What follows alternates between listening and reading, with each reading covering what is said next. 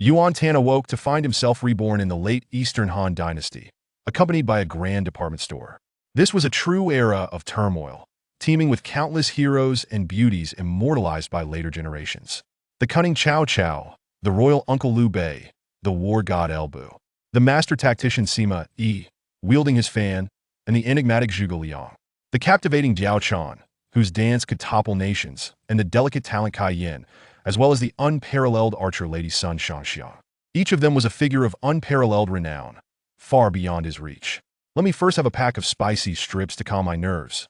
In the late Eastern Han Dynasty, the year 189 AD, autumn, the sun cast its warm rays upon the earth, and a gentle breeze, fragrant with the scent of grass, caressed an ancient, majestic, and vast city. Nampian City, the largest city in eastern Zhizhou, a city controlled by the Yuan family, a lineage of 4 generations of high officials. The terrain sloped from west to east, with mountains and rivers intertwining, as if mighty warriors were guarding this grand city. It was also one of the most prosperous cities in the northern regions. As the sun rose, the city awakened like a colossal beast. The bustling caravans and the throngs of common folk gradually scattered across the surrounding dozens of square miles. Within a mansion in the city center, another day has passed. I have truly crossed over. Yuan Tan roused from his slumber, stepping out of his inner chamber to gaze at the morning light streaming through the window. He stretched lazily, feeling a slight ache in his neck from yesterday's exertions, and his pillow seemed a tad too high. Reborn into a tumultuous era 1800 years ago, during the chaotic late Eastern Han Dynasty. This was a genuine age of disorder, where the aristocracy wielded power and strength reigned supreme. He was no stranger to the 3 kingdoms, having dreamt of one day traversing through that ancient age of iron and warfare to establish a grand imperial enterprise. To achieve the monumental feat of hosting countless nations in his court, with 3,000 beauties in his harem. However, the identity he had assumed in this reincarnation, while being the legitimate eldest son of the illustrious Yuan clan, was that of one of the most tragic figures in the 3 kingdoms. He was unloved by his domineering father Yuan Shao and was frequently bullied by his 2 monstrous younger brothers, Yuan Shi and Yuan Shang. Ultimately, he fell victim to the might of the warlord Cao Cao, meeting a dismal end. In essence, he was a neglected eldest son, a castaway. This was a reality no man could accept. Fortunately, a grand department store had reincarnated alongside him. Before his rebirth, Yuan Tan had been an employee at the premier department store in the capital of the Republic, an ordinary individual. Due to a singular mistake, he perished along with the store. After all, who among us has never erred? Now, however, he found himself reborn, alive once more. Moreover, the department store had inexplicably accompanied him in this rebirth. In light of this, perhaps he had not made a grave error after all. Yuan Tan rubbed his brow. Ding! Spatial notification. 2 maidservants outside are peeking at the host, unable to enter the space. Yuan Tan pondered they must be the maidservants attending to him. Only in their absence could they enter the space. Being aware of hidden presences was a valuable skill in such chaotic times. He resolved that whenever he was alone, he would rest within the department store. After all, in an era of turmoil, safety was paramount. At the same time, he would not lose the precious memories of modernity. He thus returned to the inner chamber and drew the curtain. A spatial door materialized. If anyone else were to approach, this door would vanish in an instant. This was quite advantageous, allowing him to come and go without concern. He stepped through the door and found himself at the entrance of the department store. Time within the department store was suspended. Only upon Yuan Tan's entry did it resume. A layer of sealing energy enveloped his clothing. This department store was accessible solely to him. Only the items within could be retrieved or preserved.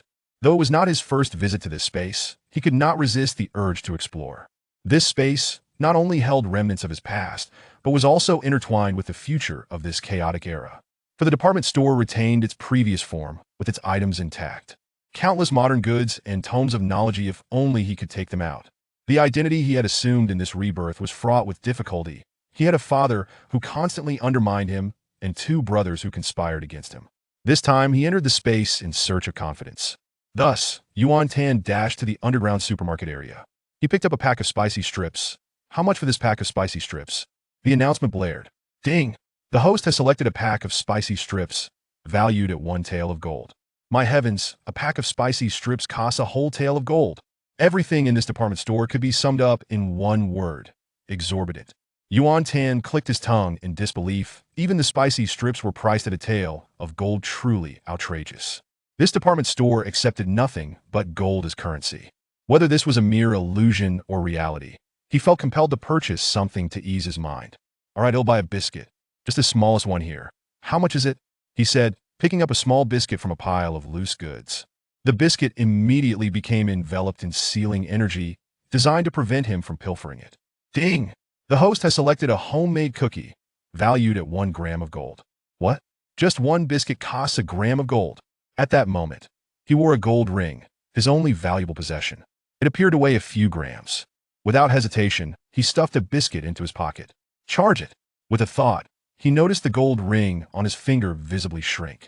As long as he brought gold into the store, he could make purchases. Gold was the only external object permitted to traverse in and out of the space. Observing the sealing energy around him that prevented theft, he made a decision. Thus, Yuan Tan's figure appeared across various levels of the department store. Donning a luxury suit worth hundreds of thousands, he adorned himself. Sporting a gold chain worth over $1 million, he wore it with pride.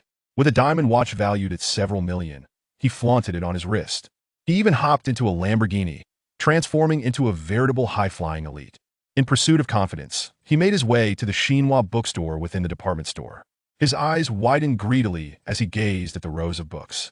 He soon picked up the most unassuming and inexpensive book tucked away in a corner, Pig Raising and Care, asking, "How much is this?"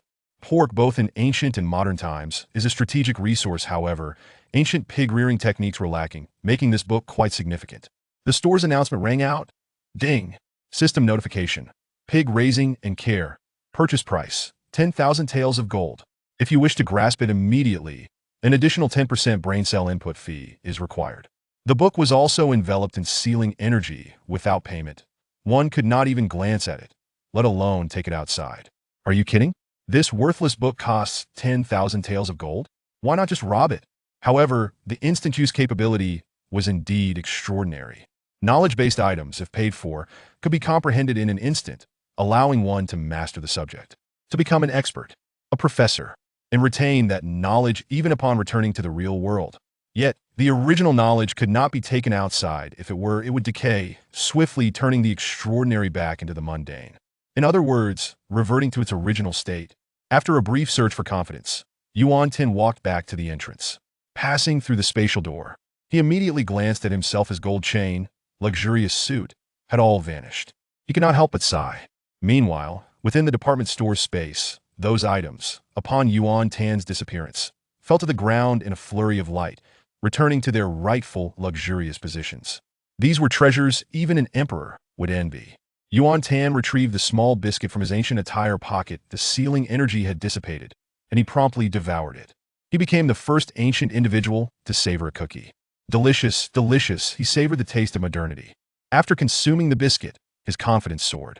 Rob gold, exchange for goods, grow stronger, then rob again, become an emperor, a virtuous cycle. Just yesterday, he had received news of Dong Zhuo's deposition of the emperor and the subsequent rise of warlords against him, igniting the fuse for conflict. In other words, come spring, the 18 warlords would rise against Dong Zhuo. Currently, they were still in the coordination phase, and his father would ascend as the leader of the warlords. For Yuan Tan, the sole imperative in this era was to grow stronger. I shall not allow others to harm me. Indeed, the system was genuine. Yuan Tan relished the taste of the biscuit, feeling elated. Summon someone.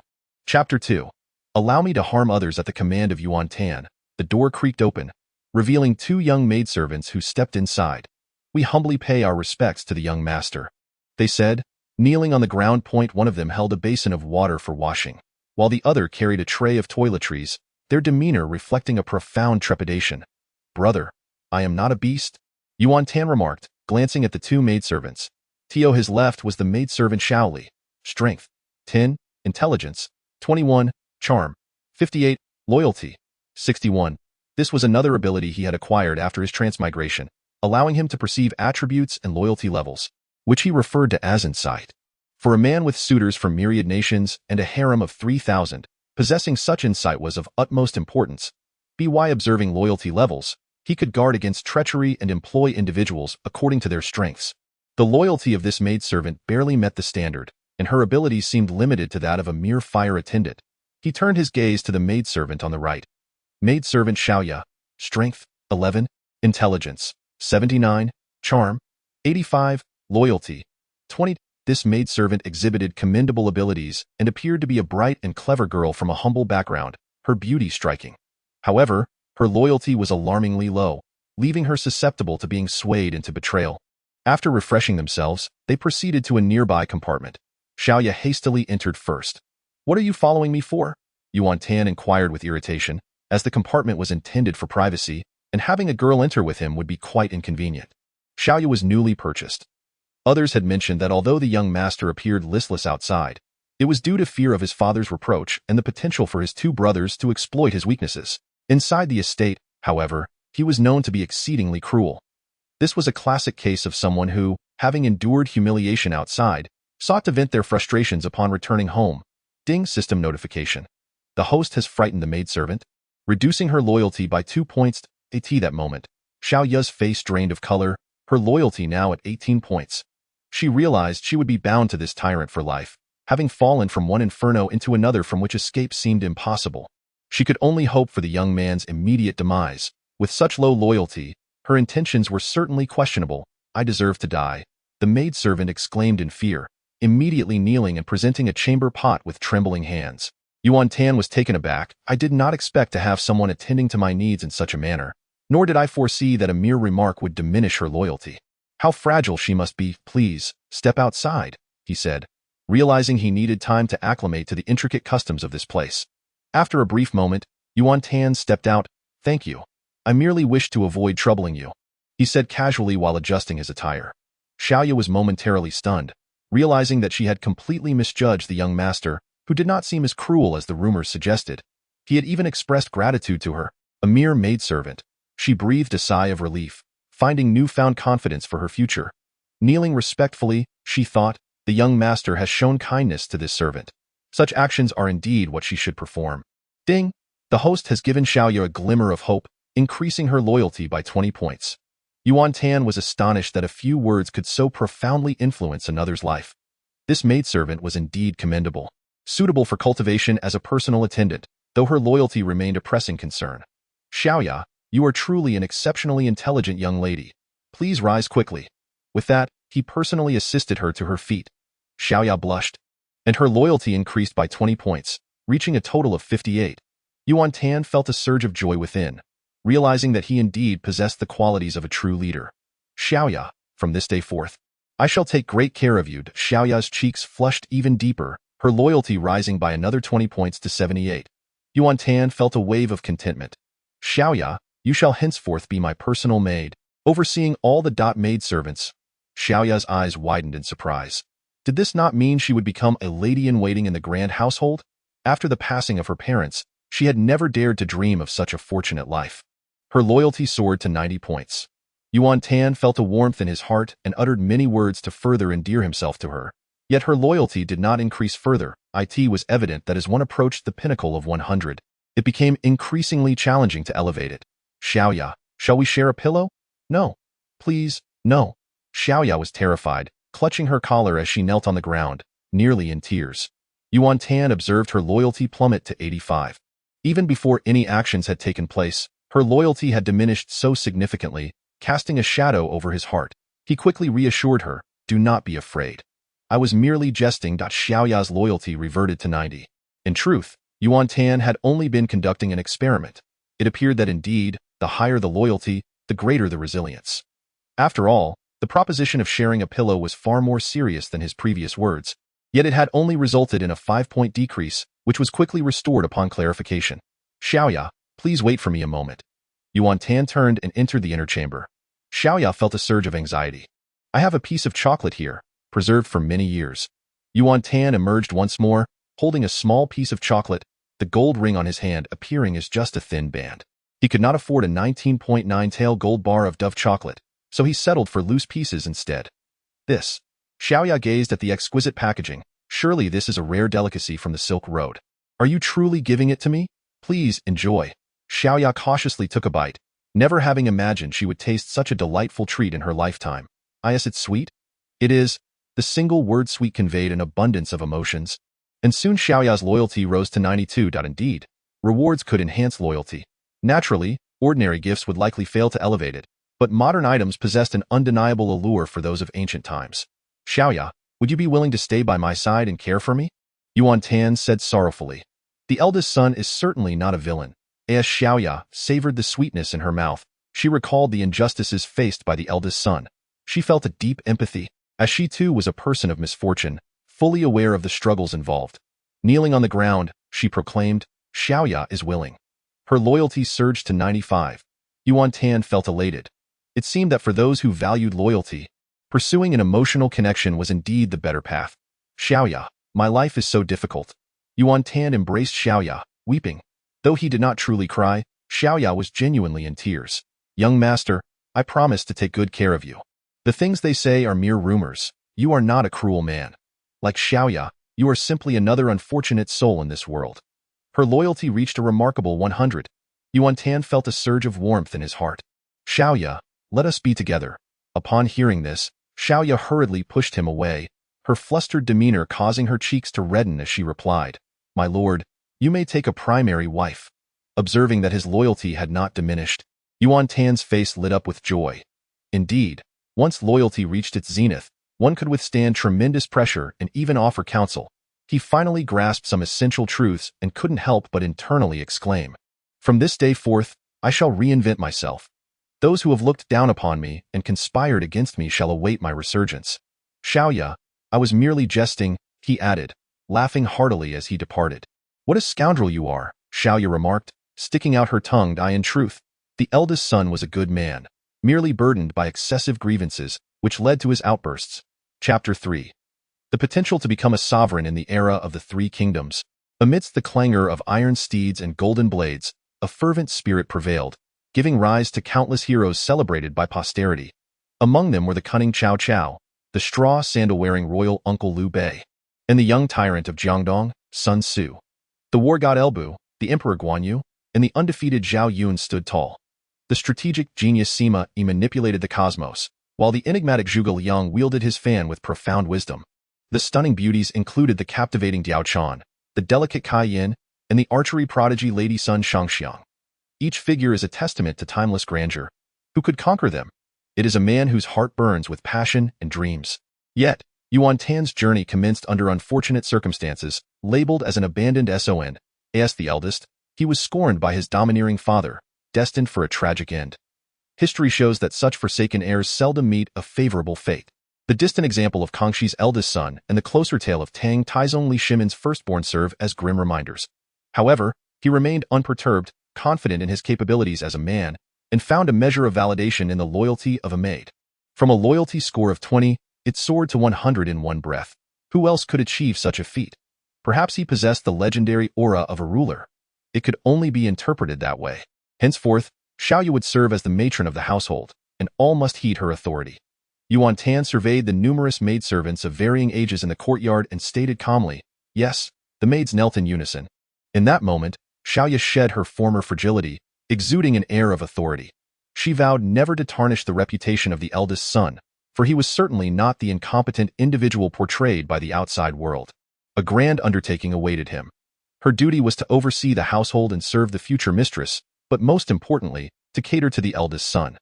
Yuan Tan felt immense relief to have a capable and fiercely loyal maid by his side, one to whom he could entrust significant responsibilities. My lord, what would you like to eat for lunch? I shall procure it, she inquired. I desire the tofu you prepare. Very well. Xiaoya's heart swelled with delight. This was her signature dish, and she resolved that from now on, her tofu would be exclusively for the eldest son. Upon exiting the inner quarters, Yuan Tan encountered the steward Wang Zhao, accompanied by 2 servants, who came forth to greet him. He made his way to the main hall and, once seated, inquired, Wang Kai, how much gold remains in our household? Wang Zhao's courtesy name was a rare single character. Throughout history, many notable figures bore similar single-character names, such as Xiang Ji, courtesy name Yu, and Chu Yuan, courtesy name Yuan. My lord, we have no gold left, Wang Zhao said, sighing inwardly. While others squandered their fortunes, the eldest son had never possessed a mountain of wealth to begin with. As the scion of the Yuan family, finding himself in such a dire predicament is not something he can attribute to fate or others. Indeed, Yuan Tan never anticipated that his previous incarnation would lead such an unfortunate existence. Born into a prestigious lineage, the fourth generation of three dukes, one would expect an abundance of resources, yet he finds himself devoid of any. After nurturing Xiaoya, he is left with insufficient funds even to purchase a packet of spicy strips. The endeavor of procuring such a simple snack in ancient times proves to be far more challenging than one might imagine. Upon sifting through the memories left by his predecessor, it becomes evident that Yuan Shao allocated the most financial support to his third son, Yuan Shang, followed by the second son, Yuan Shi. Ironically, the one who ought to receive the most himself is granted the least. With a meager allowance of merely 5 guan each month, he barely manages to maintain the facade befitting a young noble. Leaving no room for savings. 2 years prior, Yuan Shao had commenced the cultivation of his third son, Yuan Shang, who bore an uncanny resemblance to him in his youth, thereby neglecting Yuan Tan. Master, Sun Bai and Peng'an have returned, announced the steward succinctly after paying his respects. Sun Bai, Peng'an, and Wang Zhao, the three individuals, were all Yuan Tan's retainers. The concept of retainers emerged during the spring and autumn period as a symbol of noble status and wealth, categorized into various tiers based on their roles, ranging from mere subsistence to those enjoying abundant provisions and conveyances. Retainers primarily served as advisors and protectors, and, when necessary, could evolve into the master's personal militia. Presently, Yuan Tan finds himself in dire need of such a force. Before Yuan Tan's rebirth, Peng'an and his companion had been dispatched to recruit soldiers, indicating that his predecessor was not one to simply await fate's decree. Upon entering, Sun Bai and Peng'an prostrated themselves, appearing weary from their travels. Yuan Tan gestured for them to rise and inquired, "How many recruits did you manage to gather this time?" "Alas, it is my inadequacy that has resulted in the recruitment of merely 100 men," they replied, their faces betraying a sense of shame as they knelt once more. "What? Only 100? Yuan Tan's eyes widened in disbelief. Is this truly sufficient in this chaotic era of warlords vying for supremacy? What can 100 men accomplish? The two men knelt as if struck by frost, defeated. Wang Zhao, as the foremost retainer, grew impatient, stating, "How are you two conducting your affairs?" The methods of recruitment during the time of the warring factions differ greatly from that of the tripartite division of the three kingdoms. On one hand, warlords funded their own recruitment efforts, and on the other, they sought the patronage of local magnates, the highborn gentry who would make donations. For instance, during Liu Bei's uprising, merchants from Zhongshan provided financial backing. Clearly, the local gentry holds little regard for Yuan Tan, thus reluctant to invest in him. Am I truly so unappealing? It is not my fault, but rather that of the unfortunate soul who came before me. He quickly dismissed this thought. Yet, as the eldest son of the Yuan family, he did possess a faction of loyal followers, with these three standing out among them. However, he perceived their abilities as rather mediocre. Wang Zhao, martial prowess 61, intelligence 48, loyalty 98. Senbai, martial prowess 59, intelligence 42, loyalty 97. Peng'an, martial prowess 62, intelligence 43, loyalty 99. Despite their average capabilities, their loyalty was commendable. Yuan Tan then assessed himself, martial prowess 65, intelligence unknown. His martial ability appeared somewhat lacking. "You may all rise." Yuan Tan waved his hand dismissively, showing little concern for the recruitment of soldiers. He was deeply touched that you had not wavered due to the external disparagement directed at him. "In the future, as I assume power, I shall ensure that none of you are wronged," he declared, embodying the role of a leader who must instill hope in his subordinates. The eldest son had previously exhibited a sense of despondency and had never uttered grandiose proclamations. Could it be that he was biding his time? Wang Zhao and his companions had followed Yuan Tan for many years, their loyalty unwavering. They felt a sense of shame for not being able to assist him. Yet they were willing to face any peril for the eldest son without hesitation. Their loyalty ratings surged to a perfect score of 100. Yuan Tan felt a swell of satisfaction within. It appeared he indeed possessed the potential to be a ruler. He stroked his brow, recalling the department store within his spatial realm. The first pot of gold was exceedingly hard to earn. This simply would not suffice. He aspired to have a harem of 3,000 and to be a man of global renown. The power of the Yuan clan during the era of warlords was formidable. Even Emperor Cao Cao of Wei would retreat in deference, and Emperor Liu Bei of Zhaolai would seek refuge here. Yet, in his current state, it seemed that the vast influence of the Yuan family had little connection to him. "Eldest son, the Lord summons you to the residence for a council," the same servant from earlier rushed in to announce. Yuan Tan rose, for this would be his first meeting with Yuan Shao since his arrival in this world. It promised to be a formidable encounter. Chapter 4. There will always be villains who seek my downfall. At the intersection in the center of Nampi City stood the grand and opulent governor's mansion. Within the council chamber, a dignified middle-aged man sat elevated, exuding an air of authority that was both commanding and restrained, a demeanor cultivated over years of governance. Below him, the assembly was divided into 3 groups. 2 young men stood apart, while the remaining members were split into 2 rows of civil and military officials. In ancient times, rulers faced south, with the east representing life and the west representing death. The civil officials, tasked with the governance of the populace, occupied the left, while the military commanders, responsible for leading troops and engaging in battle, stood on the right. The martial figures were resolute and imposing, while the civil officials remained composed, epitomizing the stature of a northern hegemon. Footsteps echoed from outside the hall. Yuan Tan entered, and for the first time, he stood within such a magnificent residence, in such an expansive hall. Before numerous historical figures, his nerves inevitably aflutter. Yet, he maintained a regal stride. His perceptive faculties activated. A wealth of data flooded his vision. The resolute-looking scholar was Tian Feng. Martial power, 48. Intelligence, 94. Faction, Yuan Shao. Loyalty, 100. The figure resembling Zhong Kuei was Yin Liang. Martial power, 93. Intelligence, 45. Faction, Yuan Shao. Loyalty, 100. The one resembling a cultured general was Wen Chou. Martial power, 91. Intelligence, 52. Faction, Yuan Shao. Loyalty, 100. These 3 were the most capable civil and military officials under Yuan Shao to date. Additionally, there were important civil officials such as Su Yu, Guo Tu, Chen Lin, Shen Pei, and Feng Ji, whose abilities were closely matched, with Shen Pei standing out among them. Significant military leaders included Gao Lan, Chun Yuqiong, and El Wei Huang. Among these individuals, Guo Tu and Chen Lin were supporters of Yuan Tan. Thus allies, though their loyalty ratings were somewhat lacking, barely surpassing the passing mark of 60. The sole reason they support Yuan Tan at present is a time-honored principle. Since antiquity, it has always been the firstborn who inherits. Shen Pei and Feng Ji stand firmly behind Yuan Shang, exhibiting unwavering loyalty, both exceeding a remarkable 90. Their allegiance to the 3rd young master is evident, for Yuan Shang is the favored son of Yuan Shao. The more Yuan Shao nurtures Yuan Shang and neglects Yuan Tan, the more steadfast their loyalty becomes. Another figure of paramount importance is Su Yu, also known as Su Ziyuan, with martial prowess of 33 and intellect of 82. Aligned with Yuan Shao and possessing a loyalty rating of 80.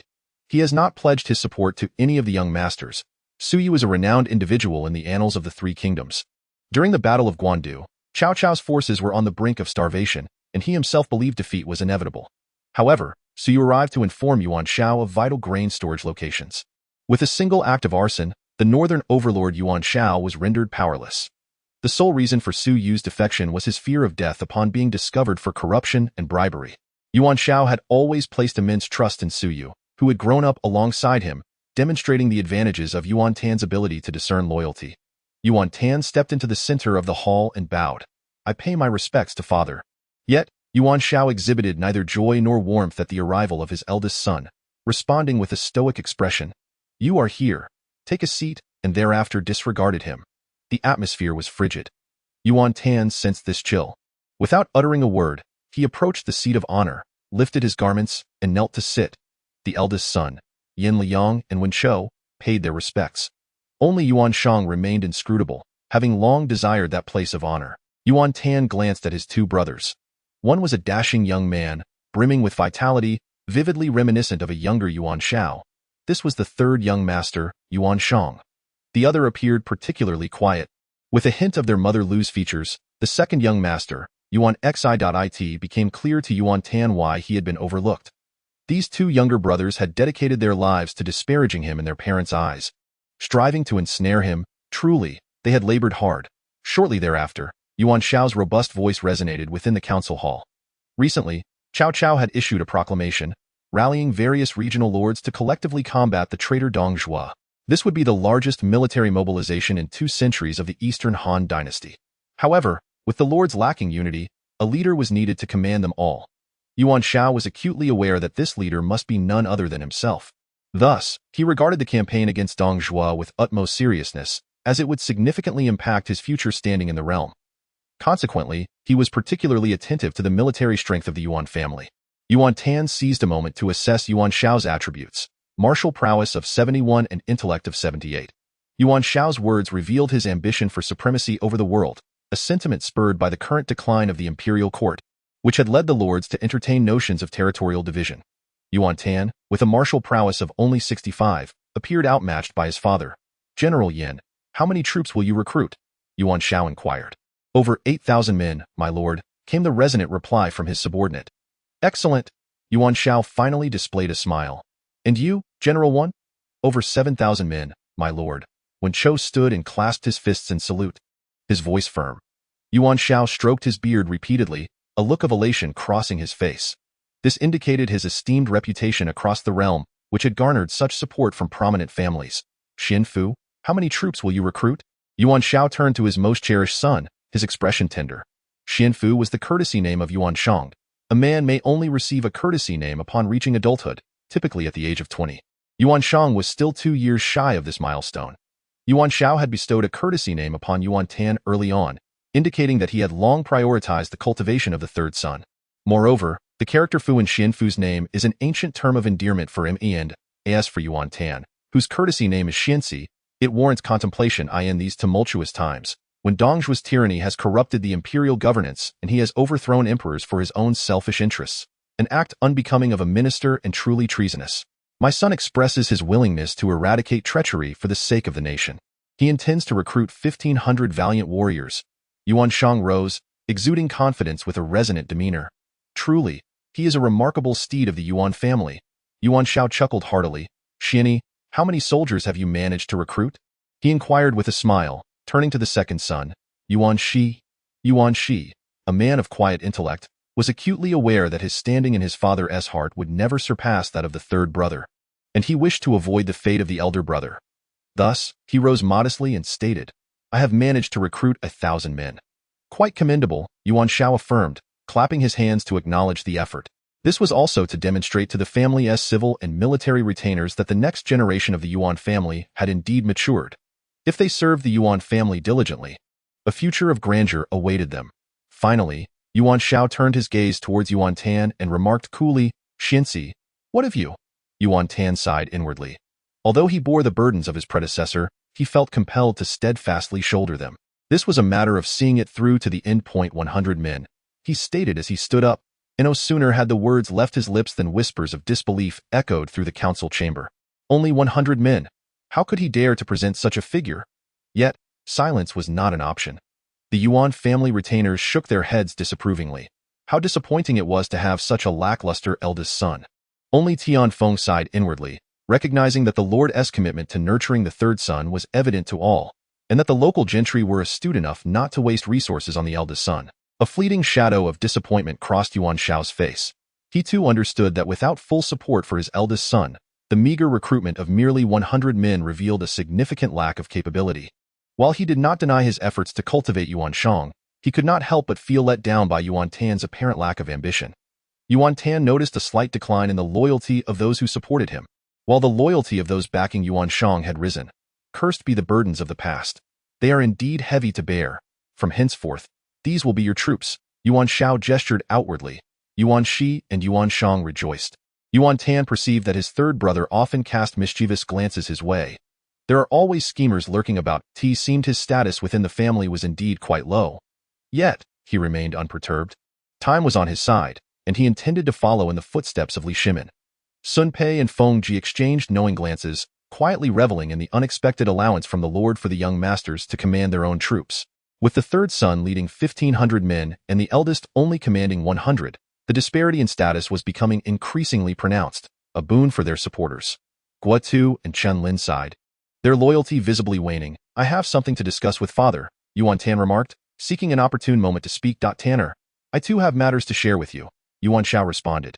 Then please, father, go ahead, Yuan Tan replied nonchalantly.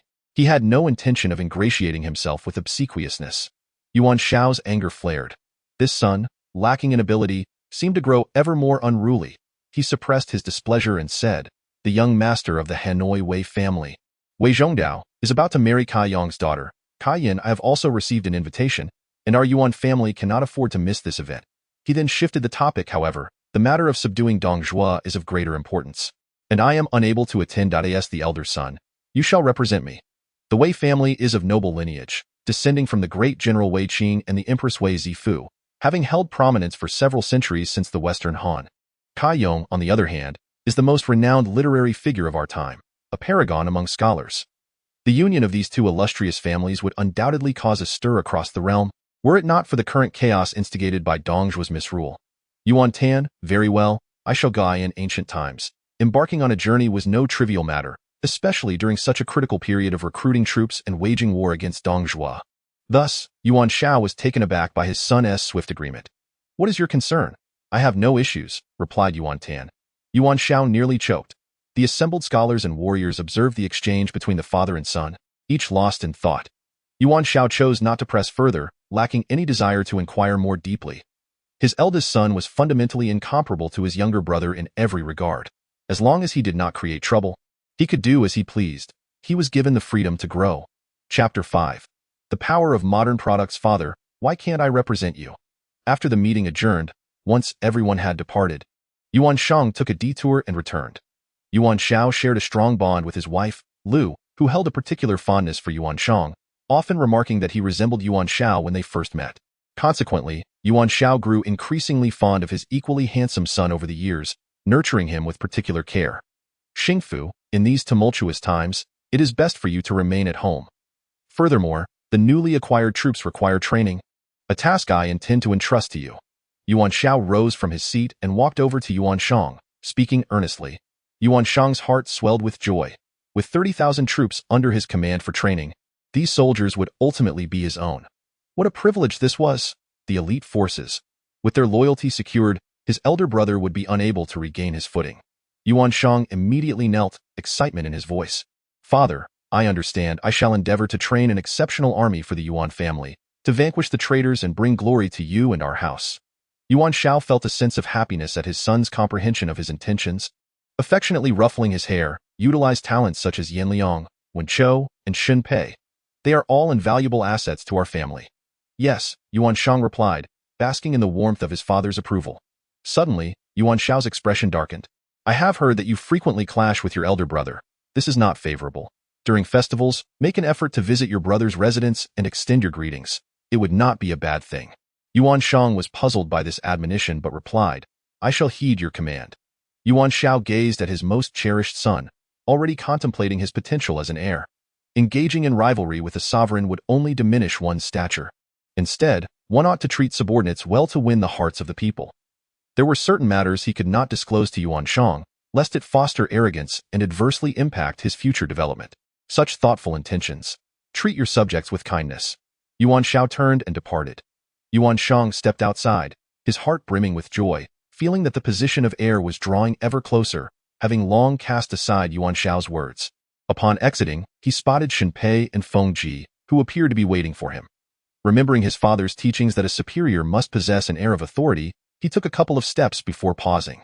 Shen Pei and Feng Ji approached him, bowing in greeting.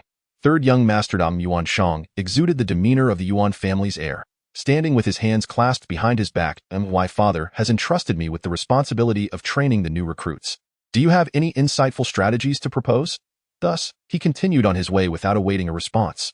The two, Shen Pei and Feng Ji, upon hearing this news, were overwhelmed with joy. Their lord must have deliberately sent the eldest son to attend the Wei family's wedding, leaving the opportunity to train the troops entirely to the third young master. They hurriedly followed behind him. Meanwhile, Yuan Tan was engaged in conversation with Guotu and Chen Lin. Guotu remarked, Martial prowess 36, intelligence 83, loyalty 58. Chen Lin added, Martial prowess 37, intelligence 75, loyalty 58. Following their recent meeting, the loyalty of these two had indeed fallen below the passing mark. Nevertheless, their abilities were commendable and they were willing to support him, albeit with a somewhat low loyalty level, indicative of their lack of confidence in him.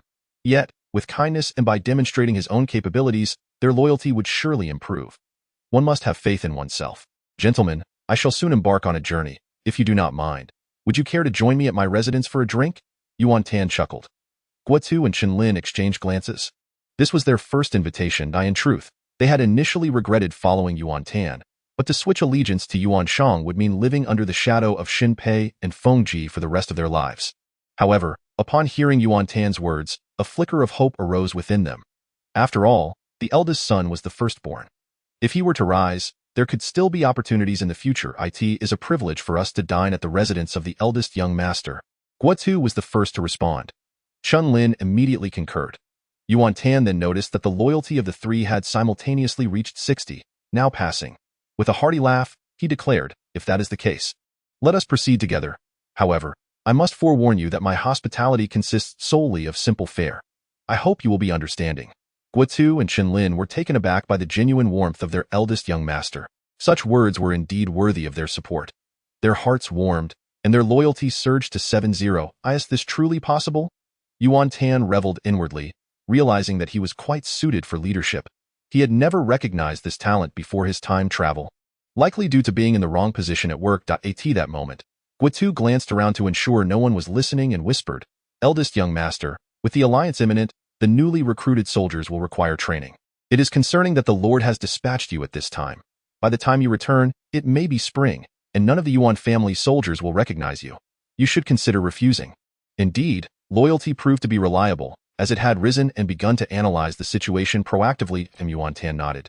Yet he had little regard for this batch of soldiers. He trusted more in the armed forces he had established himself. There would be ample time ahead. There was no need to rush. Let us not discuss official matters today. Come to my home for drinks this evening. As night fell, Yuan Shao dispatched individuals to deliver congratulatory gifts for the grand wedding of the Wei family to Yuan Tan's residence. Yuan Tan, reeking of alcohol yet not overly intoxicated, reflected upon the inferior quality of ancient wines. The gifts comprised 10 pounds of gold, 50 rolls of fabric, an assortment of gold, silver, and jade artifacts, along with a plethora of dried goods. Gazing upon the resplendent gold, Yuan Tan recognized it as a much-needed strategic resource. If he could exchange the items from the department store, perhaps everything would transform in ancient times. A pound equated to 16 taels, and thus half a pound constituted 8 taels, leading to a total of 160 taels, sufficient to procure a multitude of goods. Greed and poverty, akin to a sharp blade, represent two disparate realms. Death spares no one. One ought to seize opportunities when they arise. Initially troubled by the quest for his first pot of gold, fortune now graced him with an unexpected gift. Without hesitation, he promptly opened a spatial portal. 1 pound, 0.2 pounds, 0.3 pounds. The weight was substantial. This act was not theft. It was a deliberate acquisition. He unceremoniously deposited the entirety into the department store's space, securing it all. It was, indeed, the first time he had encountered such a wealth of gold. Better to seize than to pilfer. His heart surged with excitement. Subsequently, Yuan Tan himself entered the department store, making his way directly to the supermarket. This item is pricey, that one is also not inexpensive. While this one is both good and economical, he intended to procure some modern items as gifts for Guotu and Chun Lin. After careful selection, he settled upon a set of drinking glasses, akin to the commonplace glassware used in modern eateries. Most importantly, it was affordable. 6 glasses packaged together for a total of 10 taels of gold. With 3 subordinates outside, each could have a pair. Returning to the entrance, he deducted the gold currency and re-entered reality. First, he unwrapped the packaging and discarded it back into the spatial realm. Moments later, Yuan Tan reappeared in the main hall, clutching a wooden box. Eldest son, we shall take our leave. His subordinates, Guotu and Chun Lin, rose in unison upon his return. Yuan Tan placed the wooden box upon the table and remarked, it is getting late.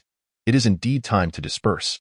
But before you depart, I have a few items for you gentlemen to appraise. The two, puzzled, exchanged glances, fully aware of the eldest son's dire financial straits. What treasures could he possibly possess? What could it be? Chun Lin inquired.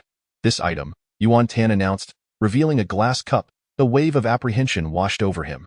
After all, such glass cups were ubiquitous in modern times, hardly even worth scavenging. Yet, the two men before him held notable positions in the annals of Three Kingdoms history, particularly Chun Lin, one of the 7 scholars of Jinan, a luminary of exceptional repute, renowned for his discerning taste in rare artifacts. To their astonishment, Guotu and Chun Lin's eyes widened at the sight of the humble glass cup. Could this possibly be the legendary crystal cup? Chun Lin exclaimed, brimming with excitement. Yuan Tan. Chapter 6. The God of Han. Previously, he had only heard tales of such marvels. Today, he was fortunate enough to behold the crystal cup.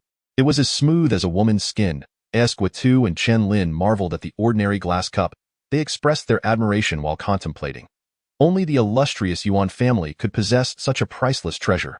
Surely, This was a gift bestowed upon the eldest son during his time as the sole heir of the Yuan lineage. However, with the arrival of the second son, followed by the third, the eldest's fortunes had waned. Yet a starving camel is still larger than a horse. What do you all think of this item? Observing the animated glint in the eyes of the two men, Yuan Tan was taken aback that such rubbish could astonish figures of antiquity, especially men of renown. His heart brimmed with hopes for the future.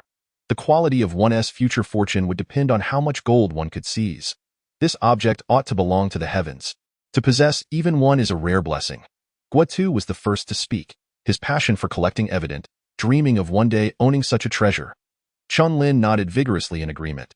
Sensing the opportune moment had arrived, Yuan Tan rose and solemnly declared, I am deeply honored by the kindness and generosity bestowed upon me by both gentlemen. In return, I wish to present this crystal cup as a modest gift. I hope you will not find it lacking. Alas, Guotu's hand slipped, and the cup nearly fell, but he managed to catch it just in time. Beads of sweat formed on his forehead as he took a deep breath and bowed, saying, I am profoundly grateful for the benevolence of the eldest son. He would never dare to disdain such a gift. Rather, he feared that the crystal cup would disdain him. Chun Lin's eyes widened as he surveyed the state of the eldest son's residence, realizing the financial constraints they faced, yet here was this hidden gem being offered to them. Even Yuan Gong had never bestowed such a substantial reward. The eldest son truly had changed, deserving of loyalty and following. Yuan Tan noted that the loyalty levels of the two had surged above 85, with Chun Lin peaking at 89. It was astonishing that a mere glass cup could capture the hearts of such distinguished men. Indeed, generous rewards are a significant means to bolster loyalty. This was a valuable lesson learned, filling him with delight. After a while Chun Lin was still enamored with the cup, Guotu had already placed it on the table before him. Guotu, a strategist and one of Yuan's advisors, held a slightly higher standing in the family than Chun Lin. He stroked his beard and remarked, Eldest son, do your utmost to return before spring. As the eldest son, you are now of age. Should you accompany Yuan Gong to the alliance meeting, it would greatly benefit your future. Upon hearing this, Chun Lin also adopted a serious demeanor, agreeing that Mr. Guo was quite right. This upcoming meeting would see a gathering of heroes. If the eldest son were to attend, it would not only be instrumental in the campaign against Dong Zhuo, but also serve to forge vital connections, thereby enhancing his future standing and winning the hearts of the people. As a pure scholar, he was unfamiliar with military strategies, yet his prowess in literary endeavors was unparalleled. He stated, upon returning, I shall compose several articles for the eldest son. Akin to speeches, Yuan Tan, new to the Three Kingdoms, found himself under the thumb of a biased father. Although his life was secure, the feeling of being a guest in someone else's home was far from pleasant. With such a vast family estate, if he allowed his father and two brothers to squander it, they would inevitably fall to Cao Cao, and he would share their doom. Thus, he resolved to steer the course of destiny and support the crumbling edifice. However, how to achieve this was a matter he had to explore for himself, and fortunately, he had gained some insights during this time. He contemplated that with future riches, he could exchange them for knowledge and books to further his learning. Yuan Tan had his own plans for this journey. Given the success of the crystal cup, he believed other items would fetch good prices as well. To earn gold, trade goods, grow stronger, and then earn more. This was a virtuous cycle. At Kai Wanji's wedding, where many wealthy individuals would gather, he saw an opportunity.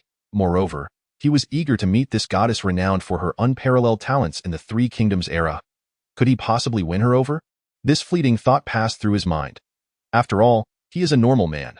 Witnessing a delectable dish being devoured by a pig would undoubtedly stir discontent within him. Moreover, Kai Wanji's prospective husband, Wei Zhongdao, is a consumptive wretch who perished shortly after their marriage, rendering him lesser than a mere pig. There is no point in indulging in fanciful thoughts. It is imperative to remain grounded in reality. Yuan Tan rose, committing to memory the words of the two gentlemen. Guotu and his companion also stood up, taking their leave. After bidding farewell to the two, Yuan Tan turned to find the displeased Xiaoya. As a devoted maid with unwavering loyalty, she was the most trustworthy individual, allowing him to rest easy even in shared quarters without fear of betrayal. Master, why did you gift such a precious cup to someone else? Xiaoya pondered, considering Yuan Tan's impoverished state. The cup was worth a fortune. Why not sell it for a better life instead of giving it away? Surely, he must be out of his mind. You don't understand, by the way. Where is my tofu? Did you not promise to let me have it today? It will be presented to you shortly, master. Xiaoyu intentionally saved her tofu for last. 2 weeks later, Yuan Tan found himself laboriously navigating a narrow path, surrounded by wild grass. His guide, Wang Kai, led the way, with a dozen guards trailing behind. The roads of ancient times were exceedingly rudimentary. Only near large cities could one find proper thoroughfares suitable for carts, while the routes between counties were less developed. Far from urban areas, only paths trodden by villagers remained. The Wei family resided in Huai County, the administrative seat of Henei Prefecture, which often encompassed several smaller counties. The administrative seat was the domain of the prefect, akin to a modern city center. Huai County lay to the west of the Taihang Mountains, where the mountain paths proved even more treacherous. Thus, upon reaching Yi City on the eastern side of the Taihang Mountains, they would head southward, following the Yellow River westward. Yi City served as the capital of Jizhou. Boasting a population exceeding 500,000 at present, the governor of Jizhou was Han Fu, while Yuan Tan's father, Yuan Shao, held the position of prefect of Bohai. One was a high-ranking official, the other a mere mayor. However, due to Yuan Shao's elevated status and significant background, Han Fu found it difficult to exert authority over him, often needing to tread carefully around Yuan Shao's temperament. As the largest city in the north, Yi City attracted a considerable number of the region's affluent individuals, many of whom had relocated here in the aftermath of the Yellow Turban Rebellion years prior. Although true chaos had yet to unfold, the imperial structure remained intact, thus the world was not entirely in disarray. Wang Kai, what kind of wretched path is this? Where on earth are we? Yuan Tan wiped the sweat from his brow. The autumn heat was still quite oppressive. Young master, I doubt I seem to have lost my way, Wang Zhao replied, his face flushed with embarrassment, wishing he could vanish into the ground. Yuan Tan, you scoundrel, you are leading me to my doom. If I arrive at the Wei residence only to find they have already wed, I shall make you pay dearly for this folly. Wang Kai, chastised, felt even more ashamed, realizing the gravity of the blunder. As the sun began to set, young master, I know where we are now. This is Pinggao. There is an inn ahead where we can rest. Wang Zhao called out as he turned his horse around. Pinggao was a small county in the southern part of Henei, directly north of Huai County. Yuan Tan slapped his forehead. Wang Kai, you clever fellow, you have led us astray by over 100 miles. Young master, it will never happen again, I swear. Wang Zhao vowed resolutely. At the Pinggao Inn. Due to its proximity to the Huanghe Ferry leading to the county seat of Huai County, this post station is of considerable size. Upon arriving, Yuan Tan observed numerous individuals gathering around a fire in the open space outside the station. Those with horse-drawn carriages utilized them as makeshift shelters, while the common folk were left to sit upon the ground under the open sky. In ancient times, with vast expanses of land and sparse populations, towns were few and far between, necessitating the reliance on official post stations for rest during long journeys. Camping at the entrance of such a station. What could this signify?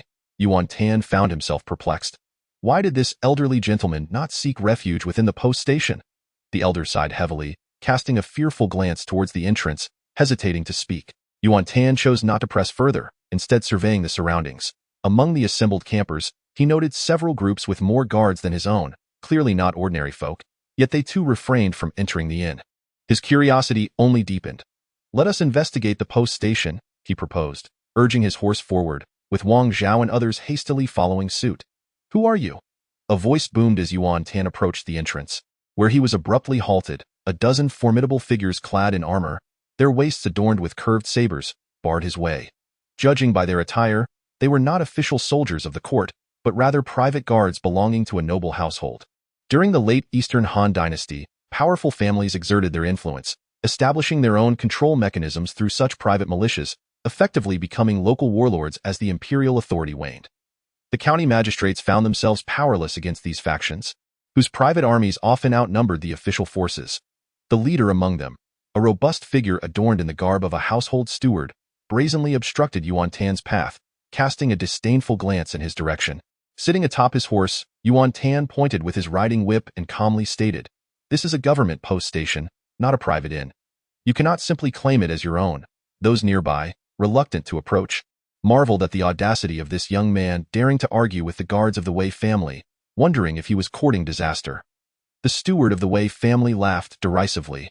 Of course, an ordinary person cannot lay claim to such a place. Tio, speak frankly. Today we, the Wei family of Henan, have business here. So be on your way. In Henan, two families held considerable sway. One was the Wei family, descended from General Wei Qing of the Han Dynasty, whose lineage was soon to span 3 centuries. The other was the Sima family, known for Sima Yi, the founding emperor of the Jin Dynasty, both regarded as preeminent aristocracies of the era. The likes of Cao Cao's family could not even be mentioned in the same breath. It is noteworthy that, although Cao Cao was born into a family of officials, the aristocracy of the time held a different view. The records of the Three Kingdoms notes that Cao Cao's father, Cao Song, was unable to ascertain his lineage, implying a humble origin among the common folk. Chun Lin, in his work on Yuan Shao's Edict to Yuzhou, derided Cao Cao as an illegitimate offspring, reflecting the disdain of the gentry towards commoners. Accustomed to their domineering ways, the guards of the Wei family exhibited both arrogance and rudeness. How imposing the Wei family is, Yuan Tan remarked as he rode forward. You are wise to recognize this, the steward replied with haughty pride. Yuan Tan observed the steward closely. Wei Ming, strength, 51, intelligence, 42, alignment, Wei family, loyalty, 100. It was clear that this individual was a trusted confidant of Wei Zhongdao, who was betrothed to Cai Yan. Yuan Tan contemplated that, at this moment, their dominance over this place surely included Cai Wenji among them. It was precisely due to the Wei family that the illustrious and talented beauty, Cai Wenji, faced such tribulations throughout her life, even being captured by the Xiongnu and bearing 2 children for them. The Hujia 18 strikes represents the most lamentable melodies of Han women throughout history. Reminiscing about this, Yuan Tan was inexplicably filled with a surge of anger. Ha ha ha, are you frightened now? Wei Ming, oblivious to Yuan Tan's thoughts, grew increasingly arrogant. The Wei family soldiers around him laughed heartily, thinking that this young man, with merely a dozen guards, considered himself impressive. In the presence of the Wei family, he was nothing but a mere speck. Each of them felt a sense of superiority within. Yuan Tan smiled, and without warning, he lashed out with his riding whip. Crack! The sound resonated loudly. The surrounding camp dwellers suddenly stood to attention. Alas! A deep gash appeared on Wei Ming's face, and with a heart-wrenching pain, he cried out and collapsed to the ground in agony. In shock, he stammered, Why you dare strike me? My heavens! Everyone present, whether Wei family soldiers or camp inhabitants, was dumbfounded. Who would dare to strike a member of the Wei family in He County? Yuan Tan admonished, Today, I grant you a whip to enlighten you, though you understand what the Wei family truly is. And what are you, to dare obstruct my path? I see you are weary of living. Who are you? Do you dare to reveal your name? Wei Ming shouted in rage while clutching his wounded face. Yuan Tan chuckled. At this moment, Wang Zhao approached and disdainfully glanced at Wei Ming, saying, You blind fool, this is the esteemed eldest son of the Yuan family, the 4th generation of the 3 dukes, Master Yuan Tan. What? In an instant, the crowd's eyes widened, all in shock. They had thought he held some significance, but never expected him to be of such high stature. The 4th generation of the 3 dukes, the eldest son, Master Yuan Tan, the male deity of the Han dynasty. Chapter 7. The heart of a young girl shattered. The camp dwellers erupted in excitement. It turned out that the eldest son of the Yuan family had arrived here. Did the Wei family dare to act arrogantly before the young master? Let alone a mere steward, even the head of the Wei family would not dare to speak boldly. Finally, someone was here to teach this group of Wei family ruffians a proper lesson. The Wei family soldiers, who had previously been overbearing, found themselves infuriated at the audacity of someone daring to strike them, and they had already drawn their swords. Yuan family, young master. At this moment, even if they were given 3 times their courage, they would not dare to act. Yuan Tan's gaze was icy, as he pointed his whip and asked, Is this how the Wei family teaches you? It seems I must give you dog servants a thorough lesson on behalf of Wei Ji. The Wei family soldiers, trembling in fear, all knelt before him. Wei Ming felt his heart shatter. He had not anticipated encountering such a formidable opponent, and indeed, it was as solid as iron. Although the Wei family could rampage through the Yuan family held an unparalleled presence throughout the realm. The Yuan family, being the 4th generation of the 3 dukes, had nurtured countless prestigious families over the past century. The term 4th generation of the 3 dukes refers to the 4 generations of the Yuan family, Yuan Chong, Yuan Tang, Yuan Feng, Yuan Wei, all of whom had held the position of 3 dukes, equivalent to that of a prime minister. This legacy spanned nearly a century, and even to this day, Yuan Wei holds the position of 3 dukes. In other words, for almost half of the 200 years of Eastern Han history, the Yuan family held the title of 3 dukes, particularly during the latter half. Indeed, the illustrious family of Wei, which produced the great General Wei Qing and the Empress Wei Zifu, finds itself in a position that cannot be compared to its former glory. This era boasts a singularly distinguished lineage. Wei Ming, trembling with trepidation, had heard that the eldest son of the Yuan family typically maintained a low profile, Yet he was taken aback by the man's brutal demeanor. Is it not as effortless to slay him as it is to butcher a mere chicken? Esteemed young master, forgive me, for I am but a foolish wretch blinded by greed. Please, do not take offense. I beseech you. As he spoke, Wei Ming crawled aside, clearing the path, and cried out, What are you still doing in a daze? Quickly prepare accommodations for the young master. All expenses shall be charged to the Wei family's account. Wei Ming's intent was not merely to absolve himself by spending the Wei family's wealth. He knew that the head of the family, Wei Ji, would be pleased to hear this news. This is indeed a sensible course of action. Yuan Tan dismounted and turned his gaze towards the assembled campers. As his eyes swept over the crowd, they all bowed their heads, their thoughts inevitably drifting to the fact that securing lodgings today seemed even more improbable. Open the doors and allow everyone to rest at the inn, he commanded. The onlookers were taken aback, their expressions reflecting their astonishment. Yuan Tan, meeting Wei Ming's perplexed gaze, admonished, those in positions of power should not assert their authority through intimidation. Rather, they ought to share in the burdens of the people. Is it truly so that your Wei family, with a lineage spanning over 3 centuries, fails to grasp such a fundamental principle? You bring shame upon General Wei Qing and Empress Wei. Yes, indeed, Wei Ming replied, his face flushed with embarrassment.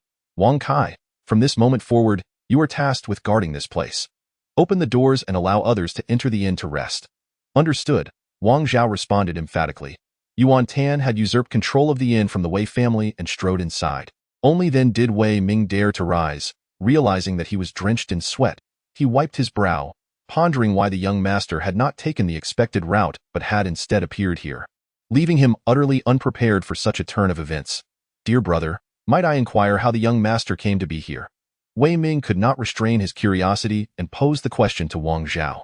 Wang Zhao, incensed, retorted, Mind your own business and cease your incessant prattle. Yes, indeed. I have spoken out of turn, Wei Ming lamented, a tearful expression on his face.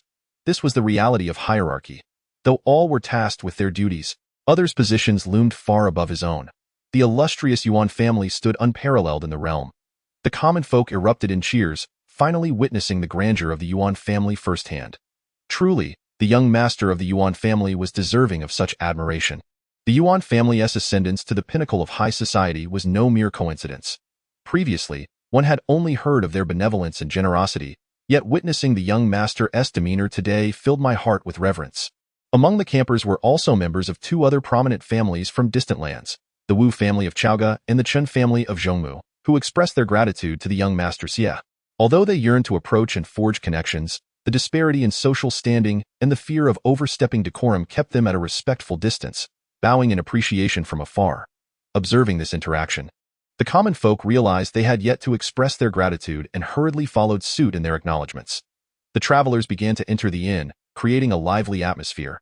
However, they adhered strictly to the rules of propriety, daring not to disturb those in the rear courtyard. Furthermore, Wang Zhao had secured the entrance to the back courtyard, making entry a challenge. In the rear, Miss Cai Yan of the Cai family resided. Where Yuan Tan enjoyed a quiet retreat, in the garden's wooden pavilion, a graceful maiden was tuning her guqin. Madam, the Wei family has commandeered the inn, and others are forbidden to stay. The personal maid, Ziro Yulian, approached with hurried steps. Cai Yan, deftly adjusting the strings of her prized guqin. The renowned Jiao Wei Qin, one of her dowries, mused, this place is near the Yellow River, frequented by many travelers. Must they be left to sleep in the wilderness? The actions of the Wei family are indeed excessive, and this predicament ultimately stems from my presence. At this point, a pang of guilt tugged at her heart. Just then, the eldest son of the Yuan family arrived. At this, Xiao Yu's excitement surged. The young master chastised the Wei family members and flung open the doors of the inn, allowing those outside to enter.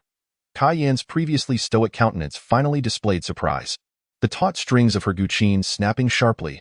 Yuan Tan? She murmured, following with a wistful tone. It has been many years since I last saw this elder from the Yuan family. I vaguely recall him visiting my home in our youth, taking me to the backyard to catch crickets. She was unsure why, but she found herself lost in nostalgia, swiftly brushing aside such impractical memories to refocus on tuning her instrument. Inside the room, Yuan Tan washed his face and changed into fresh attire, shaking off the dust of travel. Suddenly, a melodious sound of the guqin wafted through the window. It was only upon entering the inn that he learned of the Wei family's newcomer residing there today. Surely, the newcomer must be Cai Yan. Could it be the goddess herself playing the guqin? The most talented woman of the three kingdoms, whom he had yet to behold in person, compelled him to approach the window. Occupying the finest chamber, he opened the window to behold the entirety of the backyard. This garden was designated for aristocrats to stroll and relax during their stay at this moment in the autumn season. The flora flourished, with the fragrance of blossoms, the chirping of insects, and the sound of the guqin intertwining to create a harmonious melody. Within the pavilion stood a young woman of such beauty that she could eclipse the moon and shame the flowers, captivating the city with a single glance and enthralling the nation with a second. Yuan Tan was astounded, finally witnessing what unparalleled elegance truly resembled, incomparable to the artifice of future generations. Yet, the music carried a tinge of melancholy. Alongside the guqin's melody, the voice of a song emerged. In the beginning of my life, I knew nothing. After my birth, the Han dynasty waned. Heaven is unkind, bringing chaos and separation. Earth is indifferent, placing me in this tumultuous time. In the face of war, the roads are perilous. The people, in despair, mourn together. My family forces me to a separate abode, guiding me towards the ends of the earth. The clouds and mountains are vast, the return path distant. The swift wind carries dust for thousands of miles. Hearing this song, Yuan Tan felt a deep resonance, as fellow souls adrift in this world. His emotions ran profoundly deep. He gazed once more at Cai Yan. Cai Yan, martial strength, 22, intelligence, 79, charisma, 96, faction, Wei Zhongdao, loyalty, 30. Forced marriage. This loyalty surely stems from coercion. There is no doubt. She had even shed tears, evidently her heart had been shattered. Chapter 8. The goddess across the way glances this way. In ancient times, women followed their husbands like chickens and dogs, especially in tumultuous eras where survival depended on attaching oneself to a man. The Wei family was a commendable choice for the Cai family. The current low loyalty was merely due to the absence of consummation. Once the rice was cooked, her loyalty would likely surge. Yuan Tan contemplated seizing an opportunity to test this theory. Only the peony adds to the nation's grace. When it blooms, it fills Luoyang with splendor. Alas, it was evident that the unparalleled elegance from Luoyang to this place was wilting away. Yuan Tan was lost in thought as he waved his hand to open a portal, stepping into the grand department store. He made a beeline for the Xinhua bookstore housed within the building. "How much is this book, The Art of Guqin?" he inquired. The announcement echoed through the air, ding. The Art of Guqin is priced at 20,000 taels of gold. Should you wish to grasp its essence immediately, an additional 10% input fee is required. Thus, the total sum amounted to 22,000 taels of gold. However, Yuan Tan's entire fortune amounted to merely 150 taels, a stark disparity. He began to search earnestly and eventually picked up a CD. "How much for this single?" He asked. 100 taels of gold for the single, plus an input fee of 10 taels, came the reply. Yuan Tan nodded, realizing his analysis was correct. He could purchase the single independently. To perform this piece solo would reflect mastery, while playing anything else would be akin to frivolity. After settling the payment, he was left with a mere 40 taels of gold. Only upon settling the bill would the sealed energy be released, allowing him to utilize it. He inserted the CD into the computer, opened it, and began to observe, fast-forwarding at 10 times the speed. The knowledge contained within the department store was plug-and-play. A swift glance sufficed. This ability proved immensely beneficial for Yuan Tan, saving him precious time. Anything that could be resolved with money was not a concern. Thus, he swiftly returned to the realm of reality from the space. Yuan Tan found himself alone in the back garden. With his arrival, the sound of the guqin abruptly ceased, the melody vanishing into silence. The boy gazed at the girl, who in turn looked back at him. In the distance, memories began to stir. The girl stood and greeted him. "Could it be that you are the elder brother of the Yuan family?" The maid, Xiao Yu, expressed her gratitude with a bow. "Might you be the younger sister of the Cai family?" Yuan Tan approached gently, reassuring her, "Sister, there is no need for such formalities. It has been many years since we last met, and you have grown into adulthood." He gestured for the young maid to rise as well.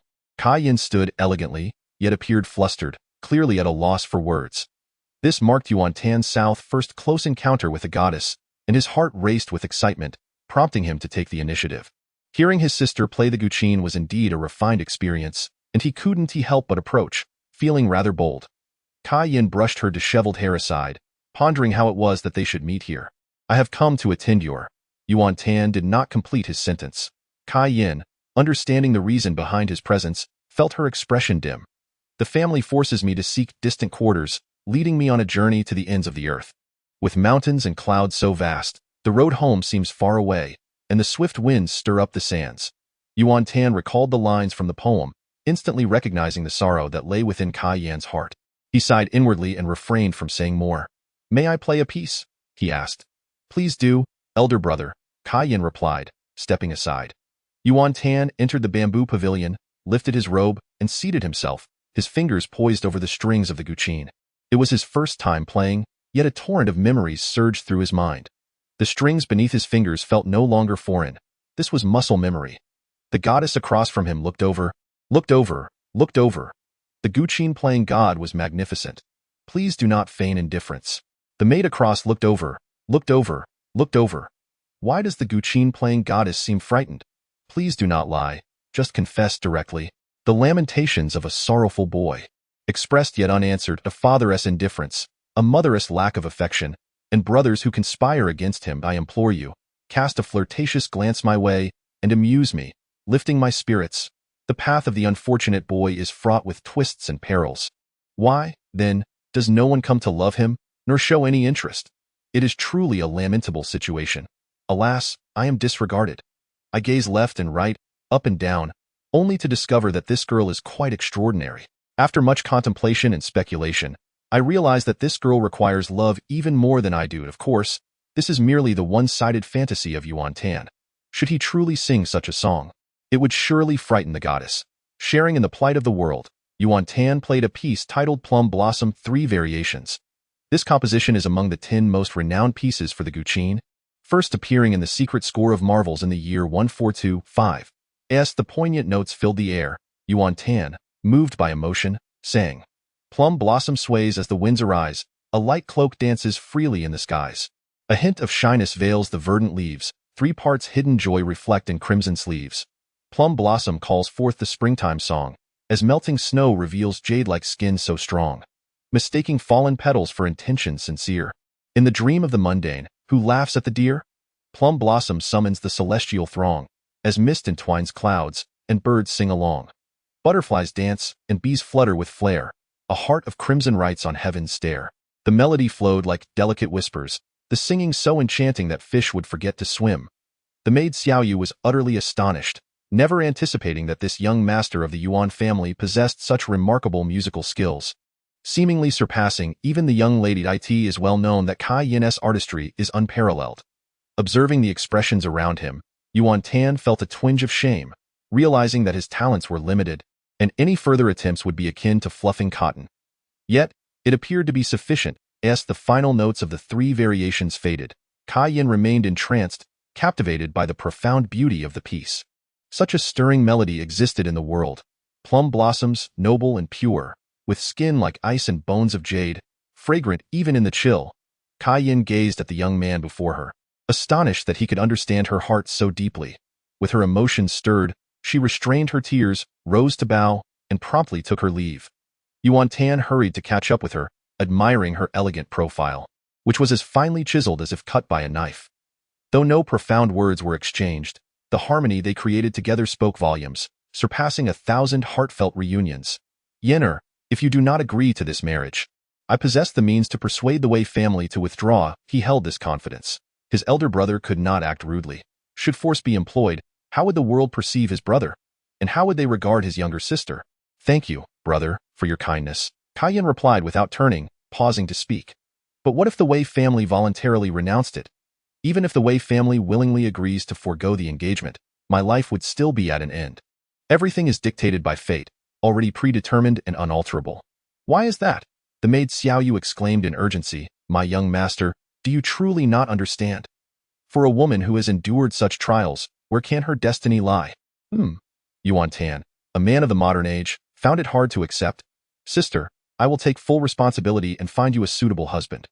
"How is that different from the Wei family?" Yuan Tan, it seems, has a point.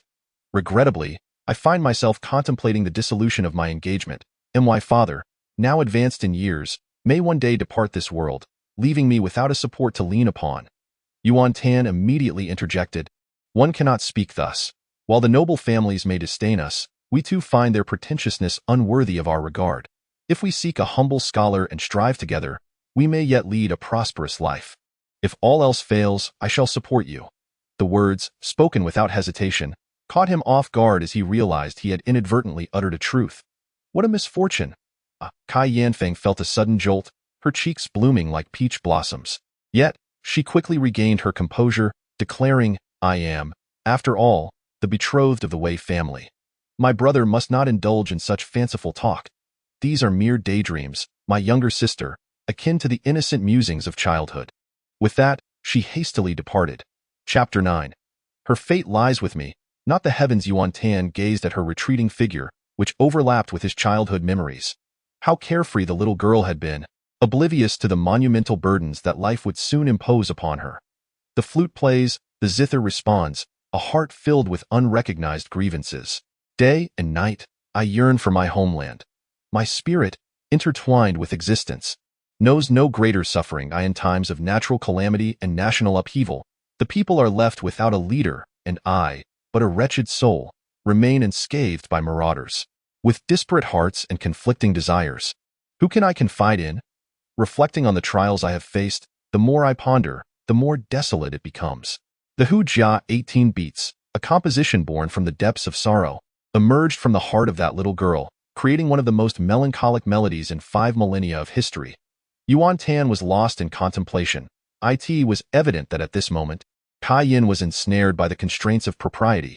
If he were to disregard her and allow her to bear children for who, would her life not turn even more tragic? A repeat of such a tragedy must be averted. If he must play the villain, he would ensure the situation is thwarted.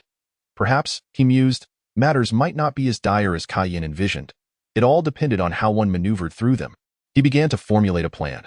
The time had come to alter the course of history. It was time to take the initiative and step forward. Her fate lies with me, not the heavens. Yes, that was it.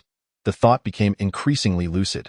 The following day, at dawn, Yuan Tan mounted his steed, gazing toward the rising sun in the east, and galloped forth. Amidst the sound of hoofbeats, fellow travelers who had also risen early reminisced about the warm beds they had left behind, glancing at the receding figure of the tall man, offering their gratitude once more. The tales of Yuan's benevolence and love for the people began to spread throughout the realm. The Wei family was set to host a wedding in 3 days. Leaving Yuan Tan with little time, Cai Yan was already en route. Meanwhile, Yuan Tan, accompanied by Wei Ming, the steward of the Wei family, hastened toward Huaixian. As they rode swiftly, he turned and inquired, Wei Ming, I have heard that your master, Wei Zhongdao, is gravely ill? Wei Ming's heart raced. How could such news have reached the Yuan family? He quickly replied, young master, it is true that my master has fallen ill, but he shall recover swiftly and will not impede the wedding. Yuan Tan, utilizing his historical knowledge to test Wei Ming's sincerity, observed his demeanor, confirming his suspicions. The lad was deceiving him. In truth, Wei Zhongdao was already in a dire state of health. As a fervent admirer of the 3 kingdoms, Yuan Tan was well aware that it was this very illness that would ultimately claim Wei Zhongdao's life. What symptoms could it be? Wei Ming immediately articulated his thoughts. Indeed, as recorded, it was death due to pneumonia. It is said that Qin Shi Huang also succumbed to this affliction. Within the grand department store resided a renowned herbal pharmacy, alongside a well-established hospital that offered a plethora of services. It was certainly not SARS or COVID-19. A sense of clarity settled within him. That very evening, they entered the city of Huaixian. Throughout the streets and alleys, even the most winding corners were adorned with lanterns and festive decorations, a clear indication of the Wei family's influence in the region. The arrival of the eldest son was met with a warm, albeit somewhat belated, welcome. At the entrance of the estate stood a distinguished middle-aged man in his prime. Yuan Tan glanced over. Wei Ji, military prowess 51, intelligence 81, affiliation with the court, loyalty 67. Though the loyalty of these prominent families to the court was generally above the acceptable threshold, exceptionally high levels were seldom observed. This man was the head of the Wei family, styled Bo Yi, renowned for his talents from a young age. He was a prominent politician, literary figure, and calligrapher during the 3 Kingdoms period, and the father of Wei Guan, a notable figure of the Jin dynasty. He served under Cao Cao and later under Cao Pai. Once Cao Pai ascended to the throne, he appointed Wei as the minister and granted him the title of Marquis of Yangjitang, later elevating him to Marquis of Wenxiang, the pinnacle of noble ranks for a subject. For Wei Ji, few were privileged enough to warrant his personal welcome, yet Yuan Tan was among them. Moreover, he was already aware of the events that transpired at the relay station. The Wei family was in the wrong, and he feared Yuan Tan might exploit the situation, leaving him somewhat apprehensive. He received Yuan Tan with heightened respect as they entered the estate. Once inside, he remarked, "Brother, it has been a decade since we last met at the Imperial Academy in the capital." Wei Ji reflected, feeling the bonds among the gentry were typically quite close, especially among the elite. Most significant figures were familiar to one another. However, Yuan Tan had no intention of making small talk, as he had matters to address. At Yuan Tan's discreet suggestion, Wei Ji dismissed the servants, casting a puzzled glance his way. Yuan Tan directly stated, "Brother Bo Yi, your brother Wei Zhongdao is currently marrying Miss Cai Yan of the Cai family. This is clearly a calamity for others." Wei Ji stammered, caught off guard. "How could you speak so? How could you say my family is causing harm?" Yuan Tan chuckled, "Your brother is gravely ill. If he speaks, he may very well perish. The moment she marries, she will become a widow. How is that not a misfortune? Is there perhaps a master of metaphysics who suggests marrying Cai Yan to dispel the ill fortune?" Dispel the ill fortune refers to the idea that amidst dire illness, a joyous occasion may bring about recovery. Yuan Tan indeed guessed correctly, as metaphysics had gained popularity among the gentry during the late Eastern Han period. Wei Ji had specifically invited the esteemed Taoist masters with Ci to consult the I Ching and scrutinize the birth charts of all eligible young women from distinguished families. Cai Yan's birth chart was exceptionally auspicious, promising to elevate her husband's fortunes. However, Zhuge Liang cautioned that while Cai Yan could indeed bring prosperity, the husband must possess a commensurate level of fortune. Otherwise, it could lead to ruin. Wei Ji mused that his family had been a prominent lineage for 3 centuries, and the Han dynasty had flourished for 400 years. There could be no family with a legacy more profound than theirs. Thus, convinced that Cai Yan was destined to bring prosperity to the Wei family, he promptly approached Cai Yong and, leveraging all his connections, finally secured the marriage arrangement. However, at this moment, Wei Ji felt a twinge of unease, as it became evident that the Yuan family was surely aware of the matter regarding the auspicious marriage. Should this information be disseminated through the eldest son of the Yuan family, the Wei family would find themselves in a precarious situation. Why, then, did the eldest son of the Yuan family bring up this issue? Wei Ji found himself momentarily perplexed and explained, "Well, esteemed eldest son, this matter is rather delicate for me to articulate. It is better to believe in its existence than to dismiss it. Elder Cai is also cognizant of metaphysical matters. The well-being of both families would undoubtedly benefit both parties." Yuan Tan's earlier remarks were merely a prelude to suppress the tension. Seeing the opportune moment arise, he proceeded, "Indeed, the benefits are now manifest." Eldest son? Wei Ji was utterly bewildered. The leap in conversation was too substantial for him to grasp in an instant. Yuan Tan lifted his teacup and took a sip, stating nonchalantly, "If your brother willingly relinquishes the engagement, I possess the ability to cure his ailment." "Are you jesting?" Wei Ji exclaimed, his eyes widening in disbelief. "Do you perceive me as one who engages in jest?" Yuan Tan retorted coldly. "You are indeed jesting," Wei Ji's mind screamed in protest. "What is your ulterior motive? Do you have designs on Cai Yan as well? Are you attempting to usurp her fortune?" The Yuan family, despite their considerable influence, ought not to so overtly bully others. He thought, "If I refuse to treat your brother, he will perish. Yet, should I cure your brother, the Wei family shall no longer be diminished in lineage, but rather flourish." It seems that the insights of the venerable Left C are indeed profound, Yuan Tan remarked instead. Wei Ji had consulted countless physicians regarding Wei Zhongdao's illness, all of whom declared that he would not survive the winter. He understood that the idea of an auspicious marriage was merely a form of self-comfort. However, even if his brother were to pass, this woman would still remain the Wei family's daughter-in-law, and thus, the fortune would reside with them. Yet, upon hearing Yuan Tan's unusual explanation, his thoughts began to shift. Life and a woman, of course, life took precedence.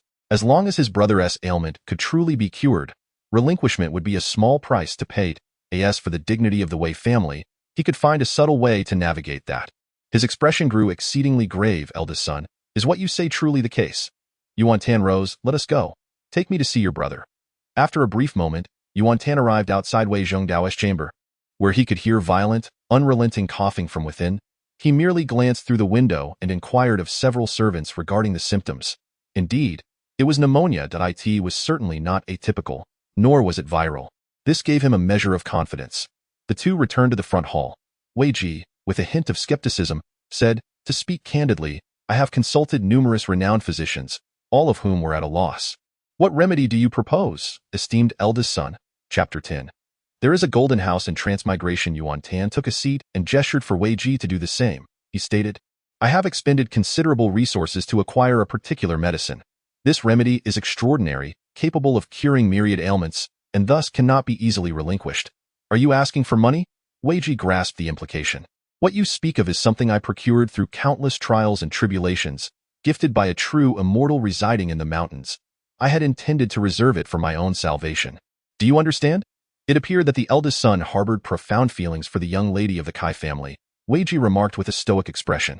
Yuan Tan replied coolly, I neither deny nor confirm such sentiments. Wei Ji suddenly felt he had misspoken. Both parties were now covertly calculating within their sleeves, each with their own intentions. The utterance of those words diminished his stature. Forgive my indiscretion. How much does the eldest son intend to demand? Consider the worth of your brother, and offer accordingly. Alas, Wei Ji nearly choked, regretting his previous misstep, for he had inadvertently offended him. Upon reflection, one must acknowledge that life holds far greater value than wealth. Historically, countless individuals have exhausted their fortunes in pursuit of elusive elixirs, from the first emperor of Qin, who mobilized the nation in search of miraculous remedies, to Emperor Wu of Han, who elevated alchemists to the rank of general. It is evident that this esteemed son of the Yuan family has indeed made significant gains. Wei Ji did not perceive this as a deception, for if it were, the repercussions for Yuan Tan would be too severe. Even without Wei Ji's intervention, Yuan Shao would ensure his prompt return to face the stringent consequences from the Wei household. Eldest son, state your price. The Wei family will acquiesce. Wei Ji's eyes reddened slightly. The fate of his brother hinged upon this negotiation. He returned the conversation to Yuan Tan, who smiled and replied, I require only gold. Upon saying this, he extended 2 fingers and waved them slightly. Since the reign of Emperor Ling of Han, who had minted vast quantities of Wuzhu coins, inflation had surged, leading nobles to prefer gold for transactions.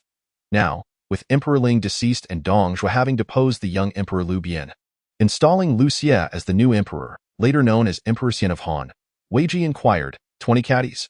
Yuan Tan shook his head. 200 caddies. Wei Ji rose abruptly. Is your Wei family reduced to begging? Yuan Tan cast a disdainful glance. 2,000 caddies. A ton.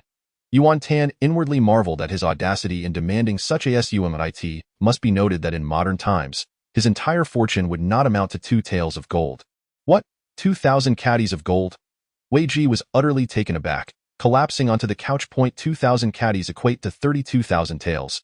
Should I fail to cure him, I shall accept no remuneration, Yuan Tan stated flatly. Wei Ji pondered for an extended period, then, gritting his teeth, declared, very well, it is a deal. Yuan Tan immediately regarded this head of the Wei family with newfound respect. Truly, a figure of historical significance, having once been a marquis, possesses remarkable resolve in his dealings. Now, arrange for the gold to be secretly delivered to my residence, ensuring no one is privy to this transaction. It must be paid in advance, and discreetly. This lad is quite cunning. Wei Ji contemplated for a moment. Very well, I have already prepared a residence for the eldest son. You may proceed there while I dispatch someone to deliver the gold. Thus, Yuan Tan ceased further discourse and took his leave. After seeing him off, Wei Ji promptly accompanied his trusted aide Wei Ming to the heavily guarded treasury of the Wei family. Here, the guards were all direct descendants. On either side of the grand entrance stood 2 massive winches, each requiring no fewer than 8 men to operate. With a thunderous rumble, the great stone doors of the treasury slowly ascended. Upon entering, illuminated by the eternal lamps, they were met with a dazzling display of golden brilliance. Though Wei Ming and the other servants dared not covet the riches, their expressions were nonetheless filled with avarice. This hoard represented the very foundation of a family that had endured for 3 centuries, and all its gold reserves lay within. Master? Wei Ming cautiously inquired, noticing the head of the household remained silent for an extended moment. Wei Ji suddenly regained his senses. For the sake of his younger brother, he must move. With each box he transported, his body involuntarily shuddered, as the storeroom gradually emptied. Leaving only a few pieces of gold jewelry, it appeared that Wei Ji was on the verge of collapse. Master, shall we send them off? Wei Ming gently inquired, supporting him. Taking a deep breath, Wei Ji replied, let us send them. In truth, Wei Ming had long been in a state of anxious turmoil. 3 centuries of reserves, all gone in an instant. Fortunately, they were not his, which allowed him to endure. He gazed at Wei Ji, truly worthy of being the resolute head of the Wei family for the past 300 years. Head of the family, head of the family, come quickly, the master has fainted. Before Wei Ming could venture far, he heard the cries, empathizing deeply. Even the most steadfast cannot withstand such torment. Half an hour later, at the Wei family's residence, where Yuan Tan had settled. Eldest young master, they are all here. Wei Ming moved the last wooden box inside and, looking at the mountain of boxes piled in the hall, said, Eldest young master, please treat them with kindness. Get lost. Yuan Tan replied nonchalantly. Yes, Wei Ming said, hanging his head as he departed. Yuan Tan, having grown impatient, rushed forward. He had never seen so much gold before. This was a ton of it. Summoning the spatial portal, he immediately opened a wooden box, lifted a piece of gold worth over 20 pounds, and tossed it inside. Gold coins, gold bricks, gold ingots, gold bars, 1 pound, 10 pounds, 100 pounds. Exhaustion was no excuse to complain. Clang! A gold bar was rejected by the spatial portal, falling to the ground. Yuan Tan, this must be a counterfeit. It is not pure gold, hence it was denied entry by the spatial portal. The next day, Eldest young master, are you awake? Came Wang Zhao's voice from outside. Yuan Tan opened his eyes. The sun hung high in the sky, and the golden light surrounding him made him squint involuntarily, rising from his golden abode. He stretched lazily in a moment of triumph. He reluctantly disassembled his masterpiece and returned it to the spatial realm. With the passage through a golden abode, and rebirth bringing an exquisite visage, indeed, I am not deceived. Once Yuan Tan was dressed, he opened the door. A line of people entered immediately, standing orderly before him. Wang Zhao stood at the forefront, followed by a row of maidservants sent by the Wei family. The maidservants hurriedly knelt, presenting toiletries. Yuan Tan looked over. The first maid held face wash, the second a towel, the third wild soap pods, the fourth mouthwash, the fifth coarse salt crystals, and the sixth. Having just awoken from his golden abode, he was presented with such refuse. Frowning slightly, the leading maid, keenly observing his expression, assured, Eldest young master, please rest assured, these are all of the finest quality. We, the Wei family, have truly put our heart into caring for you. Their quality is on par with those used in the palace. Yuan Tan nodded. He was certain the Wei family would not dare to shortchange him, yet these contemporary bathing luxuries seemed utterly trivial to him. He had no desire to continue complicating his life, thus he turned and entered the inner chamber. The maidservants exchanged glances, unsure of his intentions, remaining kneeling as they awaited Yuan Tan's return after his ablutions. A short while later, Yuan Tan emerged, holding toothpaste, a toothbrush, soap, and a towel. One by one, he set them down. The maids gazed at him in disbelief, their hearts profoundly shaken. What is this? So white and fragrant, even more so than the white peony petals used by the lady. What lies within this jar adorned with splendid runes seems like cheese, but it possesses a far superior aroma. What is this? It even has fur on top. Could it be a furry comb? Yuan Tan then squeezed the toothpaste onto what they imagined to be the furry comb, and under their astonished gaze, he began to brush his teeth. Swish, swish, swish, swish. An enchanting fragrance filled the room. Yuan Tan felt an overwhelming sense of comfort. Having brushed his teeth throughout his life, he only now realized how truly delightful the act of brushing could be. Rubbing his teeth with large grains of salt was simply unimaginable. He paid no mind to the incredulous stares of others. Perhaps the ancients would harbor various thoughts about this, but they could never fathom that he was a time traveler possessing a department store. Wang Zhao and the maids stared wide-eyed, their hearts utterly astonished. This was the most extraordinary, the most luxurious, and the most indicative of status among washing supplies they had ever seen. Something even the emperor lacked. Those serving Yuan Tan were the top maids of the Wei family, well-versed and knowledgeable. At this moment, their respect grew even deeper, elevating Yuan Tan's stature in their minds. Their idol was none other than the esteemed Yuan Tan. Under Yuan Tan's urging, the maids reluctantly left, casting glances back as they departed. He opened the spatial door and entered the department store, heading straight for the medicinal herb pharmacy. There, he exchanged for 5 boxes of cephalosporin, sufficient for a complete course of treatment. This was a third-generation antibiotic, far superior in efficacy to the first and second generations, costing him 150 taels of gold. Compared to the 32,000 taels he had earned, this amount was negligible. Having settled these matters, Yuan Tan made his way to the 7th floor. The 6th floor housed a gym, while the 7th floor was a martial arts hall. Upon entering, his keen eyes darted around until they landed on a portrait of a master fighter. How much is this? Yuan Tan finally rummaged through the coach's office and unearthed a set of Jeet Kune Do.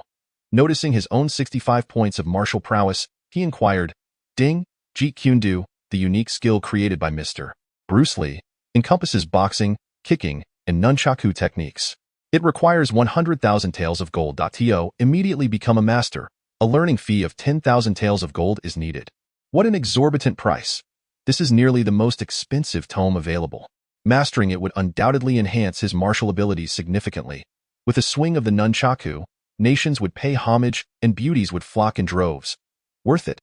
Alas, it was beyond his financial reach. He decided to put it aside for now. Confident it wouldn't escape him. His heart swelled with satisfaction. Yuan Tan pocketed the cephalosporin, exited the space, and stepped out of his room. Wang Kai, he called out. Wang Zhao appeared from the archway, rushing over. Young master, I discovered numerous empty wooden crates in a room behind. Is that so?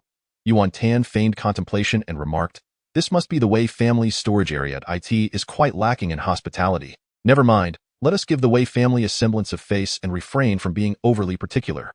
This matter should not be disclosed. Here you go.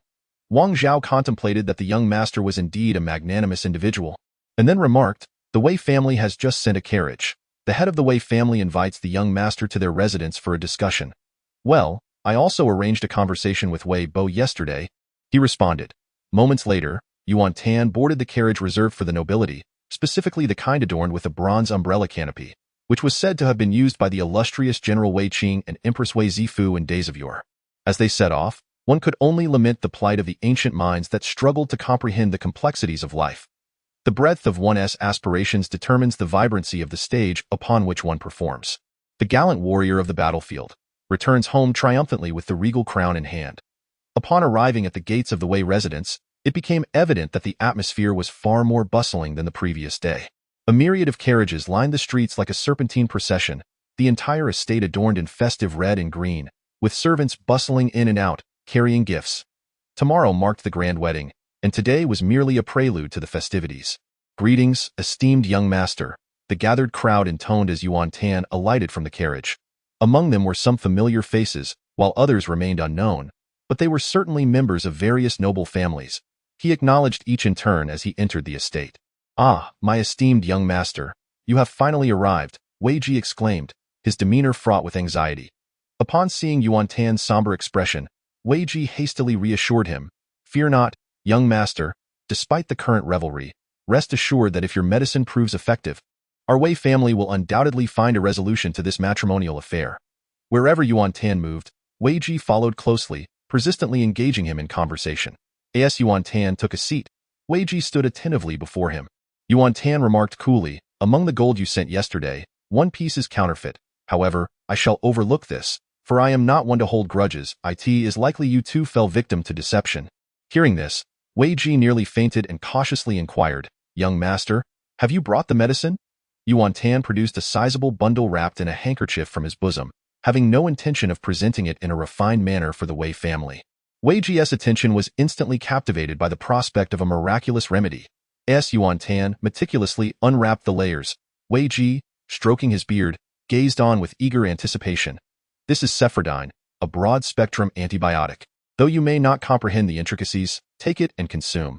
Yuan Tan generously instructed with a wave of his hand. A ton of gold exchanged for a mere handful of medicine worth only a few dozen coins. Were the modern magnates to learn of this transaction, they would surely be incensed. Not merely extravagant, but extravagantly foolish. Yet, Wei Ji, a statesman, scholar, and calligrapher of the Three Kingdoms era, was now utterly exhilarated. His concern was not that Yuan Tan would abscond with the money, but rather that the medicine might prove ineffective. However, upon observing the capsule's form, his expression visibly shifted. Wang Lao, come and take a look at this medicine, Wei Ji called out, prompting an elderly gentleman with flowing white hair to emerge from the inner chambers. Young master, please pardon the intrusion.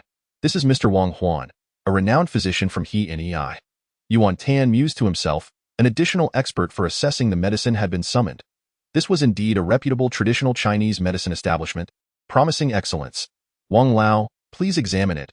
Wei Ji gestured. Mr. Wang Huan approached, his gaze immediately drawn to the capsules. Having practiced medicine for decades, he was quite esteemed in the medical community. The number of refined pills is beyond count, and the varieties I have encountered are as plentiful as the stars in the sky. Yet, I have never laid eyes upon such an extraordinary pill. Sir Wei, observe how this pill is half white and half blue. An astonishing display of color. Its luster alone indicates that it is no ordinary product, I can assure you. There is no one in the world capable of concocting such a pill. Even the esteemed physician Zhang Zhongjing and the miraculous healer Hua Tuo would be unable to replicate it. Speaking of Zhang Zhongjing and Hua Tuo, it is assured that Wang Huan has had dealings with these two illustrious figures. With a gaze filled with reverence, he turned to Yuan Tan, inquiring, "Might I ask how this pill was formulated?" The reclusive sage who bestowed these herbs upon me vanished without a trace, and I dared not pry further. Yuan Tan, lost in thought, replied, "Could it be that he encountered a celestial being?" Wang Huan and Wei Ji trembled at the notion. Only a divine entity could possibly create such a pill. "Might I open one?" Wang Huan asked, noticing signs of cohesion within the capsule. "Certainly, feel free," Yuan Tan replied nonchalantly. Wang Huan retrieved a piece of shoe brocade from his bosom, spreading it carefully upon the table before cautiously unsealing one capsule. Instantly, a multitude of minuscule, vibrantly colored pills tumbled forth. Wang Huan gasped, his legs giving way as he knelt to the ground. Who could craft something so tiny, so perfectly round, and so colorful? Oh, celestial being, please forgive my presumption. Thus, he knelt, meticulously gathering each pill back into the capsule, managing to reseal it with remarkable skill, a testament to his expertise in medicinal preparations. Witnessing this, Yuan Tan nearly burst out laughing, wondering if such an exaggeration was necessary. Yet, upon reflection, this feat seemed only achievable by modern technology, beyond the reach of human endeavor. For the ancients, was it not akin to divine power? Wang Huan still felt inadequate in expressing his awe and astonishment. There is no need to open it. Simply consume it. The outer layer will dissolve automatically, such is the nature of this miraculous medicine, Yuan Tan proclaimed with an air of distinction. Wei Ji observed the entire scene, suppressing his excitement with utmost reverence as he absorbed Yuan Tan's words, his expression deepening in awe. He carefully cradled the capsule, as if holding a revered sacred relic. Young master, what is the dosage for this divine medicine?" "Oh, 10 pills at a time, 3 times a day. It will not cause death," Yuan Tan replied casually. 10 pills at once does not seem excessive, does it? Wang Huan mused, recalling that Yuan Tan's maximum intake had only been 4. Nevertheless, he was more concerned with achieving rapid effects. Thank you, young master." Wei Ji expressed his gratitude repeatedly, retreating a few steps before turning to leave. Chapter 12. Focusing on efficacy rather than outcome with a heart brimming with joy, Wei Ji raced to the chamber of Wei Zhongdao. Along the way, the servants he encountered were taken aback, for the master had never before displayed such a lack of composure. Cough, cough, cough, cough, cough, cough. The room was saturated with the pungent aroma of traditional Chinese medicine, mingling with the scent of incense. The violent fits of coughing echoed incessantly, leading onlookers to believe that one might cough up a lung. It was truly a disconcerting sight. Wei Ji hurriedly made his way to the bedside, and upon seeing Wei Zhongdao's emaciated figure, resembling parchment, his eyes welled with tears as he exclaimed, Brother, I have found a miraculous elixir for you, obtained from an immortal. It cures all ailments." A fit of violent coughing interrupted him. Leaning against the headboard, Wei Zhongdao's hand dangled beneath the bed, his lifeless gaze fixed ahead. Upon hearing these words, tears began to cascade from his reddened eyes. Once a renowned physician, now his remedy was said to come from an immortal. Is there truly an immortal in this world? Who could it be? "Brother, I am dying. I can feel it." Wei Zhongdao grasped Wei Ji with surprising strength. "I do not wish to die, and I refuse to take those medicines. The more I consume, the worse I feel. They are utterly ineffective. Brother, this time it is indeed a miraculous drug, procured at great cost from the eldest son of the Yuan family. Just look." Wei Ji extended his hand, revealing a capsule. The eldest son of the Yuan family? Could he be an immortal? What sort of medicine? Upon seeing the capsule, Wei Zhongdao underwent a remarkable transformation.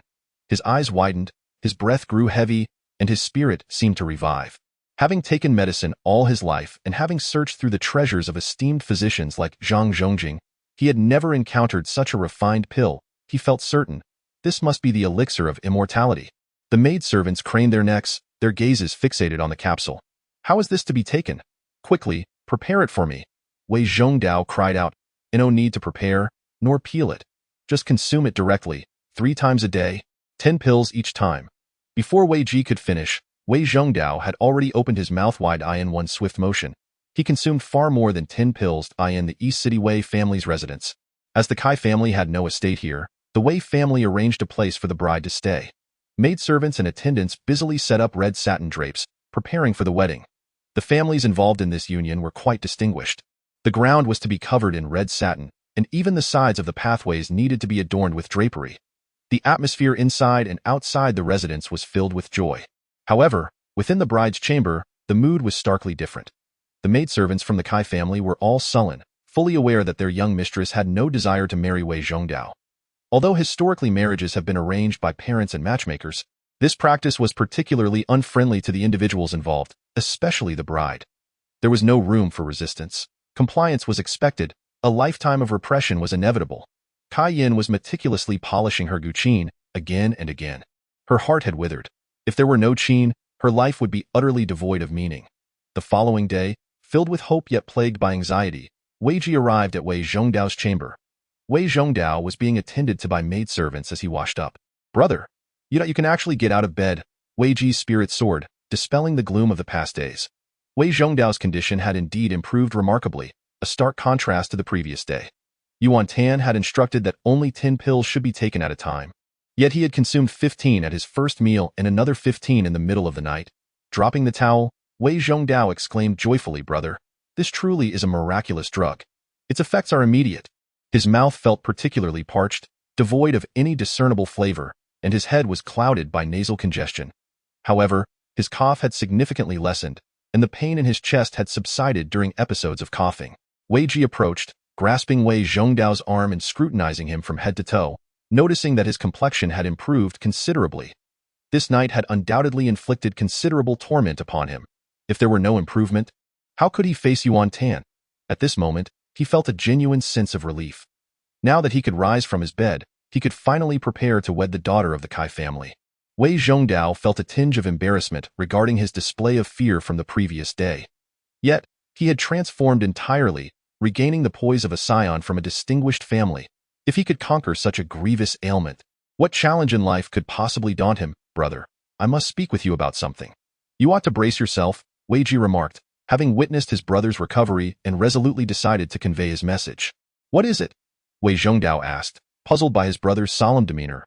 "As for the matter of the Cai family's marriage, let it be." Wei Ji hesitated for a considerable time before finally managing to voice his thoughts. Coughing violently, Wei Zhongdao pushed aside an attendant who had been attending to him, his eyes widening in disbelief as he looked at his beloved brother. "Brother, why do you say such things?" For him, having recovered from his illness and about to welcome a bride was a double blessing, a gateway to a peak life. Why should such a fortunate event be relinquished? Moreover, she was the most esteemed talent in the land. A goddess in the hearts of scholars, the ideal partnered is as such. Wei Ji, fully aware that enduring prolonged pain was worse than brief suffering, no longer hesitated and laid everything bare. With each word, Wei Zhongdao's complexion grew increasingly pale. The vitality he had earlier was completely drained, and he found himself retreating until he sat on the bed. "I refuse." Wei Zhongdao's face contorted with rage, resembling a lone wolf desperately fighting for survival. How could a man possibly relinquish a goddess to another? "Have you lost your senses?" Wei Ji interjected, not allowing him to finish. "You have preserved your life, which is a stroke of fortune amidst misfortune." Though Wei Zhongdao understood that his brother spoke the truth, he could not bring himself to relinquish his aspirations. "I refuse. Brother, today is the day of my wedding. I shall go forth to marry Cai Zhaoji. What can Yuan Tan do to thwart me?" Wei Ji, witnessing his brother's obstinacy, grew increasingly exasperated. "Do you believe that before you even exchange vows, Yuan Tan will not turn your wedding into a battlefield against our Wei family? He is no mere peasant nor an ordinary scholar. He is the legitimate heir of the Yuan family. Should you continue to resist, you will force our Wei family into a corner. If you dare to act recklessly, I will have no choice but to expunge your name from the family tree." As the head of the family, he grasped the gravity of the situation far better than Wei Zhongdao. Yuan Tan was not someone to be trifled with. Opposing him would be akin to stirring up trouble on the head of a powerful deity. After hearing these words, Wei Zhongdao's pallor deepened, resembling a deflated balloon, unable to regain its former fullness. Yet, he pondered how he could possibly exchange a miraculous remedy for Cai Yan. He felt utterly incapable and uncertain how the esteemed young Master Yuan had managed to accomplish such a feat. "Words fail me. Very well, I shall heed my elder brother's counsel. Indeed, it is best you remain in the shadows. I shall orchestrate everything." Wei Ji hastily dispelled any lingering thoughts from Wei Zhongdao's mind with his words. ensuring someone was assigned to keep a watchful eye on him before turning to leave. Meanwhile, the main hall was bustling with activity. It was filled to capacity with esteemed guests, all of wealth and nobility, engaged in casual conversation as they awaited Wei Zhongdao's departure to fetch the bride. The discourse revolved around Wei Zhongdao's fortunate circumstance and the renowned beauty of Cai Yan. To secure such a wife is truly a blessing accrued from a previous life. Yuan Tan occupied the foremost position at the table, surrounded by numerous sycophants in their own realms. Each of them was a local potentate. Yet before the Yuan family, they amounted to little, many having been nurtured by Yuan's own hands. He responded to them with half-hearted engagement, his gaze continually drifting towards the exit of the inner hall. Young master, young master. He heard a voice call out, turning to see Wei Ming, whose furtive demeanor caught his attention. He excused himself from the throng and approached. The head of my family has sent me to convey a message to you. The matter will be resolved satisfactorily. Wei Ming delivered his message in one breath, his expression revealing a hint of agitation, reminiscent of his own unfulfilled affection for a girl who had married another, leaving him powerless. Yet the young master was different, risking his own life to save the woman he cherished. Such valor commanded respect. Yuan Tan exhaled in relief. His intervention on Cai Yan's behalf stemmed from sympathy, with no ulterior motives. Given the simplicity of the task, why remain a mere spectator? It was evident that the cephalosporin had taken effect. His previous apprehensions now seemed unwarranted, for he had employed a third-generation antibiotic, which bore no resistance in ancient times. How could it possibly lack efficacy? Today marks the wedding of Wei Zhongdao. I have heard whispers among many who do not approve. Let them voice their dissent openly. A childish voice chimed in. Who is this little brat speaking out of turn? Yuan Tan felt a pang in his heart, turning with displeasure to discover a group of children nearby. Among them, a boy of about 8 or 9 was boasting to his companions. The adults in the hall chuckled at the child's antics, clearly aware that this little rascal was merely seeking attention with his nonsensical prattle. Whose son is this? I recognize that lad. He is the second son of the Sima family from He and Ei. Sima Yi. Yuan Tan's brows furrowed. The child was indeed Sima Yi, clad entirely in black. A true dark horse. As Sima Yi noticed the collective gaze of the adults upon him, his youthful spirits surged with excitement. He boldly ascended the table, entirely oblivious to the concept of awkwardness. Believing this was his moment to shine, and proclaimed loudly, "Who dares to disagree? Who can say they disagree? Such lack of upbringing." The adults merely shook their heads, dismissing it as the innocent folly of youth. He. Little Sima Yi laughed, relishing the awe in his friend's eyes, fully embodying the persona of the mischievous child king. I disagree. At that moment, Wei Ji entered, having been uncertain of how to commence. Yet he seized upon Sima Yi's provocative question, his mind alight with inspiration. The crowd gasped at his audacity. Who possessed the boldness to utter such words? Upon realizing it was Wei Ji, their astonishment only deepened. The atmosphere was charged with palpable tension. Who could possibly disagree? Surely it could not be him who opposed it, for Wei Zhongdao was his brother. Yet, there stood Sima Yi among the crowd. Only Yuan Tan, with a slight smirk, turned his gaze towards the astonished Sima Yi, who, at such a tender age, was already embroiled in disputes. Had he not been struck by a horse's hoof? In the grand hall filled with distinguished adults, the presence of children was scarcely acknowledged. Yet Sima Yi had remarkably captured the limelight, filling his heart with joy. Just as he reveled in the admiration of his peers, someone unexpectedly ascended a tree to retrieve a ladder. Upon glancing back, he discovered it was Wei Ji. Sima Yi's mouth fell open in disbelief. "Uncle, are you unwell? It was you who personally negotiated your marriage with the Cai family. Ladies and gentlemen, please take your seats and lend me your ears," Wei Ji stated, disregarding Sima Yi's inquiry and stepping onto the platform with solemnity. It appeared that a significant upheaval had transpired. In an instant, the hall fell into a hushed silence as people took their seats. Witnessing his elder brother, Sima Lang, approaching in a state of agitation, Sima Yi dared not utter a word, promptly settling down in his chair. Yuan Tan also took his seat, eager to observe how the head of the Wei family would navigate this predicament. A sigh escaped Wei Ji's lips.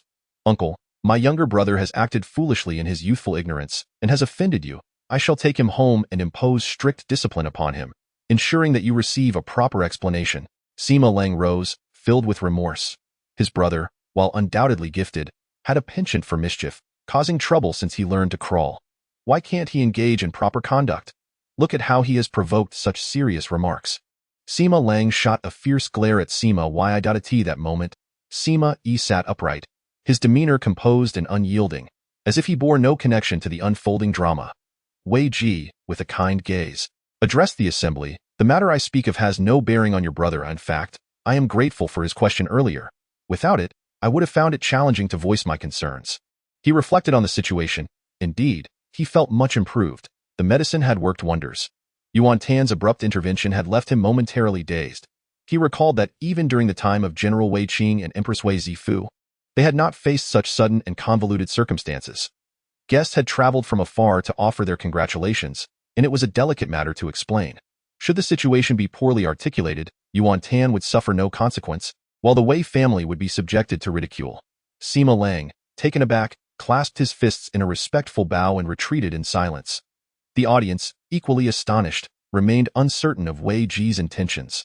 Wei Ji scanned the crowd, pausing briefly at Yuan Tan before taking a deep breath and declaring, "Ladies and gentlemen, I will be forthright. When the marriage agreement with the Cai family was established, my brother was in good health. However, he has since fallen ill, and it would be unjust to involve the young lady from the Cai family in this predicament. Thus, the engagement is hereby dissolved." But a wave of astonishment swept through the hall, akin to cold water splashed into a boiling pot of oil, causing an uproar. The assembly was aghast. How could the head of the Wei family utter such words? Had he been coerced or enticed? Who could possibly intimidate or bribe the Wei family into such a decision? It defied all logic. Various whispers circulated. "Ladies and gentlemen," a strikingly handsome middle-aged man rose to his feet. As the crowd gazed upon him, they beheld Cai Yan of the Cui family from Qinghe, a contemporary luminary and of distinguished lineage. He spoke. "At first glance, this matter seems exceedingly sudden and rather absurd. Yet upon deeper reflection, is it not indicative of the Wei family's noble demeanor?" Wei Ji let out a sigh, clasped his hands in salute, and expressed his gratitude. The onlookers exchanged glances, realizing that Cui Yan's words held merit. The Wei family, after all, had maintained their royal heritage for 3 centuries, conducting themselves with propriety and a willingness to shoulder responsibility. The Wei family's audacious engagement with the marriage contract, despite the risk of public ridicule, was truly commendable. Instantly, the atmosphere shifted. No one perceived the action as inappropriate but rather admired the Wei family's fortitude. Wei Ji breathed a sigh of relief and turned his gaze towards Yuan Tan. Without uttering a word, their eyes communicated. "How do you view the resolution of this matter, my esteemed elder brother?" Yuan Tan rose, his heart brimming with emotion, exclaiming, "Brother Wei embodies profound righteousness, willing to sacrifice his own life for the sake of another's happiness. Such a noble spirit is indeed moving." The assembly assumed that the eldest son of Yuan also held great admiration. However, Wei Ji felt a slight flush of embarrassment. Some attendees had already begun to take their leave, wishing to avoid putting the Wei family in an awkward position, and none deemed this action inappropriate. Wei Ji hastily remarked, "Gentlemen, there is no need for farewells. Consider this a gathering of camaraderie. Shortly, my family shall present a token of appreciation." Upon hearing this, the crowd silently applauded, recognizing the Wei family's grace. They then resumed their animated discussions, centered around the Wei family's admirable demeanor. With such a favorable outcome, Cai Yan would be spared from the torment of slander, and Yuan Tan was equally pleased with the resolution. Cai Yan would not suffer the hardships of history. The haunting melody of Hu Jia 18 beats would surely be lost, a poignant loss for the realm of music. Yet, perhaps the talented maiden, in her delight, would create another composition of 18, something equally enchanting. Half an hour later, at the Wei family residence, where Cai's family resided, the red auspicious characters adorned every corner. The people eagerly awaited, straining their ears for the sound of the ceremonial music from afar. Inside the boudoir, Cai Yan had already styled her long hair into an elegant updo and donned a resplendent red wedding gown. In this moment, when a girl is at her most beautiful, she appeared particularly anxious and restless. Why had the Wei family's bridal procession not yet arrived? The auspicious hour was drawing near. An elderly man with a white beard entered, stroking his chin with urgency. "My daughter, do not fret. Your father has already dispatched someone to inquire." "Father," Cai Yan replied coldly. Cai Yong, her father, could hardly be oblivious to his daughter's sentiments. He urged, "Daughter, consider the current situation. The Chancellor Dong and the heroes of the East are at odds, with war imminent. You must marry, and the Wei family is quite respectable. Where else could one find such a commendable suitor?" He continued, "Moreover, Wei Zhongdao has recently fallen ill. Thus he is unable to travel to Luoyang to fetch you. This does not signify a lack of regard. Rather, the Wei family holds you in high esteem." Cai Yan understood her father's intentions were for her benefit. She had once dreamed of a day when a man would come to seek her hand. Yet not in this manner. A tall figure flickered momentarily in her mind, but she could not discern who it was. In the near future, only the Qin would accompany her. Unbeknownst to herself, she had wandered over and began to play. In the first movement of the plum blossom, the wind plays high, as the light silk cloak flutters freely. A hint of shyness veils the green leaves, while 3 parts of quiet joy reflect upon the red robe. In the second movement, the plum blossoms welcome the spring melody, as auspicious snow melts into a skin of jade. Mistaking the fallen petals for intentional beauty, one smiles at the fleeting dream of the mortal realm. In the third movement, the plum blossoms summon the celestial beings, as mist entwines and clouds rise, and 100 birds sing. Butterflies dance and bees hum in splendid colors, as a heartfelt composition weaves through the 9 heavens. The sound of music and song reverberates within the chamber.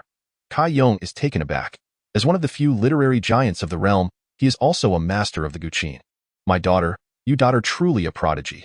This piece alone is enough to echo through the ages. It seems that marrying into the Wei family was indeed a fortuitous choice. He believes that the act of marriage has ignited his daughter's creative inspiration. Sometimes, inspiration arrives quite unexpectedly. Moreover, this is no ordinary inspiration, but one that could be passed down through generations. This is not a piece of my own making. Cai Yan's gaze is filled with nostalgia. Ah, who composed this? It was the eldest son of the Yuan family, Yuan Tan. Yuan Xianxi, that extravagant young master? Has he truly become so capable now? How astonishing. Cai Yan, stroking his beard in astonishment, realizes this composition rivals the renowned Guangling San, a truly extraordinary work. Suddenly, his unfavorable impression of Yuan Tan undergoes a significant transformation. Master, Miss, the people from the Wei family have arrived. The maid Xiao Yu rushes in, breathless. Cai Yan's spirit visibly lifts. He now has no thoughts of anything else. Marriage is the most pressing matter. The Wei family has finally come to escort the bride, and time is of the essence. Quickly, he exclaims, hastening out. At that moment, a string on Cai Yan's Guqin snaps. For her, life has seemingly reached its end. She hopes that in her next life, she will not be as she is now. Chapter 14. Truly a misfortune, uncle. After Cai Yan steps outside and sees Wei Ji has arrived, he furrows his brow. What brings you here? This is not in accordance with propriety. Where is your brother? Cai Yan, already seated by the bedside under the maid's care, hears the exchange and hastily removes her red veil. Moving to the window, Wei Ji dares not utter. We tore apart the engagement to save our lives, sacrificing 300 years' worth of gold reserves. That would amount to 2,000 pieces of gold. Truly a matter of life and death for the Wei family. Thus, he bows awkwardly, saying, Uncle, please do not be anxious. Allow me to explain the entire situation. After a brief pause, Cai Yan's face flushes with anger. He then widens his eyes in shock. Finally, Cai Yan gazes at Wei Ji with admiration. Wei Ji, having completed his explanation in one breath, notes the elder's expression and knows he has passed the test. He feels quite satisfied with his performance and continues, still feeling a bit ashamed, Uncle, for the good of both families, let us dissolve the engagement. Very well. Upon hearing this harrowing account, Cai Yan breathes a sigh of relief. They were a hair's breadth away from his daughter becoming a widow. As a father, he certainly does not wish for such a fate. Being a sincere scholar, he feels a tinge of guilt at the thought of relief rising within him, and hastily inquires, Your brother has contracted such a vile affliction. What is the current situation? That is difficult to say. It is rather difficult to articulate the sentiments of Wei Ji, thus a vague response was all that could be mustered. In the room of seclusion, Cai Yan's countenance flushed with indignation. Having journeyed such a great distance, she found herself subjected to this affront of a broken engagement. Cai Yan's eyes widened in disbelief. How could such fortuitous circumstances arise so unexpectedly? She had heard of Wei Zhongdao's frail health. A fleeting shadow crossed her mind. That very evening, Wang Kai, why do you hasten so? Yuan Tan had been gazing at the moon and stars in the courtyard, the moon of his homeland appearing splendidly round. Upon hearing footsteps, he looked up to see, Young master, this letter is from Miss Cai. Wang Zhao presented it, his countenance revealing utter perplexity at the notion that Cai Yan would pen a letter to Yuan Tan. It seemed the matter had been resolved. Yuan Tan mused, promptly opening the letter. From the elegant and graceful script, it was evident that Cai Yan's spirits had undergone a remarkable transformation. The young girl, whose heart had once been shattered, was now mended and basking in the warmth of the sun. The letter concluded with, If the young master could lend his assistance, I would be eternally grateful, and I shall repay this kindness. Upon reading this, Yuan Tan felt a surge of delight. Evidently, Cai Yan was uncertain whether this was indeed his doing. If it were not, such a situation could not have arisen from nothing. If it were his doing, there was nothing to conceal. He was by no means a person seeking to repay favors. Thus, he took up his brush and penned a reply. It was already late, and the letter would undoubtedly not reach her that night. The following day, outside the city of Hui County, the Cai family's convoy progressed slowly. Cai Yong, a man of strict adherence to propriety, though possessing justifiable reasons for the annulment, was unwilling to linger for even a moment longer as the aggrieved party, which was the female side. Consequently, they stealthily departed the city in the dead of night. Within the carriage, the elated Cai Yan found herself beset by anxiety, continually urging her maid, Xiao Yu, to peer out the window. Whenever a mounted figure galloped forth, her heart would leap in trepidation. One passed. Not him. Another passed, still not him. Her heart raced. Miss Cai, which carriage are you in?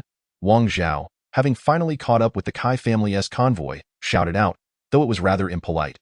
However, as per the young master's instructions, he preferred to offend the eminent scholar Cai Yong rather than disobey orders. Here, Xiao Yu exclaimed excitedly, as she was the only one privy to certain details. Wang Zhao immediately rode over. Whose servant are you? I am a subordinate of the young master of the Yuan family, he replied, presenting the letter. Cai Yan, having awaited this moment, swiftly opened it. The letter conveyed a simple yet profound message. Live well, and there is no need for repayment. The tragedies of childhood friends shall not be repeated. That is sufficient. Upon reading this, Cai Yan could not help but recall Yuan Tan's voice, and her cheeks flushed with warmth. Wang Cai, what method did your master employ? Wang Zhao, having only learned the details from Yuan Tan prior to his departure, replied, It is thus and so. That is a miraculous remedy. One could say my master exchanged his very life for your freedom. The subsequent remark, an impulsive addition from him, left him uncertain whether it would resonate with her innermost thoughts. A life for a life. The maid Xiao Yu was utterly moved at that moment. She had never encountered such a remarkable gentleman as the young master. Who are you? Stop the carriage at once. Cai Yong shouted from atop his vehicle. Wang Zhao, having completed his mission, swiftly turned his horse to leave, sensing the precariousness of the situation. Long after Wang Zhao's departure, Cai Yan remained in a daze, unable to fathom that someone would be willing to sacrifice their life to restore hers. This profound gratitude she felt was something she knew she must repay. Yet its magnitude left her pondering how one could ever fully repay such a debt. It appeared she needed to contemplate this matter deeply. Why, daughter? Who was that man just now? Cai Yong inquired anxiously. As a man of great literary stature who adhered to the principles of propriety. He was a messenger from the eldest son of the Yuan family, delivering news, Cai Yan replied, but soon her expression grew tense, realizing her words might not convey the gravity of the situation. What? Wei Zhongdao, in order to save his own life, actually tore up the engagement. How could he be so shameless? Is this the conduct of a man? Cai Yong's hair bristled with anger, yet he felt a sense of relief that it was not his daughter who had betrayed him. Indeed, the eldest son of the Yuan family had changed significantly from before. He recalled having spoken of the young man's faults to Yuan Binshu, feeling a wave of shame wash over him. How true it is that a girl transforms greatly by the age of 18. Yet boys too undergo remarkable changes. He paused and then realized, wait a moment. The eldest son used a divine medicine to save Wei Zhongdao and even facilitated the dissolution of the engagement. While saving a life is indeed a noble deed, the annulment of an engagement and the divine medicine. I must sort through this clearly. The esteemed scholar found himself momentarily lost in thought. The young master could have demanded gold or grain. So why did he only seek to dissolve the engagement? This was troubling. Yuan Tan's conscience had evidently become quite corrupted. Cai Yong's expression shifted dramatically as he exclaimed, How foolish of me to praise him for his improvement, only to discover he has become even worse. This rascal is willing to forsake everything for my daughter. How could a man stoop to such depths? Yet, I must admit, his willingness to risk his life to save my daughter is indeed commendable. His thoughts began to spiral once more.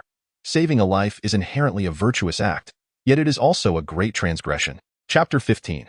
The marvelous Recruitment Yi City, the administrative center of Ji State, where Governor Han Fu resided. One of the most prosperous cities in the realm, it had historically been the capital of the Wei King Cao Cao and the site of the famed Copper Sparrow Terrace. A poem reflects, the shattered halberds lie buried in the sands, their iron not yet melted away. I shall polish them to recognize the past. When the east wind does not favor Zhou Lang, the Copper Sparrow tightly locks away the two Qiaost, The heart of the city, stood the governor's mansion, grander in scale than the county magistrate's residence of the Yuan family in Nampian. Inside the hall, the corpulent Han Fu reclined against a couch. This couch, akin to a broad-backed throne, signified the owner's nobility and authority. Later, it evolved into variations such as the concubine's couch, upon which beauties would elegantly recline, showcasing their graceful curves. However, Han Fu possessed no such curves. He sipped his tea, casually observing as Yuan Tan entered. "Governor Han," Yuan Tan greeted with a cupped fist. Only then did Han Fu straighten himself, set down his teacup and gesture. "Please, young master, take a seat." Yuan Tan settled into his place. Han Fu stifled a yawn and remarked, "I am already aware of the young master's intentions. Your family, the Yuan clan, has set a precedent in the campaign against the traitors. The young master has come to recruit soldiers in Yi city. How could I possibly oppose this?" He continued. "Were it anyone else, there would need to be some limitations, but with you, young master, feel free to recruit without restraint and truth." Han Fu had ulterior motives. He was acutely aware that Yuan Tan was a rather ineffectual young lord, lacking support from Yuan Shao. How much could he truly raise for recruitment? Rather than appear miserly by imposing restrictions, it would be more magnanimous to allow this young lord to recruit freely, showcasing his generosity. As the governor of Jizhou, Han Fu was quite displeased with the dominance of the Binhai prefect, Yuan Shao, yet he dared not provoke such a powerful family. Upon hearing of the internal strife among the Yuan sons, with Yuan Tan being the weaker faction, how could he possibly intervene to thwart their continued discord? "Thank you, governor. I shall take my leave," Yuan Tan said, refraining from discussing other matters before rising to depart. Han Fu remained silent. After Yuan Tan exited, he encountered 3 individuals: Pan Feng, strength 68, intelligence 43, allegiance to Han Fu, loyalty 100; Zhang He, strength 91, intelligence 72, allegiance to Han Fu, loyalty 82; Zhu Shou, strength 43, intelligence 93, allegiance to Han Fu, loyalty 91. These 3 were pivotal figures under Han Fu's command. Pan Feng served as the general of Jizhou, overseeing military affairs, while Zhu Shou held the position of deputy in Jizhou, managing internal governance. Zhang He, though a capable military officer, was merely a Sima and not even a general. Yuan Tan observed Zhang He standing at a distance, not accompanying Pan Feng into the hall. During the late Han dynasty, amidst the chaos wrought by Dong Zhuo's misrule, various warlords began to treat their armies as personal militias. Consequently, to maintain control over the military, they appointed officers at all levels without official sanction, leading to a disordered hierarchy among generals. Pan Feng's title as general was not bestowed by the court, but appointed by Han Fu himself. Despite Zhang He's exceptional talents and years of military achievements stemming from the Yellow Turban Rebellion, he found himself in a subordinate position beneath Pan Feng. Such is the plight of unrecognized talent, and it is no wonder his loyalty appeared somewhat diminished. Pan Feng and Zhu Shou had both encountered the young master before. As they passed Yuan Tan, they initiated a greeting, for the Yuan family was known for their generosity and commanded widespread respect. "You honor us," Yuan Tan replied courteously, since they were subordinates of Han Fu. After exchanging pleasantries, they entered the hall. Yuan Tan did not immediately leave but approached Zhang He. Zhang He had met the young master previously. He bowed with neither excessive deference nor arrogance. "You are indeed Zhang Juni? Since the onset of the Yellow Turban Rebellion, you have rendered significant contributions to the welfare of the people in Jizhou. Today, with peace restored and the populace secure, your efforts are indispensable." Yuan Tan expressed his admiration, attempting to convey the esteem he held for Zhang He, without resorting to flattery, for the man's accomplishments were indeed noteworthy. "You flatter me, young master. I possess no such merit," Zhang He replied calmly. Yet, Yuan Tan discerned a fleeting shadow of disappointment in his eyes. Fully aware that with his current capabilities, it was mere folly to attempt to recruit Zhang He, he merely sought to plant a seed of possibility. "General Zhang, may the Green Mountains remain unchanged and the waters flow eternally. I hope to meet again in the future." Thus, he took his leave. On this day, the southern gate of Yi City was bustling with activity. The cause of this commotion was the establishment of a new recruitment center for soldiers, Yuan Tan's recruitment office.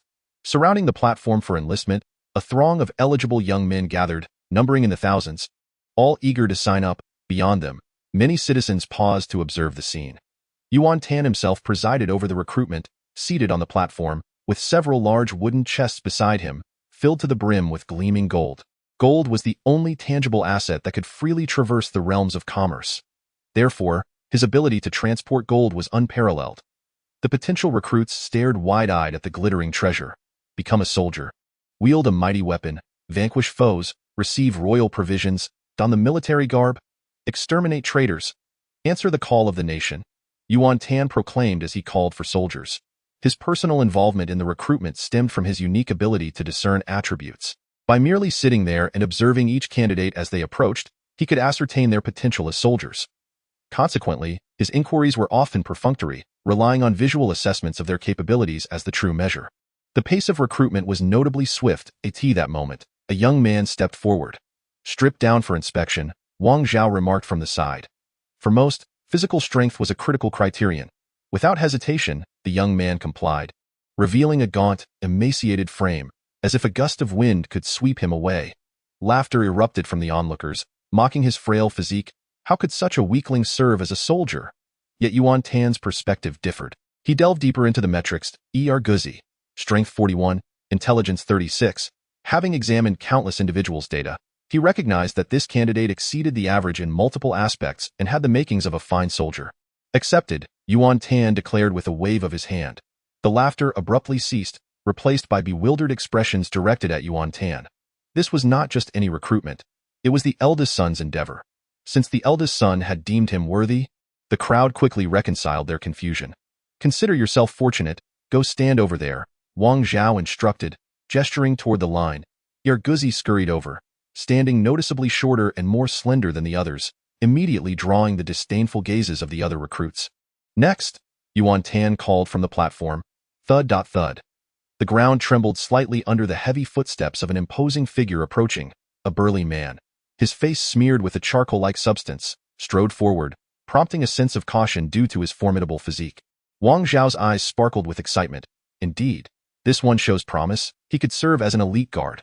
What is your name? I am Zhao Daniu, the man replied, unable to suppress a grin at the praise.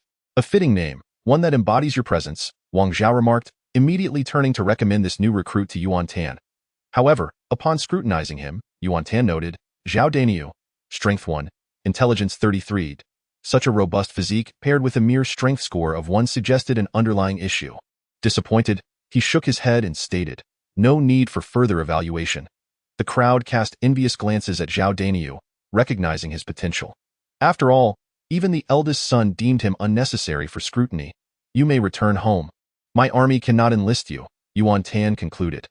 Wang Zhao immediately exclaimed with delight, Daniu, did you hear that? The young master has ordered you. Go return home. As he spoke, his expression shifted dramatically, and he turned in astonishment. The young master wants him to go home, to dismiss such a fine soldier, who could take on 5 foes in battle.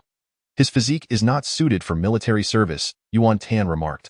Although he spoke the truth, the crowd was taken aback. If such a robust figure was deemed unfit for the army, what kind of physique would be considered appropriate? Young master, surely you jest. How can you claim that your judgment is infallible? The murmurs of the masses surged like a tide, reminiscent of the earlier discussions surrounding Guzi, as a loyal subordinate. Wang Zhao could not remain passive at this moment. If this continued, they would only attract the most inferior recruits, jeopardizing their future in battle. He felt compelled to offer counsel, even if it meant risking his own life to do so. He stepped forward. Chapter 16. Enhancing Authority. Young Master, with Zhao Daniu's physique, he undeniably ranks first among all the new recruits. Wang Zhao spoke. His emotions swelled. Young Master, you may have dismissed that scrawny Guzi, but to expel such a commendable soldier, I beg your pardon. I cannot condone this action, even at the cost of my life. Indeed, we too oppose this. The crowd echoed their support fervently. Such a fine soldier should not be turned away, they implored the young master. Wang Zhao's high loyalty and dedication to his duties propelled his passionate response. Were his loyalty lesser, he might have remained silent, allowing the young lord's foolishness to go unchecked. Therefore, Yuan Tan felt no displeasure at the opposition. Rather, he found it reassuring. He attentively considered Wang Zhao's counsel before responding. Zhao Daniu, your physique is truly extraordinary. You must be concealing something I'm not. Zhao Daniu retreated a step, kneeling on the ground. Young master, please accept me. I shall serve diligently and fight valiantly. At that moment, Peng En, a guard standing beside Yuan Tan, approached and whispered, Young master, by recruiting a frail soldier like Guzi and rejecting a robust warrior like Zhao Daniu, you risk disheartening the troops. Yuan Tan glanced at the ranks of new soldiers, and indeed, he noticed a decline in their loyalty. This mismanagement had fostered discontent. Diao untie the knot. One must first tie it. Yuan Tan rose, and the atmosphere grew tranquil. Very well, Guzi, step forward. You shall face him in combat. Guzi, filled with eagerness to demonstrate his strength and validate Yuan Tan's judgment, stepped forward amidst the astonished and disdainful gazes of the onlookers. Approaching Zhao Denyo, he discarded his tattered shirt, revealing his emaciated frame. Zhao Denyo, with his imposing physique, appeared somewhat unsettled. Guzi, you should concede. I fear I may unintentionally harm you. You must understand, when I become enraged, even I am wary. If I must perish, then so be it. Fear of death does not befit a soldier. I shall strike first. Though they were not enemies, he felt compelled to issue a warning.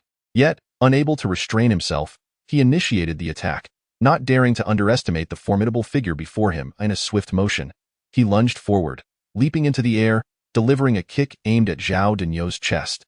With a sudden force, Zhao Denyo was unceremoniously kicked away, landing on the ground and immediately spitting blood. What? Everyone was utterly astonished. Yuan Tan, too, was taken aback, realizing that his extraordinary insight had not betrayed him. Indeed, this individual was remarkably insubstantial. Guzi was equally astonished, but he quickly erupted with excitement, pounding his chest in a fit of fervor. The act of effortlessly kicking an adult aside served as a testament to his formidable strength. Young master, your subordinate has not failed in his mission, Guzi proclaimed, bowing deeply, his heart swelling with emotion. He was acutely aware that the honor he now enjoyed was bestowed upon him by Yuan Tan. Yuan Tan noted that Guzi's loyalty had surged to a perfect score of 100, and his martial prowess had increased by 2 points. It was gratifying. His efforts had not been in vain. You may rise, he commanded. Yes.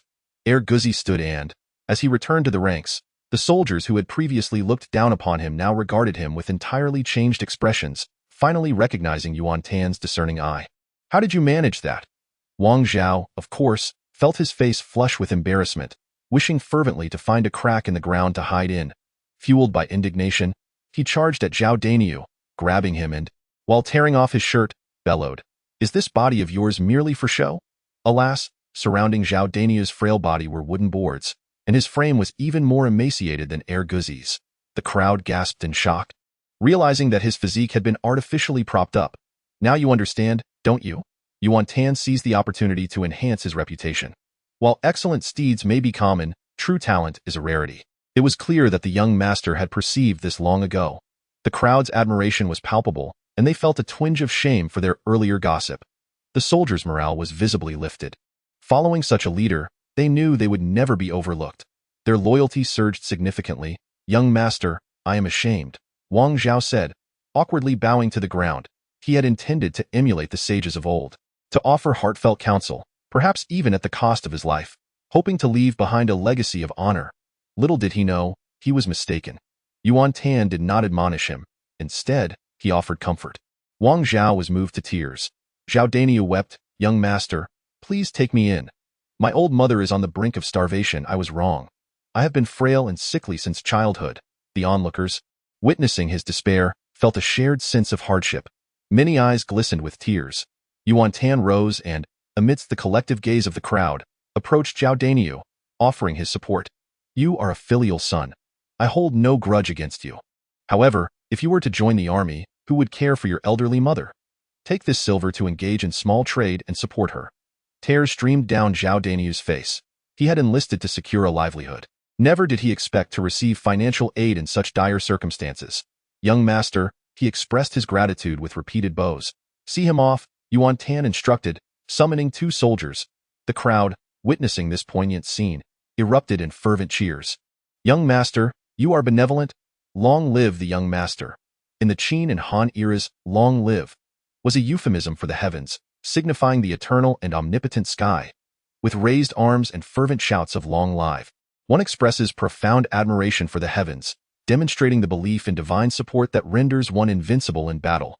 During the Song dynasty, the title of Long Live was strictly reserved for the sovereign, beyond the reach of mere subjects.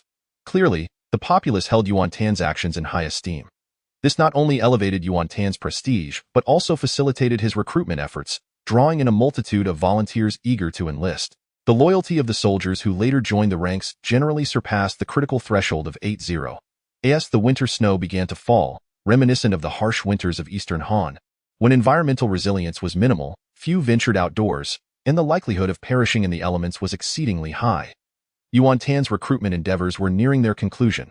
To ensure his soldiers had a suitable resting environment, he had even rented barracks from Han Fu. Upon receiving the rent, Han Fu readily acquiesced, yet he did not anticipate the influx of soldiers that would follow. Amidst the biting wind and swirling snow, Yuan Tan entered the barracks, shedding his cloak as he stepped inside. General Pan Feng of Jizhou, visibly anxious, followed closely behind, exclaiming, "Young master, we cannot exceed a scale of 3,000 men. This is the strict edict of Lord Han Fu." The governor of Jizhou, Yuan Tan chuckled, recalling that this very governor had once granted him the liberty to recruit at will. It appeared that Han Fu had been intimidated by his financial prowess. Dismissing the previous matters, he extended his hands toward the charcoal fire, remarking, "Indeed, we cannot exceed that number." Pan Feng breathed a sigh of relief and continued, "However, young master, you have already recruited around 5,000.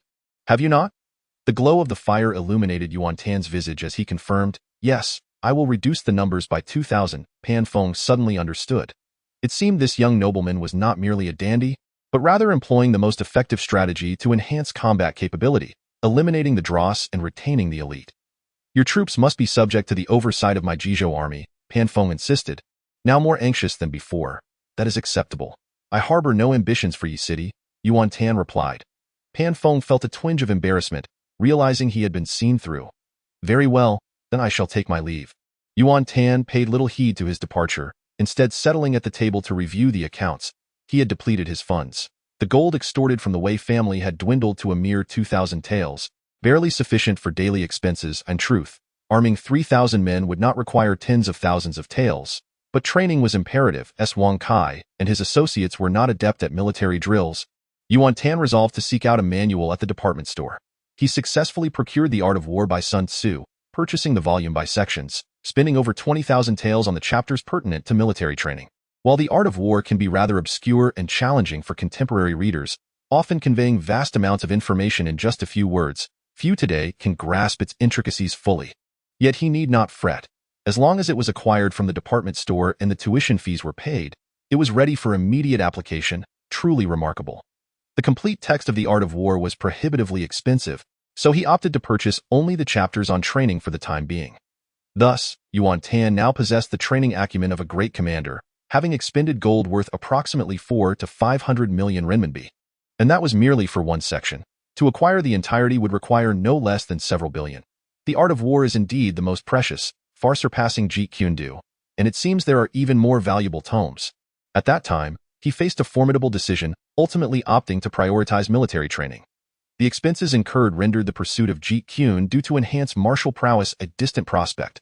Chapter 17. Unique military training. Half a month later, the training of Yuan Tan's new recruits had commenced in earnest. The foundational training was complete, and the next phase involved the practice of formations and martial arts. The formations were of utmost importance, as different formations corresponded to various troops, each requiring distinct weapons and techniques. At this moment, Yuan Tan sat in a commanding position, with Wang Zhao, Sun Bai, and Peng kneeling side by side before him. The formations included the grand formation for a legion, the intermediate formation for a division, and the smaller formations for a squad, each possessing its own designation. While Wang Zhao and his companions could manage basic formations, they struggled to comprehend more intricate ones, such as the 8 gates of life and death.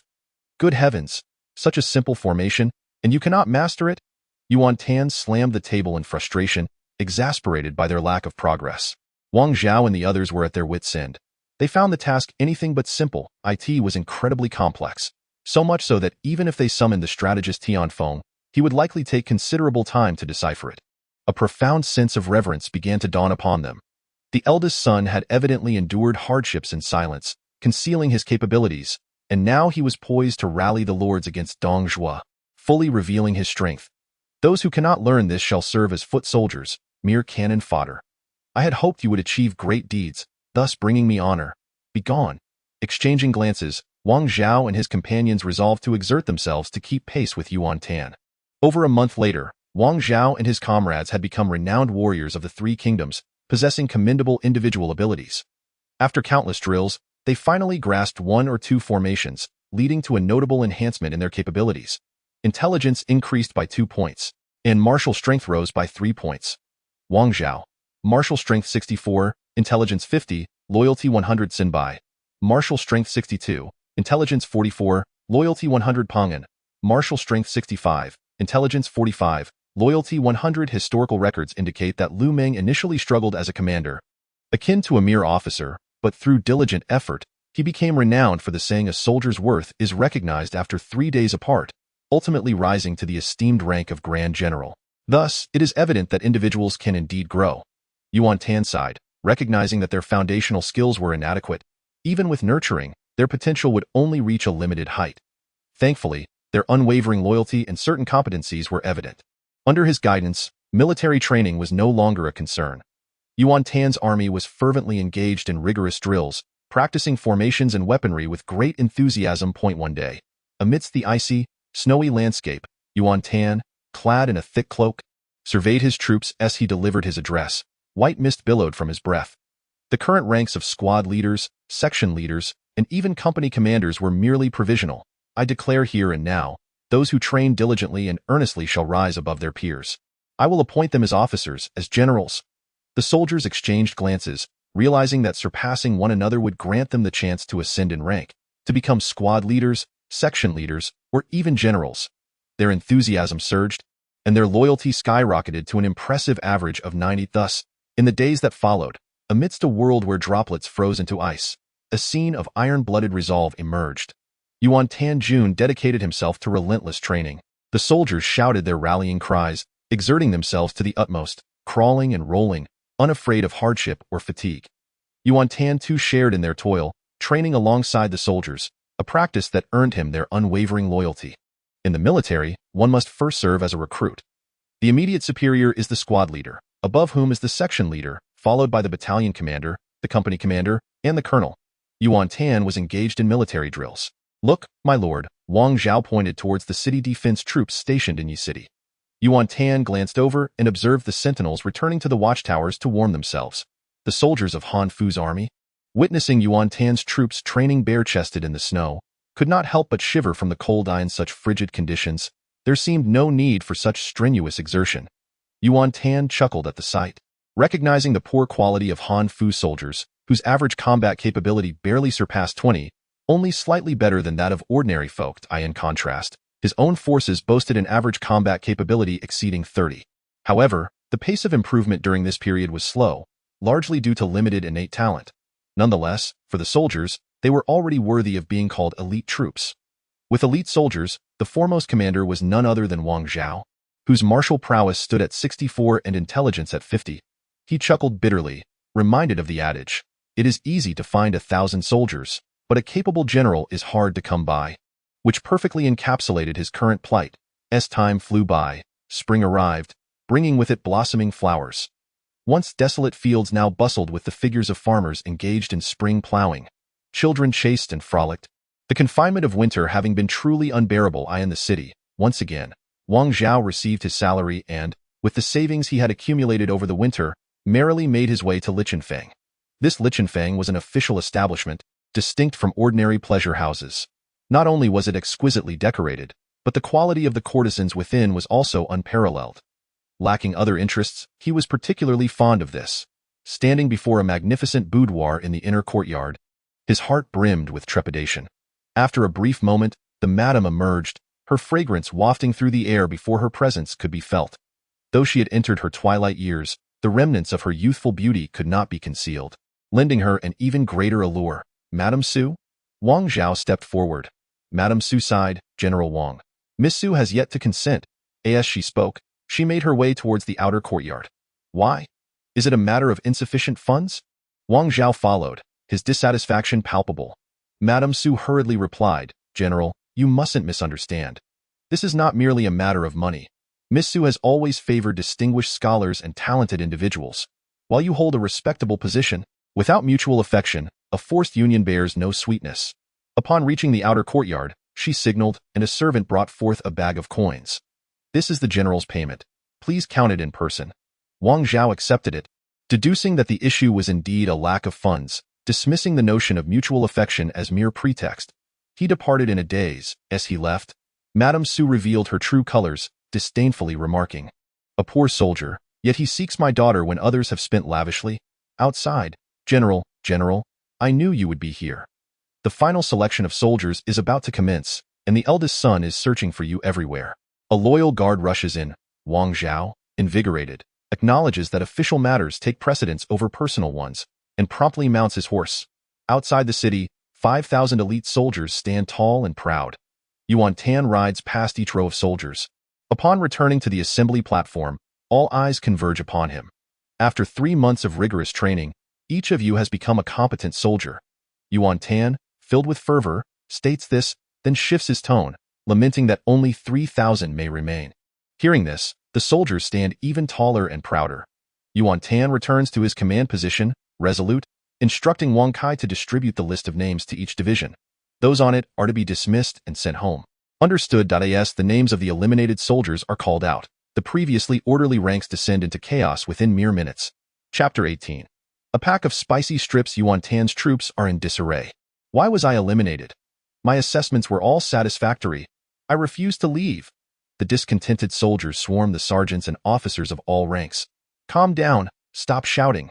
Someone, push these individuals aside. Yet the remaining soldiers remain silent, having forged brotherly bonds over 3 months of training. Just as the situation threatens to spiral out of control, the resounding beat of war drums jolts everyone to attention. They turn to see Yuan Tan standing grim-faced at the assembly platform. Is this the fruit of your 3 months of training? Is this the military discipline you take pride in? Where is your iron resolve? Is this what I have taught you? His relentless questioning weighs heavily on the soldiers' hearts. The remaining soldiers spring into action, encircling their eliminated comrades. Brothers, let us go. We are still brothers. If you continue to cause a ruckus here, do not blame me for being merciless, De Guzzi remarks coldly before others echo similar sentiments. Eldest son, we will not yield. A voice cries out defiantly to this call. All the eliminated soldiers kneel. They have assimilated into this vast collective, genuinely reluctant to part ways. This has become their home. Meanwhile, back in their original homes, good news awaits them, not the fate of the eliminated weaklings. Very well. Yuan Tan nods emphatically. Convey my military orders. Each division shall establish a platform where the eliminated may challenge those who remain, including the officers and commanders. Understood. The army stirs with anticipation. For the next hour, amidst the wilderness, only blood and sand bear witness to the fierce battles. The outcome is invariable. All eliminated soldiers are defeated, and those discontented soldiers aspiring for rank find themselves bruised and battered by the officers. When the eliminated are restrained and brought before Yuan Tan, their spirits dampened, they acquiesce, harboring no further grievances. Eldest son, if you recruit again, may we return? One asks, still unwilling to accept defeat. Yuan Tan took 2 steps forward, approaching the edge of the command platform, gazing down at the soldiers who had once diligently trained under his guidance. Of course, your qualities are commendable. However, my available slots are limited this time. Upon hearing these words, the eliminated soldiers felt a surge of vitality, while the remaining soldiers displayed their delight. That is splendid. I have no desire to serve under another lord. I wish to follow you, my lord. Me too, me too. In a feudal society marked by rigid hierarchy, they could only survive by aligning themselves with the powerful, especially during turbulent times. And Yuan Tan was a rare leader who cherished his soldiers as if they were his own kin. Yuan Tan himself was taken aback by the affection he garnered. With a wave of his hand, a large wooden chest filled with gold coins was promptly brought forth. Each soldier was immediately given travel expenses for their journey home, along with an additional sum. The moment of parting arrived. Many were already on the verge of tears. Yuan Tan's eyes also glistened with moisture. He approached each soldier to bid farewell, patting their strong, sturdy arms, embracing those who wept, offering solace, as if sending off veterans of a future era. The eliminated soldiers departed with tears in their eyes, vowing to continue their training at home, determined to return and enlist once more. Even in their absence, their allegiance remained with Yuan Tan, their loyalty unwavering. This was the spark of a burgeoning flame. The soldiers who remained watched as Yuan Tan returned to the command platform. His gaze swept across the formidable ranks of warriors, their swords gleaming like a tempest of steel. With a resounding clang, he unsheathed his sword, its blade pointing skyward. From this moment forth, you shall be recognized as qualified soldiers under my command. Yuan Tan, from henceforth, we shall live and die together, fighting for our nation. His voice resonated through the heavens and the earth. Live and die together, to fight for our nation." The entire army roared, their weapons raised, their fervor piercing the clouds. "Go live and die together, to fight for our Lord." Wang Zhao could not contain his enthusiasm, raising his arm in fervor. "Go live and die together, to fight for our Lord." The entire army erupted in excitement, their blood surging. The brilliance of their weapons coalesced, sweeping across the land. Yuan Tan extended his arms, embracing the ancient earth. These loyal soldiers were poised to become his foremost strength in the quest for dominion over the world. From this moment, he would truly embark upon the grand stage of conquest. "Father, do you see? This is my power. One day, this power will blanket this vast land. One day, the banner of the Yuan family will wave across the realm. Cao Cao, Liu Bei. None shall seize the glory that belongs to the Yuan family. Convey my military orders. Increase the monthly pay for a month and grant a 3-day leave. Hurrah! Long live the Lord." The soldiers rejoiced. This was the balance of restraint and liberation, learned from the military treatise of Sun Shangxiang. "My lord, what shall we name our army?" Wang Zhao inquired eagerly, believing that such an elite cavalry deserved a resounding title. The quality of these 3,000 soldiers was assured, and after enduring several battles, they would undoubtedly become an elite force. Yuan Tan, confident in his abilities, pondered for a moment and declared, "Let us call ourselves the Divine Strategy Army." Divine Strategy Army. A splendid name. Wang Zhao and the others were overwhelmed with joy at this moment. Yuan Tan proclaimed, "I declare that my valiant soldiers of the Divine Strategy will not merely be confined to a single regiment. Instead, we shall forge a fearsome army that instills terror across the land. You are the first cohort of my Divine Strategy warriors, and you shall be prioritized for cavalry training." The cavalry, in terms of both honor and remuneration, stands unrivaled among the conventional military branches. The soldiers erupted with fervor. Yuan Tan felt a surge of joy, for he possessed the discernment to identify and elevate those with rapid capabilities, thereby assigning officers according to their talents, winning unwavering loyalty. This not only bolstered the army's combat effectiveness, but also enhanced his personal prestige. A true double-edged achievement. As night fell, with the promise of a 3-day holiday on the morrow, Yuan Tan summoned his 3 generals, Wang Zhao among them, to offer encouragement and rewards. A true sovereign must know how to win the hearts of his subjects. In the interim, he could not resist indulging himself with a packet of spicy strips as a personal treat. As he savored the spicy strips, nostalgia washed over him, and he lamented the squandering of his earlier years, realizing he should have traversed time long ago. Now, such humble snacks as spicy strips could be enjoyed without restraint. Soon, the air was filled with the faint aroma of the spicy strips. For those ancient individuals who had never tasted them, this subtle scent was particularly exhilarating. The surrounding guards could no longer contain their salivation. Outside, 2 guards were engaged in hushed conversation, one of whom was the favored heir Guzi, handpicked by Yuan Tan himself. "These spicy strips smell divine. When will I ever get to taste a packet? Or even a single piece?" One companion inquired. "I've had them," heir Guzi boasted. "What, you've tasted them? How did you manage that?" "The young master only brings them out on rare occasions. They are clearly a precious commodity. How could he have given you any?" Heir Guzi licked his lips and recounted, "On that day, the young master dropped one, deeming it too dirty to consume, and I stealthily picked it up to eat." "What? You truly possess such fortune?" his companion exclaimed, filled with envy. "What did it taste like? Was it delicious?" They pressed eagerly. "Delicious. It was simply exquisite, far better than meat," heir Guzi reminisced, his face alight with satisfaction. His companion smacked his lips, already overwhelmed by a flood of saliva. Chapter 19. A treasure discovered. Yuan Tan reclined against the couch, now possessing the means to indulge. After finishing the spicy strips, he washed his hands, wiped his mouth, and sipped some hot tea. Refreshing tea that moment. Wang Zhao and the other 2 entered. "We pay our respects to the young master." The trio performed a deep bow.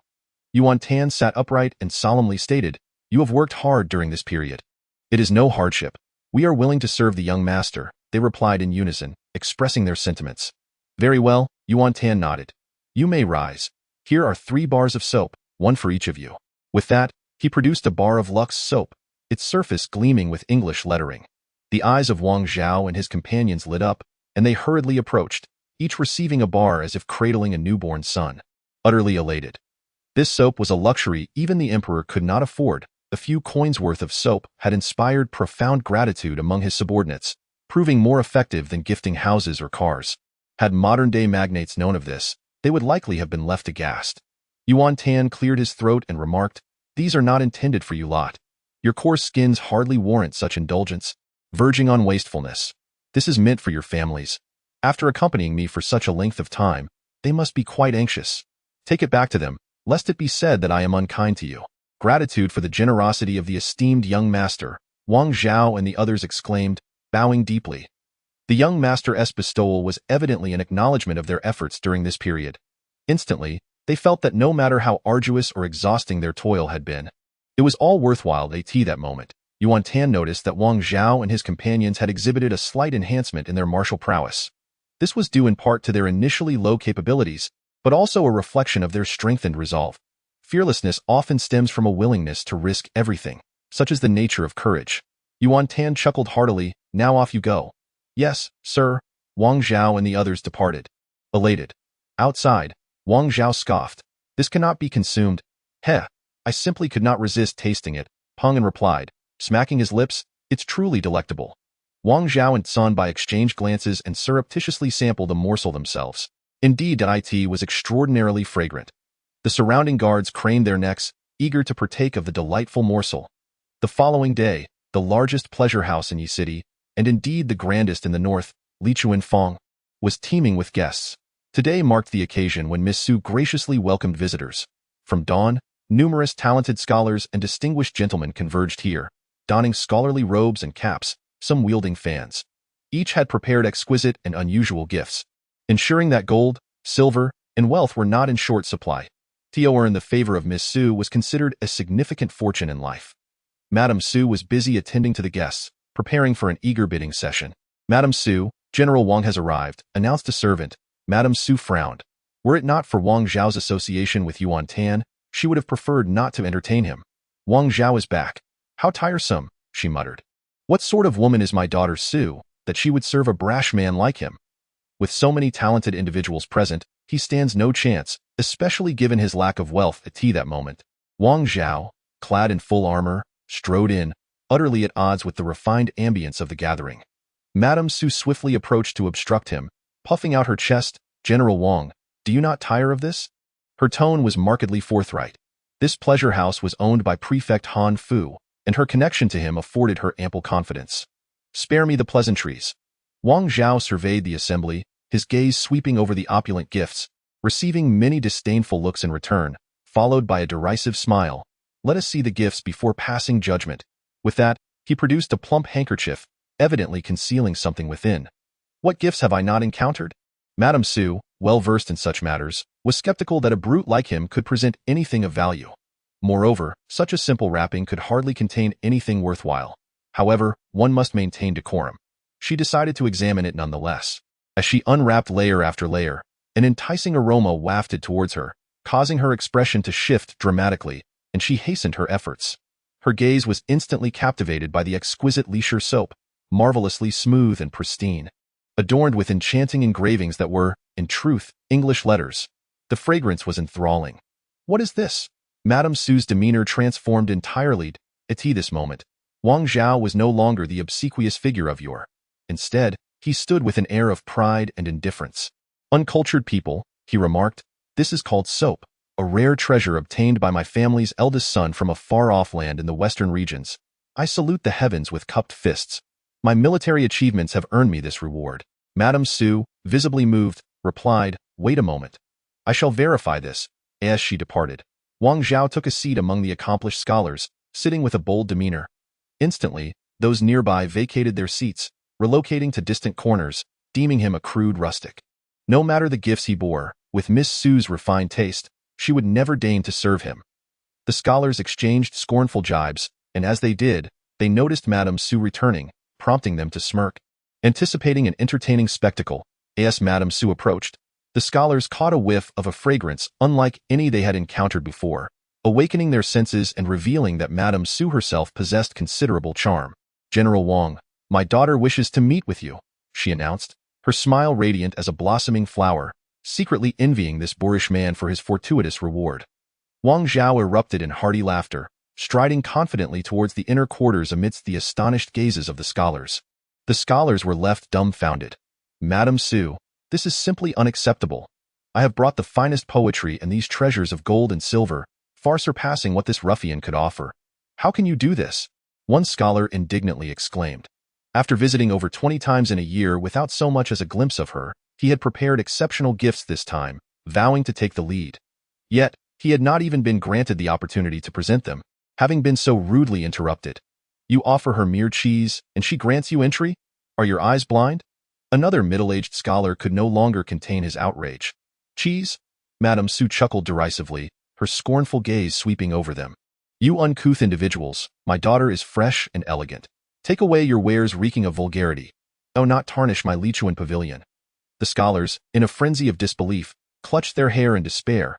I have heard it was a gift from the eldest son of the Yuan family. It must be a rare item indeed. Otherwise, a woman as mercenary as Madame Su would never allow Wang Zhao to commandeer the venue. Their spirits deflated. They begrudgingly acknowledged the situation and resigned themselves to another chance, uncertain if they would ever encounter Miss Su again, leaving dejected and crestfallen. Chapter 20. Filial sons and virtuous grandsons attending Nampian serves as the administrative center of Bohai County, the stronghold of the Yuan family. Outside the western gate, the verdant fields are dotted with numerous tents. Tens of thousands of soldiers engage in rigorous training. Within the central command tent, the furious voice of Yuan Shang echoed. Have these soldiers lost their strength after a winter's rest? With the alliance meeting approaching, we must intensify our training efforts, double the drills. Anyone who dares to complain of exhaustion will face military law, met with immediate execution. Yuan Shang, trained in the art of warfare by his father, cast a cold glance at Yin Liang and Wen Chou before him. Indeed, Yin Liang responded, his expression devoid of emotion. Yuan Shang felt an urgent need to enforce strict discipline within the ranks. Only then would these men learn to harbor respect and fear. I must go to my father. You all stay here and keep a vigilant watch. With that, he turned and strode away. Yin Liang and Wen Chou subsequently exited the grand tent, only to encounter Gao Lan approaching in haste. Gao Lan quickly clasped his fists in salute, inquiring, is the third young master within the tent? No, he has gone to see the Lord, Wen Chou replied coolly. What? He is off to see the Lord again. I have pressing matters awaiting the third young master's decision, yet he remains elusive. Gao Lan's dissatisfaction simmered beneath the surface, restrained from showing itself. Yin Liang adjusted his helmet and replied indifferently, handle it as you see fit. With that, he mounted his horse and departed. Wen Chou followed suit. Gao Lan surveyed the now empty tent, sighed, and left his well-eye in the city. Within the governor's mansion, Yuan Shao was convening his strategists in the conference hall to discuss the impending alliance. His position as the leader of this coalition was all but guaranteed. However, being an alliance leader was no simple task. With 18 warlords and hundreds of thousands of disparate troops, how could he possibly lead them? Victory would certainly elevate him to glory, allowing him to enter the capital with a commanding presence, seizing all authority from his forebears, Yuan Feng and Yuan Wei. He envisioned himself steering the state affairs, catapulting the Yuan family into a new era. Yet, the traitor Dong Zhuo commanded an army of over 200,000 elite soldiers, fortified by the formidable Hulao Pass. Should defeat befall him, Yuan Shao would be forever branded a villain, his legacy tarnished for eternity. Within the conference hall, renowned strategists such as Tianfeng, Guotu, Shun Pei, Feng Ji, and Su Yu engaged in intense and vigorous debate, ultimately devising a viable strategy for Yuan Shao. They emphasized the necessity of retaining an escape route, ensuring that he would not be held culpable. Consequently, Yuan Shao resolved to attend without his strategists or generals, bringing only his troops. In essence, he intended to adopt a hands-off approach, observing and listening more than speaking, leading his forces as the central army without engaging in unnecessary skirmishes. Winning would render him omnipotent. Losing would merely reflect the incompetence of Cao Cao and others, absolving the alliance leader of blame. This strategy revealed Yuan Shao's ambition to secure power for himself. Thus, he aimed to preserve as much strength as possible in the event of unforeseen circumstances. Having finally found some solace, Yuan Shao took a deep breath, savored a sip of tea, stroked his beard, and rose to clasp his fists in gratitude, acknowledging, any success achieved is due to the efforts of you gentlemen. At that moment, he was not yet the sovereign of the northern territories, and his followers had no lucrative interest to vie for, resulting in a united strategist team. The strategy they proposed seemed destined for triumph from a great distance. The others promptly returned the gesture, as it was their duty to my lord. Have there been any updates on the eldest young master? Guotu interjected. His loyalty had surpassed the threshold of 80, rendering him concerned about Yuan Tan's whereabouts. Yuan Shao, growing somewhat impatient, mused that his eldest son contributed nothing to the family and consistently added to his burdens. Yet, despite any feelings of disdain, he remains his son, an indispensable member of the household. It was conveyed that due to the previous heavy snowfall, which had rendered the roads impassable, diligent searches have been conducted since the arrival of spring, but no news has yet been received. He merely attended a wedding. He is of age and accompanied by guards, so there should be no cause for alarm. Guotu refrained from further commentary, yet added, "The eldest son departed with a commendable ambition. Is that so?" Yuan Shao replied noncommittally. Guotu sighed, noting that the Lord continues to exhibit such harshness towards the eldest son. Had the third son been missing for this duration, one suspects the situation would have reached a critical point. His analysis was sound.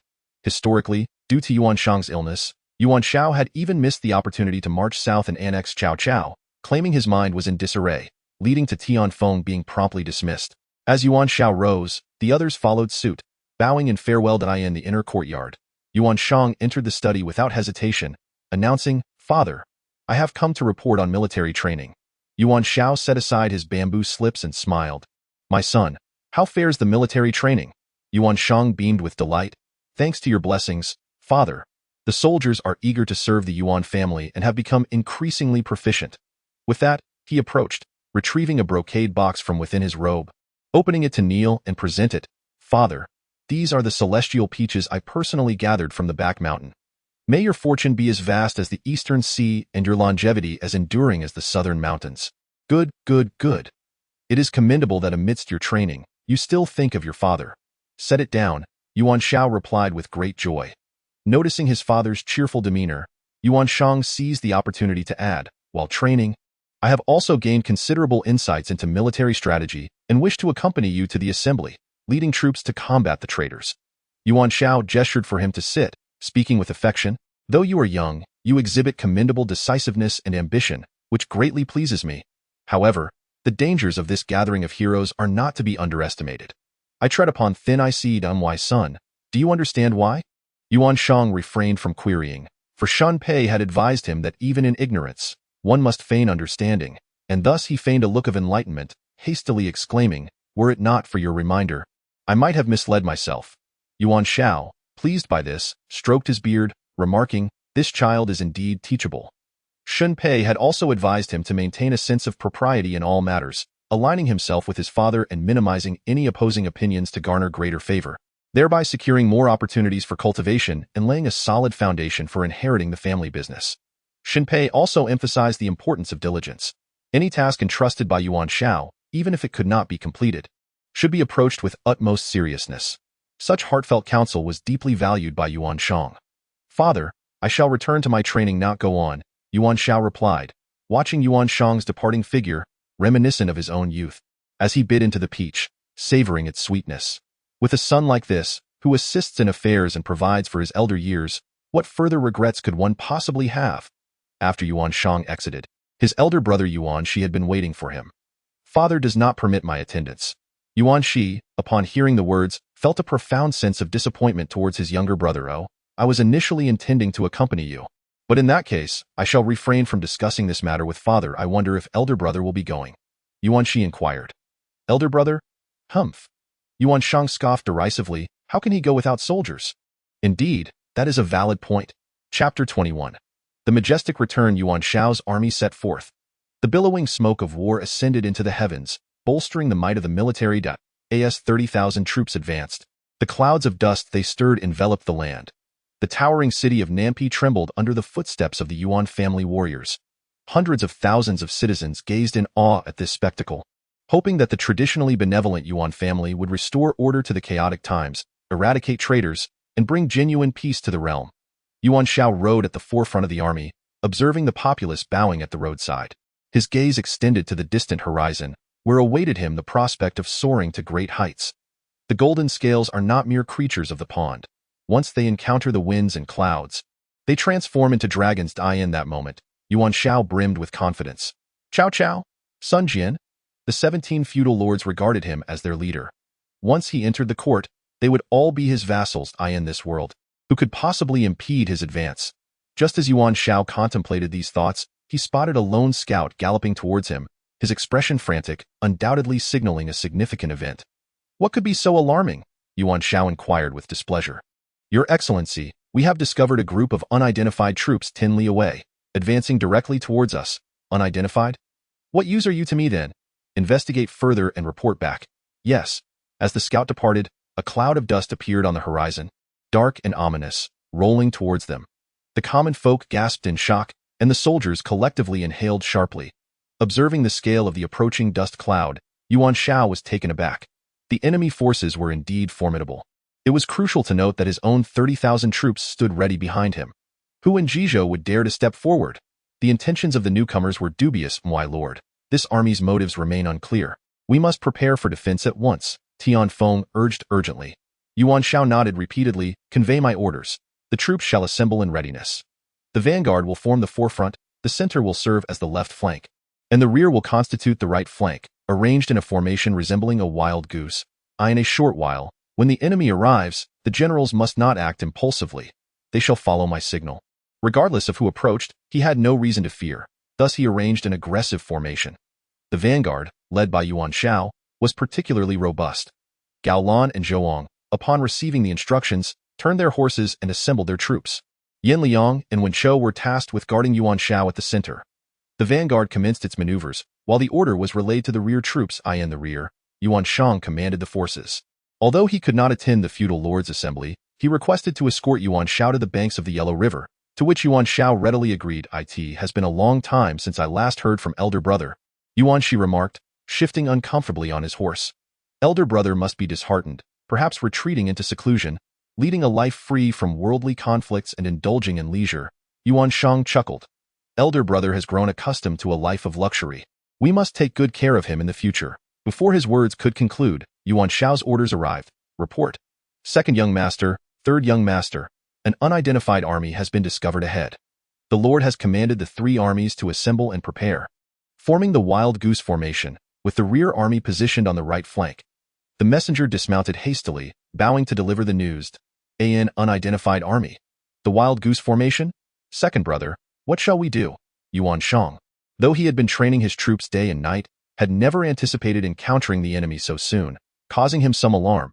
He had yet to issue any commands when another order from the central army arrived. Second young master, third young master, the approaching forces are not enemies, but the troops under the command of the eldest young master. The Lord has commanded that the three armies gather without the need for formation. Upon hearing this, Yuan Shang breathed a sigh of relief, realizing it was indeed his elder brother's army. My brother has an army, Yuan Shi exclaimed in surprise. The common folk, upon learning that the approaching force was not an enemy but the eldest young master's troops, looked on in eager anticipation. The soldiers of Yuan Shao's army shared the same sentiment. What manner of army could this be? Gradually, the sound of footsteps drew closer, though the rhythm was not frantic. The highly synchronized steps resonated deeply within the hearts of the onlookers. As they approached, a cloud of dust billowed forth, akin to a wall of sand rising from the ground, overwhelming all in its path. The immense presence of the advancing army compelled one to hold their breath involuntarily. The 3,000 elite troops surged forth from the distance, marching in a perfectly aligned formation, unwavering and intact. Viewed from above, they resembled a colossal dragon gliding across the earth. This remarkable discipline was a result of Yuan Tan incorporating some of the later essential formations from the art of war into his military training. In stark contrast, Yuan Shao's forces, while the front had halted, the middle and rear were still struggling to consolidate, resembling a chaotic flock of sheep. Moments later, the 3,000 elite soldiers approached, stepping in unison. Compared to them, Yuan Shao's previous march seemed little more than a child's play. The thunderous drumbeats resonated, halting the concentrated march, echoing in the hearts of the hundreds of thousands of soldiers and civilians present. As the dust settled, a formidable army revealed itself to the world, halting and forming ranks with an aura of invincibility that surged skyward. Yuan Tan's banner fluttered proudly amidst this battalion, like a fierce tiger confronting a flock of sheep. They did not charge, yet the bloodthirsty aura emanating from this ironclad beast inflicted palpable fear upon Yuan Shao's soldiers, leaving them in disarray, unable to complete their assembly. The renowned generals Yen Liang and Wen Chou, capable of shaking the world, were equally astonished, let alone the ordinary folk. Tian Feng's expression paled as he murmured, "Swift as the wind, steady as the forest, fierce as fire, immovable as a mountain, inscrutable as the shadow, and sudden as thunder." He too had not anticipated that within a mere season, Such formidable strength could coalesce under the eldest young master's command. Why what military strategy had this been achieved? Heaven bless our Lord, to produce such a tiger. Yuan Shao was equally shaken. Having served in the court for over 20 years, he had never witnessed such a formidable force. Yet upon hearing those words, a myriad of emotions stirred within him, realizing how rapidly his eldest son had matured. The formation of soldiers parted like waves in the forest. Amidst the collective shouts of the multitude, Yuan Tan galloped forward. Upon reaching his father, he clasped his hands in salute and bowed, saying, "Father, I have gathered this army for the Yuan family." Yuan Shao found himself at a loss for words, unsure of how to face his eldest son, as the crowd gazed at the figure atop the steed with a mixture of awe and reverence.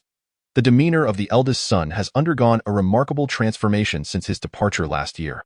The formidable army he commands signifies an unwavering pursuit of progress. He has not succumbed to despair despite the Lord's favoritism towards the third son. Under immense pressure, his extraordinary achievements are truly commendable. Those who support Yuan Shang, including Xin Pei, initially presumed that Yuan Tan had vanished out of disillusionment, only to discover that he has returned accompanied by such an imposing force. Furthermore, Yuan Shao had previously stated that the soldiers recruited this time would serve as the foundation for his son's military might. This implies that Yuan Tan's following has surged from a mere 100 to 3,000, surpassing even the combined strength of Yuan Shang and Yuan Shi. His supporters are understandably elated. The influence of the eldest son now reverberates far and wide. No longer will he perish in silence. Rather, he has erupted with fervor. This is not just an outburst, but a resounding explosion. Although both armies are composed of their own troops, they should have converged. Yet, at this moment, both the surrounding populace and the soldiers on either side remain eerily silent, a peculiar stillness enveloping the air. The reason is abundantly clear to all. After all, it is no secret that Yuan Shao favors the third son over the eldest. Now, as the eldest son returns with such commanding presence, a voice pierces the silence. Yuan Shang races from the rear to the front, and upon witnessing this ironclad force, his eyes widen in astonishment. Soon after, the murmurs of hundreds of thousands of citizens begin to fill the air. Chapter 22. Cao Cao Yuan Tan had departed empty-handed, yet now he returns with 3,000 elite soldiers. For Yuan Shang, this revelation is nothing short of staggering. He too has been training troops, yet remains uncertain of the kind of army he wishes to cultivate. Upon seeing the elite soldiers before him, he immediately recognizes that this is precisely what he has been seeking. Third son, he recalls Xin Pei's reminder, awakening him from his reverie. "Elder brother, you have returned. Father and I have been quite worried about you." "Thank you for your concern, third brother," Yuan Tan replies, maintaining a composed demeanor. "Father, I wish to accompany you in the campaign against the traitors." Just as everyone awaited Yuan Shao's response, he instead bursts into hearty laughter, exclaiming, "Indeed, my family has produced a remarkable talent." He rides forward a few paces, expressing his satisfaction. "Xinzi, it truly exceeds my expectations that you have amassed such an army. I am most pleased. In that case, join me for the assembly." "Certainly," Yuan Tan replies, swiftly mounting his horse. The citizens witness this moment and erupt into cheers. Yuan Shang feels a twinge of anxiety. He is fervently eager to inherit the family legacy, even though he is not the eldest son. Fortunately, his parents hold him in high regard, filling him with hope for the future. He had assumed that his elder brother had relinquished all ambition and departed. Yet the unexpected counterstrike proves to be devastating. Now, the populace rejoices, and the three armies are filled with delight. But what is this assembly? It is a grand stage for renown, one he had previously sought from Yuan Shao, only to be denied. Xin Pei, with a composed demeanor, discreetly restrains Yuan Shang. Amidst the thunderous hoofbeats, the army begins to march. "Mr. Xin Pei, why do you hold me back? If my elder brother can attend, why can't I?" "Third son, do not be impatient. Today, all eyes are upon us, and the eldest son, being the firstborn, must be afforded this opportunity. However, your lord's fondness is a matter of precedence. Hence, it is imperative to embrace unity and adhere strictly to the arrangements made by your lord, seeking stability in all endeavors. Furthermore, your lord is in the prime of life, and the future is still far ahead. Young master, you must always heed your lord's teachings. If you and your lord are of one mind, how could he lack a plan? He is undoubtedly the foremost strategist beneath Tianfeng, elucidating matters with great clarity. Yet, it is evident that Yuan Shang is somewhat distracted. Observing this, Xin Pei could only speak plainly. "Young master, your lord is about to command the multitude with a philosophy of non-action. Should he succeed, he shall be crowned. Should he fail, he shall bear no blame, advancing and retreating at will. The terrors of the battlefield are beyond the imagination of the elder brother. Although he has attended the alliance, should misfortune befall him, he and his followers. Upon hearing this, Yuan Shang finally breathed a sigh of relief, realizing that his elder brother was merely a pawn in the grander scheme. Thank you, sir, for your guidance. This kindness shall not be forgotten. Shun Pei nodded. Though the young master was impulsive, it was merely a consequence of his youth. The ability to heed wise counsel speaks to the virtue of the young master. With the support of many, he is sure to become a worthy lord in the future. A month later, Yuan Tan crossed the Yellow River into the Central Plains and arrived at a renowned city, Chenlu. This city is not far from Sishui Pass. The site of the alliance of the 18 warlords. Sishui Pass serves as the first obstacle in the assault on Luoyang, marking the border between the warlords of the east and Dong Zhuo within the pass. Here in Chenlu, a figure would emerge to alter the course of history in the late Han Dynasty. Cao Cao. Cao Cao, one of the most formidable warlords in history, was an exceptional statesman, military strategist, literary figure, calligrapher, and the founder of the Cao Wei regime. At the foot of Chenlu, Yuan Tan gazed at the dark, short, and somewhat unassuming middle-aged man before him, struggling to connect him with the great Cao Cao. Cao Cao, strength 79, intelligence 92, attributes that Yuan Tan truly could not rival. Indeed, as the text record, Cao Cao stood merely 6 feet tall, approximately 1 meter 60, falling significantly short of the average height of 1 meter 70. My, how you have grown since we last met, Cao Cao remarked warmly, his beard swaying as he patted Yuan Tan's shoulder and clasped his arm.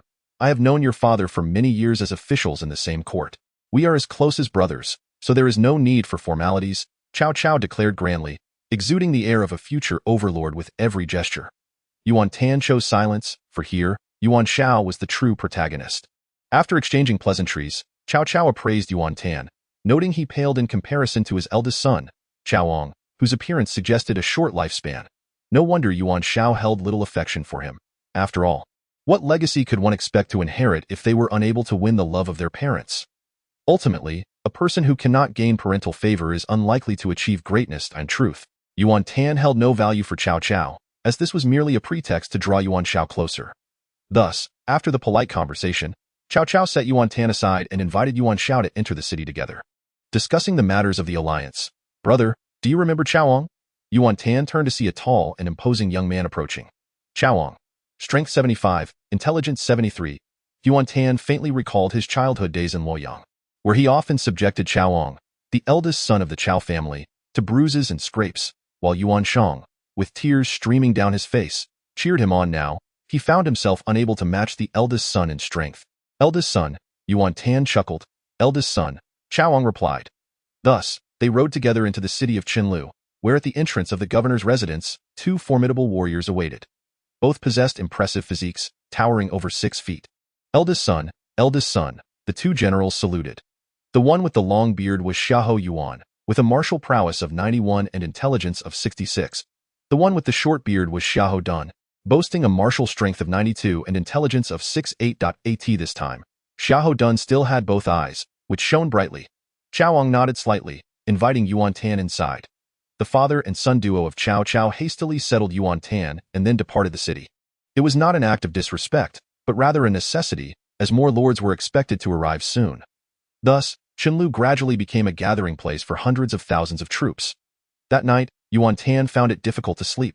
Knowing that the alliance of lords was imminent, the impending campaign against Dong Zhuo presented an exceptional opportunity to elevate his prestige. In his quest for supremacy over the realm, he understood that prestige was indispensable. Yet, how should he proceed? The following day, at noon, the council chamber of Cao Cao's residence was alive with the fervent discussions of the lords.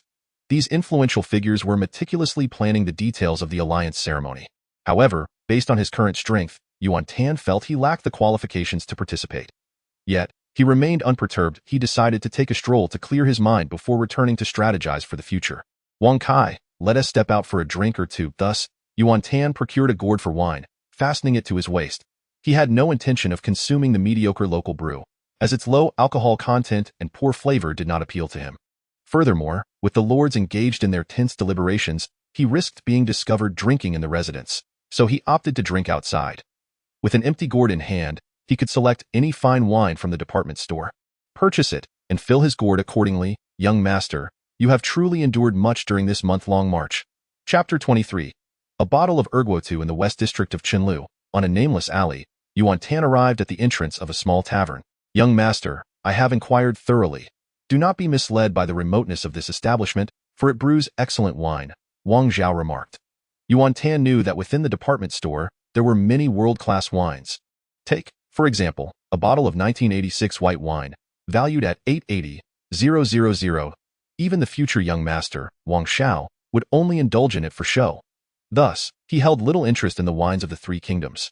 Upon entering, he was greeted by a gentle aroma of wine and the lively sounds of conversation. The tavern was bustling with patrons. Noble sir, this way please, the proprietor, having noted Yuan Tan's presence outside, approached with trepidation, aware of his retinue and refined attire. There was a window-side booth with a curtain, specifically prepared for dignitaries. Yuan Tan took a seat and addressed the proprietor. Business seems thriving here. Bring me 2 pounds of beef. The rest is up to your discretion. The proprietor bent low, smiling apologetically. Noble sir, we have no beef available. However, we do have exquisite venison, simmered to perfection yesterday and just right today. Very well, let it be as you see fit. Yuan Tan felt a deep sense of satisfaction within, for in modern times, one would scarcely dare to indulge in such extravagant dishes. Wang Kai, do sit down as well, he invited. Aware of the rigid hierarchy that prevailed in ancient times, he was not, however, a man of rigidity. Upon hearing this, Wang Zhao felt an indescribable gratitude swell within him. Yet, he would never take a seat. Instead, he stood even more erect at the side. After a while, the patrons of the tavern recognized that a distinguished figure had arrived, and their voices lowered significantly. Innkeeper, quickly serve me some wine and dishes. As per the old custom, my mouth has grown weary of blandness these past few days. A booming voice reverberated through the small tavern. Just as Yuan Tan was contemplating finding a secluded spot to procure a fine bottle of wine, this exclamation pierced the air. A brawny man entered, his stature imposing, nearly 2 meters in height. Though tall, he was not lanky. Rather, he had the physique of a powerful beast, with arms as thick as the thighs of an average man. One could only surmise that even the likes of Dwayne Johnson would pale in comparison before him.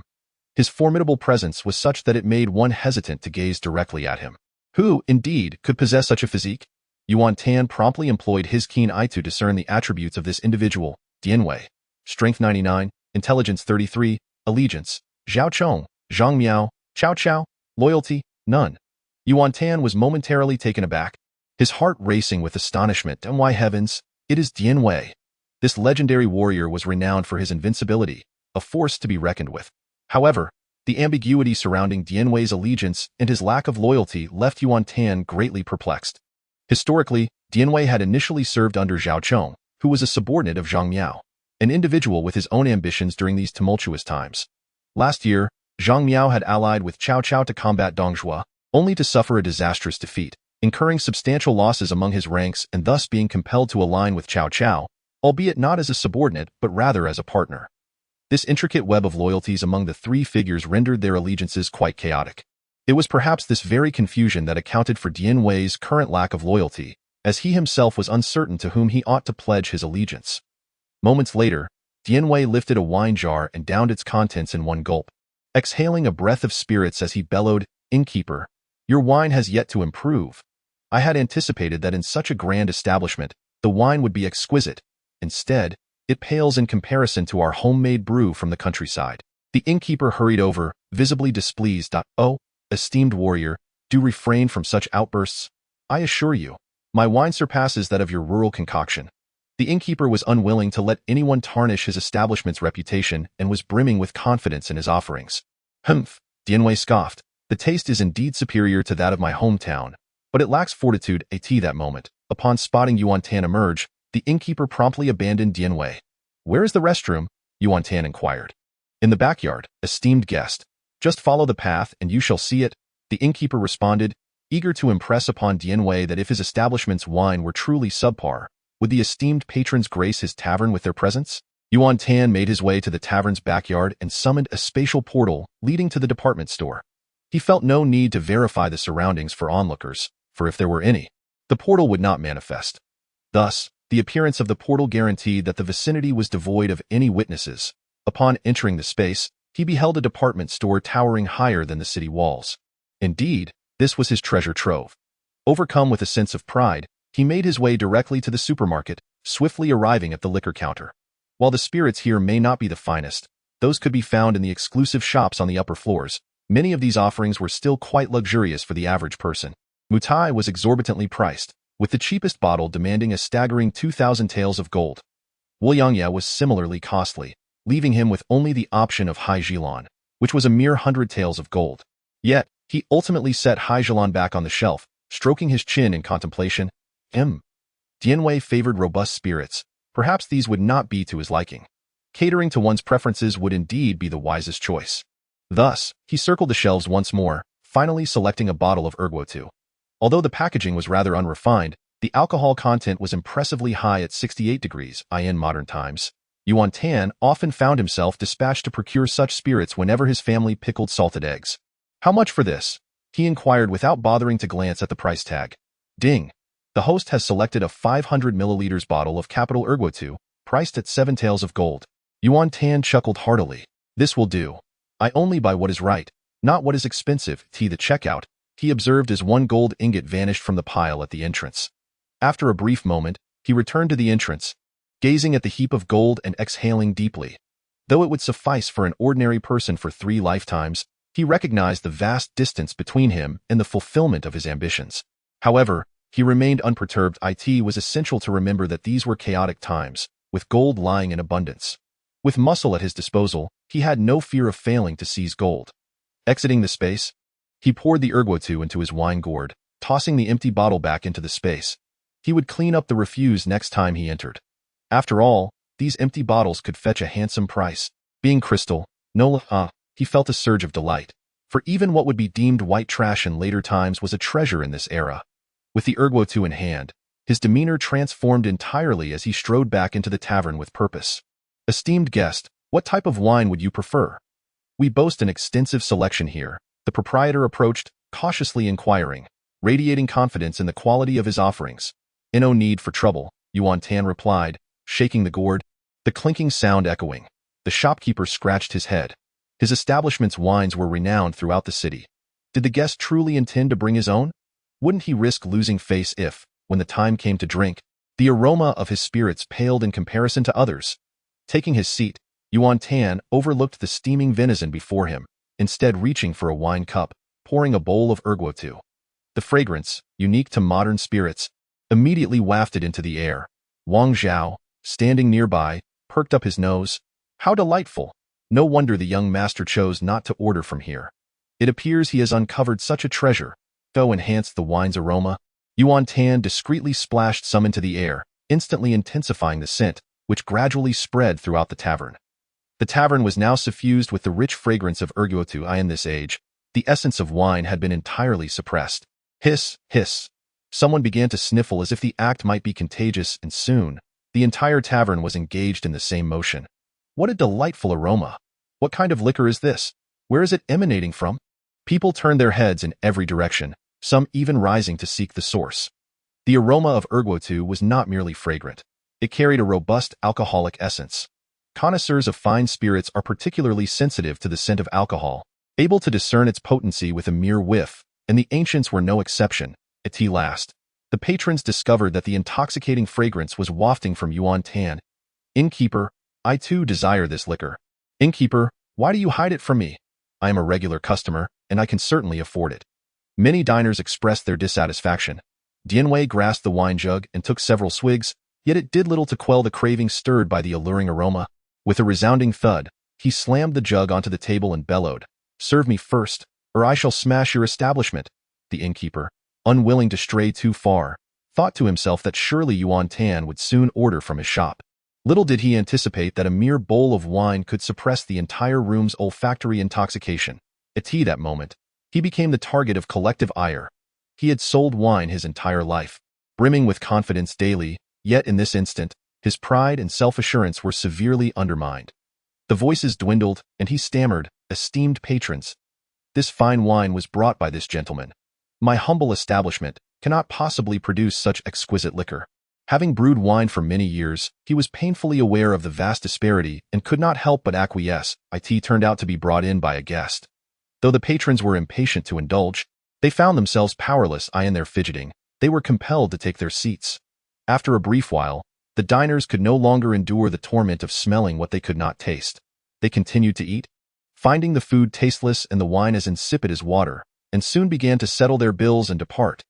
The innkeeper, witnessing this exodus, felt as though he could weep without tears. It must be noted that his establishment offered the finest wine in the city, yet it was now being likened to mere water. What an injustice! I cannot endure this any longer.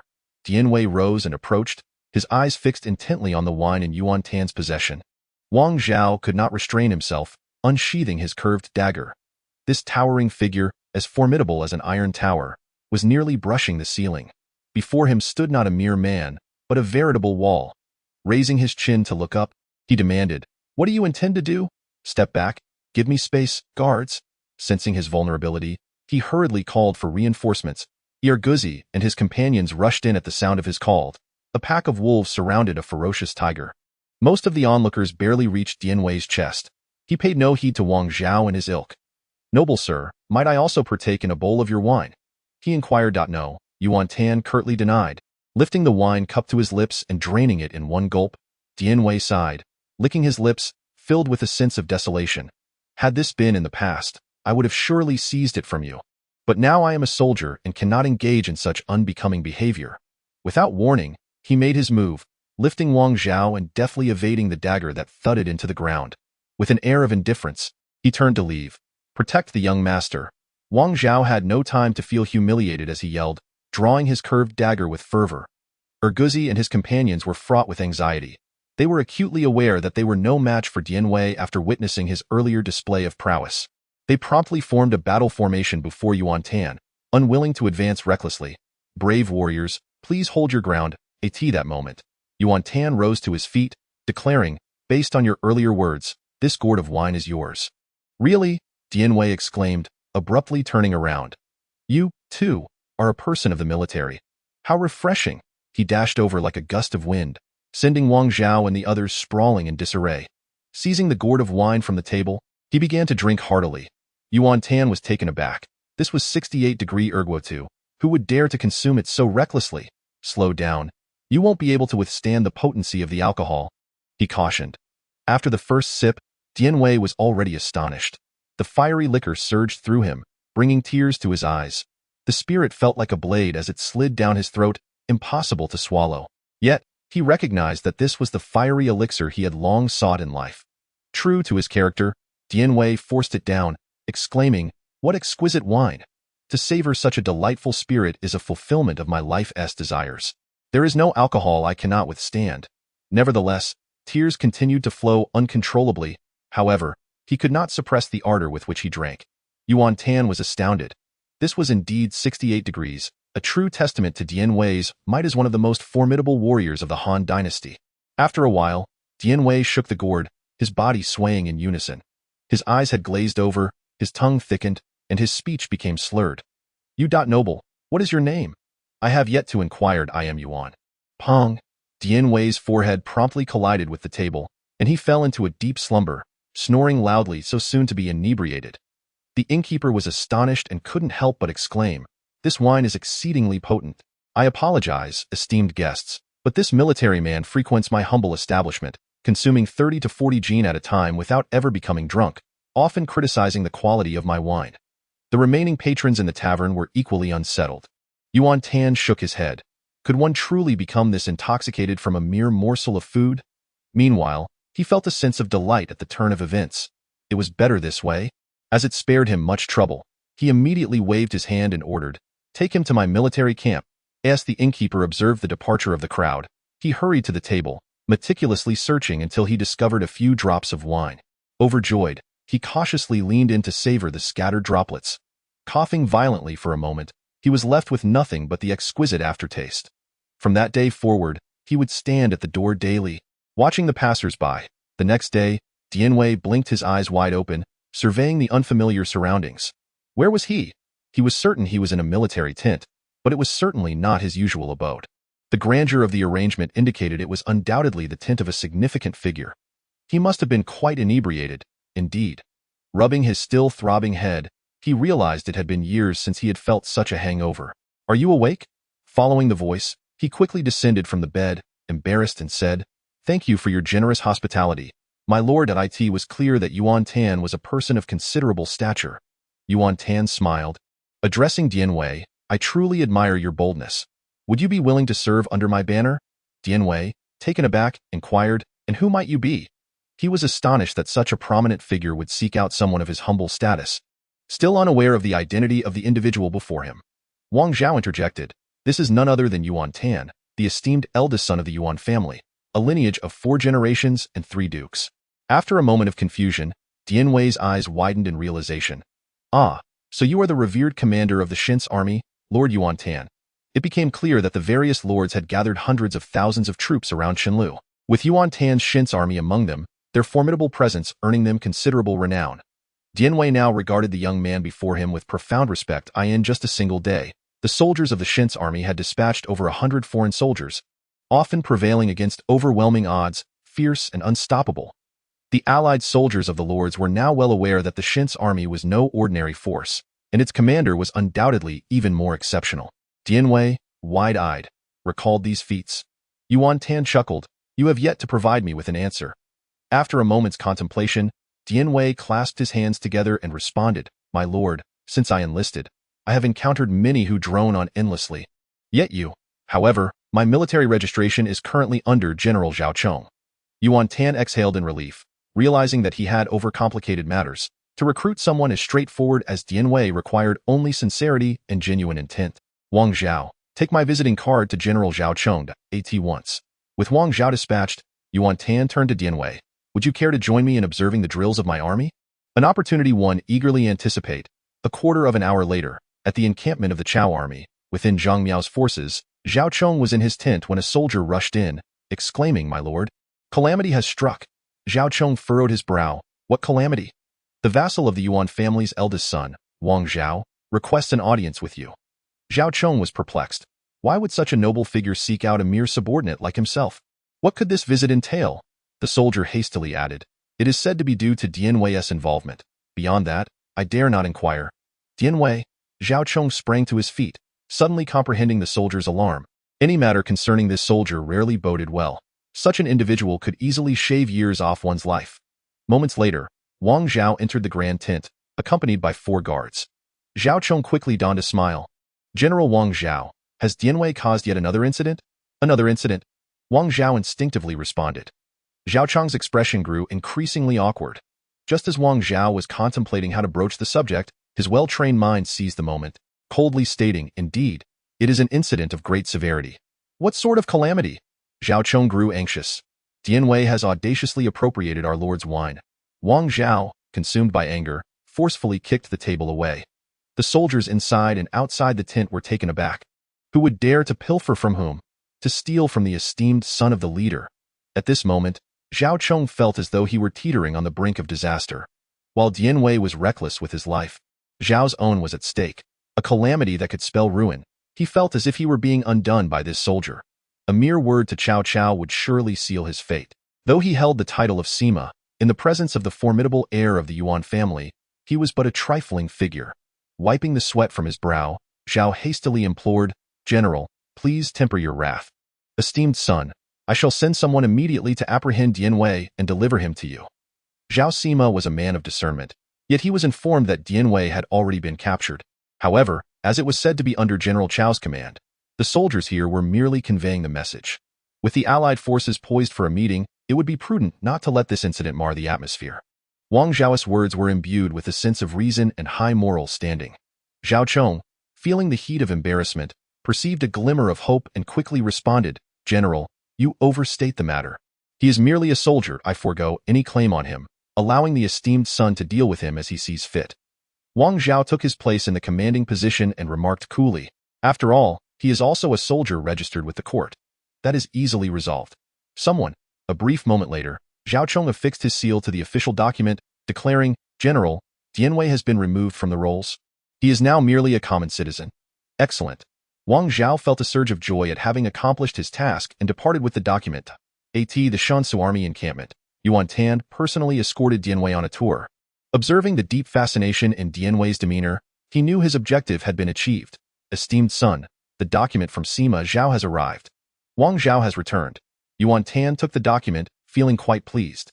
Amidst the multitude of warlords and heroes, many were often blind to the obvious. Send a fierce warrior like Dian Wei away was unthinkable for him. He would never part with such a valuable asset. Handing the document to Dian Wei, he proclaimed, "You are free from your military duties and can now serve me anew." He emphasized the phrase "serve me" to ensure Dian Wei understood precisely who his loyalty should be directed towards. At that moment, as a soldier, Dian Wei naturally yearned to join a capable army. The environment of the camp deeply captivated him. "Esteemed son, allow me to pay my respects," he said. Dian Wei. Strength 99. Intelligence 33. Allegiance to Yuan Tan. Loyalty 70. Yuan Tan noted the loyalty rating of only 70, which diverged from his expectations. However, considering that Dian Wei was new and had been recruited from another faction, achieving a score above the passing threshold was commendable. Wang, has Dian Wei's weaponry been brought back? His research into how to enhance the loyalty of his troops had yielded some insights over time. Weaponry? Wang Zhao was puzzled. Did one need to bring a soldier's weapon when transferring him? Surely, their own arsenal was superior to that of Zhao Chong. Clearly, Wang Zhao lacked historical understanding. "I do not possess a suitable weapon." Who would have thought that Dian Wei would speak thus, expressing his desire to forge a pair of iron halberds? Yet, Zhao Sima had told him that he lacked the qualifications to craft such exquisite weaponry. Ah, so that is the case. Yuan Tan was certainly aware that Dian Wei's arms were far from ordinary. Historically, Dian Wei had followed Cao Cao, only to meet his demise at the hands of the rebellious Zhang Xiu in Wanqing due to the theft of his weapons. He vowed that he would never allow Dian Wei to perish in such a humiliated manner again. How could a valiant general be without formidable arms? Wang Kai promptly instructed the quartermaster, Sun Bai, to forge a personalized weapon for Dian Wei. "Thank you, young master." Dian Wei responded with uncontainable joy. Before his words had fully settled, envious glances from the surrounding soldiers were cast upon him, marveling at how this hulking figure had garnered such favor from the young master. Indeed, Wang Zhao was taken aback. While it was evident that Dian Wei surpassed the average soldier in prowess, such preferential treatment seemed excessive. Dian Wei's loyalty surged to 75. Seizing the moment, Yuan Tan declared, "From this day forth, Dian Wei shall be my chief bodyguard." Gasps of astonishment echoed around, as this announcement was clearly even more surprising. A jolt ran through Dian Wei's heart. His coppery eyes brimmed with disbelief.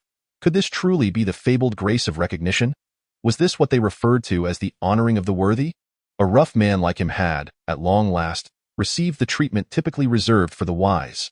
A soldier dies for his confidant. Unable to contain himself, Dian Wei bowed deeply, proclaiming with such regard from the young master, "I, Dian Wei, from now on well, I fear not even boiling oil. Should you command me eastward, I shall never stray westward."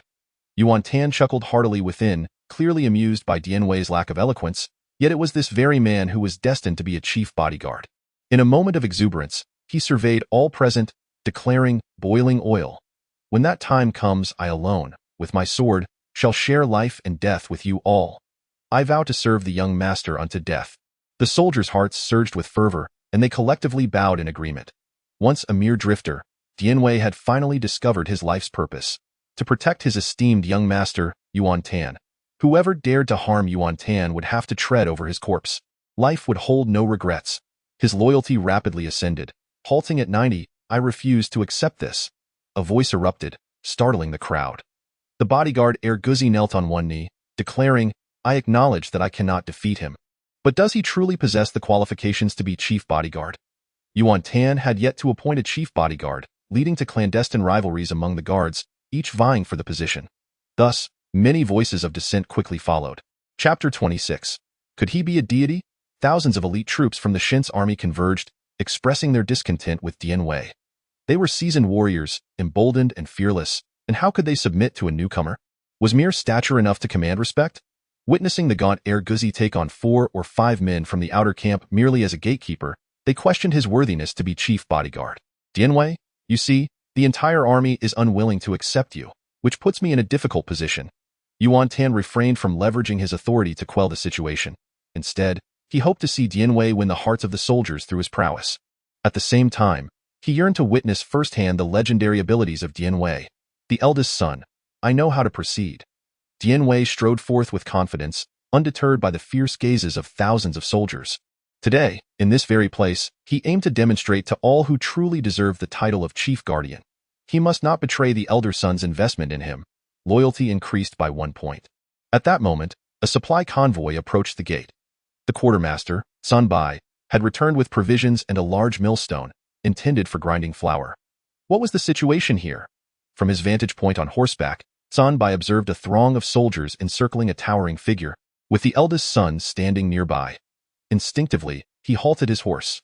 The sudden stop caused the trailing convoy to come to an abrupt halt as well. With a crack, the cart carrying the millstone shattered, sending the millstone crashing to the ground. In an instant, Sun Bai realized he had become the center of attention, feeling flustered due to Yuan Tan's presence.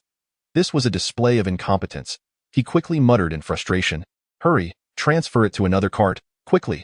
The soldiers tasked with transporting the supplies were equally flustered, quickly forming a circle around the millstone. "Everyone, calm down and listen to my count. 1, 2, 3. Lift." However, the area available to grasp the millstone was limited, restricting the number of people who could assist. Consequently, despite managing to raise it a few inches, they had reached their limit. With a thud, the millstone fell heavily back to the ground. Several soldiers pulled out their crushed fingers, their eyes reddening with the effort to suppress cries of pain. "Quickly, find a sturdy stick and dig a hole in the ground," urged an experienced veteran. "Step aside. Let me handle this." Dian Wei approached. The soldiers who had been pinched earlier stepped back, while several others moved forward, leaving a space for Dian Wei, recognizing that his imposing stature could bear the weight of 2 men. "Everyone step aside. I can manage this alone," Dian Wei declared to the soldiers around him. "What?" The soldiers widened their eyes in disbelief. Such a massive millstone could not be lifted by 7 or 8 of them, let alone by one individual. "Surely," he jested. "Fine. Let him try," Sun Bai remarked, having gained some understanding of the man who had just been the target of scorn. The soldiers retreated in astonishment. This was impossible. Yet, Guzi could not resist rushing forward. Dian Wei scoffed softly, loosening his joints before bending down to grasp the millstone. Standing at 2 meters tall, his wingspan was equally impressive.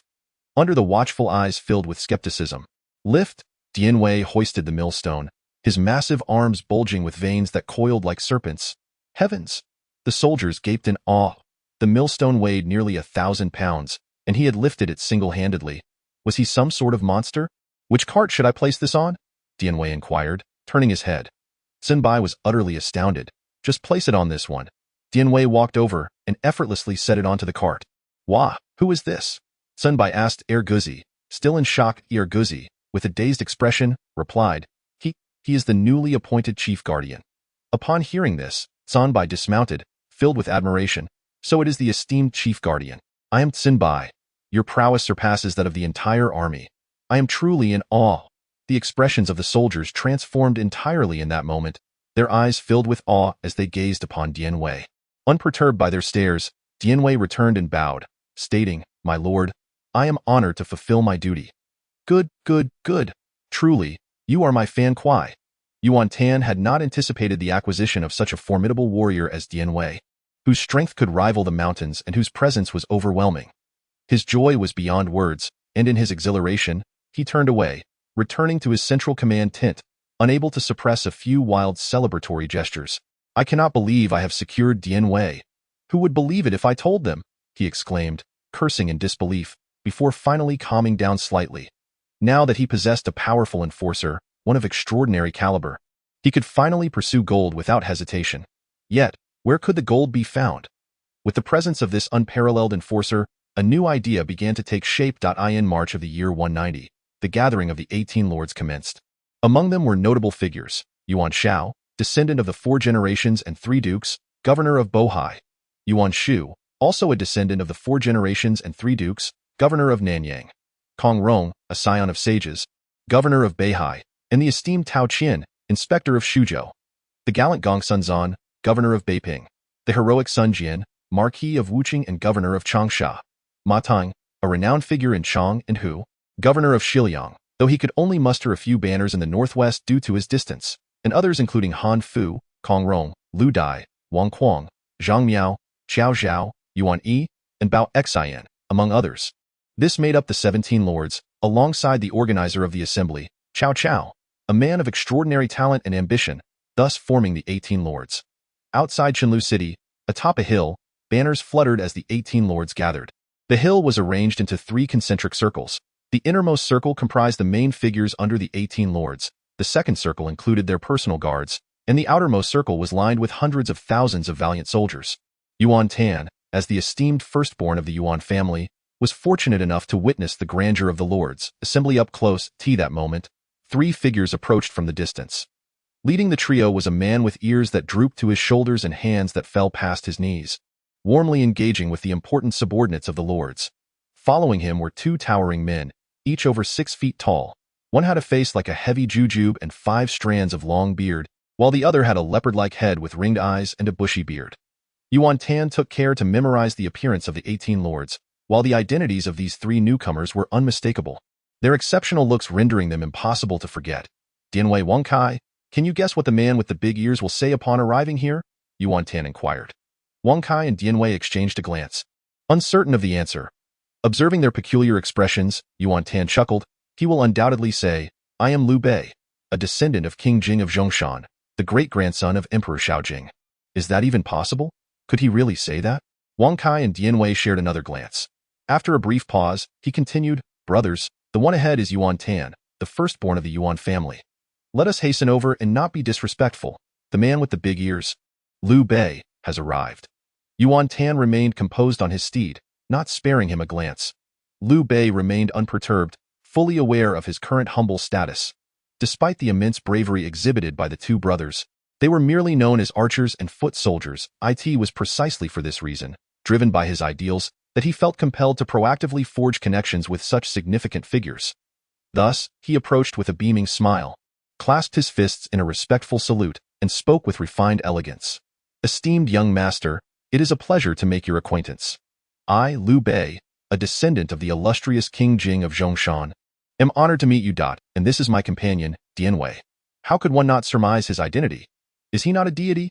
Chapter 27, Xuanda, here, have some candy. However, Yuan Tan felt little envy, for he too had his own stature. Xuanda, it is indeed a fortuitous encounter today, he declared. Zhang Fei shot him a glare, correcting, Nay, it is a matter of 3 lives' fortune. Dianwei, clad in splendid armor and standing by, widened his eyes at this. My master speaks of 2 lives for a reason. What do you know, mere archer? Zhang Fei, adorned in fine bamboo armor and a leather cap, bore a quiver on his back. Stung by the words, he found himself at a loss to counter them, muttering in frustration, How dare you? Third brother, you mustn't be so rude. Liu Bei hastily interjected. Guan Yu stepped in front of Zhang Fei, stroking his beard and narrowing his eyes, his gaze drifting to the lower left. Amidst the clashing of armor, the fierce guards surrounded the 3 brothers like wolves. Cease at once, Yuan Tan commanded with a wave of his hand, smiling. I have a fondness for straightforward men. At the very least, they do not stab you in the back. Liu Bei froze at this remark, pondering whom he could be alluding to. Zhang Fei instantly displayed a look of shame. Guan Yu was equally astonished. Having encountered numerous high-ranking individuals who had treated them with indifference, he found this noble young master, despite his elevated status, unfazed by the 3rd brother's retort.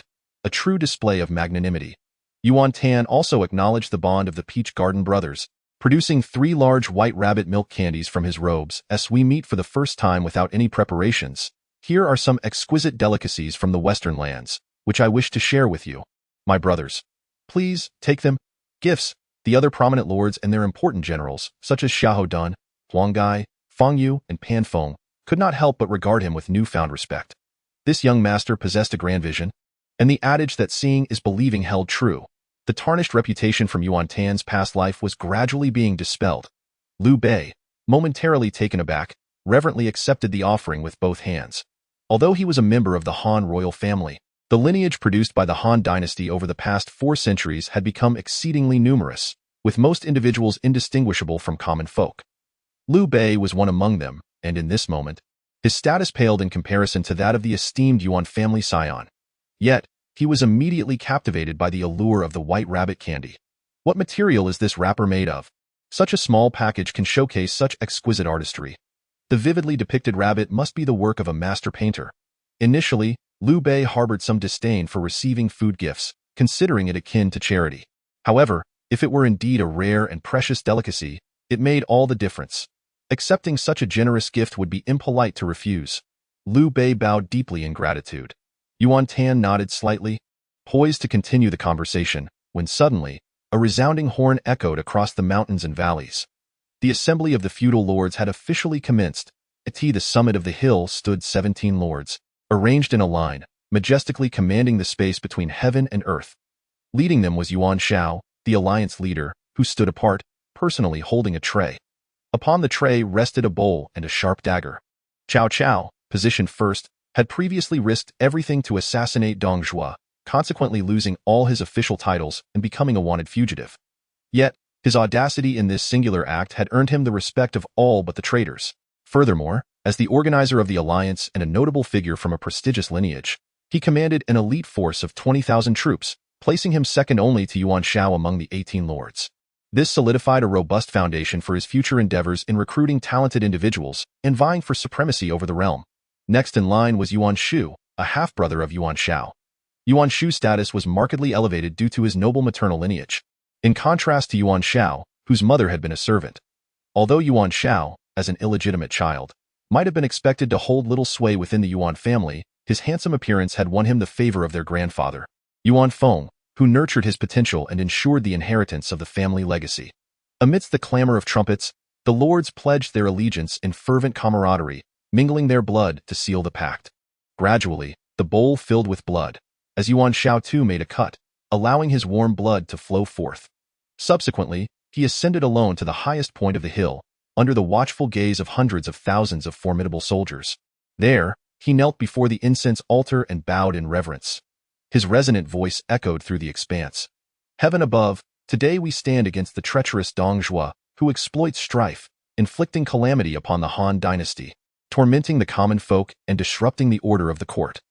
Fearing for the fall of our nation, we unite our righteous forces to confront this national crisis. O all my allies, let us join our hearts and efforts, pledging unwavering loyalty with no divergent intentions.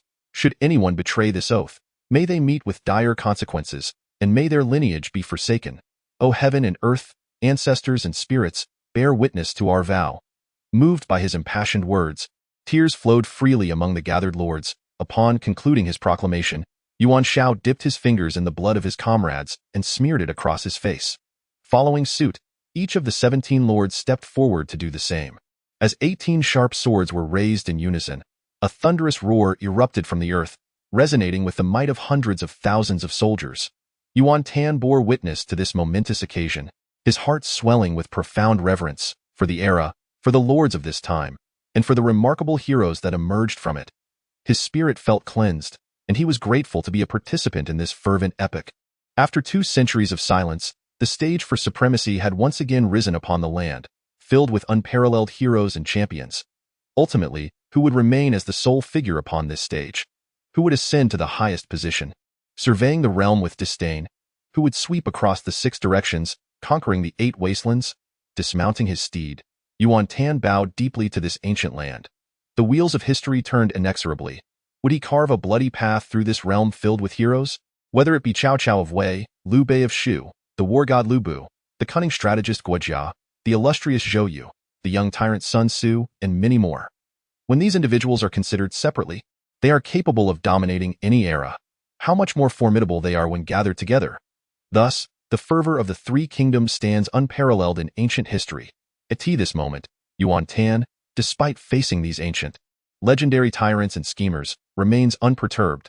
Brother, this is absolutely delectable. Aren't you going to try any? The astonished voice of Zhang Fei, resonating from a distance, captures Yuan Tan's attention. Is it truly that delicious? Guan Yu never imagined that such an exquisite scroll was merely a wrapper for food, and he couldn't resist taking a bite. The crunch was delightful, and he quickly devoured the rest, savoring it while chewing with the green dragon crescent blade in hand.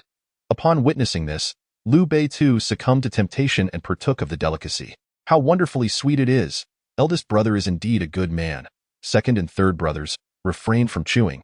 It seems this is meant to be savored. Why didn't you say so earlier? I swallowed it all. Zhang Fei grumbled. Though the distance was considerable, one could still discern the body language of the three brothers of the Peach Garden.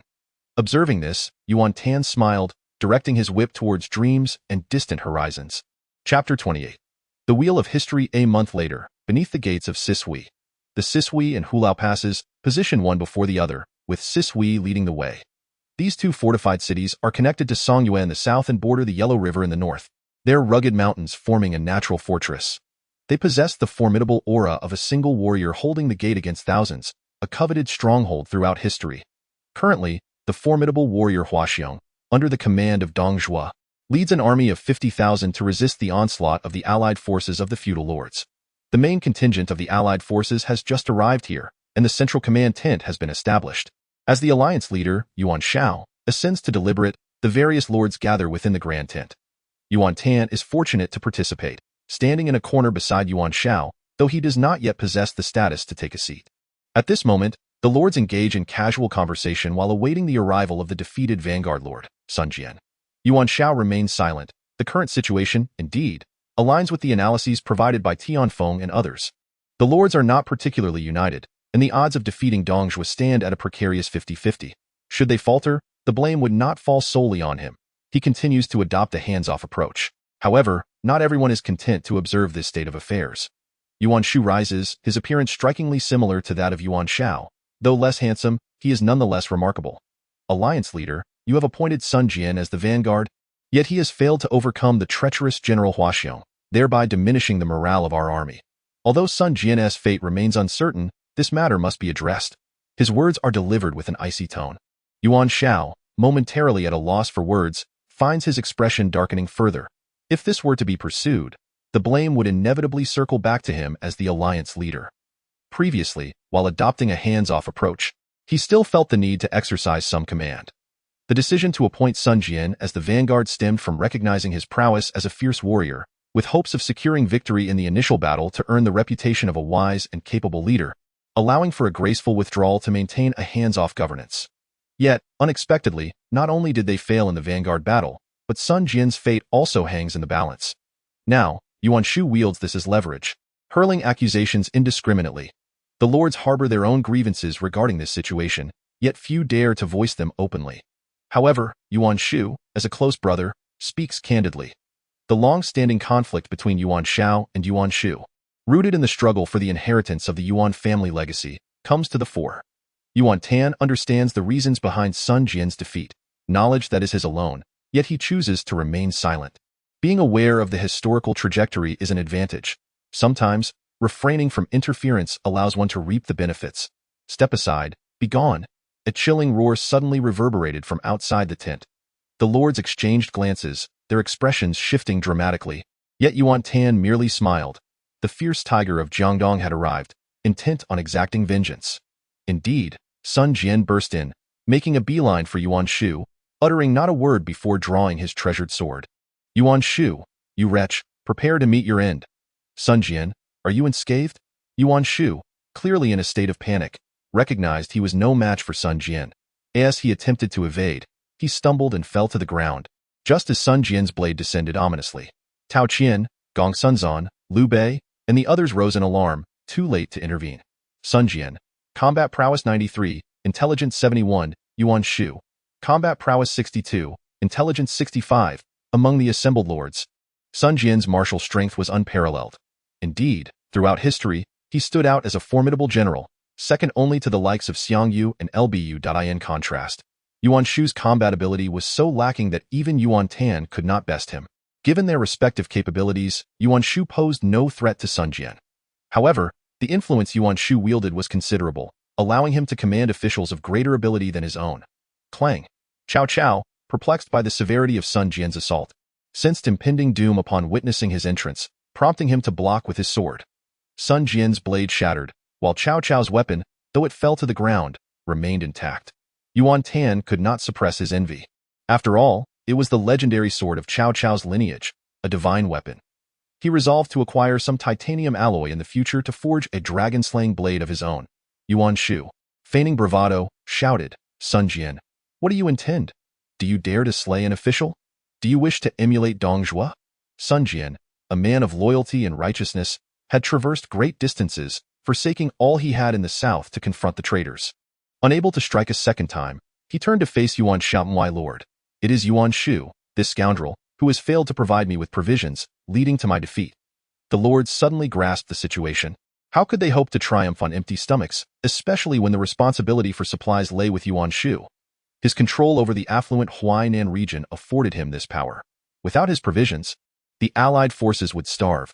Should victory be attained, Yuan Shu's contributions would be substantial. Preposterous. How could I possibly withhold supplies? Yuan Shu rose, emboldened, and retorted angrily. Though Sun Jian yearned for bloodshed, he was compelled to relent. Gritting his teeth as he demanded, "Do you possess the documentation for the provisions I signed for?"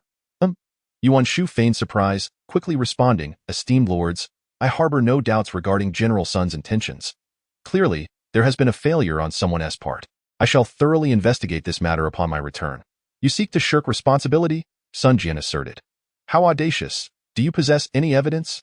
The silence that followed from Sun Jian indicated he had no proof to substantiate that Yuan Shu had deliberately withheld supplies. Only Yuan Tan understood the true reason behind his uncle's failure to deliver. Sun Jian was a valiant warrior, and Yuan Shu feared potential rivals for glory. He sought to eliminate anyone who might usurp his achievements.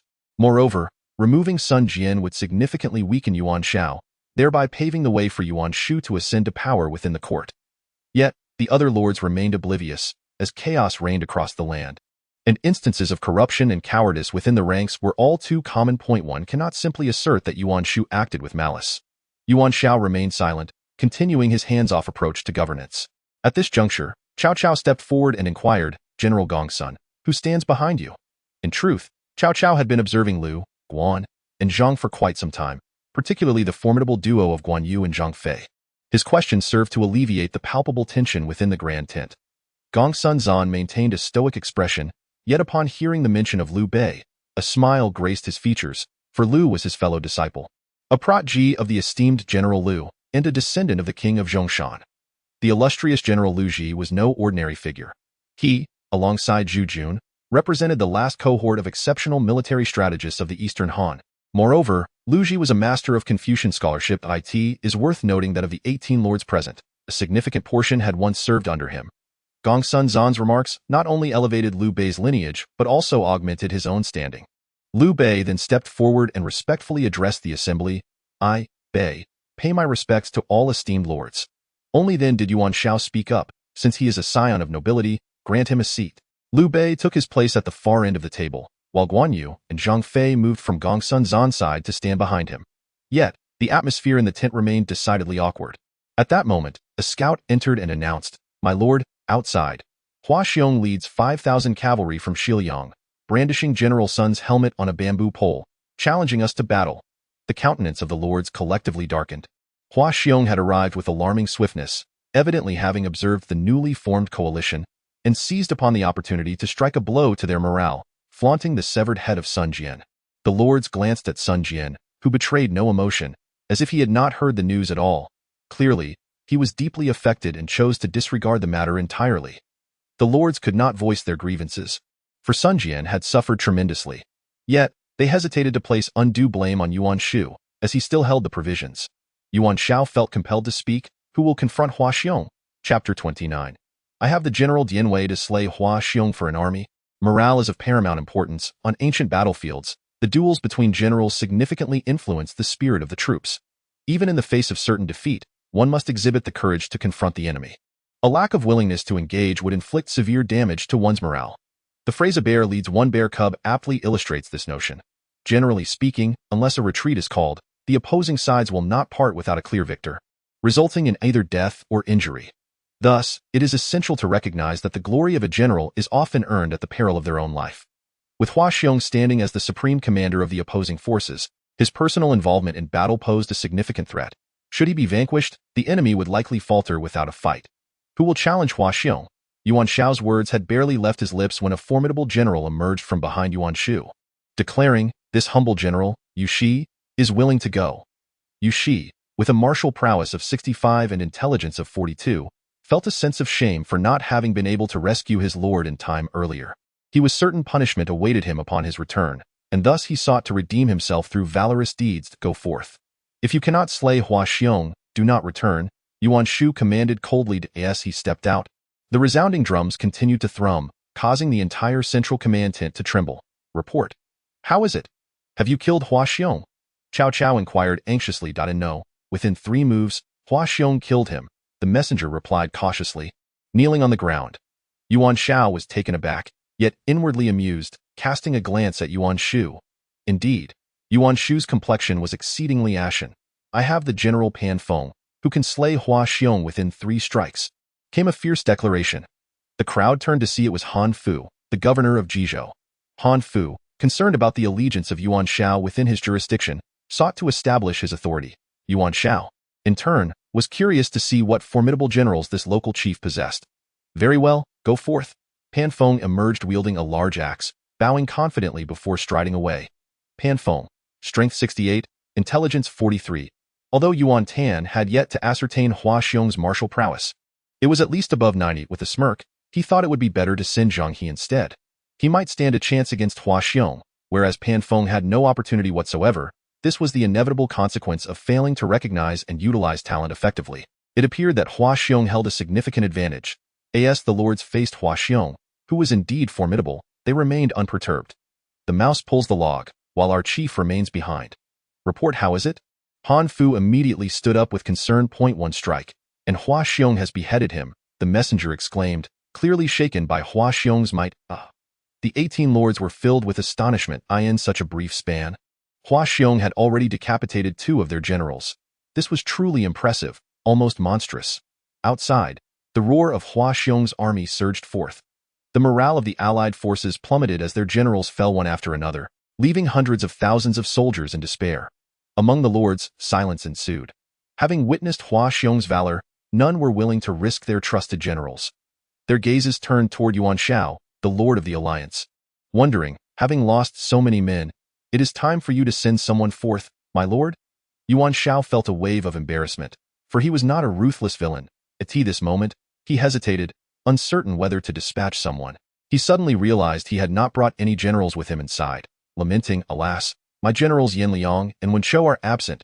If only one were here, how could we fear Hua Xiong? Yuan Tan observed the lord's expressions of dismay, silently giving a thumbs up. He thought to himself that the strategy devised by Tian Feng and others was indeed commendable. His father had brought everything except for generals. Suddenly, he noticed Guan Yu was stirring restlessly. Although the 3 brothers of Liu Bei had participated in the Yellow Turban Rebellion, they lacked any significant achievements to their names. At this moment, Hua Xiong had silenced the 18 lords. If they could eliminate him, wouldn't their fame soar? To secure a place in this chaotic world and gain the loyalty of talented individuals, one must possess a remarkable reputation. Liu Bei was currently contemplating whether to recommend his second brother for battle. However, Yuan Tan, who held no reputation in the realm, did not wish to let this opportunity slip away. He now possessed true martial prowess, which gave him confidence. Thus, Yuan Tan stepped forward, saying, Father, although Generals Yan Liang and Wen Chou are not present, I have General Dian Wei, who can slay Hua Xiong. The fastest updates can be found at www.baiqiyusin.com. Upon seeing Yuan Tan emerge, Yuan Shao felt a sudden jolt in his heart. Was this reckless lad courting death? The awareness of having such a rash and foolish son cast a shadow over his countenance. He contemplated ways to push him back, though he knew that doing so would be more embarrassing. Yet, it was certainly preferable to witnessing a white-haired man send a black-haired one to his demise. Despite his son's incompetence and lack of affection, he remained his flesh and blood, always a part of the family. Upon realizing that it was not Yuan Tan who would personally engage in battle, he exhaled in relief, only to be anxious once more. Even with the esteemed generals Yan Liang and Wen Chou of the Yuan family present, one could not confidently claim a guaranteed victory over Hua Xiong. Who was Dian Wei? Was he a general? To assert that he could decapitate Hua Xiong, my son, is it truly wise to speak so grandly? The audacity of youth, unafraid of tigers. Soon enough, he might find himself slain by Hua Xiong, leaving the Yuan family's reputation in tatters. Yuan Shao swiftly weighed the pros and cons, feeling that reprimanding Yuan Tan was a better alternative than facing death. Although such an action would tarnish Yuan Tan's honor, it hardly mattered at this juncture. You are newly arrived on the battlefield, and you possess no understanding of its perils. Gentlemen, he is still naive. Why not retreat? Finally, he shot an angry glare at Yuan Tan. Hearing this, Yuan Tan's face darkened as he too rapidly assessed the situation. He believed that amidst the contradictions of this grand tent, Someone would surely rise to speak on his behalf, compelling even his father to allow Dian Wei to engage in battle. Thus, he chose to withdraw. Wait, nephew, do not be in such a hurry to depart. Indeed, Yuan Shu stood up, adopting the demeanor of an elder advocating for his younger Cai Yan Lord. Your words are unjust. Since my nephew has expressed his intent, it is clear he possesses confidence. What, pray tell, do you fear by not permitting Dian Wei to engage? Must we wait until all our generals are perished before you act? Yuan Shu, your words are treasonous. Yuan Shao erupted in fury, slamming the table. Yuan Shu, unperturbed, retorted coldly, who is treasonous? The common folk are well aware. This exchange nearly pushed Yuan Shao to the brink. If word of this spread, his reputation would be irrevocably tarnished, and he would lose the people's support, jeopardizing his standing should he enter the court in the future. Yet, true to his nature as a formidable leader, he quickly regained his composure and stated, Gentlemen, it is not that I am unwilling to send my men into battle. Rather, we have already suffered 2 defeats and cannot afford a third. We must carefully consider a suitable candidate. His reasoning was not without merit. Before his words had fully dissipated, a figure stepped forward, voice booming like thunder. I am willing to confront Hua Xiong and deliver his head to your command.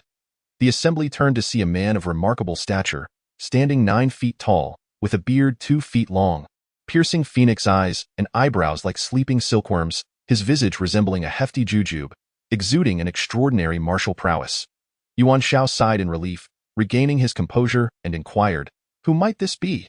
Gong Sunzan, seated impassively, responded, He is Guan Yu, the brother of Liu Xuanda. Currently, he serves as a cavalry archer under Liu Xuanda. Cavalry archer. The lords appeared astonished at such a humble title. Yuan Shu's mind raced. Like Yuan Shao, he perceived Yuan Tan as a young man oblivious to the dangers of warfare. Surely, Yuan Shao understood that Dian Wei could not contend with Hua Xiong, which was why he refrained from allowing him to face humiliation. If he could hold his own, he would have already stepped forward to claim glory and reputation.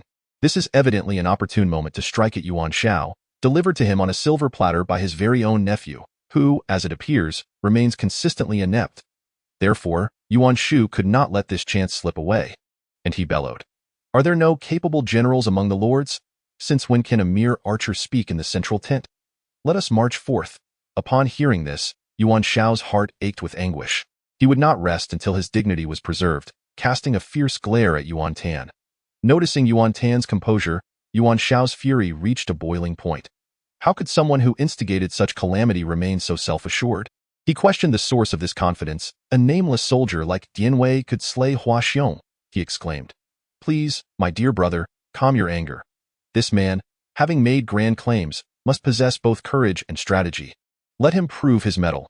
If he fails, we shall hold him accountable at that moment. Cao Cao also rose, displaying his dissatisfaction. Despite his modest height of merely 1.60 meters, his stature loomed large in the hearts of those present. He coldly remarked, My lord, if an archer is sent to battle, he will surely become the subject of mockery for Hua Xiong. What face will the 18 lords have left? Yuan Tan, who had been engrossed in historical texts, widened his eyes in disbelief. Surely, Cao Cao should be championing Guan Yu. Yet his words were contrary. Uncle Mengda, have you lost your senses? It seemed his endorsement of Dian Wei had triggered a cascade of unforeseen reactions. Yuan Shao continued to make his final attempts, pondering that this man, with his impressive demeanor, could deceive Hua Xiong into believing he was an archer. Guan Yu also sought to seize this illustrious opportunity from Yuan Tan. His green dragon crescent blade poised in hand, declaring his willingness to sign a military decree. Should I fail, let my head be taken. What right does an archer have to issue a military decree? Yuan Shu retorted nonchalantly. Veins bulged on Guan Yu's forehead in indignation. Yuan Shu calculated the chance to humiliate Yuan Shao must not be squandered, stating coldly, Though Hua Xiong may not recognize him as an archer, who in our ranks is unaware? If we do not achieve victory, what face shall we have to lead the 50,000 allied troops? Upon hearing this, the other lords nodded in agreement, acknowledging the validity of Yuan Shu's words. How could they know that Guan Yu might triumph? Yuan Shao felt a rising anxiety. The more he fretted, the more the lords believed Yuan Tan would surely fail. Yet, since his foolish son had already stepped forth, the arrow was nocked, and it could not remain unshot. No wonder Yuan Shao harbored disdain for this eldest son, a truly arrogant and incompetent individual. How could they presume Dian Wei would not succeed? Yuan Shu pressed on, adding, Dear nephew, I stand in your support. Cao Cao immediately echoed this sentiment. Yuan nephew, you have my support as well. We are also in favor. Most of the remaining lords rose, expressing their sincere opinions. This infuriated Yuan Shao to the point of wanting to tear his hair out. To have a brother who consistently opposed him was truly a misfortune in life. And this group, clearly intent on seizing the opportunity to humiliate him as the alliance leader, was equally vexing. He turned his gaze to Yuan Tan, who had previously shown some self-awareness. How had he become so increasingly overconfident? Someone, expel Guan Yu from here. Yuan Shu and Cao Cao spoke in unison. Out. Immediately, a throng of loyal guards, already prepared, surged forward at this command. Liu Bei hastily interposed himself before the soon-to-be enraged Zhang Fei, exclaiming, Second brother, you are well versed in the profound principles of the spring and autumn annals. You must not act discourteously. Step outside, quickly, step outside. Guan Yu, with his formidable physique, barely budged with a single push, yet he was reluctantly thrust forth. At this moment, Guan Yu was seething with indignation. Not only had he been thwarted in his desires, but he had also been unceremoniously expelled. It seemed that the lords were all aware that Yuan Shao's general, Dian Wei, stood no chance against the formidable Hua Xiong, yet they were so fervently urging him to venture forth to meet his demise. Stroking his beard, he found it incomprehensible. After a brief interval, Dian Wei entered, addressing, My lord, you summoned me. Yuan Shao responded, I have designated you to engage Hua Xiong in battle. If you are unwilling, speak up, and I shall not compel you. What is this? You wish for me to confront Hua Xiong? Dian Wei was taken aback. The lords exchanged glances, shaking their heads. In truth, Dian Wei was not displaying cowardice. Rather, he was brimming with excitement. He longed to face Hua Xiong, yet among the myriad generals of the coalition, such an illustrious task would hardly fall to an unknown individual. This was undoubtedly an opportunity secured by the eldest son. Thus, he bowed solemnly, proclaiming, in the presence of the alliance leader, I, Dian Wei, am grateful for the favor bestowed by the eldest son. I am not one to fear for my life. I am willing to confront Hua Xiong and bring back his head. The lords exchanged glances, recalling similar boasts made by Yu Shi and Pan Feng, now barely cold in their graves, as yet another made grand declarations. Go on. Yuan Shao waved his hand. A sense of helplessness welled up within him. Having such a son was indeed a misfortune. He needed to delineate boundaries soon to prevent being encumbered by his ambitions. Hold on, Yuan Tan stepped forth, under the expressionless gazes of the assembly, commanding the attendants to bring forth a goblet of warm wine, personally delivering it to Dian Wei. Dian Wei, do you see? Here are the 18 lords, each one a terror to the world. None among them holds us in high regard. No one believes we shall prevail. Yet, throughout history, there will always be those who leave their names behind. Dian Wei absorbed this sentiment, his eyes gradually filling with unwavering resolve. Kneeling on one knee, he proclaimed with solemnity, Pour the wine. I shall depart and return swiftly. The lords scoffed derisively, mocking the notion of warming wine for a hero, and the audacity of declaring he would simply come and go. Truly, one can see that a commander reflects the character of his retinue. As Dian Wei exited the tent, the resounding beat of drums echoed throughout the land. On the battlefield, the iron cavalry of Shiliang, fierce and imposing, stood in perfect formation, their gaze filled with admiration for Hua Xiong, who stood resolute at the front, blade in hand. Soldiers revere heroes above all.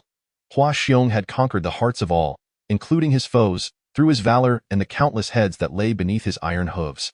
In this moment, the coalition army, numbering over 100,000 and vastly outnumbered by his forces, trembled with fear. To achieve such feats as a warrior, one could have no regrets in this life. The accolades of vanquishing enemy generals were already en route to Luoyang. As news reached the court, it would surely send ripples through the officials, and even Chancellor Dong would be shaken. Hua Xiong mused, throwing back his head in a long howl, his sharp blade pointing towards the endless enemy ranks. The 18 lords, presuming themselves to be formidable, were but the noisy insects of autumn. Now, who would dare step forth to meet their end? Suddenly, the drums sounded again. Make way! Make way! General Dian Wei has arrived, the guiding officer bellowed. The soldiers of the allied forces, with waves of despair crashing over them, cast distrustful glances at Dian Wei as he rode past. Was another fool stepping forward to meet his doom? With hundreds of thousands at our command, not a single soul could match the prowess of Hua Xiong. What talk is there of executing traitors or rescuing the Han dynasty? The morale of the allied soldiers was at an all-time low, and it was only natural that they harbored no optimistic thoughts. As the resounding drumbeats faded into silence, Dian Wei halted his steed a mere few dozen paces from Hua Xiong. "You are Hua Xiong?" Dian Wei inquired, his gaze icy and penetrating. Hua Xiong laughed heartily, his great blade spinning and resting against his side, disdain evident in his tone. "At last, another fool has come to die. Indeed, I am Hua Xiong. State your name, for I do not slay nameless wretches. I am Dian Wei, a general under the command of the illustrious Yuan Shao." Dian Wei replied calmly, "I have heard of Yuan Shao, but I know not of you." Hua Xiong remarked indifferently. Dian Wei smirked, "Your parents and family shall awaken from their dreams at the mention of this name." Hua Xiong's expression shifted to one of cold malice. "Well said. I had intended to grant you a swift end, but it seems your cries of despair shall echo throughout the land." Dian Wei chuckled, "Your laments shall not reach the ears of the world, but your severed head will lie at the feet of my lord." Hua Xiong burst into laughter. "Well spoken. Let us see if you possess the skill to back that claim. Come forth and meet your fate." In truth, he was seething with rage, and before his words had fully escaped his lips, he charged forward on his steed. Dian Wei regarded the twin iron halberds in his hands, gifted to him by Yuan Tan, a divine weapon that elevated him from insignificance and granted him this opportunity to display his prowess. In that moment, Dian Wei's heart surged with fervor as he beheld the oncoming Hua Xiong. He extended his left hand, brandishing the halberd. "Prepare to meet your end." Hua Xiong, harnessing the momentum of his steed, swung his treasured blade with such force that it sliced through the air, aimed directly at Dian Wei's head. The strike was as formidable as a mountain descending upon him, the sharp whistle of the blade audible for miles. As the blow descended, the surrounding troops collectively drew in a sharp breath, holding it in disbelief. They could not fathom that Dian Wei would dare to stand unassisted against such a powerful strike. Hua Xiong's onslaught bore down with immense force, and it seemed that he would meet the same fate as the previous foes, Yu Shi and Pan Feng. The cavalry of Shiliang raised their weapons, their eyes alight with fervor, eagerly anticipating the moment blood would spill from their enemy's neck. With a thunderous clang, a sound that startled the very heavens, the unexpected occurred. Dian Wei, with but a single hand on his halberd, met the colossal force of the strike head dash on. "How is this possible?" Hua Xiong gasped, his eyes widening in disbelief. Panic surged through him as the golden light above him bore down like a mountain, draining the color from his face. He had never anticipated that someone could so effortlessly withstand his blow. At that moment, he had exhausted his skill and could not retract his blade in time. With a resounding crack, Dian Wei's halberd struck Hua Xiong's helmet, crushing it and the head beneath it. Hua Xiong fell from his horse, lifeless amidst the swirling dust, his once vibrant eyes now dull with disbelief. No one could fathom the reality of what had just transpired. The valiant Hua Xiong, a figure of unmatched courage, had met his untimely end as time ticked away. The battlefield, home to hundreds of thousands, lay in eerie silence. With a single thrust, the heavens and the earth seemed to change hue. The iron-blooded warrior was about to carve his name into history. Chapter 31. "Uncle Mengda, shall we indulge in a drink?" Dian Wei, from atop his steed, bent low to seize the head of Hua Xiong, lifting the bloodied trophy high. The once formidable formation of the Shiliang cavalry now quivered with unrest. Such valorous heroes exist in the world. Retreat. Make haste. Even the brutal Shiliang cavalry faced a day of shattered resolve, fleeing in panic. The allied soldiers, witnessing this spectacle, felt as though they were ensnared in a dream. "Dian Wei," one voice called out, followed by a chorus of thousands, their cries ascending to the heavens. Over 100,000 voices roared in unison, creating a moment of legend. From an anonymous soldier, he had transformed into a formidable force that shook the world. Dian Wei, filled with fervor, embraced this moment that was rightfully his spirit soaring with unmatched determination. "Why, Lord, do you see this? Dian Wei shall never bring you shame. Who dares to stand in your way? I, Dian Wei, shall ensure their demise. This life is dedicated solely to my lord." Within the grand tent of the allied forces, various lords harbored their own thoughts, awaiting the outcome of the battle. As the drums outside reverberated and shouts erupted like the heavens crumbling and mountains quaking, the countenance of all turned pale. Yuan Tan gazed outward, his expression growing increasingly serene amidst this pivotal moment in history. Yuan Shao glanced at him, pondering. "Xianxi, even now you remain so composed. When Dian Wei falls, what face will you have to remain here? The glory of the Yuan family is on the verge of being tarnished by your very presence." He had decisively cast aside this inept eldest son, establishing a clear boundary. At that moment, a messenger rushed in. Yuan Shu rose. "Dian Wei is dead?" This was the outcome he longed to see, having prepared a plethora of scornful words for Yuan Shao. Cao Cao was equally ready. The lords had not yet defeated Dong Zhuo, yet they were already embroiled in struggles for power, seeking to suppress their significant rivals. Yet the messenger exclaimed, "No, he is not dead. Hua Xiong has fallen, slain by General Dian Wei with a single thrust." The messenger voiced the collective sentiment of the moment. However, the emotions of the lords were starkly divergent. They all rose to their feet, eyes wide, utterly astounded. Liu Bei struggled to conceal his inner discontent, having anticipated that once Dian Wei perished, it would be his second brother's opportunity to shine.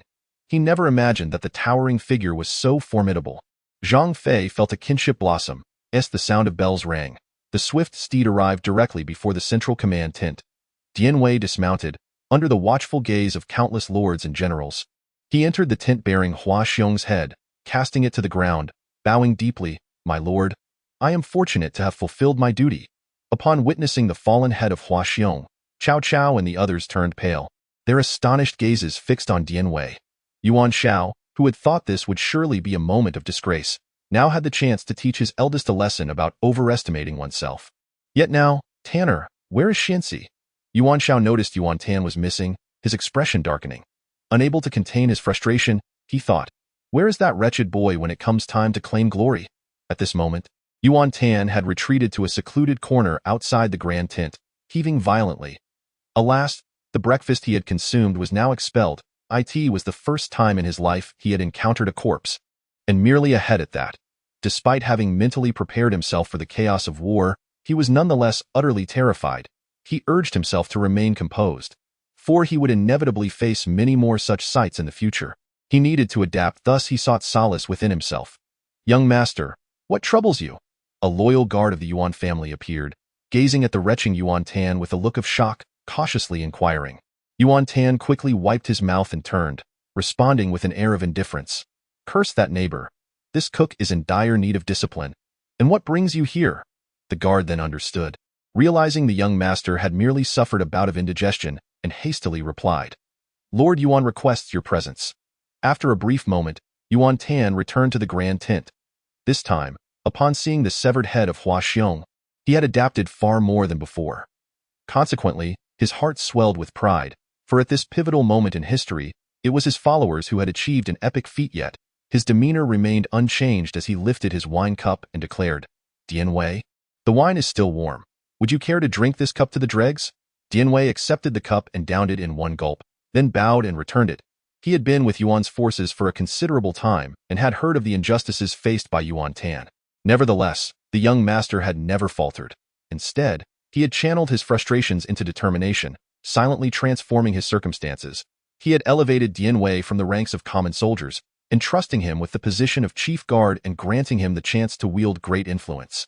Dian Wei vowed that for the rest of his life, he would serve this young man before him, even if it meant shattering himself in the process. We may currently be but a mere grain of sand in the vast sea of the world, but one day, under the banner of the young master, we shall embark on a monumental endeavor that will reverberate through the ages. Every member of the Shen's army felt the same way. Future generations would pen verses in praise. First to command the universe with might, the drums at the Yuan gate resound in the night.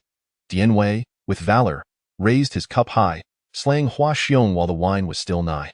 Yuan Shu could hardly believe it. Cao Cao remained silent, his expression dark. The other warlords were similarly mute. Yuan Shao was astounded. He had not anticipated the prowess of this subordinate of his eldest son. Tanner. Yuan Shao found himself momentarily at a loss for words of praise. Yuan Tan, however, took on a serious demeanor and stated, "Father, esteemed lords, now that Hua Xiong has been slain, the enemy is thrown into disarray and retreat. Within the confines of Sisui Pass, the leaderless dragons shall surely descend into chaos. We must seize this opportunity to assault the city and deny the enemy any respite." The warlords regarded him with newfound respect. An hour later, the mighty Sisui Pass was shrouded in thick smoke, the banners of the warlords fluttering in the wind. The victorious shouts of the allied soldiers echoed across the heavens. In the conference hall, the various warlords were filled with jubilation, celebrating this resounding victory with ease. Of course, many wore forced smiles. Yet Yuan Shao was undoubtedly the most elated of all. He promptly called for everyone's attention before stating, "In today's battle, my eldest son has achieved the foremost merit. Does anyone have any objections? The enemy commander had been slain by Yuan Tan's subordinate. Who could dare contest that? Yuan Xian contemplated, as the league leader. I hereby bestow upon you the title of General of Establishing Might. On behalf of the court, I hope you will continue to slay the enemy and serve the nation. Thank you, league leader. Yuan Tan stepped forth to formally express his gratitude. The title of General of Establishing Might was only a rank below Cao Cao's General of Fierce Martialism. Yuan Shao's appointment was clearly tinged with personal ambition. Yet even Cao Cao found himself reluctantly accepting the situation, his gaze fixed upon the calm and composed Yuan Tan in the distance. He had anticipated that upon receiving such news, Yuan Tan would be filled with pride and arrogance. But instead, he exhibited remarkable poise. In moments of great significance, tranquility prevails. One cannot doubt that the wisdom of ancient sages is timeless. This thought immediately crossed Cao Cao's mind. Throughout history, the wise and virtuous have always possessed a grand demeanor, and in the face of earth-shattering events, they are capable of remaining as serene as still water, responding with composure. This young man displays such admirable qualities, suggesting that his future achievements are boundless. Young and accomplished, Cao Cao realized he had previously underestimated this youth. The Yuan family had indeed produced such a remarkable figure. When compared to his eldest son, Chaoong, he felt that Chaoong fell somewhat short. Other warlords shared similar sentiments. Previously, Yuan Tan had also remained unruffled, at that time. The warlords believed he was merely inexperienced, unaware of the perils of the battlefield, and overly confident. Yet their attitudes had now shifted entirely. A tiger begets no dog. Tao Qian, as the elder warlord, praised him in a manner befitting his age. The Yuan family has a worthy successor. This is indeed commendable.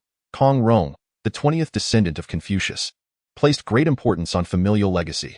Should his own lineage produce such an outstanding descendant, his life would be without regrets.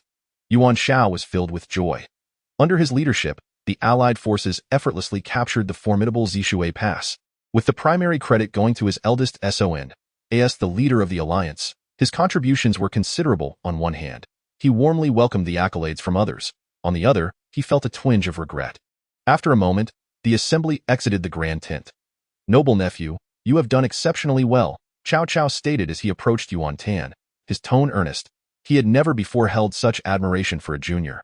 Yuan Tan smiled, responding, Uncle Mengda's praise is too generous. Compared to you, I am but a firefly competing with the bright moon, still lacking in many respects. He spoke no falsehood. Deep within, he still held great respect for the formidable Uncle Mengda of Wei. Historically, Cao Cao should not be viewed as a mere villain. He had made significant contributions to the realm. Why he was perceived as such was a matter Yuan Tan did not wish to delve into. The only regret was that this uncle's demeanor was somewhat unrefined, yet it is worth noting that his appearance was far from unseemly, exuding a commanding presence. I do not possess the lofty qualities you attribute to me, noble nephew. Due to his modest stature, Cao Cao found himself looking up. He discovered that this eldest son of the Yuan family resonated with him, creating a sense of camaraderie and shared aspirations. He could not help but sigh inwardly, reflecting that had he felt this way about Yuan Shao in the past, their youthful days would surely have been filled with memorable experiences. Now, with youth fading, only the complexities of worldly affairs and the pursuit of power remained among friends. The quest for that innocence had become merely a dream. Uncle Mengda, shall we share a drink? Yuan Tan gazed at the starry sky, pondering who might shine the brightest among them. Cao Cao inquired, puzzled. Yuan Tan chuckled. I merely wish to converse with Uncle Mengda, to hear tales of the past from the days of yore. There is nothing more to it. Very well, very well. Today, let us not return until we are thoroughly intoxicated. A fleeting sense of embarrassment washed over Cao Cao, yet he eagerly took Yuan Tan by the arm and led him away, as if genuinely delighted. Later that night, a messenger returned to Yuan Shao. Have you found any news? He inquired. Well, my lord, I must report that the eldest son is currently drinking with Cao Gong. Cao Gong has become inebriated and is dancing and reciting poetry in honor of the eldest son. He felt somewhat bewildered and instinctively remarked, what could these two individuals possibly be contemplating all day long? That night, Yuan Tan cherished this gathering, for it might very well be the final meeting between the two of them in this lifetime. In the future, this Uncle Mengda would become the most formidable adversary on the path to dominion over the world. It appeared that Cao Cao shared a similar sentiment, having regarded this younger generation before him as his lifelong rival. Uncle Mengda, do you smoke?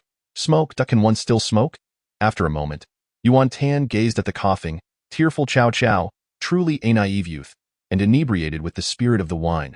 burst into a hearty laugh, filled with bravado. The soldiers of the Cao family were left utterly dumbfounded. The following day, in the capital Luoyang of the Eastern Han Dynasty, which had flourished for 2 centuries, this magnificent city, reputed to be the finest in the realm, sprawled across dozens of square miles, with towering walls reaching over 10 zhang in height, presenting a breathtaking sight from the heavens. However, on this day, the city's million inhabitants were in a state of unrest. Within the imperial palace, beneath the dragon platform, officials stood in attendance. Yet, there was one individual, grand in stature, with a visage marked by excess, whose hair and beard were disheveled, seated there. The officials who had once graced the Han court for 4 centuries, including Zhuge Liang, Xiao He, and even the usurper Wang Mang, had never received such treatment. This man was none other than Chancellor Dong Zhuo, a renowned warlord hailing from the northwestern frontier in his youth. As a county captain, he had vanquished the Xiongnu cavalry, claiming thousands of heads. Rising from humble beginnings, he had endured decades of struggle, ultimately transforming from a rugged youth of the northwestern border into the chancellor of the Han Empire, reaching the pinnacle of his life. Now, proclaiming himself the foremost figure in the realm, none could truly contest this claim. Dong Zhuo sat on the dais beneath the dragon platform, wielding authority over the court and controlling the Han dynasty. He enjoyed unprecedented honors, such as entering the court without bowing, wearing a sword to the throne, receiving homage without a name, and having a designated seat. His military strategist, the lean and sharp-witted scholarly Ru, was eloquently expounding in the hall, recounting how Hua Xiong had crushed the rebel vanguard, claiming over 10,000 heads, and how the fierce tiger of Jiangdong, Sun Jian, had fled in disarray. The officials harbored a deep-seated hatred for Dong Zhuo, and upon hearing of the united forces of the 18 warlords rising against him, they could hardly contain their joy, only to discover how easily they had been defeated.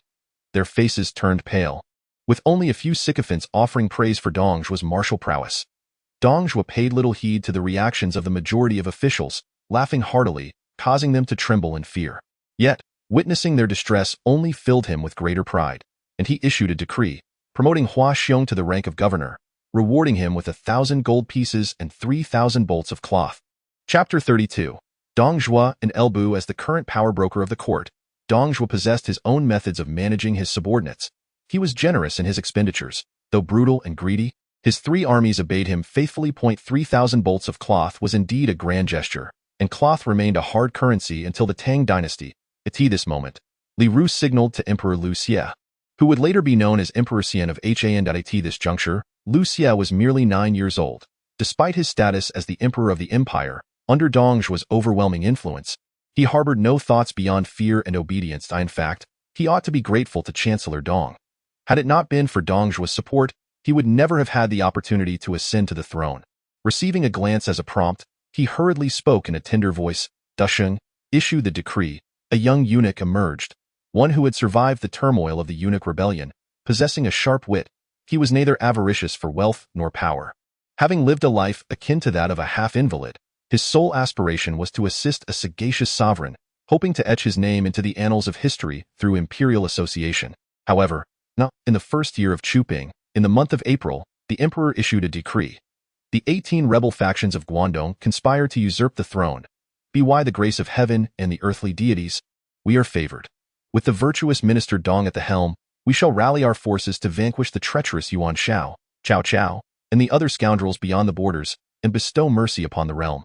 The merits of the chancellor overshadow the 3 dynasties. In heaven's favor and earth's heart, all return to the rightful one. Therefore, I bestow upon him the title of Grand Tutor and Marquis of Mai, to honor his distinguished service. Upon hearing the edict, the officials were all astir. The role of Grand Tutor had historically been reserved for sage individuals, akin to Jiang Zia, who had sustained the Zhou dynasty for 8 centuries. In the annals of the Han dynasty, the elevation of the chancellor to the esteemed title of Grand Tutor was indeed unprecedented. Thank you, Your Majesty. Dong Zhuo managed to rise, without turning back, offering a sidelong salute. The Emperor Xian of Han hastily urged, esteemed ministers, do not delay in expressing your gratitude to Grand Tutor for his protection of the court. We bow in gratitude to Grand Tutor Dong. The officials had no choice but to kneel. Ha ha ha. Dong Zhuo opened his gaping maw and laughed heartily. You need not be overly courteous. Rise. He exuded the demeanor of one who held the highest authority. Why do all of you appear so pallid? Fear not. The 18 rebel factions of Guangdong are nothing but inept fools, not worthy of concern. With this grand tutor present, I assure your safety." Dong Zhuo laughed uproariously. His sardonic remarks caused the officials to clutch their chests in despair, some even contemplating self-harm. Among the crowd, figures like Marida had reached the point of vowing to denounce Dong Zhuo vehemently. Yet none had stepped forward. Report that a man rushed in, kneeling outside the hall to announce, "General Hua has slain the General Yushi under Yuan Shu." The officials were struck with trepidation. A general of the Yuan family had been killed. "Good, well done," exclaimed Dong Zhuo, elated. He understood that as Grand Tutor, he feared the emergence of dissenting voices.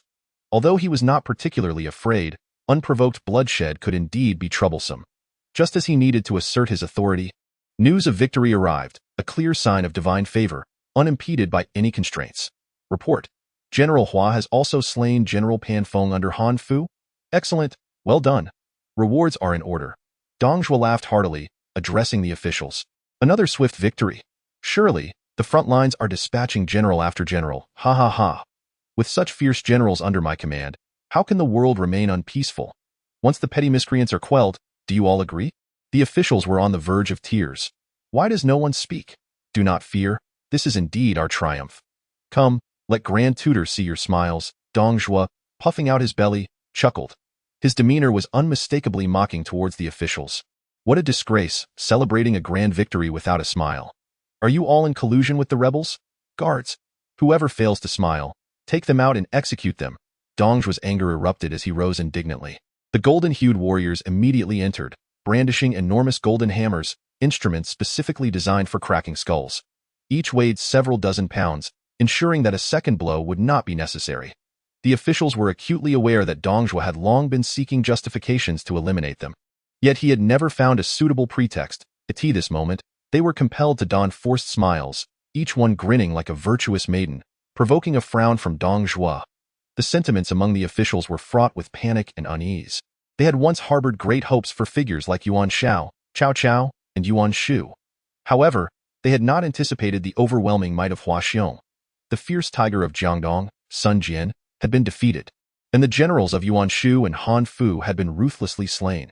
Even those like Marida, who had resolved to confront Dong Zhuo with righteous indignation, were now cowed into silence. The officials trembled in fear, their hearts wailing in despair. Was there truly no one capable of restraining Dong Zhuo? When would a savior emerge? The Han dynasty, which had endured for 4 centuries, was on the brink of collapse. Dong Zhuo relished the sight of others quaking before him. It whetted his appetite, allowing him to indulge in an extra pound of meat for lunch. Yet there was one who stood steadfast by his side. Unperturbed, Liu Bei, adorned in a golden crown and a floral battle robe, clad in formidable armor and fastening a lion's belt, with a halberd in hand, he exuded an air of grandeur and majesty. "My son, Liu Bei, what do you think of Hua Xiong?" Dong Zhuo inquired of him. It was none other than the formidable war god Liu Bei, whose name invoked fear throughout the 3 kingdoms. Presently, Liu Bei wore a grim expression, having not anticipated Hua Xiong's formidable prowess, which had already instilled dread across the realm. Upon Hua Xiong's return, his position within the military would undoubtedly be threatened. Just then, another messenger arrived. The officials trembled with trepidation, their hearts lamenting. Who had met their demise this time? Dong Zhuo burst into laughter, voicing the collective anxiety of the officials. Who has been slain now? Chancellor, grave news. Hua Xiong has been slain by the General Dian Wei, a subordinate of the eldest son Yuan Tan. The messenger reported, trembling with fear. Oh, so it is Hua Xiong who has fallen. What? Repeat that. Dong Zhuo exclaimed, his eyes widening in disbelief. Slain by Dian Wei, a general of Yuan Tan. What? Hua Xiong has been slain by a single strike. Dong Zhuo, who had anticipated a triumphant series of victories, found it unfathomable that it was Hua Xiong who had been killed, leaving him momentarily shaken. The officials erupted in chaos. Yuan Feng and Yuan Wei clutched their chests, unable to contain their exhilaration. My dear grandson. Oh, my dear grandson. Heaven has shown mercy. The eldest son of the Yuan family is truly magnificent. Marida could not help but exclaim. Although Emperor Xian of Han was but a child, he clenched his fists in determination. The eldest son Yuan Tan had now become an idol towering in the heart of this young emperor. My protector has finally appeared. The Yuan family, with its 4 generations of 3 dukes, is the most reliable? Who shouted that? Dong Zhuo seethed with rage. A carefully prepared pot of soup had been spoiled by this last bit of mouse droppings. The eldest son Yuan Tan? When did this discarded pawn become so formidable? It must be noted that Dong Zhuo was no inept fool. He had meticulously studied the various warlords, which had allowed him to maintain his stability. Yet, he had overlooked the emergence of a hidden threat. Report: the Sisui Pass has been breached. The rebel coalition is advancing towards Hulao Pass. Dong Zhuo was taken aback. Liu Bei observed the myriad of expressions on the officials' faces, a faint smile curling upon his lips. They were nothing but a band of inept individuals. Ultimately, they would have to rely on him. However, one could hardly have anticipated the remarkable prowess of the eldest scion of the Yuan family, Yuan Tan. While no one among the 18 warlords could vanquish Hua Xiong, this individual possessed fierce generals capable of doing just that. Yet, he remained unrecognized. "Do not be alarmed, my adoptive father," he declared as he stepped forward. Speaking with a calm demeanor, "Hua Xiong is merely a boastful braggart. I am willing to venture to Hulao Pass and drive back the insurgents." In the 33rd chapter, titled "Whoever is Proud Shall Step Up," Dong Zhuo, having attained the pinnacle of power among the officials, received the news of Hua Xiong's execution during a court assembly. This was akin to receiving a resounding slap in the face amidst the opulence. The peculiar expressions of the officials incited his wrath and humiliation. He immediately mobilized an army of 200,000, with Liu Bei as the vanguard, advancing towards Hulao Pass to personally confront the coalition of warlords. He boasted that he would dismember Yuan Shao and his detestable eldest son, Yuan Tan, using 6 horses as a grim example. The world, upon hearing this, found no surprise. The infamous Dong Taisher of the Han dynasty was indeed a crude and brutal figure. Despite his rough demeanor, Dong Taisher was not reckless, as he was the first renowned figure of the 3 kingdoms to be recognized by Western scholars. They referred to him as the illustrious chancellor of that era, and the first English translation concerning the 3 kingdoms was titled The Death of the Famous Chancellor Dong Zhuo. Upon reaching Hulao Pass, he not only escaped the mockery of the court officials, but also bolstered the morale of his troops. As the coalition of warlords breached the Sisui Pass, excitement surged across the various provinces and counties, prompting proclamations that they would no longer heed the orders of Dong Zhuo's regime, whether they were provincial governors or local gentry. Those with the means seized the opportunity to carve out their own territories, plunging the realm into further chaos. In April of the year 190 AD, at Hulao Pass, located approximately 16 kilometers northwest of modern-day Xinjiang, Hunan, this pass served as the eastern gateway to the capital, Luoyang, and a crucial military stronghold, named after King Mu of Zhou, who once imprisoned tigers there. The pass was built against the mountains, connecting to Mount Song in the south and bordering the Yellow River to the north, with its rugged terrain making it a coveted site for military strategists throughout history. Upon hearing that Dong Zhuo had personally arrived, the 18 warlords promptly led their armies to the foot of Hulao Pass. Hundreds of thousands of troops converged on the vast plain outside the pass, creating a formidable display of weapons and banners. The formation stretched across the land, seemingly merging with the heavens. It was the first time in 4 centuries of the Han dynasty that such a multitude of forces had gathered here, an awe-inspiring sight. Within Hulao Pass, Dong Zhuo commanded an army of 200,000, presenting an imposing defensive posture. Gazing at the vast array of troops outside, resembling a boundless sea, he regarded them with disdain. Feeling unconcerned, he sat comfortably at the gate, reclining on a mat, and dispatched Liu Bei to the battlefield. As the sound of drums and horns filled the air, the 3 gates of the pass opened simultaneously, and 5,000 cavalry from Xiliang surged forth like a torrent unleashed from a dam. The billowing dust rose, carried by the wind, forcing the vanguard of the warlords to squint against the haze. The spectacle was nothing short of astonishing. As the dust settled, the 5,000 cavalry stood resolutely upon the ground before the pass. Although they paled in comparison to the hundreds of thousands of the coalition forces, their position behind the formidable gates was akin to a sword drawn from the hands of a giant. When the banners of the Xiliang cavalry unfurled, a formidable general emerged, adorned with a trident-shaped crown of purple gold, dressed in a brocade robe of red silk from Sichuan, and clad in armor resembling a beast's visage. He bore a belt embellished with exquisite lion motifs. Equipped with a bow and arrows, he wielded a painted halberd and rode a steed of crimson hue, exuding an air of valor that left onlookers, particularly the youth, in awe and admiration. I recommend reading by Qyusin. Come www.byqyusin.com. This young man is the time traveler Yuan Tan. He now stands behind the 18 lords on horseback, witnessing for the first time the formidable god of war, Liu Bei, whose presence exudes an air of majesty and unparalleled authority. Liu Bei. Combat power 100. Intelligence 39. Among men, Liu Bei. Among horses, the red hair. His reputation is indeed well-deserved.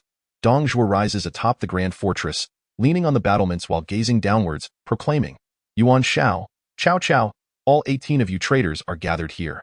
Who dares to face my son, Feng Xian, in battle? If you are too afraid to fight, then surrender without hesitation. His extraordinary demeanor casts a scornful glance over the multitude, inciting the fury of the 18 lords. Humph. Elbu, mounted upon the red hare, leisurely patrols the front lines of the lords. Humph. What are these 18 lords to him?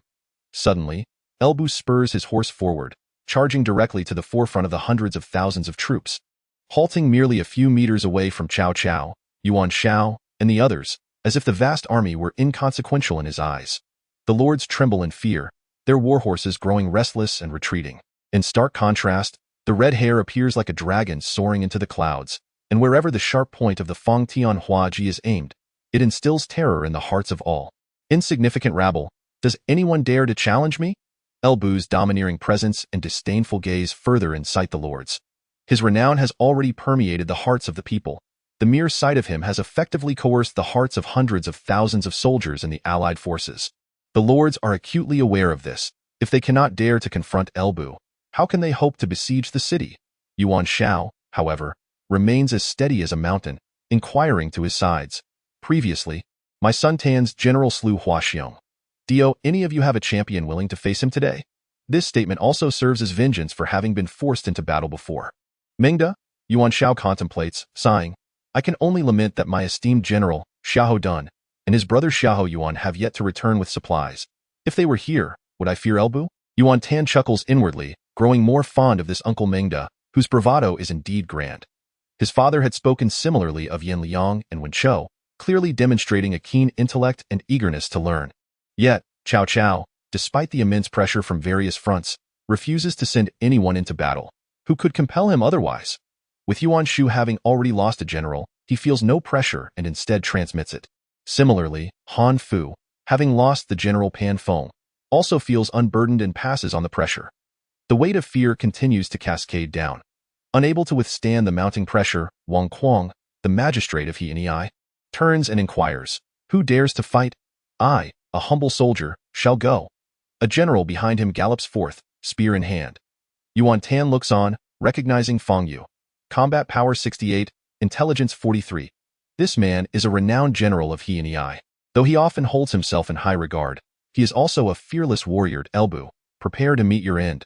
Fang Yu spurs his horse forward without hesitation, aiming to catch Elbu off guard. After all, Elbu is now perilously close to the lord's line. Unable to wield the full might of the red hare, Elbu coldly smirks and raises his Fang Tian Hua Ji. Clang, clang. The famed General Fang Yu lasts 5 exchanges before being struck down from his horse by a single thrust. He has fallen, the 18 lords stand aghast. Ha ha ha, upon the city walls, only the unique disdainful laughter of the esteemed Dong Taisher reverberated, ruthlessly taunting the lords and their soldiers, a mere rabble of inconsequential figures, daring to oppose one as formidable as this Taisher. Should they not surrender promptly, they shall all be slain without exception. The lords were indeed somewhat rattled. Yet, Yuan Tan remained unperturbed, fully aware that Dong Zhuo was but a grasshopper after autumn, relying solely on Elbu's prowess to sustain him. Nevertheless, the pressure on the coalition of 18 lords was immense. Mu Shun, you shall confront Elbu, commanded Zhang Yang, the governor of Shandong. Reluctantly, Mu Shun mounted his steed to engage in battle, but this time, Elbu struck down his opponent with a single maneuver, leaving the coalition in utter shock. Where was Wu Guo? Kong Rong, the governor of Beihai and a scion of the sage, could not remain idle in such perilous times. He issued a death order. From behind emerged a towering general.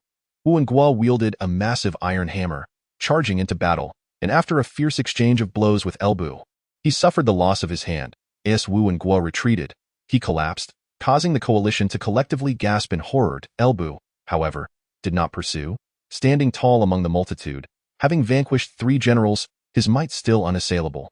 Yuan Tan noticed Dian Wei stirring restlessly behind him and hastily signaled for restraint. A man of integrity, he could not deny that Elbu was truly unmatched in single combat, akin to encountering Li Yuanba amidst the flourishing Tang dynasty. One must recognize when to concede. Pride begets downfall. Chapter 34. Yuan Tan's malice. Elbu exhibited his unparalleled combat prowess. The traitor Dong Zhuo roared with arrogance atop the city walls, akin to two hands simultaneously slapping the faces of the 18 lords, leaving them utterly humiliated. The lords had arrived under the gaze of millions, rendering it impossible to swallow their pride. People fight for dignity, just as a Buddha would contest for a single incense stick. They must press on, even if it means confronting adversity head-on. However, with 18 lords, it was unreasonable to expect one faction to bear the brunt of the conflict alone. It was an unspoken rule that they would take turns. Who would be next? All eyes turned to Gong Sunzan, a formidable lord whose standing in the coalition surpassed that of Kong Rong, Zhang Yang, and Wang Kuang. Renowned as the white horse with silver spear, his martial prowess commanded respect throughout Yuzhou, making him one of the mightiest lords, second only to Sun Jian, with most valiant generals proving no match for him. Yet at this moment, Gong Sunzan felt a pang of anxiety. General Gong Sun, Yuan Shao spoke calmly. Gong Sunzan immediately perceived this as the most exasperating voice in the world and began to harbor resentment towards Cao Cao, who had claimed that his generals, Xiahou Dun and Xiahou Yuan, were unable to attend due to military duties. Behind him stood the three brothers of Liu Bei. Previously, when Liu Bei hesitated, Yuan Tan had seized the opportunity to claim the credit for slaying Hua Xiong. Liu Bei desperately craved recognition, and this time, without hesitation, he was filled with confidence in his second brother, Guan Yu, believing that even if they could not defeat Elbu, a stalemate would still earn them renown, who would not regard them with newfound respect. Reflecting on this, Liu Bei gazed at his two brothers, stroked his beard, and sighed deeply. In reminiscence of those days, it was around this time, amidst the blooming peach blossoms. We brothers swore an oath to repay the state and bring peace to the common folk. Now, as the 18 lords gathered here, the fate of the Han dynasty lingered at a critical juncture. If they could breach the Tiger Prison Pass, they might yet turn the tide. At this moment, Guan Yu's 5 strands of long beard danced in the wind, while the veins in his hand, gripping the green dragon crescent blade, bulged prominently. He stroked his beard and declared, "Elder brother, Guan Yu is willing to engage in battle against Elbu. Do we have the assurance?" Liu Bei hurriedly inquired. Guan Yu squinted his eyes, lifting his gaze toward the distant horizon, recalling a phrase from the spring and autumn annals. If heaven did not give birth to Zhongni, eternity would be as long as a night. Zhang Fei, his eyes wide with confusion, asked, "What does this mean?" Liu Bei, however, nodded deeply, fully aware of its significance. The Confucian philosophy of Confucius, Kong Zhongni, transcends time. Without him, the world would be akin to wandering in darkness. And his second brother is the very man born for this moment. If heaven did not give birth to me, Guan Yun Chong, then loyalty would remain as eternal as a long night. Liu Bei exclaimed with fervor, "So that is the meaning." Zhang Fei, enlightened, felt a surge of emotion and a burning determination. Indeed, Guan Yu is such a man. Born of parents, understood by his elder brother. With a firm grip on the green dragon crescent blade, he spurred his steed forth. Liu Bei watched the receding, formidable silhouette, murmuring, "Second brother, the peach blossoms bloom again this year. I await your triumphant return, my lord." "He has departed," Dianwei pointed out. Vivid memories of when this man seized the opportunity to slay Hua Xiong resurfaced. Yuan Tan regarded him with admiration. The 18 warlords fell silent, astonished by this distinctive red-faced warrior. They recalled how he charged out unannounced. Could he withstand Elbu? At that moment, Gong Sunzan breathed a sigh of relief, profoundly grateful to Liu Bei, recognizing that in critical moments, this old friend was indeed trustworthy. Guan Yu versus Elbu.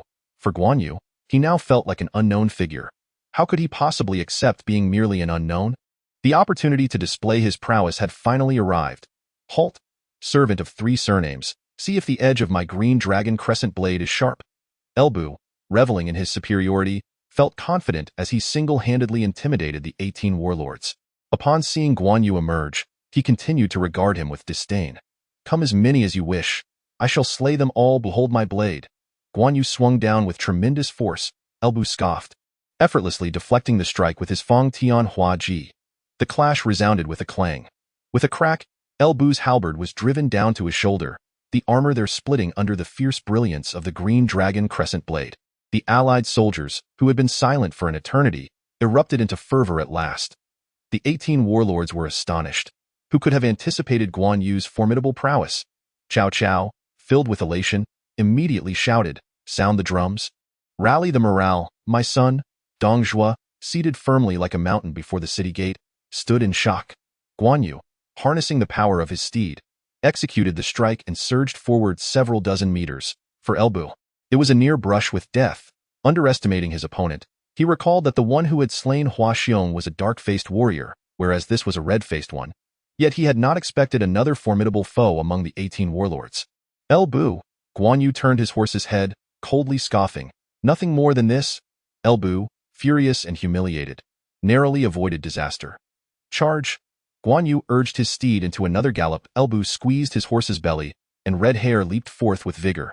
Amidst the glimmering light, the green dragon crescent blade and the Fang Tian Hua Ji collided midair. The resounding clash echoed once more, but this time, the outcome was markedly different. The green dragon crescent blade was completely repelled. Dong Zhuo let out a sigh of relief before the city gate, lifting his wine cup to take a sip. The 18 warlords could not help but change countenance, for they knew that with a single strike, even if blocked, it would still result in suppression. However, the blade was repelled, signifying a lack of skill. Guan Yu's heart was filled with immense dread. He never anticipated that his hard-earned strength would be utterly insufficient against Elbu. To be defeated in such a manner would render him a laughingstock in the eyes of the world. He was not one to fear death, rallying all his might to continue the fight. Elbu, too, was astonished by the martial prowess of the imposing red-faced warrior before him. Attempting to subdue him immediately would be perilous, so he chose to be patient, gradually exhausting his opponent.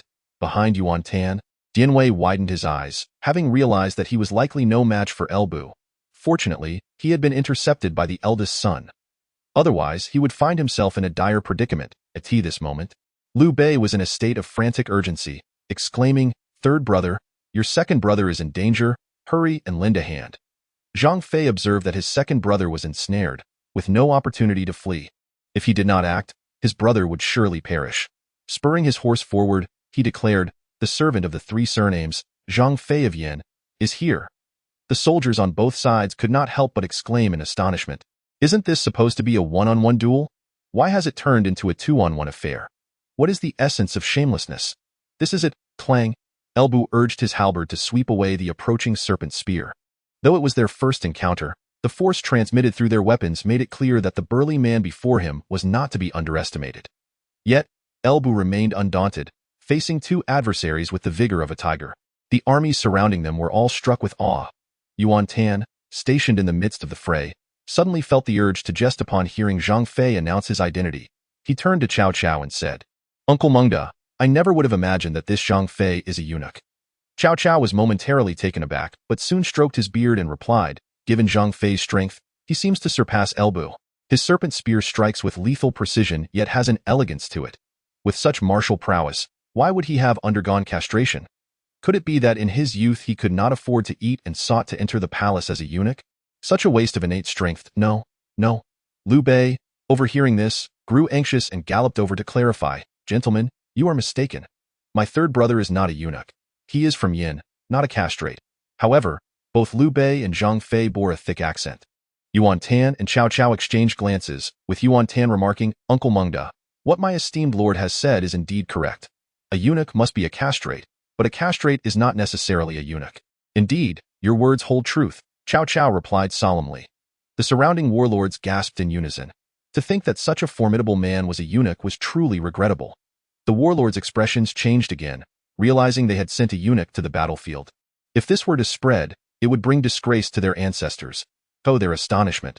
This man had formed a brotherhood with a eunuch. The warlords cast scrutinizing glances towards Liu Bei.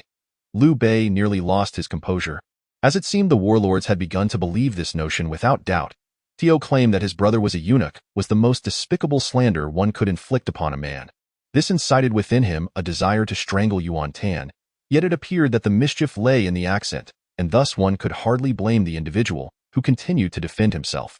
Lord One is formidable. Lord One is unparalleled in the realm. At the Tiger Trap Pass, the morale of Dong Zhuo's army soared, their spirits ablaze. In stark contrast, the allied forces remained silent, harboring a latent dissatisfaction towards their two warriors who engaged in a two-on-one confrontation. As news of Zhang Fei's emasculation spread, shock gripped them all. Elbu, on the other hand, grew increasingly ferocious and unstoppable. Guan Yu, beads of sweat glistening on his brow, realized he had gravely miscalculated. Not only could he not intimidate the world, but he also became the subject of ridicule. He had never anticipated that Elbu would prove to be such a formidable adversary, rendering even the combined might of his two brothers unable to secure a mere stalemate. Chapter 35. Lord Xuanda, are you well? Elbu grew more valiant with each battle, engaging in a circular skirmish with Guan Yu and Zhang Fei. Dong Zhuo, atop the city gate tower, erupted with laughter, proclaiming, "My son Fengxian is unparalleled in the world, and the traitors of the East are nothing but vermin, utterly shameless." 2 against 1. How utterly devoid of shame. Beside him, generals such as Fan Shou, Li Ju, and Guosi joined in laughter and curses, reveling in the spectacle. Only Li Ru wore a worried expression. Since entering the capital, he had remained by Dong Zhuo's side, witnessing firsthand the prowess of the Eastern heroes. Had it not been for persuading Elbu to surrender, it would have been difficult to establish a foothold in Luoyang. Now, the myriad generals of the Eastern lords relied increasingly on Elbu alone. Elbu's demonic martial prowess had overshadowed all unfavorable phenomena. 2 Mere commoners dared to flaunt their might before Elbu? Elbu mounted his steed, the red hare, whose stature dwarfed that of Guan and Zhang's warhorses by half. This elevation allowed Elbu to thrust his lance at Zhang Fei, who narrowly avoided being struck. Liu Bei, witnessing this, felt an inner turmoil.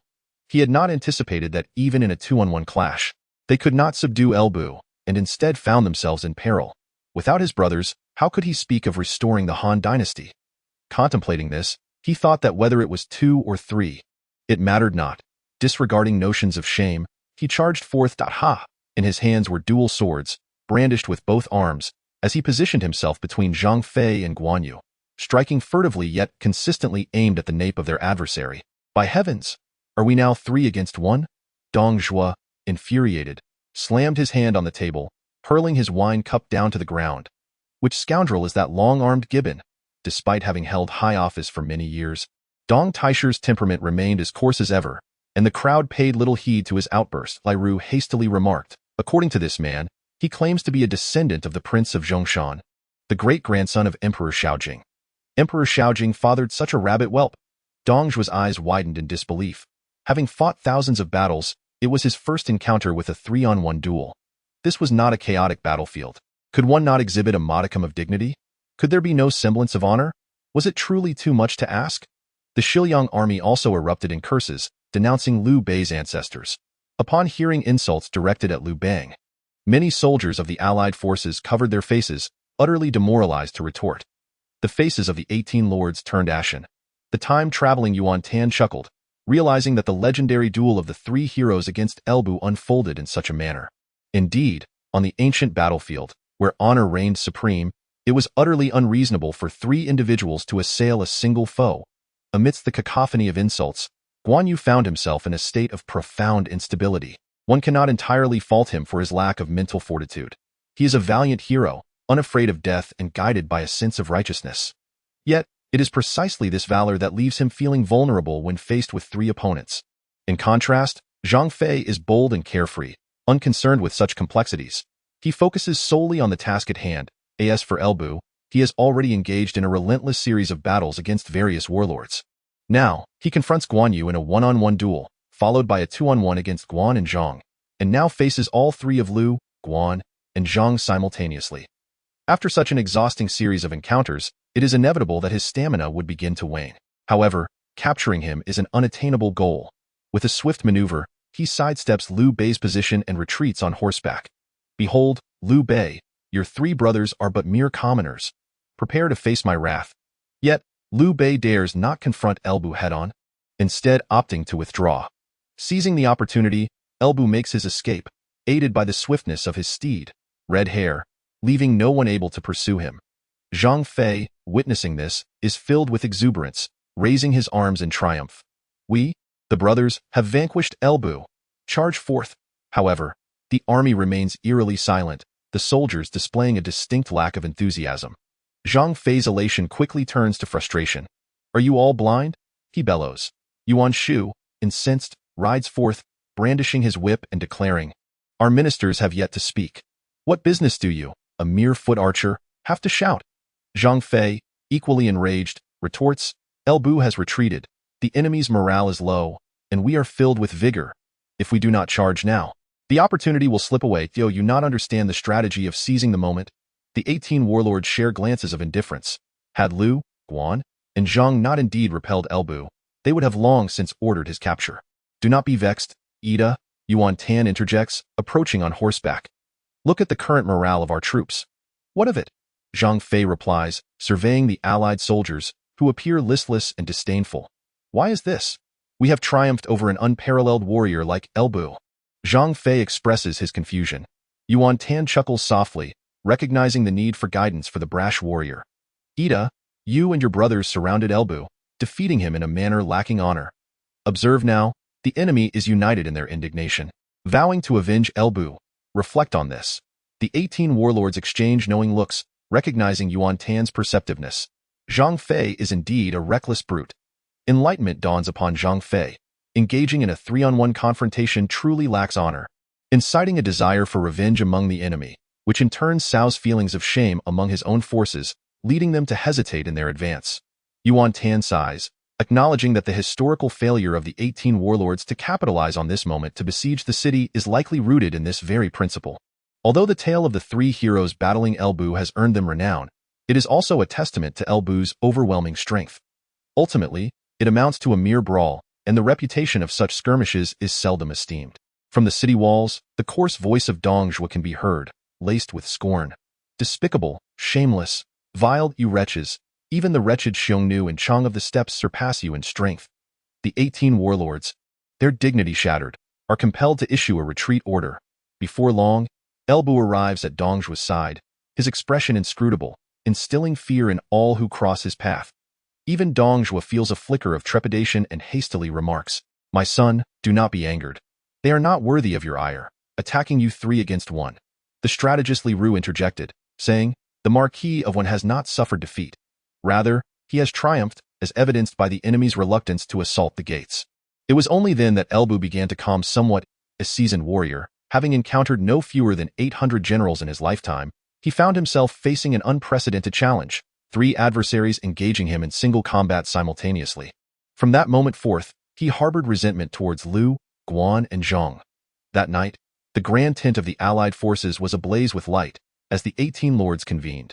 Yuan Shao, as the leader of the alliance, presided majestically over the assembly, while Yuan Tan, due to his military achievements, stood attentively by. Elbu's might is unparalleled. What shall we do? Yuan Shao inquired.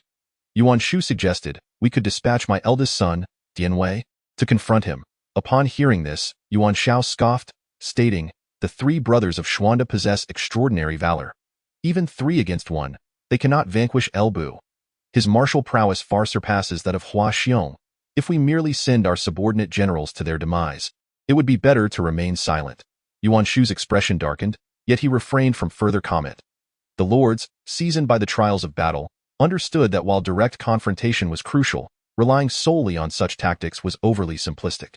Hence, they acknowledged the wisdom in Yuan Shao's words. At that moment, Cao Cao proposed, there is but Elbu serving under Dong Zhuo. Why not divide our forces and circumvent Hulao Pass from Wanqing to directly seize Luoyang? Yuan Tan, standing quietly to the side, observed history unfolding in its course. The current trajectory favored him significantly, prompting his silence. Thus, the lords began to strategize, splitting their forces. Gong Sunzan, Tao Qian, Kong Rong, and others would launch a flanking attack on Luoyang, while Yuan Shao and his faction would continue to restrain at Hulao Pass. Upon exiting the grand tent, Yuan Tan encountered the dejected figures of Liu, Guan, and Zhang. Due to the earlier events at Hulao Pass, they had lost their standing to enter the tent. Lord Xuanda, how do you fare? Yuan Tan called out as he approached. Eldest son? Liu Bei returned the greeting. Yuan Tan sighed, then spoke earnestly, Lord Xuanda, do not lose heart. With brothers like Guan Yu and Zhang Fei at your side, you are destined for greatness. The triumph of Guan and Zhang is inevitable. Guan and Zhang's triumph. Guan Yu and Zhang Fei exchanged glances, their hearts filled with unspoken thoughts. This eldest son truly embodied kindness and virtue, coming forth to comfort them. They felt unworthy of such grand words, a sense of shame washing over them. The eldest son is too kind. I cannot accept such praise, Liu Bei replied. It is not flattery. It is the truth. Do you not wish for the triumph of Guan and Zhang? Yuan Tan insisted. Though Liu Bei did not grasp the true meaning behind Yuan Tan's words regarding Guan and Zhang's triumph, he affirmed, my brothers and I share a singular heart. Naturally, we hope for their success. At that moment, his spirit soared with warmth, and he silently prayed to the heavens that should he achieve great deeds, The triumph of Guan and Zhang would indeed come to pass. Well said. With your words, I find solace, Yuan Tan exclaimed, unable to contain his laughter as he departed. Thus, the phrase Guan and Zhang was born, leaving an indelible mark on history. The eldest son is a good man, Liu Bei remarked, gazing at the receding figure, his ears ringing with respect. Guan and Zhang nodded in agreement, acknowledging his virtue. The following day, Dong Zhuo received news of the lords dividing their forces in an instant. The repercussions of relying solely on Elbu manifested dramatically. Wen Yu, what shall we do? He lamented.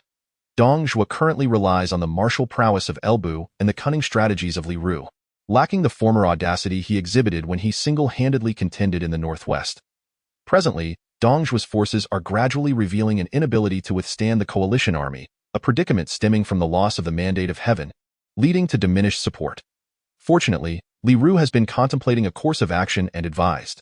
The battleground of Luoyang, beset by 4 directions, cannot sustain a standoff with the myriad heroes. It would be prudent to relocate the capital to Chang'an, thereby evading a battlefield surrounded by foes. Reflecting on the recent clash involving General Wan, it is evident from the enemy's deployment that the lords harbor divergent ambitions, which, over time, will undoubtedly lead to chaos. At that juncture, General Wan could be dispatched to lead troops beyond the pass, akin to Qin sweeping through the 6 states. Upon hearing this sage counsel, Dong Zhuo nodded in agreement, genuinely reluctant to remain in the perpetually warring Luoyang. He expressed his concern. If we retreat, our troops' morale will surely plummet, allowing the enemy to seize the opportunity to pursue us, resulting in a rout. Li Ru, bowing respectfully, suggested that they could plunder Luoyang, thus bolstering morale. By urging the populace to accompany them to Chang'an, they could thwart the pursuit of the bulk of the lord's forces. Plunder. Dong Zhuo had indeed risen to power through plunder, and upon contemplating the accumulated wealth of 2 centuries within Luoyang, he found himself salivating at the prospect. The idea of departing Luoyang with riches to enjoy a life of luxury in Chang'an was irresistibly appealing, leading him to wholeheartedly endorse this proposal. Another day passed. Yuan Tan, having drilled his troops, returned to his tent and wiped his face. Wang Kai, have you managed to procure the military attire of Dong Zhuo's army? Reporting to the young master. I have secured it, along with a complete set of the commander's garb. Excellent. Regardless of his actions, his father showed no inclination to nurture him. He resolved to cultivate himself. Thus, he firmly decided, Dian Wei, you are to select 100 of the finest soldiers to accompany me on a mission. Wang Kai, you will lead the Shansu army alongside Pang and Sanbai, young master. May I inquire what this mission entails? Wang Zhao asked. Nonsense. Yuan Tan's expression darkened. Very well. Wang Kai bowed deeply, recognizing the increasing authority of the young master, and refrained from questioning as he had in the past. However, should Yuan Gong inquire, he lowered his head and said, Yuan Tan contemplated for a moment and instructed, simply state that I am unwell and have gone to recuperate due to an infectious illness. My filial piety compels me to avoid contact with him, so no one shall dare to meet with me. I shall depart for isolation. After all, there is no need for a formal audience. Any reasonable excuse will suffice to dismiss them. Chapter 36. Spare me, my lord. In the year 190 AD, May, the blazing sun illuminated an ancient, majestic, and vast city. Luoyang, the capital of the Eastern Han for over a century. Luoyang boasts a civilization history spanning over 5 millennia, with a city-building history exceeding 4,000 years, and its status as a capital has reached an astonishing 1,500 years.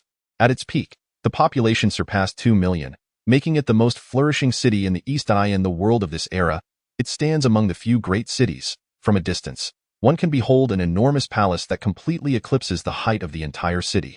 Towering like a spear, the hall pierces the clouds. All subjects are aware that this is the Grand Diang Hall of the Eastern capital, which has stood for 2 centuries, rising over 50 zhang, with its base alone exceeding 30 zhang. This is the very epicenter of power in this realm. From the sky, one can observe a troop of cavalry stirring up the dust, like a small swarm of ants rushing towards a colossal nest. Yuan Tan led the charge, flanked by Dian Wei and 100 elite soldiers. To bolster their imposing presence, they had all been assembled as a cavalry unit. Now that Luoyang was within close reach, an undeniable tension gripped his heart. It was essential to recognize that the city was currently besieged by over 100,000 troops of Dong Zhuo, rendering Yuan Tan akin to a minuscule insect foraging beneath a giant's foot. Dian Wei and his companions gazed in disbelief at the vast city in the distance, uncertain as to why they had ventured into such a perilous locale. Gradually, a thrill began to stir within them. They soon perceived that Luoyang's reality diverged vastly from their expectations. In simpler terms, the city had descended into utter chaos. As they approached, they witnessed an increasing number of civilians fleeing in all directions, while soldiers of Dong Zhuo were apprehending them. The air was filled with wails and cries of anguish. The streets were strewn with devastation, and the lamentations of the people echoed throughout Luoyang, which had plunged into a state of dire distress. It was at this moment that Dian Wei and his comrades began to grasp the implications. Could it be that the young master intended to seize the opportunity amidst the flames of chaos for his own gain? Yuan Tan, brimming with newfound confidence, appeared to have accurately assessed the situation unfolding in this historical context. As the distinguished cavalry of Xiliang, their elite status commanded respect, and thus no one dared to provoke them. They approached the city gates with ease. The eastern gate of Luoyang featured 3 entrances, one designated for the royal family, another for dignitaries, and the third for common folk. Yet at this moment, all 3 gates stood wide open, with streams of distressed civilians being escorted out by soldiers, while carts laden with supplies exited the city as well. Yuan Tan directed his horse towards the right entrance. A guard officer, accompanied by a squad of soldiers, obstructed their path. "Which faction do you belong to?" the officer inquired, frowning. Dian Wei and the others braced themselves for a confrontation. Yuan Tan raised his whip and struck. With a resounding crack, the officer's face was rendered a bloody mess, and he collapsed to the ground with a piercing scream. This display of dominance was nothing short of imposing. Without a moment's hesitation, Yuan Tan spurred his horse into the city, with Dian Wei and the others closely trailing behind. The guard soldiers were left stunned, their expressions shifting dramatically, too intimidated to utter a word. Initially, Dian Wei and his companions had anticipated a verbal exchange, perhaps leading to a skirmish, but to their astonishment, they had gained entry so effortlessly. Though their faces bore a stern demeanor, internally they were utterly flabbergasted. Yuan Tan, despite his own anxiety, felt reassured as they successfully penetrated the city, confirming the accuracy of his judgment. With Luoyang in total disarray, amidst the throngs of soldiers, who could discern the true nature of their ranks, with audacity, one could run rampant without fear. Might had always been the prevailing doctrine within the Xiliang army. Moreover, adorned in the attire of a commanding officer and accompanied by the elite Xiliang cavalry, his status within the tumultuous realm of Luoyang undoubtedly surpassed that of 99% of the chaotic soldiers. The young master, indeed, has stirred the pot. Dian Wei could not help but exclaim as they traversed the streets. The chaos wrought by Dong Zhuo's soldiers was evident as they pillaged household after household. All valuables were being hastily packed away, while individuals of all statuses were bound together and led away. Gold, precious jewels, provisions, and bolts of fine fabric. All of these premium goods fell under Dong Zhuo's dominion, while the scattered remnants were claimed by the soldiers. This had long been the tradition of Dong Zhuo's army. The soldiers not only looted the common folk, but also raided the affluent households and noble families, leaving a trail of bloodshed in their wake. The entire city of Luoyang was permeated with the stench of carnage, creating an impression that one had unwittingly entered a slaughterhouse. The forces of Dong Zhuo audaciously turned upon their own kin. Yet it was not to the extent of a river of blood.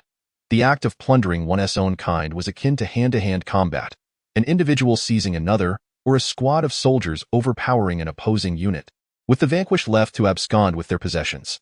Yuan Tan found a perverse satisfaction in this analysis, as he noted Dong Zhuo's retreat reminiscent of historical patterns. Simultaneously, the avaricious and brutal chancellor was looting the wealth of all in Luoyang. As the capital of the Eastern Han for 2 centuries, Luoyang was a veritable confluence of affluent families and esteemed clans, its wealth staggering. Chaos reigned with marauding soldiers pillaging indiscriminately, creating a scene of utter disarray. Yet, within this turmoil lay his fertile ground, a veritable compost of opportunity. At that moment, a contingent of infantry approached, pushing a cart laden with substantial wooden crates. A troop of cavalry, empty-handed, quickly veered off. The commanding officer's expression shifted dramatically as he hastily directed his men. With a clatter, the cart made a sudden turn, causing one of the grand wooden crates to tumble in its wake. A scattering of genuine gold and silver adorned the ground. The officer's complexion paled instantly. He and his soldiers dared not retrieve the fallen treasure and hastened their retreat. Yuan Tan's covetous gaze lingered on the gold strewn about, when suddenly, a dozen scattered soldiers emerged, snatching the coins and fleeing. "Master, what shall we do?" Dian Wei inquired tentatively. "Let us seize it," Yuan Tan murmured reluctantly, pulling his gaze away. "Master, are we to rob the common folk?" Dian Wei gasped in astonishment. It was a rhetorical question. Yuan Tan was acutely aware of the implications. How could they rob the innocent?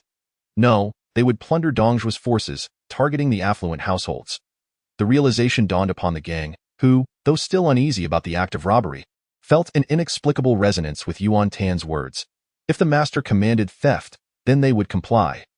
Thus, Yuan Tan became one among the hundreds of thousands in this marauding army.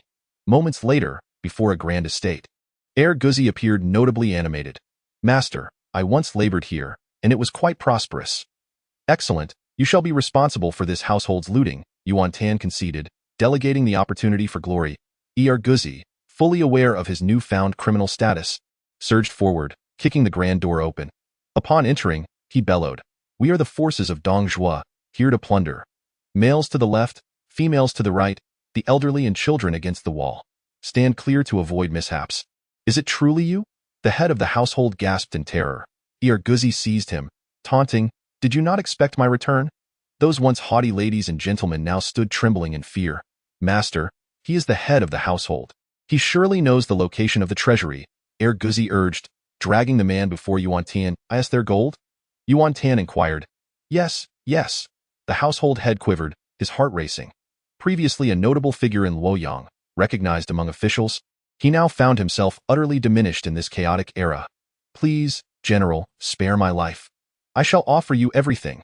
A short while later, as Yuan Tan gazed upon a modest pile of gold within the treasury, he chuckled, realizing the journey had been well worth it. Though this household's riches were not substantial, countless such families thrived throughout the city of Luoyang. The secrets of Jeet Du lay tantalizingly close at hand. Thus, Yuan Tan began to fully embody his noble spirit of robbing the rich to aid the poor, delivering a swift kick that sent the head of the household sprawling as he lunged for the gold. Chapter 37. It is you I seek to plunder. Yuan Tan lacked many things, but what he desired most was gold.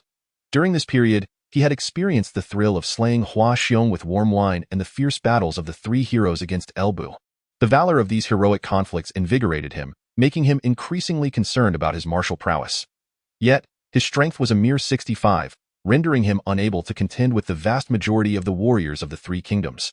He believed that mastering the Jeet Du secrets would surely enhance his capabilities.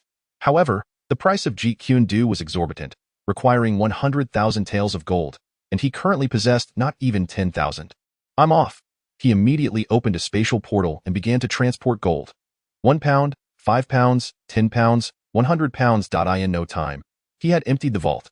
Half an hour later, Yuan Tan stood at the entrance, declaring that there was no need to carry such cumbersome items any longer. Only precious ornaments and jewels were worth the effort. "Here goes Z. Go fetch the horse-drawn carriage," and the blink of an eye. 3 large wooden chests were loaded onto the cart. Grateful for the narrow escape of the household's master, Yuan Tan set off to plunder another establishment. An hour later, he had raided 10 households in one breath, amassing 20,000 taels of gold and countless other treasures. The single horse-drawn carriage had transformed into 3, each laden with a dozen chests, and the single-horse carriage had evolved into a double-horse carriage. Fortune had smiled upon him. Dian Wei and the others, exhilarated by the thrill of the heist, beamed with delight. Yuan Tan boldly led the charge, searching for new targets. That moment, a troop of Shiliang cavalry appeared across the street, numbering over 300. This contingent closely resembled Yuan Tan's own, equipped with a dozen horse-drawn carts. Among them, 3 were notably triple-hitched, indicating the considerable weight of their cargo.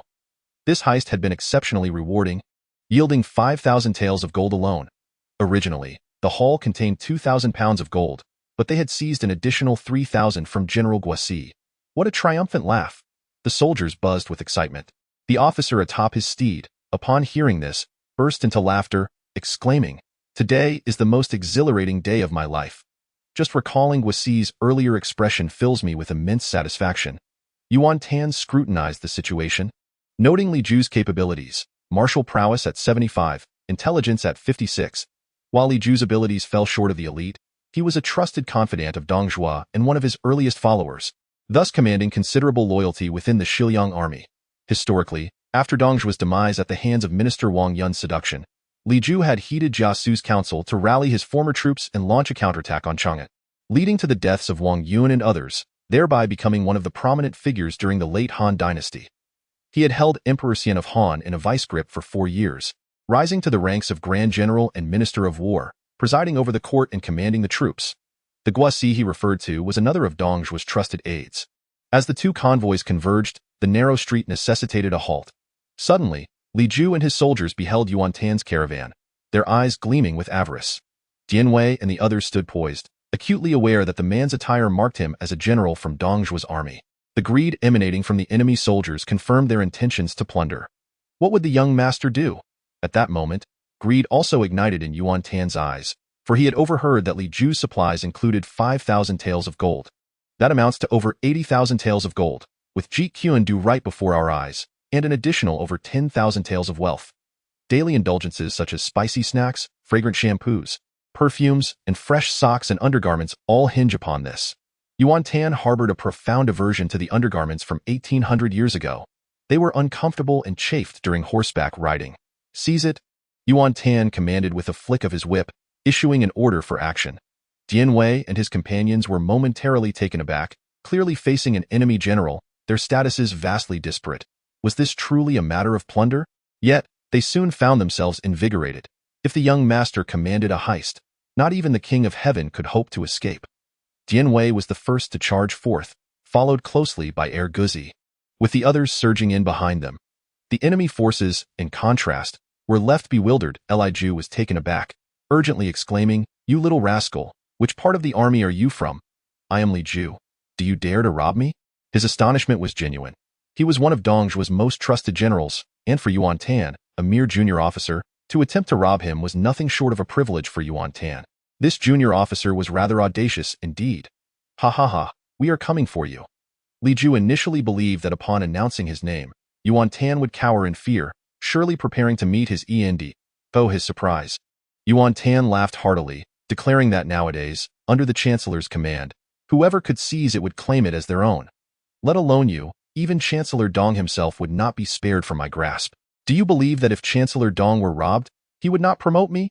Li Ju gasped in shock, recognizing that he was facing a reckless adversary. Dong Zhuo truly had a temperament of this nature. Enraged, Li Ju's fury ignited. How audacious, how utterly arrogant. Do you truly believe you can rob me? Brothers, charge. His troops were equally incensed, feeling insulted by a motley crew daring to rob their elite forces. Thus, weapons were cast aside, and a brawl erupted. Upon the slightest contact, Dian Wei immediately entered an invincible state. In an instant, over a dozen foes were felled, and under his leadership, Yuan Tan's army began to surge with ferocity. Despite their mere 100, they were driving Li Ju's forces into retreat. Witness the spectacle. A junior general is robbing General Li Ju. What? Even General Li Ju is not spared from being robbed. I have served in the Xiliang army for over a decade, and never have I witnessed such a grand event. Hurry and take a look. An increasing number of Dong Zhuo's soldiers gathered to watch. What are you doing? Back off, retreat. Li Ju glared at the advancing Dian Wei, who, though imposing, now appeared thoroughly alarmed, thrusting his spear forward with a fierce yell. You come down from there. Dian Wei seized the long spear and effortlessly yanked Li Ju from his horse, with a resounding thud. Amidst the soldiers' gasps, a punch landed squarely on Li Ju's nose. Guzi and the others soon encircled him. You dare use weapons? You little brat. Do you even understand the rules of being a general? In the blink of an eye, Li Ju was left bruised and battered, his face a canvas of wounds. What manner of man was he, to be so thoroughly bested by a group of lowly soldiers? Each blow was met with the astonished gasps of thousands. Ultimately, he was rendered unconscious from the relentless assault. Shortly thereafter, the last of Li Ju's men also fell to the ground. Under the watchful gaze of thousands of awestruck Xiliang soldiers, Yuan Tan swaggered away, laden with treasures. As dusk fell, the eldest son inquired, "Where shall we raid next?" Dian Wei remained in high spirits. Yuan Tan pondered for a moment before declaring, "To the imperial palace." The eyes of Dian Wei and his companions suddenly sparkled with excitement. Meanwhile, within the palace, the young Emperor Liu Xie, having just celebrated his 10th birthday, was engulfed in anxiety. "Your Majesty, we are to depart for the western capital of Chang'an tomorrow. Is there anything you wish to command your servant?" The eunuch Dushing knelt, addressing him. "No, there is nothing," Liu Xie stammered, feeling utterly helpless as he sat upon the dragon throne.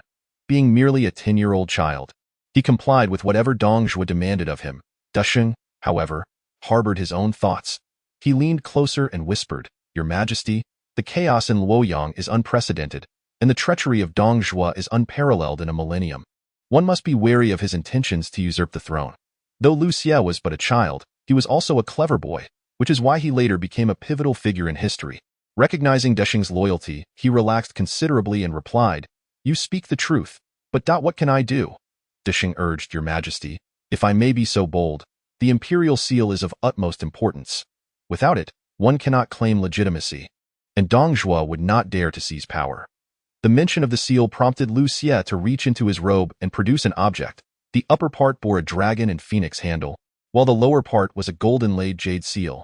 The jade surface was inscribed with the words bestowed by heaven, "May its longevity be eternal." Rendered in a delicate script, the corner was damaged, repaired with gold.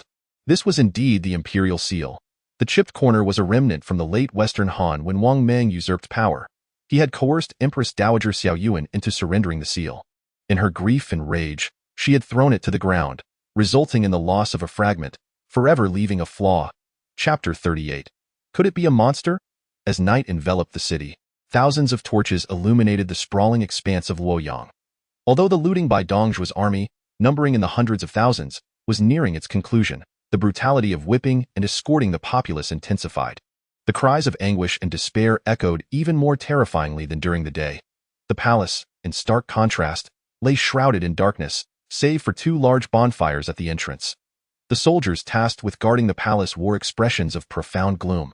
It was evident that the entire city was ablaze with pillaging, while their own comrades indulged in plunder, leaving them to guard a palace long emptied of its treasures, a sentiment one can easily imagine. "Who goes there?" The guard captain squinted at the approaching cavalry, accompanied by several carts overflowing with large wooden crates. It was apparent that the crates contained wealth, causing the palace soldiers to feel even more despondent. Yuan Tan had arrived. He galloped forth, brandishing the insignia of Li Ju, which he had seized during Dian Wei's earlier altercation. With a sense of righteous authority, he proclaimed, "Brothers, you have worked hard. I, as the appointed officer under General Li Ju, have come to relieve you." The guards were momentarily taken aback. Yuan Tan continued, "Hurry now. If you delay, there will truly be nothing left." The guards were taken aback, their anxious gazes turning towards their captain. "Thank you, my lord." The captain did not even glance at the seal. "What are you dawdling for? Hurry and follow me." Thus, the original contingent of guards swiftly vanished into the embrace of the night. The entrance to the palace fell under Yuan Tan's control. With only 100 men at his disposal, he could only maintain authority here, yet it was sufficient to accomplish numerous tasks. "Young master, what shall we do now?" Dian Wei inquired. Despite having amassed considerable wealth in Luoyang, he found himself devoid of any concrete plan. Fortunately, Yuan Tan's strategy was meticulously devised. As a time traveler well-versed in the history of the Three Kingdoms, he might forget trivial details but retained clarity on significant events. Historically, after the burning of Luoyang, Sun Jian discovered the imperial seal within a well in the palace. Experts have analyzed the occurrence of the seal in the well, suggesting that Emperor Xian of Han, in his fear of Dong Zhuo's usurpation, concealed the seal, inadvertently benefiting Sun Jian. Further analysis indicated that Sun Jian could not have recklessly rummaged through the palace, implying that he harbored ambitions of his own, seeking to uncover something of value. It was precisely because of the imperial seal that the young tyrant of Jiangdong, Sun Su, could use it as collateral to procure elite troops from Yuan Shu, thereby establishing the Kingdom of Wu in the tripartite division of power. Given Yuan Tan's arrival, it was imperative to take the initiative. With the possession of this imperial seal, any action would be justified. "Let us search the well for treasures, Erguzi. Take your men to locate the well discreetly. We shall search one by one." When it came to finding the imperial seal, as a time traveler, he possessed more acumen than anyone else. Little did he anticipate that he would also have a day dedicated to seeking a national treasure. His heart raced with excitement and trepidation. Thus, they set their plans into motion. An hour later, in a secluded laundry room on the eastern side of the palace, Emperor Xian, Liu Xie, stealthily escaped from the palace with the cover of the eunuch Desheng. "Your Majesty, let us conceal the imperial seal in the well water," Desheng suggested anxiously. Liu Xie deemed the hiding place quite satisfactory. However, he noted that if the seal sank to the bottom of the well, it would be challenging to retrieve. Desheng, filled with admiration, had not considered this aspect. He felt that had it not been for such chaotic times, this youth before him would undoubtedly become a wise ruler. His aspiration was to assist a sagacious sovereign and thereby etch his name into history. "Your Majesty, we could bind it to a branch to prevent it from sinking," he proposed. After a brief moment, Desheng tugged at his belt, securely tying the imperial seal with intricate knots and fastening the other end to a branch. "Your Majesty," he said, placing the seal at the well's mouth and turning to look at Liu Xie. Taking a deep breath, Liu Xie finally nodded with determination. Moments later, a splash echoed from the depths of the well. "Your Majesty, no one would suspect that the seal is hidden in this place," Desheng exclaimed, exhilarated by the success of such a significant endeavor. Liu Xie, equally thrilled, nodded in agreement. At long last, the imperial seal, which had been passed down for over 400 years since the time of Qin Shi Huang, was secure. "I shall never allow this imperial seal to fall into the hands of outsiders. Your Majesty, let us depart." "Very well, let us go." Liu Xie glanced back repeatedly, reluctant to leave. After all, the seal held immense significance for an empire and a sovereign. Whoever possesses the imperial seal can rightfully claim the throne. Thus, the seal is synonymous with the very foundation of the state. Were it not for the fear of Dong Zhuo ascending to power, Liu Xie would never have resorted to such measures, even at the cost of his own life. Perhaps, in the annals of history, it was precisely Dong Zhuo's lack of the imperial seal that prevented him from declaring himself emperor. The same might be said for Cao Cao. As Liu Xie turned once more, he beheld a multitude of shadowy figures in the distance, his expression shifting to one of alarm. "Your Majesty, quickly hide behind the tree," urged Desheng urgently. Thus, the two concealed themselves. Yuan Tan had arrived. This marked his third search. Could the historical records truly be accurate? One must not lose heart. "Erguzi," he called out. Erguzi immediately grasped the well rope, while Dianwei held onto the winch. With a creaking sound, Erguzi descended. Behind the tree, Emperor Xian of Han and the eunuch Desheng were left astounded. They had ensured no one witnessed their concealment. How could this group be so precise in their pursuit? Consequently, the sovereign and his minister found it utterly unbelievable. "Young master, there's a bundle inside," came Erguzi's excited shout from the bottom of the well. "Quick, bring it up." Yuan Tan could hardly contain himself. On the brink of becoming the first modern individual to acquire the imperial seal. Mere moments later, Dianwei hoisted Erguzi back up. Without a thought for the dampness of the bundle, Erguzi clutched it tightly to his chest, emerging from the well and kneeling to present it. Upon seeing the bundle, Yuan Tan hurriedly tidied his disheveled hair and adjusted his attire, extending a trembling hand to gradually unveil its layers. What could it possibly be that warranted such solemnity from the young master? All eyes were drawn to him, including those of Dianwei and the others. Meanwhile, behind the tree-dum imperial seal, Liu Xie clasped his hands tightly over his mouth to stifle his gasp. He felt as though struck by lightning, utterly astonished. He had believed the seal to be safe, yet within mere minutes of concealment, it had been retrieved. How could anyone have known it lay within the well? Was it perhaps a specter? It was simply unfathomable. The thought of despair arose. The imperial seal had once again come to light. The golden and jade surface of the seal radiated a distinctive brilliance beneath the moonlight, its luster intensified by the presence of water. "What is this?" Dianwei scratched his head in confusion. Yuan Tan trembled with anticipation. This was his first encounter so close to the imperial seal. Whoever claims the seal is the true son of heaven. In an instant, visions of iron steeds and golden spears flooded his mind, the fervor of the battlefield igniting within him and the court. Who among them could boldly raise the seal? The same throne where countless had knelt. Scenes flashed through his mind, gradually sharpening in focus upon the seal. The inscription, "Endowed by heaven, may longevity and prosperity endure," emerged before his eyes. Dianwei's expression turned grave. "My heavens, this is the seal." Yuan Tan swiftly covered Dianwei's mouth with his hand. Erguzi and the others likewise clasped their mouths, their fearful gazes fixed upon Yuan Tan. This matter must remain unspoken. Yuan Tan surveyed his loyal retinue, realizing the futility in uttering such a warning. Though some had loyalty ratings of 99 and 98, Dianwei and the others nodded excitedly. Yuan Tan sighed, stating, "Last night, a white-bearded immortal appeared in my dream. I never expected it to be true." The others gazed at him with even greater admiration. Is it not the case that the eldest son is destined by the emperor?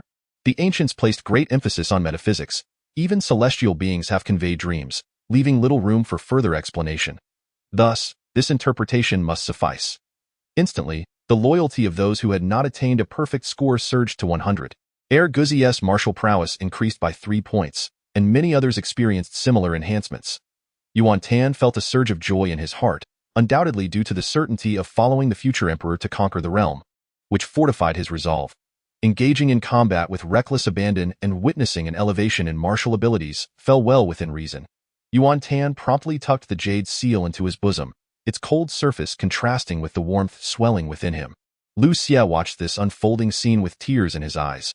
After exerting immense effort and resolving to hide the jade seal, the outcome was shockingly disheartening. If this were the case, it would have been wiser to keep it on his person. Perhaps the traitor Dong Zhuo would have failed to consider seizing the jade seal, and now, it seems, little emperor. So it is you here. Apprehend him. Suddenly, a furious shout erupted nearby. Liu Xie nearly wet himself. Yuan Tan. And Dian Wei. Chapter 39. Awaiting his affection, Emperor Xian of Han, Liu Xie, and his eunuch, Da Sheng, found themselves captured. Upon witnessing this situation, Yuan Tan's emotions oscillated between tension and relaxation. It was evident that Emperor Xian had recently concealed the jade seal. In essence, it was a mere whisker away from slipping through his fingers, such is fate. Had Liu Xie not encountered Yuan Tan while concealing the jade seal, he might have successfully fled the palace by now. Yet, with the jade seal lost and himself apprehended, is this truly fate? Liu Xie gazed vacantly at the large moon above, his heart shrouded in darkness. Which faction do you belong to? The contingent of soldiers from Dong Zhuo's army that arrived soon recognized Yuan Tan. However, Yuan Tan remained unperturbed, confidently approaching them and stating, "We are the troops of General Li Ju, tasked with guarding the palace entrance. With nothing to occupy our time, we thought to explore the palace." "Ah, I see. Please, feel free to look around, my lord." The leading officer, of lesser status than Yuan Tan, spoke while dragging the captured Emperor Xian closer, saying, "Behold, this is the current son of heaven." He then brandished a torch, illuminating the pale visage of Emperor Xian. At that moment, the emperor felt utterly drained, striving to discern Yuan Tan's appearance, yet the torch's glare obscured his view. This very individual shattered his last vestige of resilience. "Your Majesty, upon seeing the esteemed captain, why do you not promptly pay your respects?" The officer jested, "I am the son of heaven. You traitorous rebels. I swear, one day, I shall eradicate your entire lineage, leaving not a single one alive." Emperor Xian thundered, and in that instant, the weight of 4 centuries of Han imperial authority fortified him. Even in death, he would not succumb to humiliation. The officer, momentarily taken aback, was consumed by rage, delivering a punch to Emperor Xian's abdomen.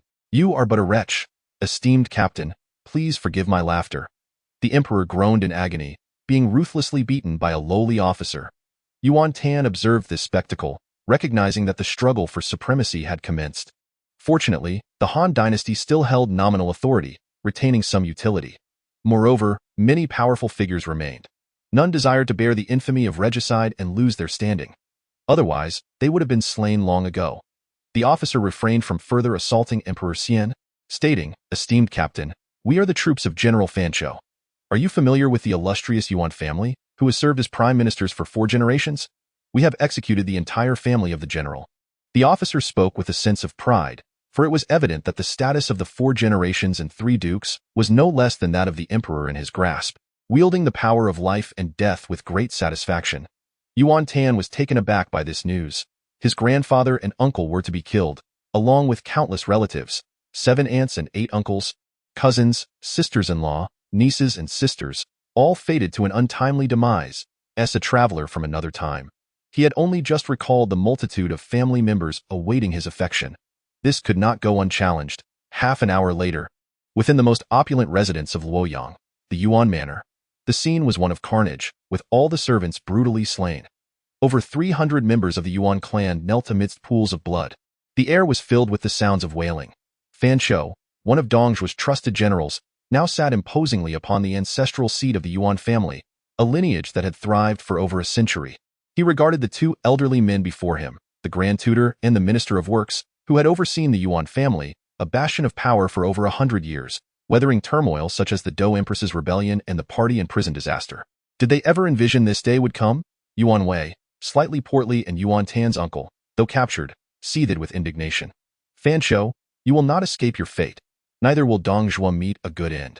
My nephew, Yuan Shao, is the alliance leader, and hundreds of thousands of troops are on their way." Fanchou interrupted with a boisterous laugh. "The 18 warlords are merely a rabble. My Shiliang army comes and goes as it pleases. Who can stand against us?" Yuan Feng struggled to his feet, glaring fiercely. "Brother, do not waste your breath on him. Everything happening to the Yuan family today will be Dong Zhuo's reckoning in the future.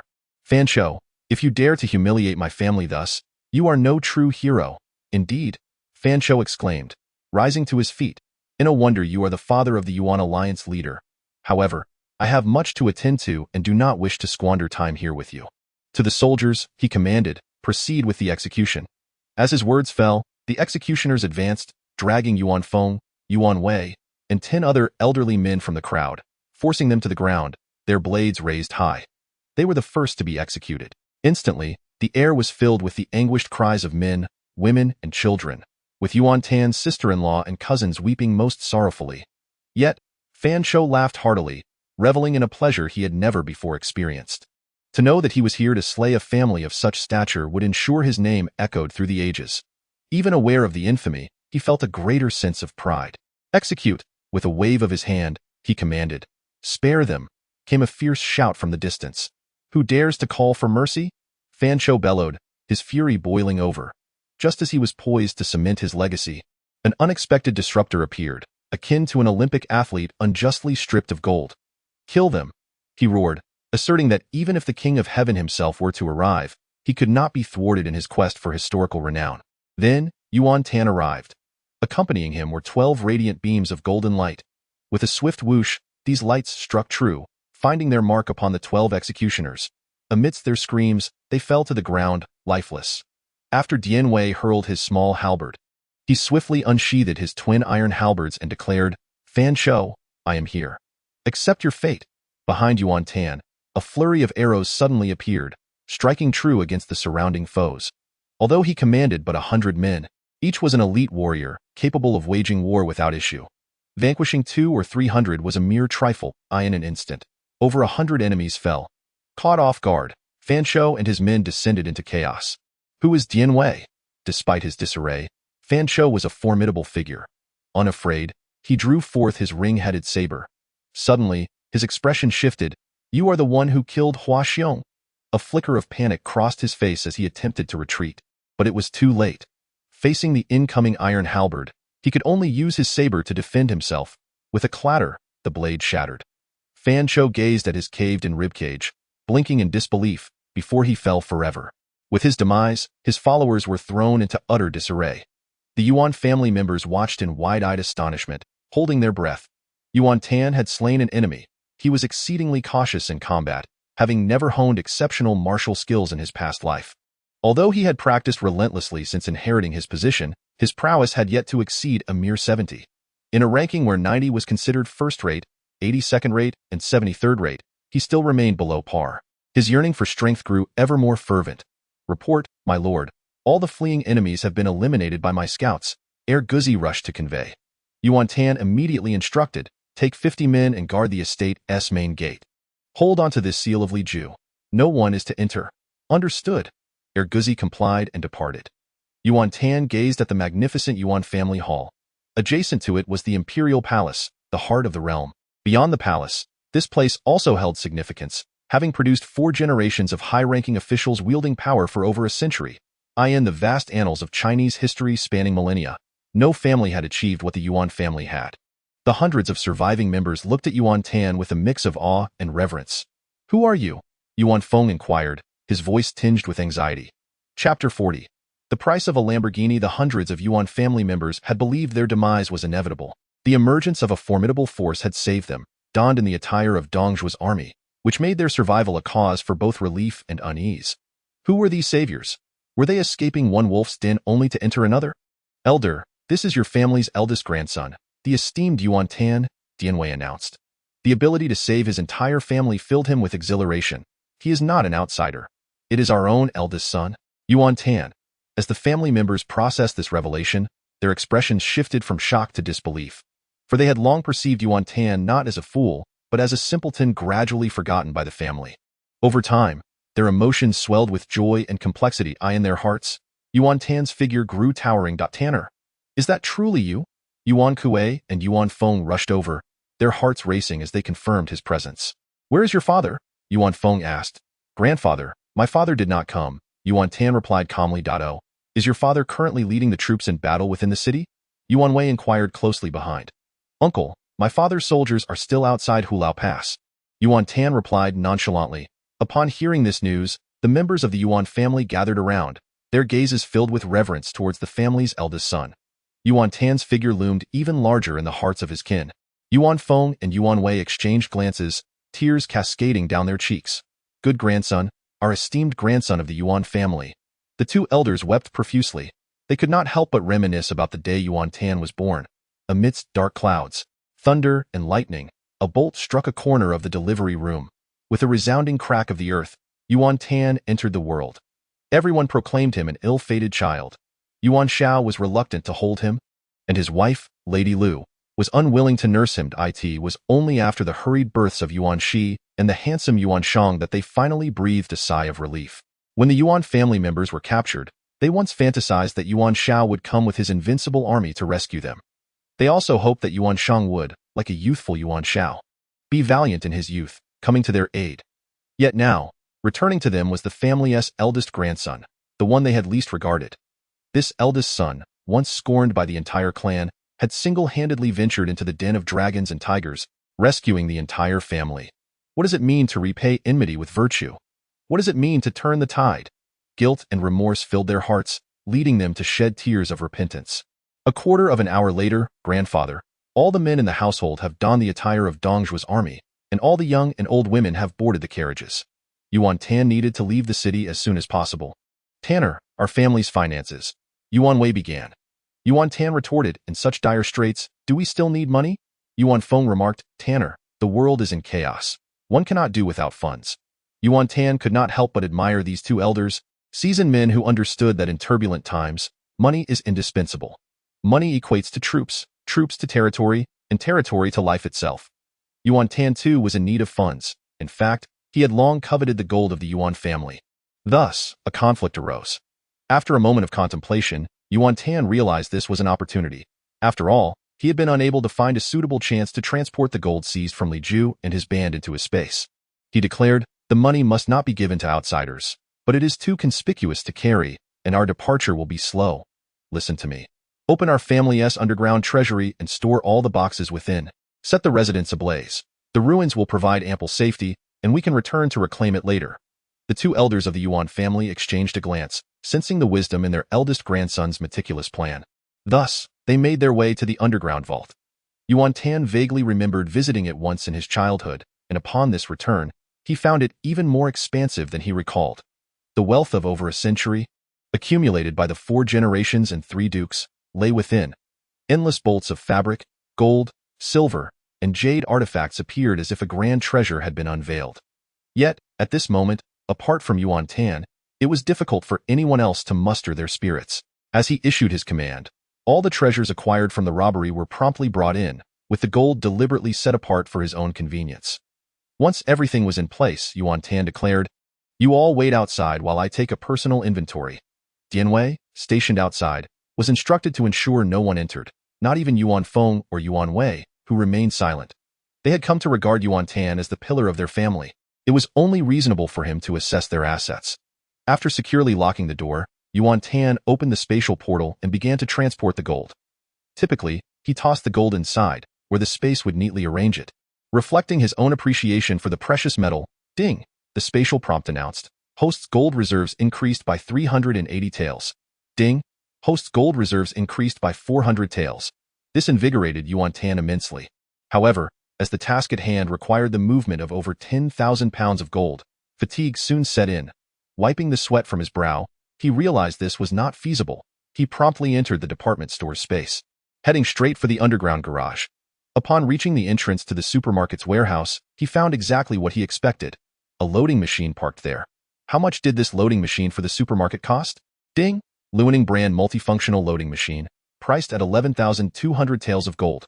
Cursing the exorbitance next door, he thought, it's so expensive, but I need it. Yuan Tan, considering the long-term benefits, gritted his teeth and made the purchase. Although he had already seized over 100,000 taels of gold, the expenses were numerous, weighing on him like a mortgage. Instantly, the gold was deducted. Without hesitation, Yuan Tan climbed into the vehicle, only to realize he did not know how to operate it. Ding! Host's learning fee of 1,120 taels deducted. Suddenly, He felt a wealth of knowledge flood into his mind, allowing him to maneuver effortlessly. Despite the expense, the knowledge acquisition proved to be remarkably efficient. Just how much was this Lamborghini? He had driven only a few meters when a brand new sports car caught his eye. Such luxury was once beyond his wildest dreams. While others rode horses during their outings, he envisioned cruising in a sports car, a thrill that sent waves of excitement through him. Adding a few beauties to the mix only heightened the fantasy. He chuckled, already salivating. Ding! Lamborghini Urus, priced at 1 million taels of gold. 100,000 taels in gold. Yuan Tan wiped his mouth, recalling the adage, you get what you pay for. How much was this old-fashioned mobility vehicle? Ding! Bama brand fully enclosed three-wheeled vehicle, certified by the Ministry of Industry and Information Technology, priced at 10,000 taels of gold. He scoffed, good goods aren't cheap. Though reluctant, he knew he must act within his means. He sincerely hoped for the day he could afford to drive one. Thus, a few minutes later, a cacophony of noise erupted, jarring in the enclosed warehouse. Yuan Tan became the first in ancient times to showcase mechanical prowess, exponentially increasing work efficiency. He effortlessly tossed boxes into the spatial portal. As the gold entered, the boxes tumbled out. Chapter 41. Evolving into a first-class General, Yuan Tan drove the loading machine with the finesse of a seasoned worker with decades of experience, fully grasping the plug-and-play nature of knowledge. Without further ado, he boarded the elevator and ascended to the 7th floor of the department store, where the martial arts training hall awaited. Crossing the martial arts arena, passing by the weapon rack, he entered the coach's office and once again picked up the revered tome of Jeet Kune Do. This martial art was conceived by the illustrious fighter, Mr. Bruce Lee. As a devoted admirer of Mr. Lee, he felt immensely fortunate to have the opportunity to study such a profound discipline. After enduring considerable struggles, he finally amassed his wealth. The dreams that had occupied his thoughts day and night were now within reach. Ding! Jeet Kune Do is not merely a martial art. It embodies a philosophy of combat, priced at 100,000 taels of gold. Does the host wish to purchase it? Spare me your trivialities. Do I appear to be someone lacking in funds? Yuan Tan remarked with a hint of pride, having single-handedly seized over 100,000 taels of gold alongside a band of 100 or so comrades. Who else could achieve such a feat? Ding! Deducting 100,000 taels of gold for the purchase. Ding! Deducting 10,000 taels of gold for the learning fee. Instantly, Yuan Tan felt a surge of memories flooding his mind. Accompanied by the awakening of muscle memory throughout his body, a cacophony of bones and muscles echoed around him. His height seemed to elevate by 3 inches, and his muscles swelled beyond measure. In his excitement, he hastily attempted to shed his clothing, yet was thwarted by a layer of sealing energy. He could, however, roll up his sleeves and rush to the mirror. To his astonishment, his physique mirrored that of the peak Bruce Lee. The once elusive bat-like back and 8-pack abs were now a tangible reality. He appeared strikingly handsome. Yuan Tan stroked his chin, feeling a warm glow of satisfaction. Indeed, products from the system are assuredly of exquisite quality. At that moment, he glanced through the floor-to-ceiling window towards the entrance. Just moments ago, a mountain of gold bars and jewels lay piled high, but now only a modest heap remained. A wave of despondency washed over him. Soon replaced by elation, it was undoubtedly a profitable venture. Even if given the chance to choose again, he would still opt to purchase it in comparison to the mastery of Jeet Kune Do. 110,000 taels of gold was a mere pittance. A true gentleman can afford such expenses. Strike. Yuan Tan made his way to the martial arts arena and seized a pair of nunchaku from the weapon rack, spinning them with finesse. The common stances of nunchaku include Su Qin's sword on the back, the stick tucked under the arm, the suspended roll, and the 4-section style, among others. The techniques primarily consist of chopping, lifting, thrusting, stabbing, and sweeping, characterized by a brisk and effective rhythm. The leg techniques within Jeet Kune Do are also exceptional. Strike. Yuan Tan launched a kick, sending a sandbag weighing over 100 pounds spinning a full 180 degrees. Observing his newly bulging muscles, he felt an overwhelming sense of exhilaration. Unable to resist, he adjusted his trousers to inspect. Indeed, the muscle growth was flawless from every angle. That moment, he was calm and collected. Having fully transformed into a master of Jeet Kune Do, akin to Mr. Bruce Lee himself, he quickly checked his attributes. Combat power, 90, a remarkable increase of 20 points. He had ascended to the ranks of an elite warrior. In such tumultuous times, he had evolved from a mere minnow to a prominent figure, possessing the martial prowess to rival that of Guan Yu and Zhang Fei, which filled him with joy. From this moment forth, his destiny was his to command, unbound by fate. He would stand resolute against 1,000 foes at the front and orchestrate victory from afar. He aspired to pass on his exceptional genes to future generations. At that juncture, he noticed the sealing energy on the nunchaku, clearly indicating that without a purchase, he could not take them with him. He needed to procure a suitable weapon for himself. This modern, intricately crafted nunchaku appeared to be an excellent choice. How much? Ding! The Zhongti brand gold-plated seamless titanium alloy nunchaku is priced at 3,000 taels of gold. 3,000 taels of gold, surely worth several tens of millions, would suffice to purchase a reasonably sized apartment in a first-tier city. Indeed, I shall take it. Yuan Tan gritted his teeth, realizing that one must be resolute in life. However, he had not anticipated that instead of acquiring a house, he would spend such an extravagant sum on a mere staff in this ancient realm. Fortunately, this staff, when presented, would be unparalleled in the world, thus it appeared to be a lucrative investment. The resplendent golden nunchaku, bestowed with the name Panlong Gun. After a brief moment, as Yuan Tan's thoughts stirred, a torrent of knowledge regarding Jeet Kune Do surged within his mind, accompanied by a rush of muscle memory. Once again, he experienced the formidable power of knowledge that is readily applicable. According to his understanding as a grandmaster of Jeet Kune Do, the true essence of the art possesses no fixed techniques, nor rigid requirements. One may excel in kicks, punches, elbows, knees, or any combination thereof.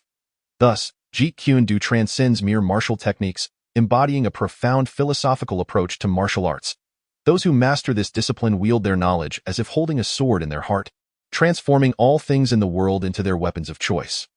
Consequently, Master Bruce Lee often fought barehanded, for anything in his grasp could become a lethal weapon, including but not limited to knives, swords, polearms, and axes. Naturally, Master Lee favored the nunchaku. The nunchaku is a short weapon, and in ancient times, combat on horseback necessitated a long weapon as well. Therefore, Yuan Tan needed to seek an appropriate long weapon. Soon, integrating the martial philosophy he had mastered, he selected the spear as his long weapon. Much like the art of boxing, the spear emphasizes speed, precision, and power, delivering the most formidable force with utmost swiftness. At that moment, his attention was captured by a grand spear standing before the entrance of the martial arts hall, serving as both a symbol and the signature weapon of the establishment. The spear was entirely gilded with exquisite craftsmanship, its only flaw being that it was unsharpened. Yet, this imperfection was of little concern. A simple visit to a skilled craftsman would suffice, much like how Dian Wei excelled in such matters. How much is this? Ding! The seamless chromium alloy spear, branded as Zhongti, is priced at 9,000 taels of gold. I shall take it. Thus, yet another house was forfeited. However, as Yuan Tan grasped the radiant golden spear, he felt a profound sense of worth, both in prestige and substance. He named it Daoxing Fengyun Chong, derived from the philosophical tenets of martial arts he had internalized. The Tao gives rise to all things, existing within the myriad forms of nature. He believed that his arrival in this realm was also governed by the principles of the great Dao. In later generations, a poem would exclusively praise this spear. In chaotic times, the smoke of war rises. The great Tao resides in the heart, as the winds and clouds spread across the realm, vanquishing all evildoers. After a while, Yuan Tan returned to the entrance of the spatial portal with a joyful heart. Having approximately 18,000 taels of gold remaining, barely sufficient for daily expenses. Indeed, the greatest joy lies in earning money and having the means to spend it. Now armed with the abilities of a first-rate warrior, what was there to fear about not making a fortune? One word: exhilarating. Upon returning to reality, Yuan Tan organized himself, the nunchaku secured at his waist and the golden spear held firmly in hand. He then opened the storeroom door, revealing a multitude of anxious faces awaiting his return. Tanner, you have finally emerged.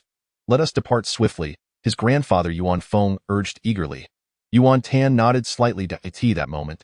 Dian Wei's gaze was drawn to the nunchaku hanging at Yuan Tan's waist. My lord, is that a Shaozi stick? He inquired. The Shaozi stick is indeed the precursor to the nunchaku. It evolved from the agricultural tool known as the flail, which originated in ancient Egypt over 3,500 years ago. The earliest textual references to the flail in our country date back to the spring and autumn period, approximately 2,500 years ago. In the early Warring States period, Master Mozi, the founder of Mozi's military strategies, was inspired by the flail and, in response to the need for defending city walls during warfare, invented the Lian Ting, or large Shaozi stick. Legend has it that the nunchaku was created by Zhao Kuangyi, the first emperor of the Song dynasty, originally named the Panlong Gun, also known as the Dasatsi, and the Xiao Panlong gun, Xiao Satsi. The nunchaku is often referred to as the tiger tail Xiaozi, a type of soft weapon. Although Yuan Tan had little understanding of these details, he recognized this as an excellent opportunity for subterfuge and remarked, "Indeed, this Panlong gun must be a treasured collection of some esteemed family, and I just happened to lay eyes upon it." Who could say how many high-ranking noble families Yuan Tan had plundered? As Dianwei spoke, the crowd's attention was captivated by the Panlong gun. Its radiant appearance was astonishing.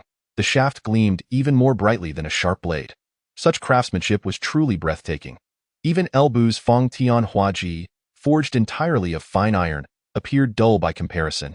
The staff was adorned with bizarre patterns, seemingly naturally formed, undoubtedly designed to prevent slipping. What kind of master craftsman could produce such a weapon? This item was undoubtedly a rare treasure, a family heirloom, causing all present to feel a sense of a warlord. This long spear is equally impressive. Dianwei's gaze was once again drawn to the Dao Sheng Feng Yun spear, and he couldn't help but reach out to touch it. What material is this? It is far from ordinary steel. Instantly, everyone's attention shifted once more. Particularly striking were the two vividly depicted five-clawed golden dragons on the spear, with the double dragons gathering at the tip, radiating a dazzling golden light. Ahem. Yuan Tan cleared his throat, prompting the crowd to regain their composure. This spear is quite remarkable. I wonder which family forged it, though it has yet to be sharpened. Dianwei, after speaking, he tossed it over. Dianwei promptly caught it, assuring, "My lord, rest assured, I shall sharpen it for you immediately. Let us proceed." Yuan Tan nodded in satisfaction and led the way, with the others hastily following. As they exited the estate, flames engulfed the Yuan residence. The fire would shroud the family's movements and conceal the treasures within their treasury. Amidst the blaze, Yuan Tan guided the group onto the road leading out of the city. Shortly thereafter, passing by a certain residence, Yuan Tan observed a group of Dong Zhuo soldiers brutally escorting a family, evidently members of that household. A thought struck him. Why not set fires along the way? Such chaos would further disrupt the city, enhancing his own security. Since his own home was ablaze, he felt no fear in igniting others. Thus, he spurred his horse forward, pointing the Panlong gun. He commanded, "Who is in charge here?" "By the order of the acting captain, set this place ablaze." Upon hearing this, the head of the household collapsed to the ground, crying out, "My lord, please do not burn it." This is the ancestral home of the Wang family, established since the Warring States period. The troops of Dong Zhuo were momentarily taken aback.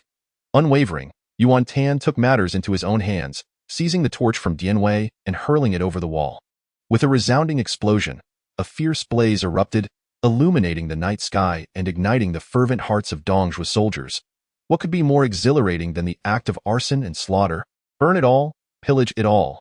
Wherever Yuan Tan ventured, flames surged forth. In a short span, the savage spirits of all Dong Zhuo's troops within the city were ignited. Yet, Yuan Tan's exodus grew increasingly seamless. In the northern part of the city, at a certain location, stood the residence of the venerable Cai Yan. "You must not set this ablaze," shouted a few scholars among the captured populace. "Do you not know who Cai Yan is? He is the teacher of the literati across the realm. Even Dong Taisher must show him respect." The pleas, however, only served to provoke the cruelty of the commanding officer, who sneered disdainfully, "Is there anything I dare not burn?" "Soldiers, set it aflame." In an instant, a squad of soldiers dashed forward, tossing several torches in succession, igniting the Cai residence. "Ha ha ha, indeed. Let the flames rage on." The officer laughed heartily. Chapter 42. Little soldier, do not flee. Luoyang, the capital of the Han Empire for 2 centuries, stands as one of the most prosperous cities in the world. At this moment, a tremendous fire blazed. From the heavens above, it began as but a flicker, now transformed into a conflagration of epic proportions. As the entire city ignited, Luoyang became a colossal cauldron of flames, the fiery glow visible from miles away. With the thick smoke descending, the ashes fell like volcanic debris, obscuring even the luminous moon. The anguished cries of the populace and the frenzied howls of soldiers filled the art. At this moment, the sole location within the city untouched by fire was Dong Zhuo's residence. Dong Zhuo roared in fury. Although his estate remained unscathed, the temperature had risen to an unbearable level. Despite fanning himself with a feathered fan, beads of sweat cascaded down his forehead, likely due to his mounting frustration. Who set the fire? Who is responsible for this chaos? Is there no discipline left? No law? His heart raced as he beheld the towering inferno surrounding him. He had envisioned a day when he would return to this very place, only to find it engulfed in flames.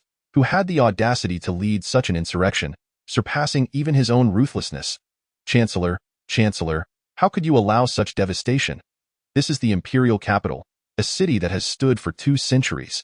His trusted strategist, Liu, rushed in, his voice raised in urgency as it was the first time he had spoken so boldly to Dong Zhuo. Dong Zhuo, at a loss for words, slammed his enormous hands upon the table, producing a thunderous sound. It was not I who set the fire. It must have been that scoundrel acting out. Having commanded troops for many years, he was well aware that some of his subordinates were even more ruthless than he. It was clear that someone had succumbed to their emotions, igniting a chain reaction of chaos.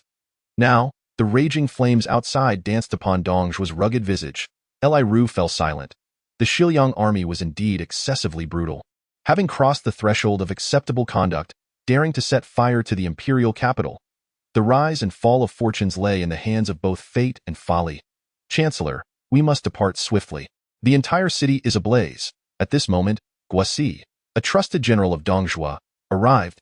He reported on the dire situation outside. Now, aside from Dong Zhuo's residence, even the imperial palace has been engulfed in flames. He pondered internally. The chancellor is indeed formidable. The capital burns at his whim. How ruthless!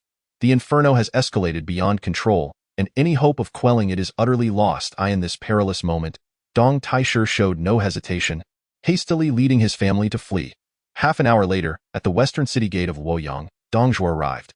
Given his stature, it was only fitting that he should be the first to exit the city. Closely following were the imperial carriage and the procession of civil and military officials. The court could not function without the emperor and his ministers, thus they alone received the stringent protection of Dong Zhuo's troops.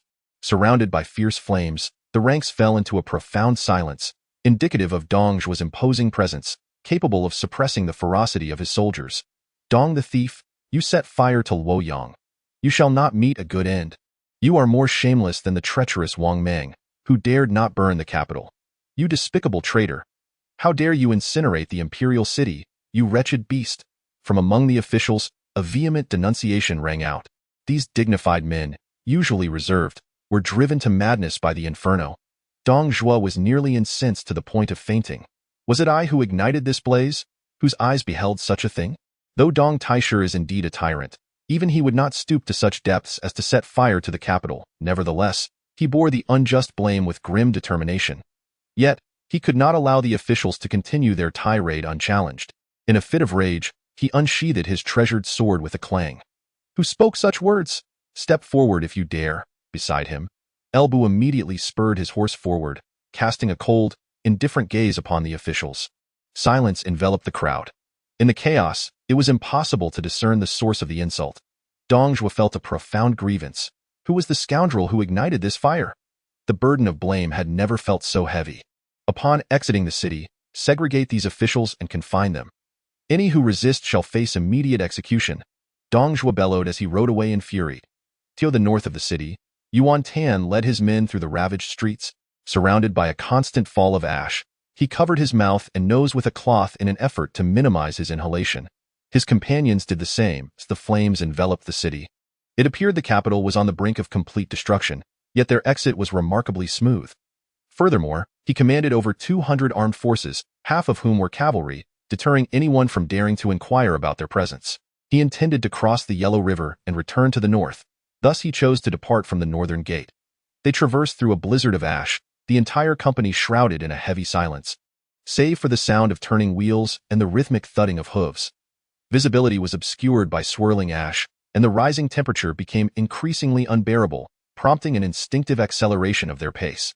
At that moment, a solitary, slender soldier of the Xiliang army appeared at the intersection ahead.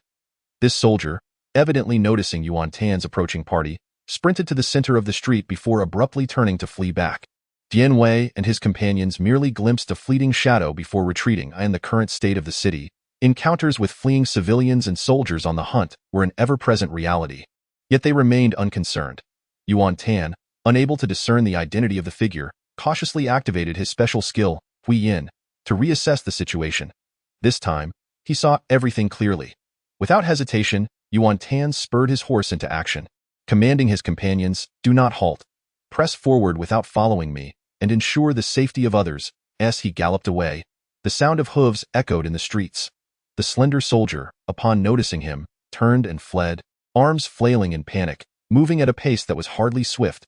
"Do not run," Yuan Tan urged, chasing after him in a city filled with hundreds of thousands of foes. He dared not raise his voice too high, fearful of attracting unnecessary trouble. Thanks to the swiftness of his steed, he soon caught up. The soldier glanced back, his face paling. He had painstakingly approached the city gate in silence, only to be discovered by a villain. What should I do? Fear engulfed the soldier's heart. When Yuan Tan caught up, he finally exhaled in relief. Fortunately, with the ability of Huiyan, he had not missed his chance, silently expressing his gratitude for the stroke of luck. "Do not flee. I am not a villain," Yuan Tan implored, lowering his gaze. "You are not a villain? There is no one more cruel and vicious than you." The soldier quickened his pace instead. "Do not run. I am here to protect you. I do not need your protection. Go away." The soldier flailed his arms in desperation, exerting every ounce of energy to escape. Yuan Tan, rendered speechless and seeing no way to halt the soldier, seized the opportunity to leap forward like a hungry tiger pouncing on its prey. The soldier was completely knocked to the ground. Struggling desperately, the soldier shouted, "Let me go. If I fight back, even I will be frightened." A notably feigned rough voice emerged from within. The soldier brandished a dagger, raising it mercilessly to strike. With a martial prowess of 90, Yuan Tan had no fear of the soldier's dagger. Although the soldier attempted to stab him, Yuan Tan merely laughed. Unperturbed, he deftly snatched the dagger away and hurled it far from them, maintaining his hold on the soldier to prevent further escape. Chapter 43. A brother comes to protect the soldier continued to struggle fiercely. Yuan Tan swiftly ensnared the soldier's soft body as if he were an octopus. "You are Cai family's esteemed eldest daughter, the renowned beauty and prodigy, Cai Yan." "I am not Cai Yan," the soldier cried out in despair, yet the innate beauty of her melodious voice could not be concealed despite the tragic circumstances. "Cai Yan. Martial power 22, intelligence 79, charm 9/6. No identity could escape Yuan Tan's Huiyan. Women of such allure in the late Han period were exceedingly rare. Furthermore, the name had been revealed. "It is you," Yuan Tan exclaimed with a smiled eye in her moment of fear. A towering figure flashed through Cai Yan's mind. She had escaped the marriage pact with the Wei family, yet ultimately could not escape the chaos of this era. Now, she found herself in the embrace of a general from Xiliang. Who could rescue her in Luoyang? My purity. This was the only thing she still had the power to protect, and she immediately bit her tongue. Truly a virtuous and resolute woman. I admire that. Yuan Tan could never stand idly by as a life was extinguished, especially that of the world's most beautiful and talented woman. It would be an unforgivable sin. He immediately extended a hand, grasping her soft cheeks, rendering her unable to bite. A fragrant, agile tongue flitted about within her small mouth. Upon hearing such words, Cai Yan's heart raced with terror. She had encountered a man of unparalleled brutality, one who relished the presence of pure maidens. The more they struggled and resisted, the more he delighted in their plight. A perverse fiend, in a moment of desperation, she lunged to bite Yuan Tan's hand. "Do not bite.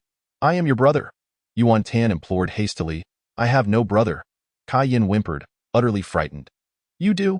Yuan Tan quickly removed his helmet. He was beginning to shed his garments. Cai Yan, being merely a delicate woman, had her limits crossed repeatedly. Her vision darkened, and she fainted. How could I have removed my helmet only to still lose consciousness? Yuan Tan suddenly struck his own head, swiftly pulling down the mask that shielded his face from ash. After a brief while, Cai Yan had no idea how much time had elapsed. When she finally opened her eyes again, a face unmistakable even in its disarray appeared before her. Brother. Once Cai Yan regained her senses, she had intended to bite her tongue, but instead, she leaped into his embrace, feeling an overwhelming sense of safety. Fear not, brother is here, brother will protect you." Yuan Tan's warm embrace had become a cradle for the world's most exquisite talent. "Brother, just now I encountered a savage. Thankfully, you appeared and rescued me. I am at a loss for how to repay you." As Cai Yan spoke, she became fully alert, realizing she could not remain in her brother's embrace. She hastily straightened her posture and pushed Yuan Tan away, nervously arranging her hair. "By the way, what of that savage? Has he been dealt with?" "Well, I am that savage," Yuan Tan admitted, knowing this revelation could not be concealed any longer. He had never imagined he would be perceived as a brute in her eyes. But alas, it was all a misunderstanding. Cai Yan contemplated for a moment before covering half of Yuan Tan's face with her hand. Indeed, that savage was her brother from the Yuan family. Her face flushed crimson with embarrassment, wishing for a crack in the ground to swallow her whole. Cai Yan hastily rose, only to stumble and fall to the ground. It turned out that the earlier sprint had exhausted her entirely, depleting all her strength, leaving her legs weak. Fortunately, Yuan Tan was quick to react, catching her in his arms to prevent her from truly falling. Rising again, he returned her to his embrace. Was it awkward? Was it shy? Thankfully, Yuan Tan, attuned to her feelings, remained silent, offering his support without a word. That moment, an elderly soldier appeared. Witnessing Cai Yan being held by a Western Liang military officer, causing him to collapse to the ground in shock. "Scoundrel, I shall fight you." The old soldier, filled with a desperate resolve, scrambled to his feet without a thought for his own safety. He did not even draw his weapon, extending his gnarled hands toward Yuan Tan. To his astonishment, he managed to grasp his neck. The old soldier was elated. He had assumed their size difference would spell his doom, but it had gone unexpectedly well. This officer did not appear as clever as he seemed, and he immediately summoned his remaining strength to resist. "Release my daughter, or I shall strangle you." The veteran bellowed with authority, his commanding presence as formidable as in his prime. "This old fellow still possesses remarkable strength." Yuan Tan stuck out his tongue. "Father, do not act rashly. He is Yuan Tan, the eldest son of the Yuan family," Cai Yan exclaimed in alarm. "Even if he were Dong Zhuo, I would still strangle him." "Ah, he is indeed the eldest son." Cai Yan, initially furious, shifted to astonishment upon recognizing the figure, exclaiming, "Eldest son? Is it truly you? What brings you here?"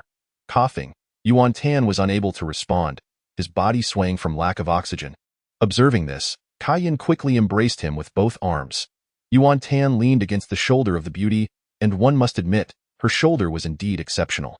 Even clad in military attire, it felt so soft, so resilient, and so fragrant. The world's most beautiful and talented woman, her reputation was well-deserved. He then said, "Old Cai, I have come specifically to rescue you. I know you have seen through Dong Zhuo's vile countenance. As the teacher of all literati, I could not allow your demise." Cai Yan was overwhelmed with emotion. Although this man rested upon his daughter's shoulder, he was still in his grasp, disregarded as the teacher of all literati.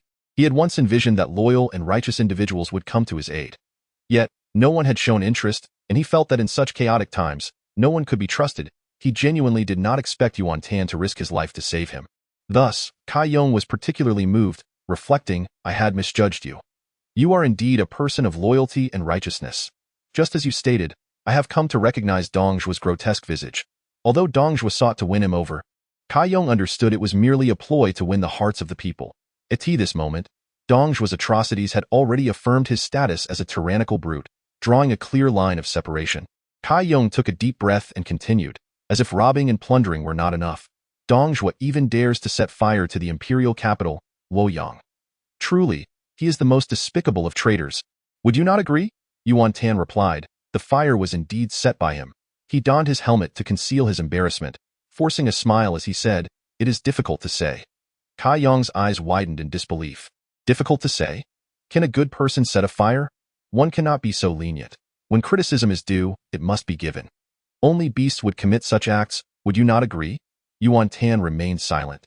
As dawn broke, Yuan Tan successfully exited the city. It began to rain.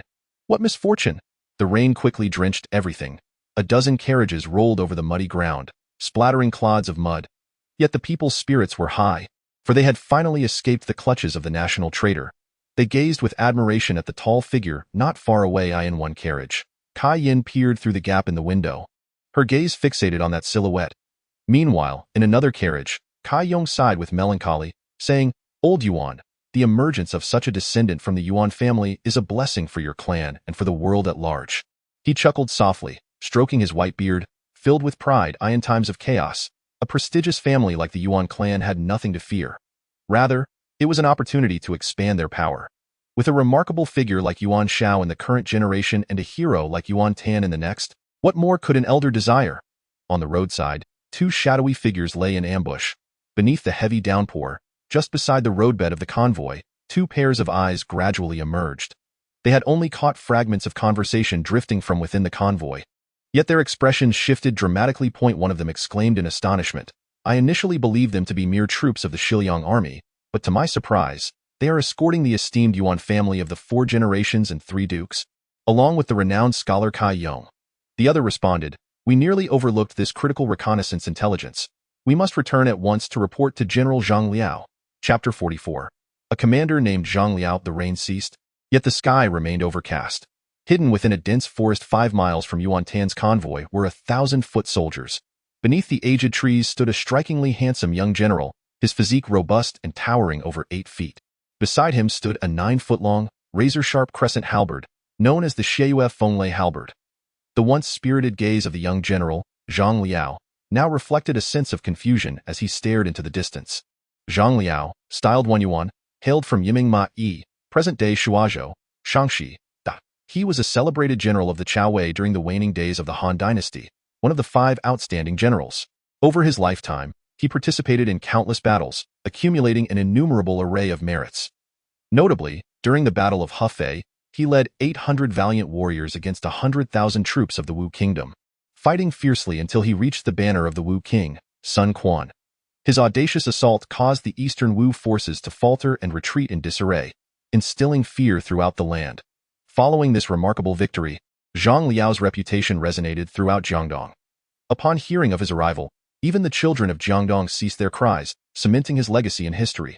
However, at this moment, Zhang Liao remained unaware that he was destined to become a renowned general.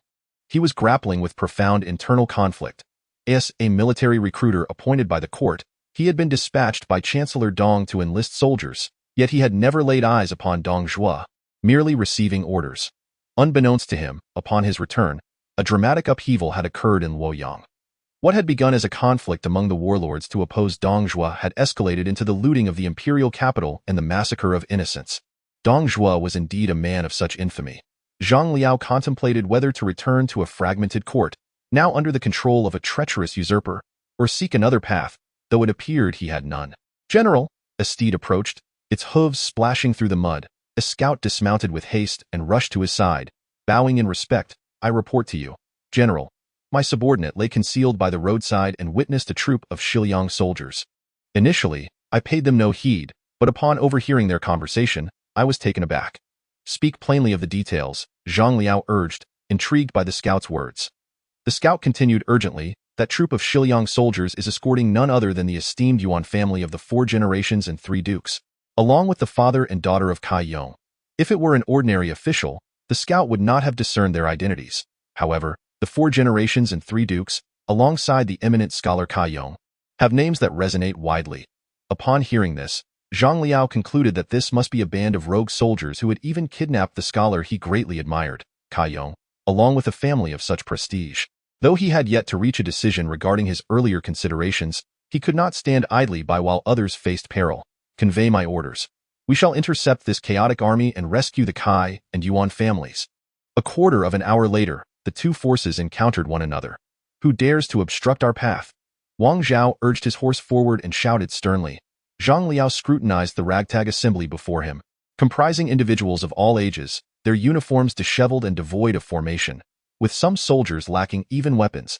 He harbored a profound disdain for undisciplined troops and, with a composed demeanor, declared, "I am Zhang Liao, the recruiting officer of the Grand Commandant's office. Why have you taken the Yuan and Cai families hostage?" Wang Zhao's expression shifted, revealing that this commanding officer was privy to significant information. He hastily replied, "This is the command of the Chancellor." Raising his crescent moon halberd, Zhang Liao's troops formed a semicircle and advanced steadily. Although they were newly recruited soldiers, they had endured trials along their journey. "No matter whose orders were given, you must heed mine now," Zhang Liao asserted coldly.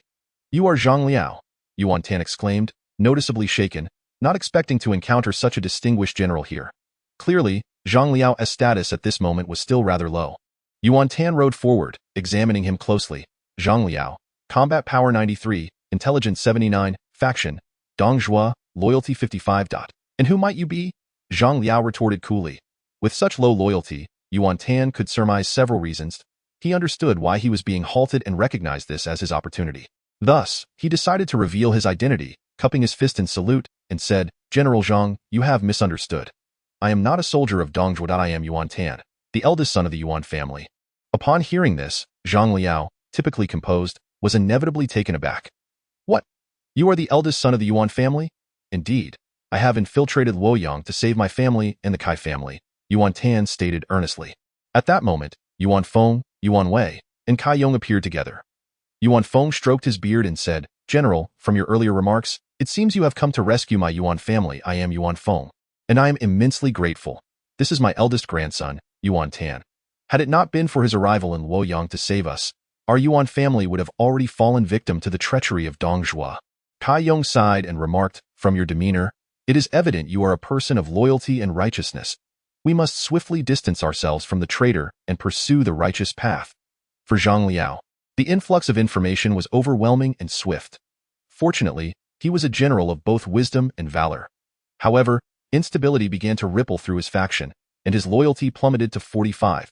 This played to Yuan Tan's advantage, prompting him to disregard potential dangers and ride closer to Zhang Liao.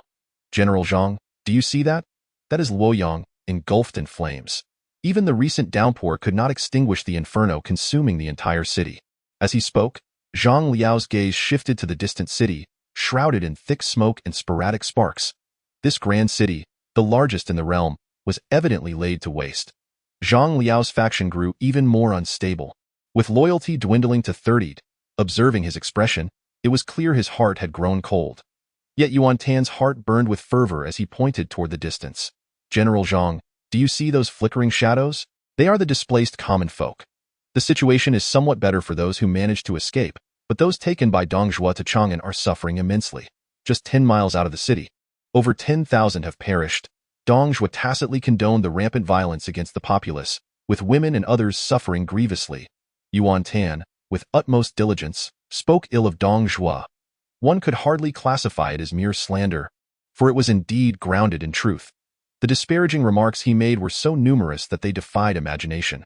When viewed through a discerning lens, Zhang Liao's faction had dissipated.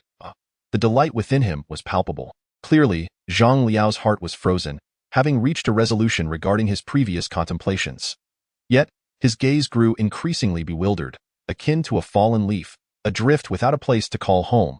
He firmly shut his eyes, and upon reopening them, he deftly mounted his steed and signaled to his followers to clear a path. His intentions were unmistakable. Yuan Feng and the three elders sighed in relief, exchanging glances before retreating back into the carriage. Given their stature, they were, to be frank, rather dismissive of Zhang Liao, a mere lieutenant. Wang Zhao and his companions awaited orders. But would Yuan Tan take his leave? Capturing Zhang Liao now was of paramount importance. Why did Zhang Liao not willingly submit? Perhaps it was due to the recent loss of his faction, leaving him in a state of mental disarray. Yet, other reasons might also be at play. Yuan Tan gazed toward his own dreams and aspirations, in order to rise above the chaos of this tumultuous era and become a ruler worthy of admiration and allegiance. One must undertake deeds that would astonish heaven and move spirits. Only then would the heroes of the realm recognize him as a leader worth following, compelling them to rally to his cause. As Yuan Tan observed Zhang Liao and his 1,000 followers, a bold notion began to blossom within him. Chapter 45. If I do not enter hell, who will? The ominous clouds above Luoyang had finally dispersed. The first rays of sunlight broke through, illuminating Yuan Tan's thoughts. General Zhang, may I borrow a moment of your time? Yuan Tan invited with a calm demeanor. Zhang Liao, perplexed, stepped aside to a more secluded spot, inquiring, young master. Yuan Tan nodded and said, General Zhang, you must have come to a comprehensive understanding of the kind of man Dong Zhuo truly is. His tone grew increasingly fervent. Until the traitor is eradicated, the common people shall never know peace. I intend to slay Dong Zhuo and eradicate treachery for the sake of our nation. Upon hearing this declaration, Zhang Liao felt a deep admiration, yet his thoughts lingered. The ambition of the young master was commendable, but with hundreds of thousands of lords unable to accomplish this, how could he? Yuan Tan smiled, asserting, some matters cannot be resolved by brute force. Rather, subtlety can yield far greater results. I intend to. Upon hearing Yuan Tan's strategy, Zhang Liao was moved. Young master, this journey is fraught with peril. Yuan Tan drew his sword with a resolute air, declaring, though I may be frail and outnumbered, for the sake of the common people, if I do not enter hell, who will? He emphasized both his vulnerability and his unwavering resolve. If I do not enter hell, who will? Zhang Liao, a passionate man, had previously felt disheartened for having followed Dong Zhuo. Yet, in this moment, the profound meaning behind Yuan Tan's words reignited the fervor within him. He was thoroughly moved. With renewed vigor, he dismounted and bowed. stating, "I have traversed the lands, yet never have I encountered a person like the young master. I am willing to follow the young master and serve the nation, even if it means sacrificing my life without regret." Zhang Liao, Strength 93, Intelligence 79, Faction. Yuan Tan, Loyalty 80. Yuan Tan was truly overjoyed at the prospect of having such a formidable general under his command. He swiftly dismounted and offered his assistance to Zhang Liao, exclaiming that with General Zhang's support, he had no reason to fear the success of his grand ambitions. Their arms intertwined, their fervent blood coursed together. Zhang Liao's loyalty soared rapidly, akin to the turning of a calendar, reaching an impressive 89. Securing a strategist of such exceptional prowess was no easy feat, yet it had come about effortlessly. Yuan Tan's heart brimmed with elation as he declared, "This matter must remain confidential, lest it be leaked at ASU command." Zhang Liao pledged that no need for such gravity. Yuan Tan lightly tapped Zhang Liao's arm before remounting his horse to return. This tender gesture elevated Zhang Liao's loyalty by an additional point, bringing it to a pivotal 90. Yuan Tan was filled with joy in his heart. "Tanner, we are not far from Luoyang. Let us hasten our pace. Only once we have crossed the Yellow River can we feel at ease." Old Master Yuan Feng poked his head out of the carriage window, his expression laden with concern. "Grandfather," Yuan Tan rode closer, stating, "I still have a pressing matter to attend to. Wang Kai, Xin Peng and..." He called out. "Here, General," they responded in unison. "You three must take good care of the family and escort the two elder ladies back to Nampi." "Understood." Old Master Yuan Feng exchanged glances with the others, and seeing Yuan Tan's resolute demeanor, they chose not to voice further objections. Yuan Tan approached Cai Yan's carriage window, hesitating momentarily. "Elder brother, do you seek something from Yenner?" Cai Yan had been waiting inside the carriage, and after a prolonged period of silence, she could no longer resist inquiring, as the foolish lad outside seemed too timid to approach. It was then that Yuan Tan steeled his resolve and climbed into the carriage. Cai Yan nestled herself into a corner, creating space for him. Was this truly the legendary solitude of two in a room? She felt her cheeks flush. Yuan Tan took a seat, and for an extended while, silence enveloped them, as if time itself had come to a standstill. "Yenner, I shall confide in you alone. I am going to assassinate Dong Zhuo. If I return, I will surely seek you out." Yuan Tan's voice finally broke the stillness. Cai Yan was taken aback. She had previously regarded Yuan Tan merely as a privileged scion, yet she now discerned his lofty aspirations. Yuan Tan reclined against the carriage window, arms folded, resting his head as he gazed at the drifting clouds, seemingly speaking to himself. "Yenner, I am so weary." "Elder brother, in this tumultuous world, you are needed," Cai Yan said, twisting the hem of her garment. Yuan Tan rose and paused at the door, not looking back. "Initially, my aim was not for the world. I merely wished to survive in this chaotic era. Who has wronged me, that I should wrong another?" As he lifted the curtain, an urgent voice called from behind, "Elder brother, you must return alive." Moments later, Yuan Tan halted his horse on the muddy path, watching the departing caravan. The glint of blades dimmed, the sounds of drums and horns faded away, and familiar faces danced before his eyes. "Hiya!" he shouted. Spurring his horse towards the horizon, as I plunge into the dragon's den and tiger's lair, does my hometown still harbor old acquaintances?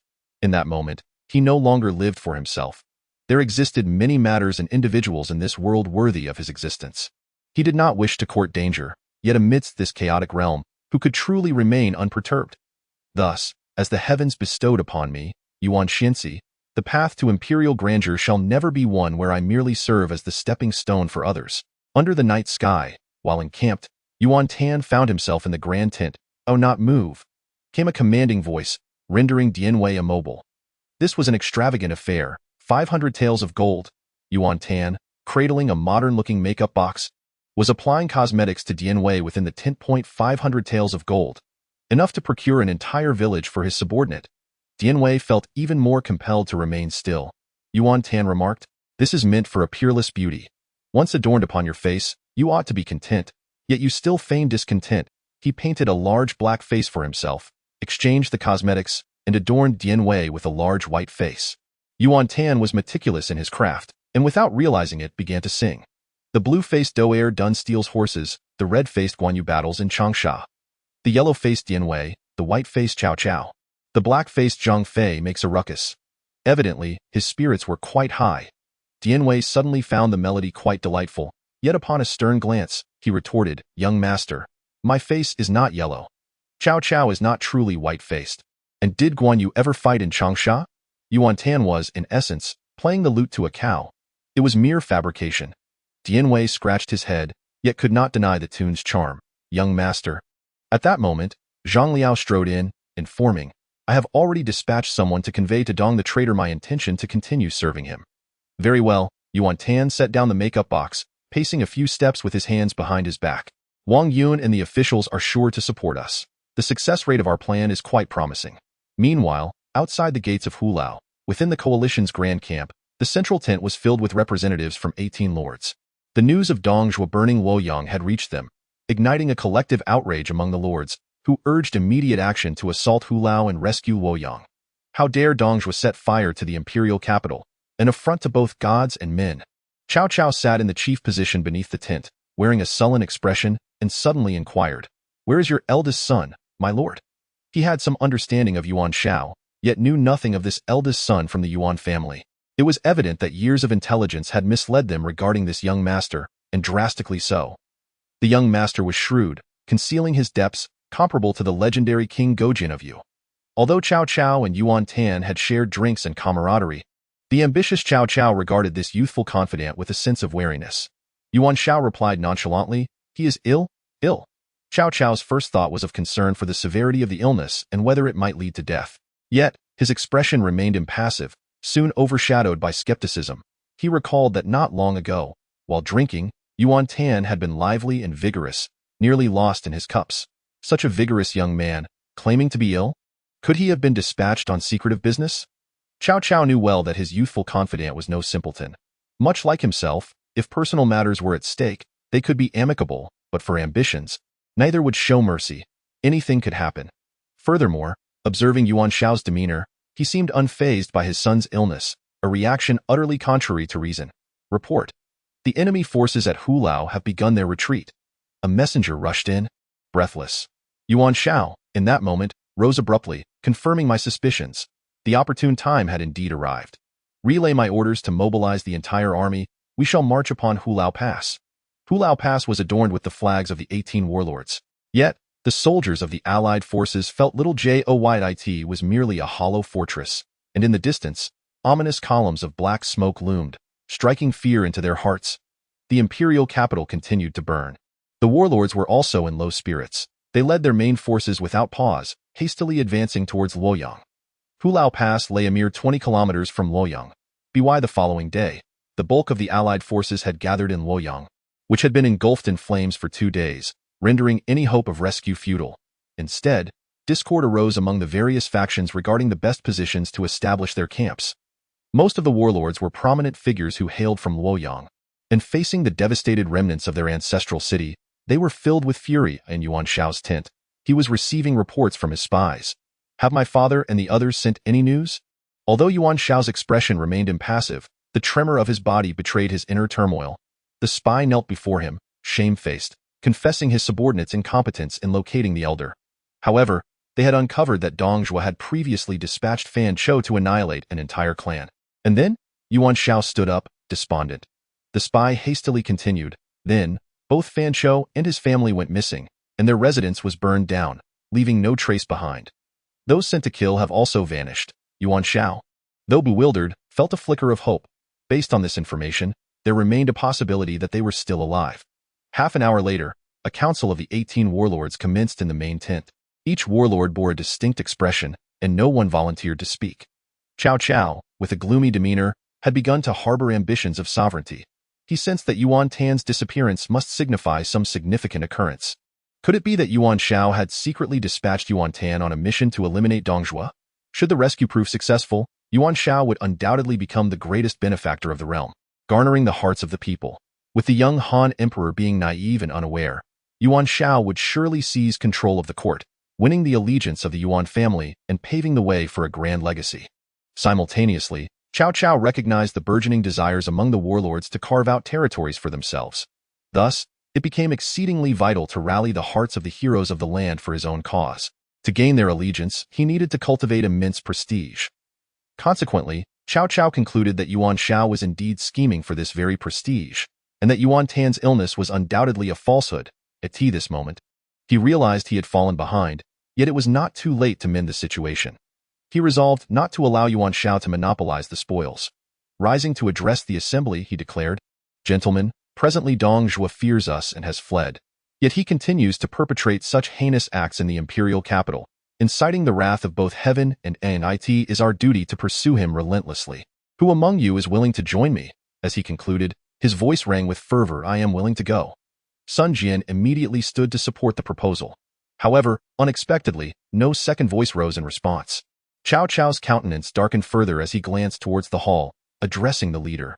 Yuan Shao inhaled deeply, stroking his beard, and replied, "Mingda, I feel your sentiments profoundly. However, we must also contemplate a multitude of other matters." At this juncture, he turned to the assembly and remarked, "The recent relocation of Dong Zhuo to Chang'an was indeed unexpected. Currently, our provisions are insufficient, and our soldiers, having marched nearly 100 li, are exceedingly fatigued. Thus, pursuing Dong Zhuo necessitates careful deliberation. What are your thoughts, esteemed gentlemen?" Yuan Shao disagreed, believing that his family was still under Dong Zhuo's control. He feared that pursuing would render them vulnerable to threats. If they advanced, his kin would perish, which would be an act of filial disloyalty. Conversely, refraining from action would be seen as treachery, leading to a loss of reputation. The only viable option, he concluded, was to refrain from pursuit altogether and to slowly devise a plan to rescue those in peril. A surge of indignation welled up within Cao Cao, who perceived Yuan Shao's stance as a deliberate evasion. In his view, now was the opportune moment to strike against the enemy forces. Yuan Shao, however, seemed intent on monopolizing any potential accolades. "The leader speaks with great wisdom," proclaimed the assembled warlords in unison, rising to their feet.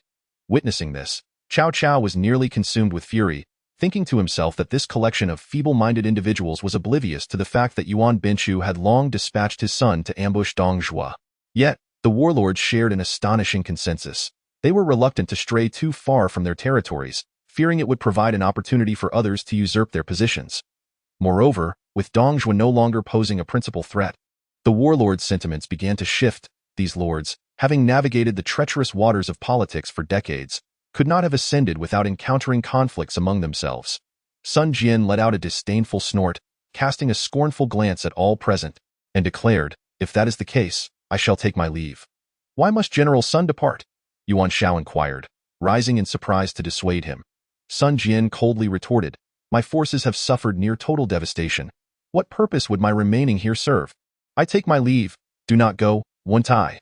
Cao Cao found himself unable to retain Sun Jian, and as he turned, his anger was evident. He proclaimed, "The traitor Dong has burnt the palaces, seized the emperor, and taken hostage countless citizens. His infamy has reached its zenith, and the army he commands is in disarray, held together only by the people. Now is the time for us to unite our strength and strike, for the fate of the realm hangs in the balance. What doubts linger that prevent you from advancing?" The various warlords responded, "Lord Mingda, we must not act hastily." "Yuan Binshu, what say you, leader?" Cao Cao inquired coldly. Yuan Shao pretended to ponder for a moment before stating, "Mingda, since everyone shares this sentiment, we must deliberate further." At this moment, Cao Cao's resolve was firm. He could not allow Yuan Binshu to claim such a momentous victory. This young fool is not to be trusted with such plans. Upon exiting the main tent, Cao Cao immediately commanded, "Xiahou Dun, where is Xiahou Yuan?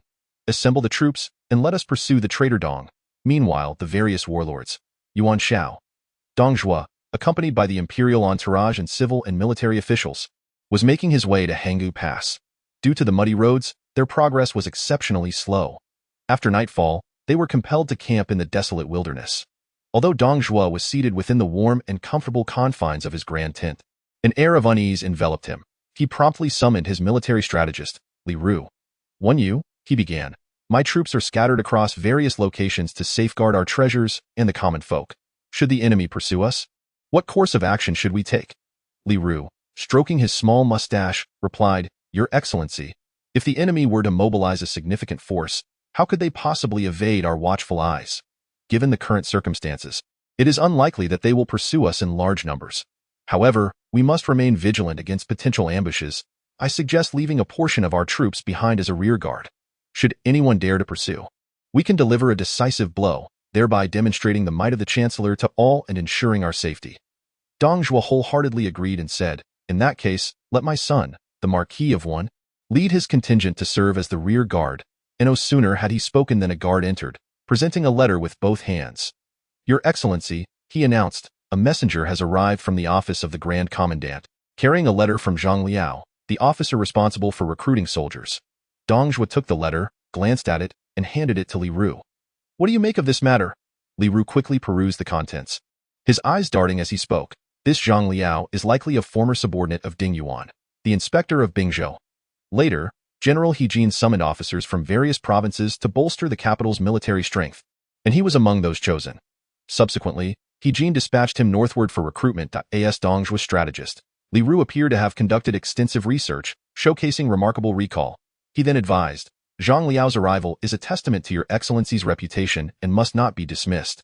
However, as he is not one of your direct subordinates, caution is warranted in his deployment. It would be prudent to temporarily place him under the command of the Marquis of One, allowing us to observe his actions and capabilities before making a final decision." Dong Zhuo nodded in agreement. Chapter 47. The sacrifice of Zhang Liao. As night descended upon the land, clouds drifted past the luminous moon, casting segments of perilous darkness. In a dense forest near Cao Cao Avenue, 3,000 soldiers lay concealed. Their steeds' hooves were wrapped in soft cloth, and they nibbled on hemp seeds to suppress any sound. The Marquis of One, Elbu, commanded a loyal cavalry of 3,000, all members of the Bingzhou Wolf Riders. Having fought alongside him for many years, their combat prowess surpassed even that of the Shiliang cavalry, a source of great pride for him. Not far off, three figures approached. Yuan Tan, disguised as Zhang Liao's personal guard, arrived at the location. As they made their way, had it not been for prior knowledge of Elbu's cavalry hiding in the woods, one would hardly have sensed their presence. The silence was so profound that they nearly collided with the cavalry on several occasions. Yuan Tan could not help but marvel at Elbu's prowess as a commander. His leadership skills were truly unparalleled. He mused that if the Marquis possessed a bit more intelligence, even if he could not rival Han Xian, he would surely be of the caliber of Yu Fei. Reflecting further, he understood why ancient military attire was predominantly dark-hued, ideal for ambushes under the cloak of night. After a brief pause, Elbu, seated upon his steed, the red hair, looked down and calmly inquired, "When Yuan, have your troops concealed themselves well?" "They must remain silent." Zhang Liao, composed and dignified, though not yet comparable to the Marquis's forces, ensured that he would not be discovered by Chao's army. It appeared that Zhang Liao, like Yuan Tan, held deep respect for Elbu's command abilities. Elbu nodded in acknowledgement, and the group fell silent, their horses standing still. A considerable amount of time had elapsed. Yuan Tan discreetly glanced at his watch. An hour had already passed. He genuinely admired these valiant warriors, who remained as steadfast as mountains. However, upon observing Elbu's expression, it was clear that he looked down upon Zhang Liao. Only Yuan Tan knew that historically, Zhang Liao had been a loyal follower of Elbu, yet at this juncture, Zhang Liao had long been dispatched by Ding Yuan to serve under He Jin, and the two were unfamiliar with each other. Given Elbu's status and capabilities, it was not surprising that he would disdain a mere recruiting officer. Yuan Tan's presence was instigating an unpredictable butterfly effect, subtly influencing the illustrious figures of history. Lord Wenho, a contingent of 10,000 has arrived. Judging by the banners, they appear to be Cao Cao's forces, with no sign of any other armies. A spy approached silently. Truly, Li Ru was a master strategist. Elbu held contempt for everyone under Dong Zhuo's command, save for this old scholar, whom he regarded with caution. All eyes were drawn to him. "When Yuan, would you dare to take the lead?" Elbu's gaze swept across the eager generals beneath him, his halberd pointing towards Zhang Liao. Upon hearing this, Zhang Liao stepped forward. "Wenho, Zhang Liao is willing to serve as the vanguard, but might we not engage until the enemy has crossed halfway?" Elbu raised an eyebrow in surprise, not expecting this recruiting officer to possess an understanding of military strategy. His regard for Zhang Liao shifted slightly as he replied, "Since I have appointed you as the vanguard, you may devise your own plans." Zhang Liao, maintaining his composure, turned to leave, with Yuan Tan and Dian Wei naturally following suit. At that moment, a warrior emerged, questioning, "Wenho, why entrust such a pivotal role to an outsider?" Elbu possessed a unique charisma, commanding the loyalty of his subordinates. Speaking now was Wei Su, flanked by Cao Xing, Hao Ming, and others, all seasoned warriors. They were skeptical of the newcomer Zhang Liao's capability to lead, believing that any of their own would be far more effective than a mere recruiting officer. With a smile, Elbu replied, "Do you not realize that Cao Cao is no ordinary adversary? During the Yellow Turban Rebellion, he was already one of the court's foremost generals. This man governs his troops with strict discipline and employs countless strategies, achieving victory after victory. having personally slain innumerable yellow turban bandits. Pausing momentarily, he continued, "To launch a surprise attack against Cao Mingda's forces is not as simple as one might imagine. I intend to sacrifice Zhang Liao as bait to create conditions for our true ambush." Only then did the others comprehend that Zhang Liao was to be a pawn, likely not to return. Hence the decision not to involve them. It seemed that Wen Ho, like them, held little faith in Zhang Liao. If a sacrifice was to be made, such a person was indeed the most suitable choice. A quarter of an hour later, Yuan Tan sat astride his warhorse, wielding the Dao Sheng Feng Yun spear, his calm gaze fixed upon the distant, elusive enemy forces, which appeared to slither forward like a long serpent, the sound of their marching feet distinctly audible. This should have been his first true battle. Yet he felt adequately prepared for it. "Eldest son, please remain behind and witness as Zhang Liao intercepts the enemy." Zhang Liao murmured, uncertain of Yuan Tan's capabilities, pondering whether he could survive the chaos of the battlefield. These words were intended to safeguard Yuan Tan. Having spoken, he led the charge. Yet, Yuan Tan, arriving in this era of iron steeds and clashing weapons, facing legendary heroes renowned throughout history, could not merely assume the role of a bystander offering idle commentary. In his initial battle, he confronted none other than the formidable warlord Cao Cao, his blood surging with fervor. He galloped forth, fully prepared. But was the world itself ready to welcome the emergence of this new hero? With over 1,000 troops, the imminent battle instilled a sense of tension, yet more so, it ignited a collective focus and fervent spirit. They remained silent, wielding their weapons, their eyes solely fixed on the enemy as they swiftly traversed the grassy terrain. The rustling of foliage echoing around them, the thunderous footsteps of Chao's forces grew louder, oblivious to the fact that a fierce beast was lurking nearby, baring its sharp fangs. Enemy attack! Enemy attack! Zhang Liao, leading the charge, swiftly felled 3 adversaries, causing the nearby Cao troops to scatter like startled antelopes, their alarm cries rising in cacophony. A nearby contingent of Cao soldiers regained their composure, rallying under their sergeant's command, thrusting their sharp spears from all directions towards Zhang Liao. However, they were soon vanquished by the arriving Yuan Tan. The golden Daosheng Fengyun spear shone brilliantly. 3 soldiers from Chao's ranks fell, while the remaining 2 were shattered under the iron halberd. Zhang Liao, slightly taken aback, realized that this noble scion he had allied with was not merely a figure of privilege, but possessed formidable martial prowess. Moreover, his comrade Dian Wei's strength was even more daunting. A surge of joy filled Zhang Liao's heart, his loyalty increasing by 1 point, now reaching 9-1 in the blink of an eye. Yuan Tan's forces overwhelmed the entire area, eradicating all of Chao's troops. Enemy attack! Enemy attack! At this juncture, the Cao general was Cao Ren, who found himself encircled by cries of enemy assault from all directions. His beleaguered troops had completely disbanded, while elsewhere, the remaining forces were still unaware of the enemy's movements and the situation at hand. In his youth, Cao Ren had been fond of archery and horsemanship, and after assuming command, he adhered to the laws and orders. Historically, he fought alongside his cousin Cao Cao, conquering Yuan Shu, assaulting Tao Qian, capturing Elbu, defeating Liu Bei, and participating in the Battle of Guandu, where he achieved significant military exploits. In the mid-period of the Three Kingdoms, he triumphed over Ma Chao at Weinan, defeated Su Bo and Tian Yin at Hajian, and annihilated Ho Yin at Wancheng. During the Battle of Shangfan, he vowed to defend Fancheng against Guan Yu's siege. In later years, Cao Ren was appointed as general of chariots and cavalry, overseeing military affairs in Jing, Yang, and Yizhou, and was made the governor of Jingzhou, later ennobled as Marquis of Chai in the second year of Huangchu. He was further elevated to the rank of Grand General and Grand Commander, wielding significant military power in Wei. Cao Ren was indeed the mightiest general in the annals of the Cao family history. He remained composed, raising his saber and proclaiming, "Do not panic, troops.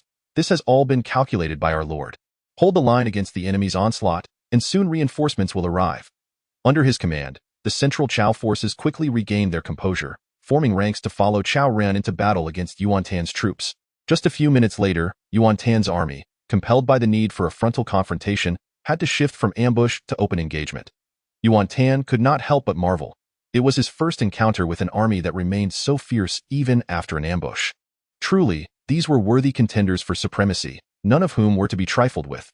Cao Ren declared, "Enemy generals are to be named. I will not slay nameless foes." Yuan Tan, with keen insight, assessed Cao Ren. Martial prowess 89, intelligence 68, a rare and formidable general, his prowess nearly rivals that of Xiahou Dun and Xiahou Yuan. Here stands Zhang Liao. Zhang Liao. Martial prowess 93, intelligence 79. Without a moment's hesitation, Cao Ren boldly charged into battle, his family's foremost warrior exuding an undeniable majesty. Witnessing such valor, the forces of Cao rallied forth. Yuan Tan remained unperturbed, declaring, Meng De's uncle, you possess Cao Ren, but I have Zhang Liao.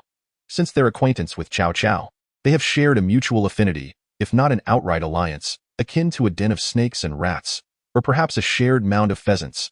After several rounds of revelry, although neither openly acknowledged it, they had formed a bond akin to that of old friends. Yet, when they encountered each other on the battlefield, there would be no mercy spared. Chapter 48. Yuan Tan versus Cao Cao in the Cloak of Night. The chaos of battle raged on. Cao Ren and Zhang Liao clashed, their blades dancing in a flurry, the occasional sparks illuminating the ferocity of their struggle. Cao Ren was acutely aware that he could not best win Yuan. Commanding, fire the rockets. Release all the rockets. Yuan Tan issued a new command, as his trusted aide temporarily assumed control, a plan long in the making, and a messenger swiftly sped away. Rockets were a rare commodity, to be used only in critical moments.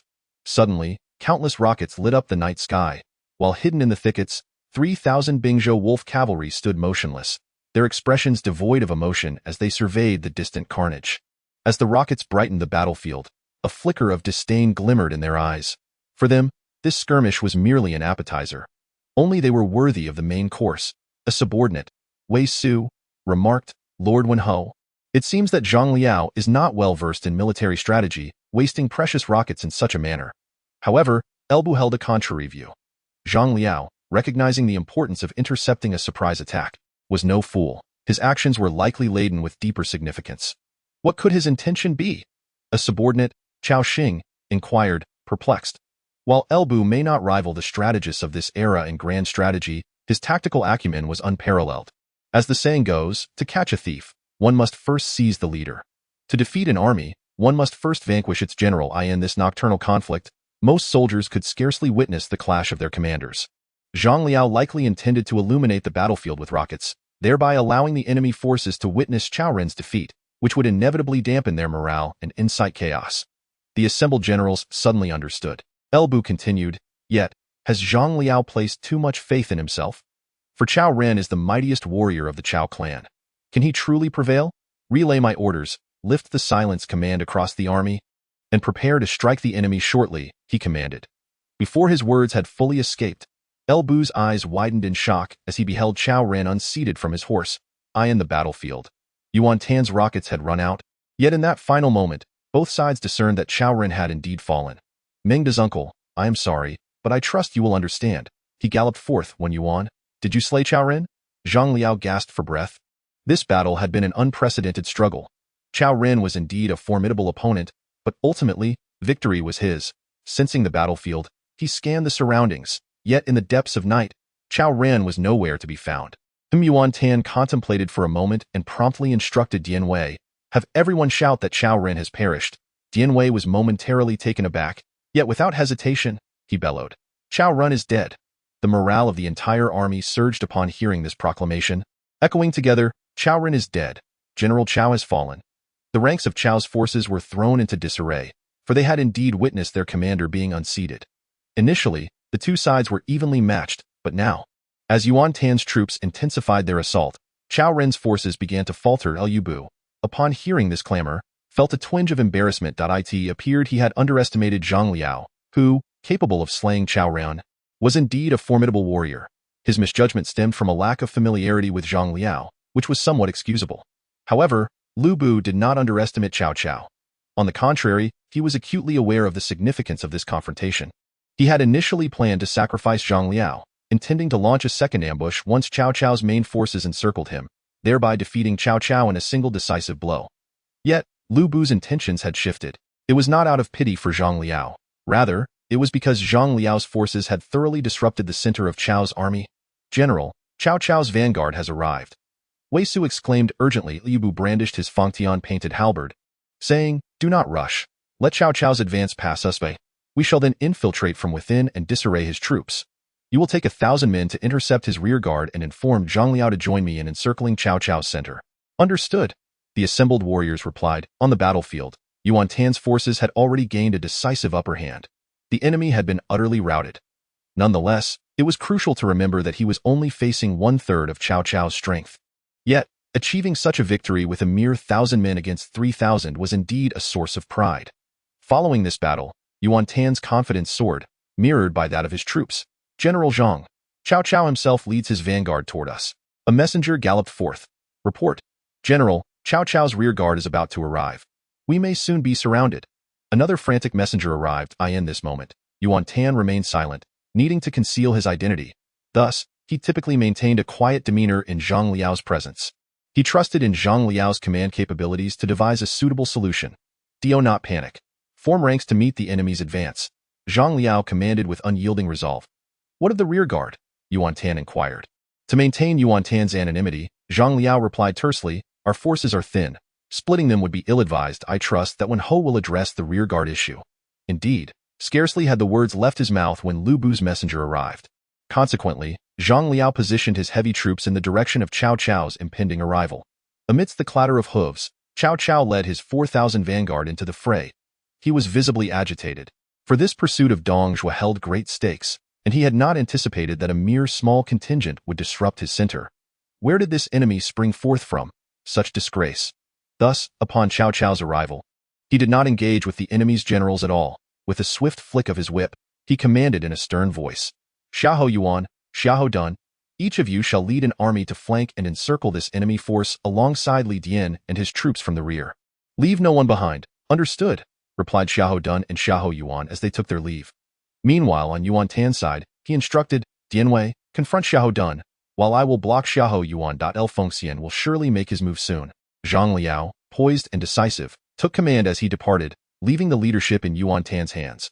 Cao Cao was preparing for a fierce assault, and with Zhang Liao's exit, it became evident that the enemy's commanding general was absent. This presented a golden opportunity. Cao Cao was convinced that a single thrust could shatter the enemy before him. Yet, Yuan Tan harbored his own intentions. With his keen sight, he assessed the situation. Cao Cao. Martial prowess 79. Intelligence 92. He then glanced at himself. Yuan Tan. Martial prowess 90. Intelligence immeasurable. Rather than await Bu's arrival, why not take the initiative? Securing a decisive victory was paramount for Yuan Tan. Previously, he had struggled against Cao Cao, but now, having mastered the art of Jeet Kune Do, the difference was profound. The martial philosophy of Jeet Kune Do, combined with the immediate effectiveness of his newly acquired skills, armed him with mastery over various weapons. Brandishing his Dao Sheng Fengyun spear, he galloped forth. Dare you engage me in a life-and-death struggle?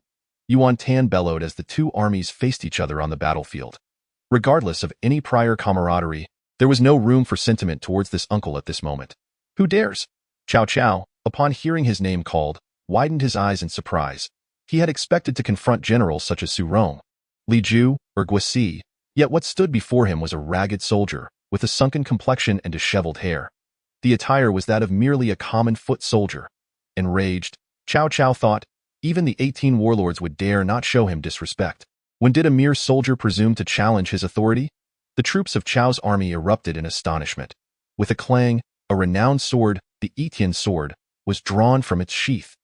Confident in his martial prowess, Cao Cao felt assured that slaying a mere soldier would pose no challenge. Moreover, should he fail to respond to such provocation, what would become of his army's morale? Conversely, by vanquishing this challenger, he could bolster the spirit of his troops. Not recognizing Yuan Tan, he would remain unyielding on the battlefield. Thus, with the sword pointed forward, he thundered, "Do not concern yourselves with him. He is mine." Cao Cao galloped ahead, leading his men into the fray. Fearless, Yuan Tan brandished his golden spear, advancing to meet the enemy. The first clash was naturally between the two commanders. Behold the sword, behold the spear. In the 49th chapter, the allure of Bu unfolds. Cao Cao's strike was remarkably cunning. Since the Yellow Turban Rebellion, countless souls had perished beneath the Etian sword, and now, another would join their ranks. However, as a master of Jeet Kune Do, Yuan Tan was not to be underestimated. The ancient divine weapon, the Etian sword, proved less formidable in the face of the modern alloy spear.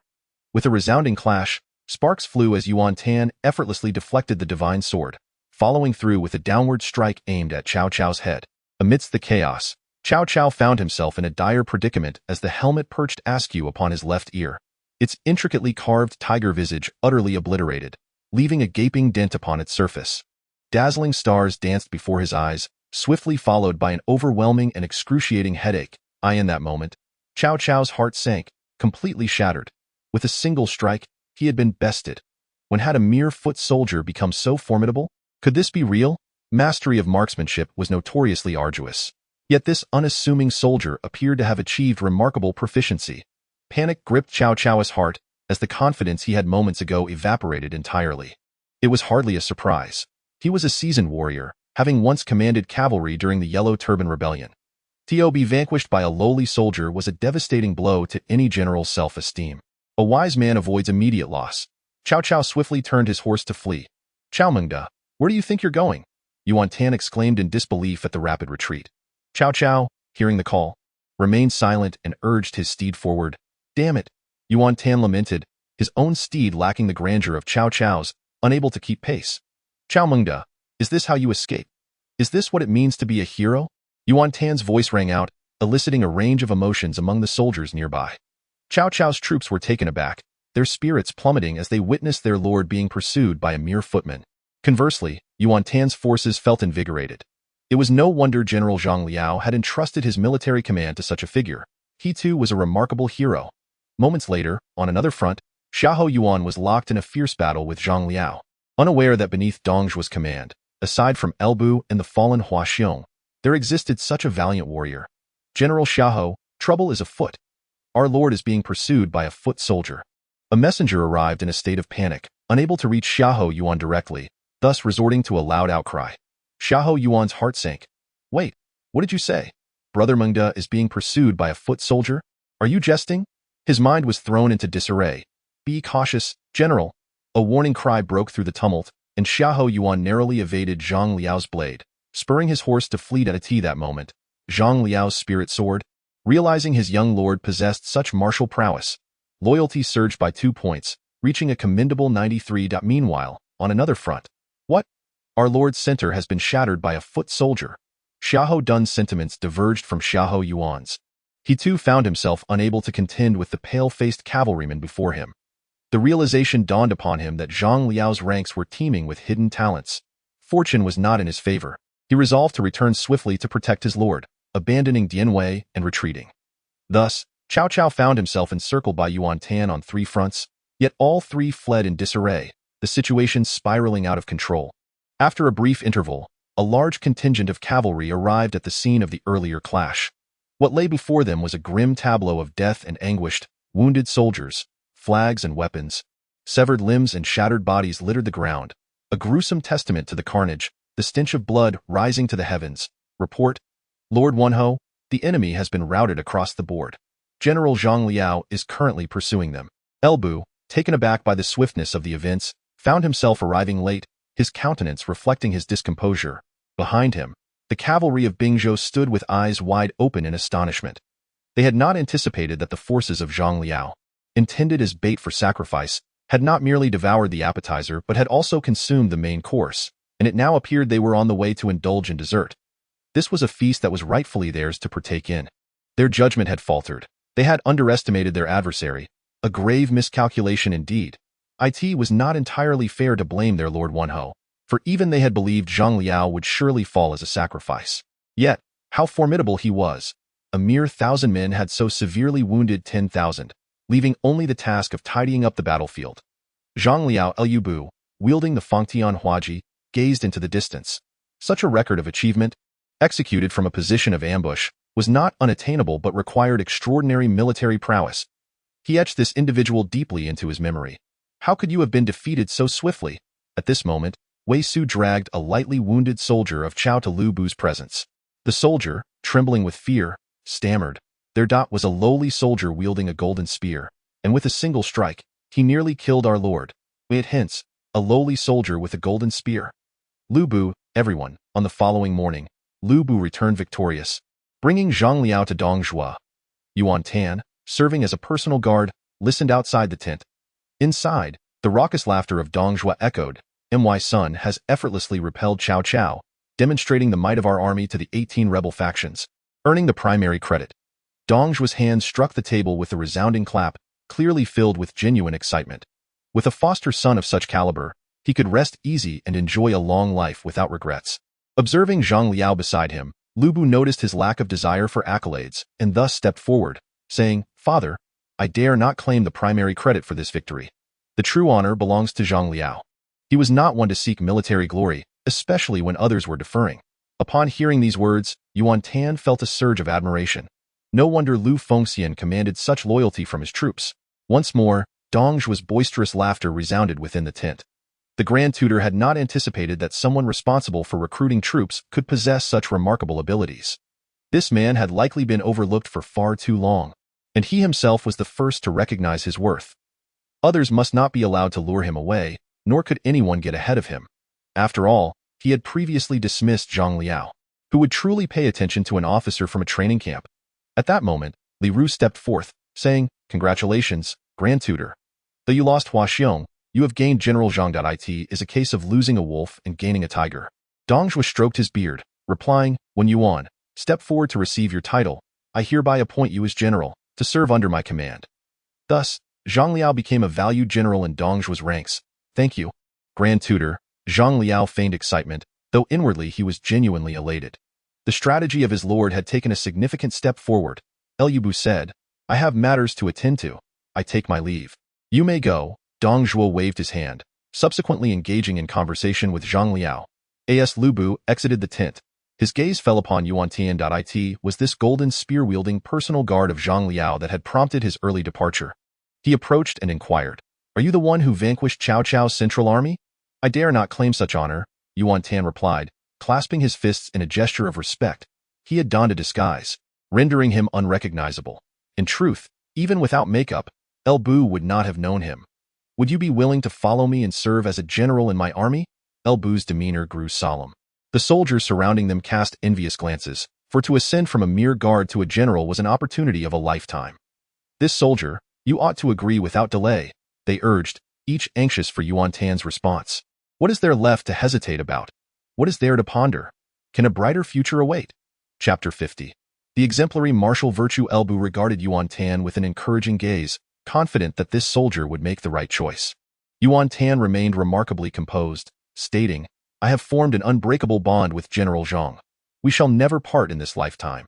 The soldiers collectively gasped, taken aback by his unwavering loyalty. Such a favorable opportunity had not swayed him. In ancient times, the term for switching allegiance already existed, likening it to a horse finishing its feed in one trough before moving to another. This illustrated the man's loyalty and righteousness, qualities that garnered respect in that era. The soldiers' gazes shifted, gradually revealing admiration. Liu Bei's expression turned distinctly uncomfortable. It was a remarkable honor for someone of his stature to recruit a soldier, yet he had not anticipated rejection, and yet, rejection it was, with reasons so compelling that they left him speechless. However, Liu Bei felt no anger. Rather, he was filled with admiration, stating, "Zhang Wenyuan is fortunate to have a loyal soldier like you. What is your name?" "I am Yu Fei, also known as Yu Pengju." "Yu Fei, what a splendid name. If fate permits, would you care to gallop into battle alongside me in the future?" Liu Bei replied, his tone casual yet imbued with a unique charm. This charisma captivated the soldiers around them. To ride into battle with the world's foremost warrior was an exhilarating prospect, and their eyes glimmered with yearning. What an honor it would be, Yuan Tan, too, felt himself swept up in the moment. Liu Bei nodded and turned to depart. The others continued to murmur, some mentioning Yuan Tan's illustrious achievement of defeating Cao Cao's central army, suggesting that Liu Bei must have recognized a kindred spirit, prompting his overture. It was well known that Liu Bei seldom esteemed anyone. The admiration for Yuan Tan only swelled. "My lord, your sudden choice of name is truly remarkable, but I have yet to receive a courtesy name," Dianwei remarked, his pale face flushing slightly. Yuan Tan pondered for a moment before declaring, "Then let me bestow upon you a courtesy name today." "Wu Mu da, Wu Mu?" Dianwei scratched his head. "I have heard that courtesy names carry significant meanings, such as Lord Wang Kai's Kai. What does my courtesy name signify?" Yuan Tan chuckled. "You, my friend, with your robust physique, seem quite invested in this matter. Very well. Allow me to elucidate. Wei Chong Rue de signifies martial prowess, while Ku Ding Huan denotes the ability to quell chaos. Bu de Ji reflects steadfast virtue, and Zhong Qing Jian Mao reveals sincerity in appearance." Dianwei grew increasingly animated, rubbing his hands together, realizing that the courtesy name bestowed by the young master carried such profound significance, rivaling that of Lord Wang Cai in that moment. He resolved to embody the virtues of Wu Mu and to stand as a loyal figure beside the young master. Even if struck by lightning from the heavens, I shall never part from the esteemed young master in this life, nor in the next. It is worth noting that the characters Wu and Mu were commonly used in the ancient Chinese practice of posthumous naming. Although that custom would not fully flourish until centuries later, it was during that time that numerous emperors and generals adopted these characters as their posthumous titles, with the most renowned being the title of Yu Fei. In the late Han Dynasty, both Wu and Mu were regarded as commendable characters, prompting Yuan Tan to adopt them as his courtesy name. "You wait here for a moment," he instructed, as Yuan Tan hurriedly excused himself. Shortly thereafter, Zhang Liao also exited the main tent. Dianwei promptly remarked, "When Yuan, I too have received a courtesy name, bestowed upon me personally by the young master. Wu Mu, what do you think?" This unexpected declaration caught Zhang Liao off guard. After a brief pause, he responded with a smile, "A splendid name indeed. The character Wei in your name conveys the meaning of guarding. Thus, you will guard with martial prowess and protect with virtue. It seems the young master holds great expectations for you. Dian Wu Mu shall certainly not disappoint the young master," he assured. Zhang Liao nodded in agreement, as he harbored similar sentiments. His loyalty involuntarily increased by 1 point. Reaching 9-4, by the way, the young master is now named Yu Fei, courtesy name Pengju. "Do not mistake it and reveal our secret," he added. Dianwei continued, "It is quite amusing that Lu Bu approached us to recruit the young master for his ranks. If he were aware of our master's true identity, he would surely be terrified." "Such an occurrence indeed," Zhang Liao exclaimed. "I have noted the young master's new name." He smiled and added, "Congratulations, General, on acquiring a fine courtesy name as well." Dianwei beamed with delight. "When Yuan, you mentioned that my character Wei signifies guarding." "Indeed," he affirmed, "that I understand now." The two engaged in lively conversation, and Zhang Liao's loyalty increased once more, reaching 95. Yuan Tan emerged from the restroom. Zhang Liao approached to pay his respects. "Young master, the traitor Dong has promoted his subordinates to the position of governor." Yuan Tan replied, "That is a considerable rank. Dong Zhuo is known to be generous with his ranks. The rumors hold true. This may prove advantageous for the significant matters ahead." He suddenly noticed Zhang Liao's loyalty had reached 95. "How is it that the promotion of Dong Zhuo's officials has coincided with an increase in your loyalty?" Yuan Tan pondered, perplexed. It appeared that there were various methods to enhance loyalty, many of which remained unknown to him. Half an hour later, as Dong Zhuo's forces mobilized once more, Yuan Tan followed suit, heading towards Chang'an in Luoyang. Although the raging fire in the city had been extinguished, smoke still billowed into the air. With the emperor taken away, the lords had lost their resolve to remain, each seeking to carve out territory for themselves. Yet, none dared to be the first to propose leaving. After all, establishing a stronghold requires a good reputation. Instead, they convened daily to discuss strategies for attacking Dong Zhuo, all the while displaying a facade of high morale while deflecting blame onto one another. On this day, the lords continued their squabbling within the central tent. Yuan Shao surveyed the assembly of lords, realizing that the chaotic era had indeed arrived, where might was the ultimate truth. Among these individuals, who were the inept and who were the formidable adversaries? His gaze swept across Gongsun Zan and the three brothers of Liu Bei. Yuan Shao's foundation lies in the southern region of Jizhou, specifically in Nampian, yet the political landscape of Jizhou is intricate and multifaceted. There exists Han Fu, the governor of Jizhou, while the formidable Gongsun Zan, residing in Beiping, also casts a covetous eye upon this bountiful territory. Furthermore, Gongsun Zan is supported by the three brothers of Liu Bei, which cannot be underestimated. Gongsun Zan and Han Fu are Yuan Shao's closest adversaries, but an even more daunting opponent looms on the horizon: Cao Cao. Among the 18 warlords, Cao Cao stands as the most formidable, second only to Yuan Shao. It remains uncertain how the situation unfolds with Cao Mengda's pursuit of Dong Zhuo. At this moment, Yuan Shu interjected, and an immediate hush fell over the grand tent. Although the warlords harbored disparate intentions, they were united in their desire to see Cao Cao fail. After all, should he succeed, their own reputations would be irrevocably tarnished. "My lord, dire news has arrived. General Cao has suffered a catastrophic defeat." The tidings struck the warlords into a stupor. Yuan Shao couldn't suppress a grin. This Cao Mengda had been engaged in a power struggle with him since childhood. For more than a decade, Cao Cao had led his forces without tasting defeat, and now, at long last, he had faltered. Such news was indeed a cause for rejoicing. The expressions of the warlords began to brighten. Yuan Shao, regaining his composure, rose hastily and proclaimed, "Gentlemen, Mengda has fallen for the sake of his homeland. His defeat is justifiable, and none may cast aspersions upon it. Relay my orders. prepare a grand banquet to welcome him and alleviate his distress. The assembly stood in unison, affirming, "What the Lord says is most true." Chapter 51. The prosperous Chang'an Luoyang has become a desolate ruin, devoid of shelter. Consequently, the warlords gathered in the central tent to host a banquet in honor of Cao Cao. The instigator of this alliance, in an effort to soothe his spirits, is worth noting that Cao Cao is the sole general to have faced defeat in this entire campaign. Sun Jian's earlier failure was attributed to Yuan Shu's malice in withholding supplies, and thus does not count. This time, it was a defeat in the most straightforward sense. The warlords extended their utmost concern towards him.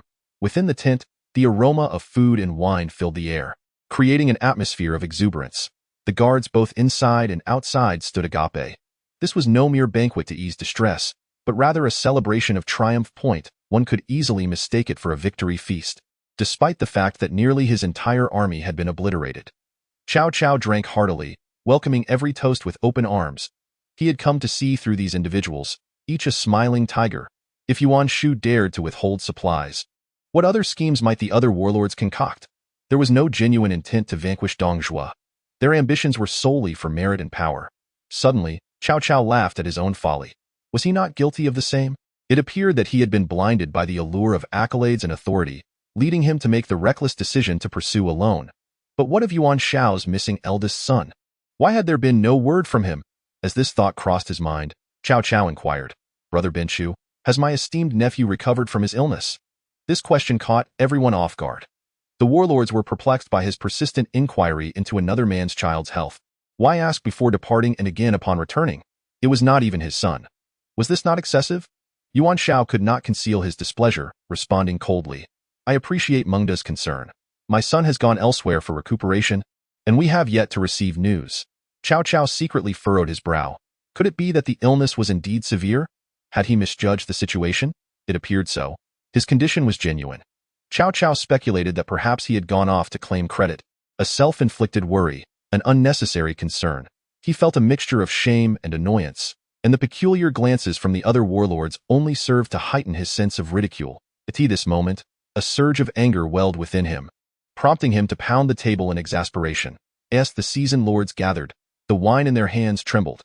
Cao Cao cast a cold glance at the assembly, his rage boiling over. "I have initiated great righteousness to rid the nation of bandits.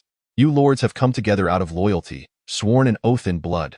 Yet now, hesitating and failing to advance, you squander the hopes of the realm. I am deeply ashamed. While you continue to indulge in merriment here, I shall take my leave." With that, he shattered his cup and departed. The lords found themselves at a loss in the face of this unexpected turn of events. In contrast, Yuan Shao sat upright and composed. Addressing the assembly, "Gentlemen, it is only natural for Mengda to harbor grievances after such a devastating defeat. Who among Dong Zhuo's men struck with such malice? Mengda nearly did not return at all. Had I encountered that scoundrel, I would have ground him to dust." Yet, Yuan Shao privately harbored other thoughts. Had Mengda triumphed, his father and kin would surely have faced the wrath of the enraged Dong Zhuo. Moreover, with Yuan Tan afflicted by an infectious disease and whereabouts unknown, Yuan Shao's concern for him overshadowed any festive spirit, prompting him to excuse himself from the gathering. The lords, each with their own ulterior motives, quickly dispersed upon witnessing the unfolding events. The following day, Cao Cao did not meet with anyone and directly led his troops back to Qinlu County. Initially, none of the lords wished to be the first to depart, fearing the stigma of being the first to leave. However, restlessness soon took hold, and the dispersal of the lords spiraled out of control. Some departed quietly, such as Tao Qian and Kong Rong, while others seized the opportunity to position their forces on the return journey, like Gong Sunzan. Upon passing through Pingyuan County, he forcefully took control and entrusted it to Liu Bei's governance. Pingyuan County was a pivotal region in southern Zhizhou, straddling the Yellow River and serving as a crucial crossing point. Together with Gong Sunzan's Beiping County, they formed a pincer movement against Yuan Shao in Bohai County. Some lords had yet to leave Luoyang when old grievances resurfaced openly. For instance, Liu Dai, the governor of Yenzhou, sought grain from Qiao Mao, the governor of Dongjun. Their relationship, in modern terms, resembled that of a high-ranking official and a mayor. Qiao Mao disregarded the orders from his superior, refusing to comply. Without a moment's hesitation, Liu Dai led his troops into Qiao Mao's camp, executed him, and assumed control over the forces as the provincial governor. In truth, Liu Dai faced challenges as well. His decisive action against Qiao Mao served as a warning to others. particularly with Cao Cao and Zhang Miao still defiant in his own jurisdiction. Yuan Shao was the last to depart. Thus, he witnessed Liu Dai's execution of Qiao Mao as a governor. His own title was that of a magistrate in Jizhou. Under the authority of Han feud, as the 18 lords scattered, each bearing their own ambitions, they plunged the realm into an era of utter chaos. In the western capital of Chang'an, a city steeped in history as the ancient capital of 13 dynasties. Renowned for its prolonged reign and significant influence, it stands as the foremost among the 4 great ancient capitals. The towering city walls rise like mountains, encircling a perimeter of over 30 miles. However, with Luoyang serving as the eastern Han capital for 2 centuries, Chang'an experienced a gradual decline, lacking the former splendor of the Qin and Western Han dynasties. Nevertheless, as a crucial nexus of the Silk Road, its prosperity remains notable. With a population of 3 to 400,000. At the heart of the city lies a governor's residence, bestowed upon Zhang Liao by Dong Zhuo. The website www.byqyusin.com byqyusin.com updates rapidly. Within the confines of a magnificent 8-story corner tower, Yuan Tan is presently admiring the scenery. As he casts his gaze outward, he is met with a panorama of ancient, exquisitely crafted buildings, a succession of resplendent palaces adorned with intricately carved railings and jade-like masonry. Even the most ordinary clusters of residences evoke a profound sense of awe. The ancient town of Pingyao pales in comparison to the grandeur of Chang'an during its prosperous era. It is but a mere street within the majestic city. It is no wonder that ancient emperors relished the view from their imperial citadels, surveying their domains from above, for it is an exhilarating experience that broadens one's horizons. And this reflective mood, Yuan Tan begins to contemplate. News of various lords reaches Chang'an in succession, and in his view, the devastation wrought by the 18 lords upon the Han court is, in fact, more terrifying than the havoc wreaked by Dong Zhuo. Yet, this presents an opportunity, not solely for him, but for all the lords. Thus, the 18 lords find themselves in unison. Notably, Liu Bei of Jingzhou and Liu Yan of Xishu, both noble lords of the Han lineage, remain inert, indifferent to the plight of the Han court. The campaign against the traitorous officials is surprisingly devoid of prominent members of the royal family. While this is amusing, it also reveals a wealth of information. The eldest son, Zhang Liao, has arrived. When Yuan, how goes the matter? Yuan Tan continues to gaze down upon the magnificent Chang'an. Minister Wang still has not agreed to meet with me. Zhang Liao sighs. At this juncture, Dong Zhuo has completed his relocation of the capital, having restructured the positions of court officials and constructed the imposing Ma Wu fortress to hoard the vast wealth acquired through plunder, thus ensuring his own indulgent safety. This old fox harbors resentment towards you for having vanquished Cao Cao, with whom he shares a deep connection. The fabled 7-star dagger that was used to assassinate Dong Zhuo was bestowed by Wang Yun. When Yuan Tan refers to this individual as an old fox, it is not merely due to his malevolence, but rather his remarkable cunning, one of history's most adept manipulators of power. He seeks to eliminate Dong Zhuo to become a distinguished minister at the helm of governance. Yet he remains shrouded in darkness, entirely undetected by Dong Zhuo, who believes they share an amicable relationship. He often employs others as his pawns. The formidable Cao Cao was once one such weapon in his arsenal, a testament to his guile. Such events are astonishing, Zhang Liao remarks, hearing such revelations for the first time, his heart filled with shock. Clearly, even Dong Zhuo was oblivious to this intrigue, mistakenly considering Wang Yun an ally within the court, recently having promoted him to the position of minister of the 3 companies. It is no wonder that the eldest son first reached out to Wang Yun. With such knowledge, Wang Yun would undoubtedly be his staunchest supporter. Evidently, Wang Yun is exceedingly cautious, avoiding any unfamiliar faces. However, I have heard that Wang Yun's birthday is approaching, and I intend to make another attempt, Zhang Liao states. Yuan Tan ponders for a moment and resolves to personally meet this historically renowned old fox, declaring, I shall prepare a gift. Chapter 52. The little Diao Chan autumn in Chang'an is imbued with an additional allure. Following a bountiful summer harvest, the civil unrest triggered by the relocation of the capital gradually stabilizes. On this particular day, the residence of the Minister of State, situated on Zhuge Street at the foot of the royal city, is bustling with activity. By midday, the thoroughfare is a flurry of carriages and pedestrians. Court officials, regardless of whether they received an invitation, flock to this place to present their congratulatory gifts to the Honorable Minister Wang Yun. Yuan Tan patiently awaits at a distant corner. Thus, it was observed that the majority of officials were politely dismissed, with only a select few granted entry into the mansion. As noon approached, at the entrance of the estate, the steward Wang Yi wiped the sweat from his brow, gazing at the desolate street, relieved that at last, he could take a moment's respite. Steward, Look, could it be that another visitor has arrived? Just as Wang Yi was about to enter the mansion, he turned to see three individuals approaching on tall steeds. One among them held a large wooden box. The attendants began to murmur. This box was large enough to conceal a person. What treasures could it possibly contain, to be lifted by a single individual? What immense strength must he possess? The peculiar arrival of Yuan Tan immediately captured everyone's attention. May I inquire your name? Wang Yi descended the steps and, upon recognizing the approaching figure, saluted. Yuan Tan reined in his horse and replied calmly, The heavens are like a dome. The earth resembles a chessboard. The honored find their peace, while the mediocre remain in turmoil. Wang Yi was perplexed by this response, yet he sensed a profound wisdom hidden within those words, far beyond the utterances of an ordinary person, leaving him at a loss. Come, present my gift, Yuan Tan commanded. Dianwei promptly stepped forward, placing the large wooden box on the ground. Yuan Tan, with keen insight, observed Wang Yi, martial strength 38, intelligence 66, faction Wang Yun, loyalty 100. Such a gift could only be entrusted to a subordinate as devoted as Wang Yi. Please, open it and take a look. The attendant's eyes widened in anticipation. What treasures could possibly be contained within such a colossal box? Instinctively, Wang Yi approached and lifted the lid. A chorus of gasps erupted. It was an empty box. The attendants were left in stunned silence. Wang Yi, infuriated, bellowed. How dare one openly scorn the three dukes of the court? Guards, seize these three individuals.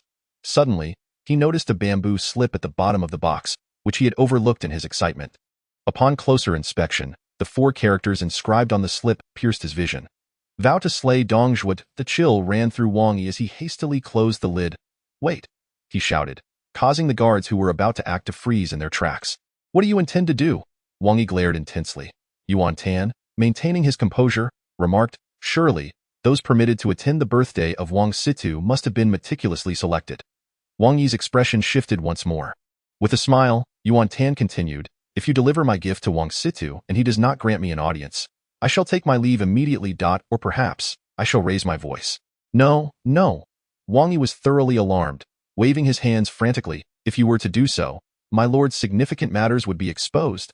He hurriedly added, I shall inform you at once. The surrounding attendants and guards exchanged puzzled glances, wondering what this could possibly signify. Was there some hidden meaning in presenting an empty box? After a brief interval, Wang Yi returned at a sprint.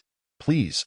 The hall of Wang Yun was grand, befitting a duke, with no fewer than 6 towering pillars that required 2 individuals to encircle. 2 rows of seats were arranged like a court assembly. Upon a platform elevated a foot high at the front of the hall sat a dignified elder, exuding a commanding presence. The moment Yuan Tan entered, the gaze of all present in the hall converged upon this unfamiliar figure. That moment, Yuan Tan was clad in the attire of an ordinary citizen. The guests murmured among themselves, speculating why Wang Yun would allow such a coarse individual into the chamber. Yuan Tan, with discerning eyes, surveyed the assembly. Among them were figures such as the Duke of the State, Dong Zhuo, the Grand Commandant, Maid, the Minister of Rites, Yang Biao, the Grand Master of Ceremonies, Huang Wan, and the palace attendant, Fu Wan. These individuals shared a singular characteristic, an unwavering loyalty to the Han dynasty, scoring a perfect 100 in allegiance. The only exception, with loyalty falling short of this benchmark, was Wang Yun himself. It was evident that Wang Yun's birthday banquet was indeed extraordinary, granting him a clearer insight into the situation. With a countenance as grim as water, Wang Yun addressed the assembly. There is no cause for suspicion. This man is my newly acquired guest, a gentleman of loyalty and righteousness. Yuan Tan's gift was, in essence, a token of allegiance. Had Wang Yun carelessly presented it, he would undoubtedly have met his demise at the hands of Dong Zhuo. Yet, Wang Yun had no intention of revealing it. Instead, he sought to recruit Yuan Tan, a bold and audacious warrior, as his guest. You may stand there and listen, Wang Yun said, gesturing nonchalantly towards the entrance. Although he harbored intentions of winning over Yuan Tan, the current admission was a result of coercion, leaving him inwardly displeased. Yuan Tan remained composed, standing silently at the threshold. After a while, as the wine circulated several times, Wang Yun suddenly buried his face in his hands and wept profusely. Dong Zhuo and the others were taken aback. Maid, struggling to rise with the aid of a cane, inquired, My lord, today is a day of great celebration for you. Why do you weep? Wang Yun had cried for some time, awaiting inquiry, and seized the moment to explain. Today is not, in fact, my birthday. I sought to convene with you all regarding pressing matters, fearing that Dong the traitor might suspect us, hence I feigned a birthday celebration. The assembly immediately sensed the gravity of the situation. The Duke of the State, Dong Chung, stood up, urging, "My lord, what is this matter? Pray, do share." Wang Yun accepted a towel from a maidservant to wipe his face before continuing. Since Dong Zhuo relocated the capital, he has become increasingly overbearing, usurping power and endangering the state. Consider my great ancestor, the emperor, who eradicated the Qin dynasty. During the battle at Gaixia, he executed 100,000 troops of the Chu, causing even the mighty Xiangyu to fear and take his own life. What unparalleled might! Who could have imagined that, in this day and age, we would suffer at the hands of Dong Zhuo? This is the reason for my tears. All present, loyal ministers of the Han dynasty, were moved to tears upon hearing these words. The sound of weeping reverberated through the hall. Yuan Tan, with keen insight, observed that no traitors had infiltrated their midst. Even those serving around them were of unwavering loyalty. It appeared that Wang, the minister, was indeed a cunning fox, adept at discerning character. Consequently, he felt no reservations and burst into laughter, exclaiming, "Noble lords, if you were to weep for a day, a month, or even a year, when do you think you will weep Dong Zhuo to death?" Although tears still lingered on their faces, the assembly ceased their weeping, their faces flushing with indignation. This statement struck too close to home, rendering them unable to bear it. Wang Yun slammed his palm on the table, declaring, "Your ancestors were also subjects of the Han. If you do not contemplate how to serve your country, what face do you have to mock us?" Yuan Tan, undeterred by the fierce glances of the loyal warriors surrounding him, stepped forward and proclaimed, "I do not mock anyone here. Rather, I jest at the fact that all present are but refuse.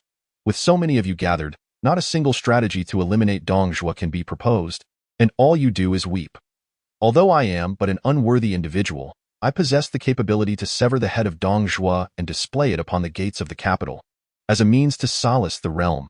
After a brief pause, the assembly erupted in fury. Dao overturned the table, roaring, "You, a nameless wretch, dare utter such reckless words. Wang Situ, how can you permit such a shameless scoundrel, merely adept at verbal sparring, to enter our midst? I take my leave." With that, he rose to depart. Following suit, many others also stood up to take their leave. Wang Situ's heart trembled within him. He had been compelled to allow Yuan Tan to enter, yet he never anticipated this person's audacity to be so boundless, verging on the outrageous. "What is your station that you dare speak thus before us, the noble courtiers? If we are to be deemed refuse, then surely you are beneath even that. Do you not comprehend?" He gestured for them to pause, declaring, "Allow me to deal with this individual, that I may ease your indignation. Pray tell, who are you?" With a wave of his hand, the assassins swiftly surrounded Yuan Tan. It was only then that he intended to inquire about Yuan Tan's name. Amidst the glares of anger and hostility from the assembly, Yuan Tan maneuvered through the encirclement of assassins, approaching a young maid. "Might I trouble you for a moment to borrow the water you hold for washing your face?" The maid, momentarily stunned, nodded in acquiescence. Yuan Tan commenced washing his face, removing the darkness to unveil his true visage. This maid was extraordinarily beautiful. Surely she would blossom into a stunning beauty in the future. In a gathering of mediocrity, she stood out as exceptional. He could not help but observe her with his discerning eye, and was taken aback. It was indeed Diao Chan. A wave of admiration washed over him. Serving as a maid was no simple task. At this moment, Yuan Tan's inner turmoil surpassed that of Wang Yun and his cohorts. The most beautiful woman in the world stood before him, nearly unrecognized. Fortunately, his unique discerning eye prevented anyone from concealing their identity in his presence. Not even the world's foremost beauty, Diao Chan. Strength 38, intelligence 78, charm 98. Remarkable. With a charm rating of 98 before fully maturing, one could only imagine the heights she would reach upon blossoming. Truly deserving of her title. Having trained in dance, her physical prowess surpassed the average girl by a considerable margin, rivaling many soldiers in strength. However, in terms of age, seemed too early for the historical period of Dong Zhuo's demise. Diao Chan was still quite young, not yet a mature lady. Nevertheless, Yuan Tan resolved to extend his care towards her, ensuring his journey through the three kingdoms would not be in vain, perhaps even for unforeseen circumstances in the future. Diao Chan, witnessing Yuan Tan's transformation, found the water basin dark and murky, leaving her in a state of astonishment. Who could he possibly be? Although she was unaware, she would forever remember Yuan Tan's visage. Diao Chan Yuan Tan forced himself to regain composure but could not resist the urge to touch her hand. Murmuring his gratitude, as the water basin slipped from Diao Chan's grasp, it marked the first occasion in her life that a man had touched her hand, especially in such a clandestine manner. Yuan Tan remained unfazed, feigning nonchalance as he turned to the assembly and asked, "Does anyone here recognize me?" Wang Yun and his associates were about to unleash a murderous intent upon him. Upon hearing this, he was momentarily stunned, and when he noticed the change in their expressions, he was rendered even more speechless. Could anyone recognize him? Did he truly believe he was someone of significance? Did he think a mere change of appearance would lead to recognition? Wang Yun's heart was in turmoil. Could he be an infiltrator? Summon the guards. Have this man executed. I doubt I know him. He did not. As the crowd turned their gaze, they beheld the countenance of Tai Chongyang Biao transform dramatically. Even if he recognized him, would he truly react with such astonishment? The onlookers were perplexed. Hold your actions, Wang Yun commanded his assassins, his voice steady yet grave. Who is he? He is Yuan Binchu's eldest son, Yuan Tan. Yang Biao nearly roared, overwhelmed by the alarming revelation. So this infiltrator is the eldest son of Yuan Binchu. What? In an instant, the assembly of ministers was left utterly dumbfounded. No one had anticipated that it would be Yuan Tan. A sense of unity surged amongst them. Are you certain? Wang Yun inquired, his excitement palpable. His thoughts raced ahead of the others. For with Yuan Tan's stature, how could he have appeared here without reason? The earlier words of Yuan Tan about wanting to assassinate Dong Zhuo now flooded Wang Yun's mind, amplifying his exhilaration. Greater than when he had encountered Cao Cao's intentions to slay Dong Zhuo. This young man could be of immense use. He must not repeat the mistakes made with Cao Mengda. He is indeed Yuan Tan. I remember it distinctly. Yang Biao sighed. He recalled the time when Yuan Tan, accompanied by Yuan Shi and Yuan Shang, had broken his son Yang Xiu's leg. In that moment of fury, he had been powerless against the formidable Yuan family.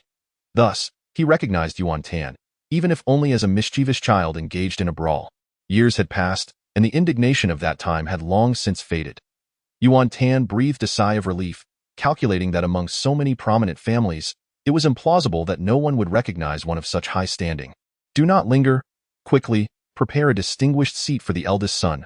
Right beside me, Wang Yun ordered repeatedly, causing a flurry of activity among the attendants. The transformation from sparrow to phoenix was truly unexpected.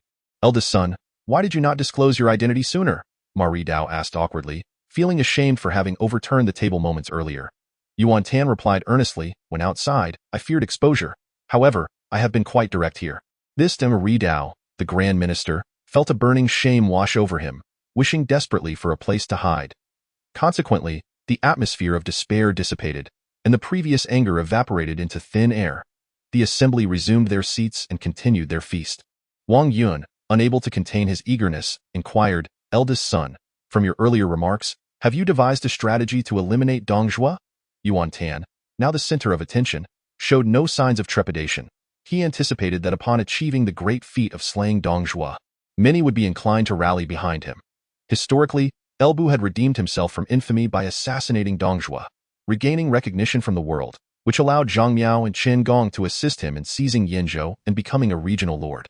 Thus, he stated, under a different guise, I feigned allegiance to Dong Zhuo, all the while seeking an opportunity to strike him down when he least expects it. Upon hearing this, the crowd felt invigorated. Wang Yun hastily inquired, has the valiant Dian Wei, who slayed Hua Xiong, arrived? Indeed, he has. Yuan Tan nodded in affirmation. The spirits of the assembly soared even higher. And is it true that the illustrious Zhang Liao, who vanquished Cao Cao and was bestowed the title of governor, is also in the service of the eldest son? Wang Yun pressed further.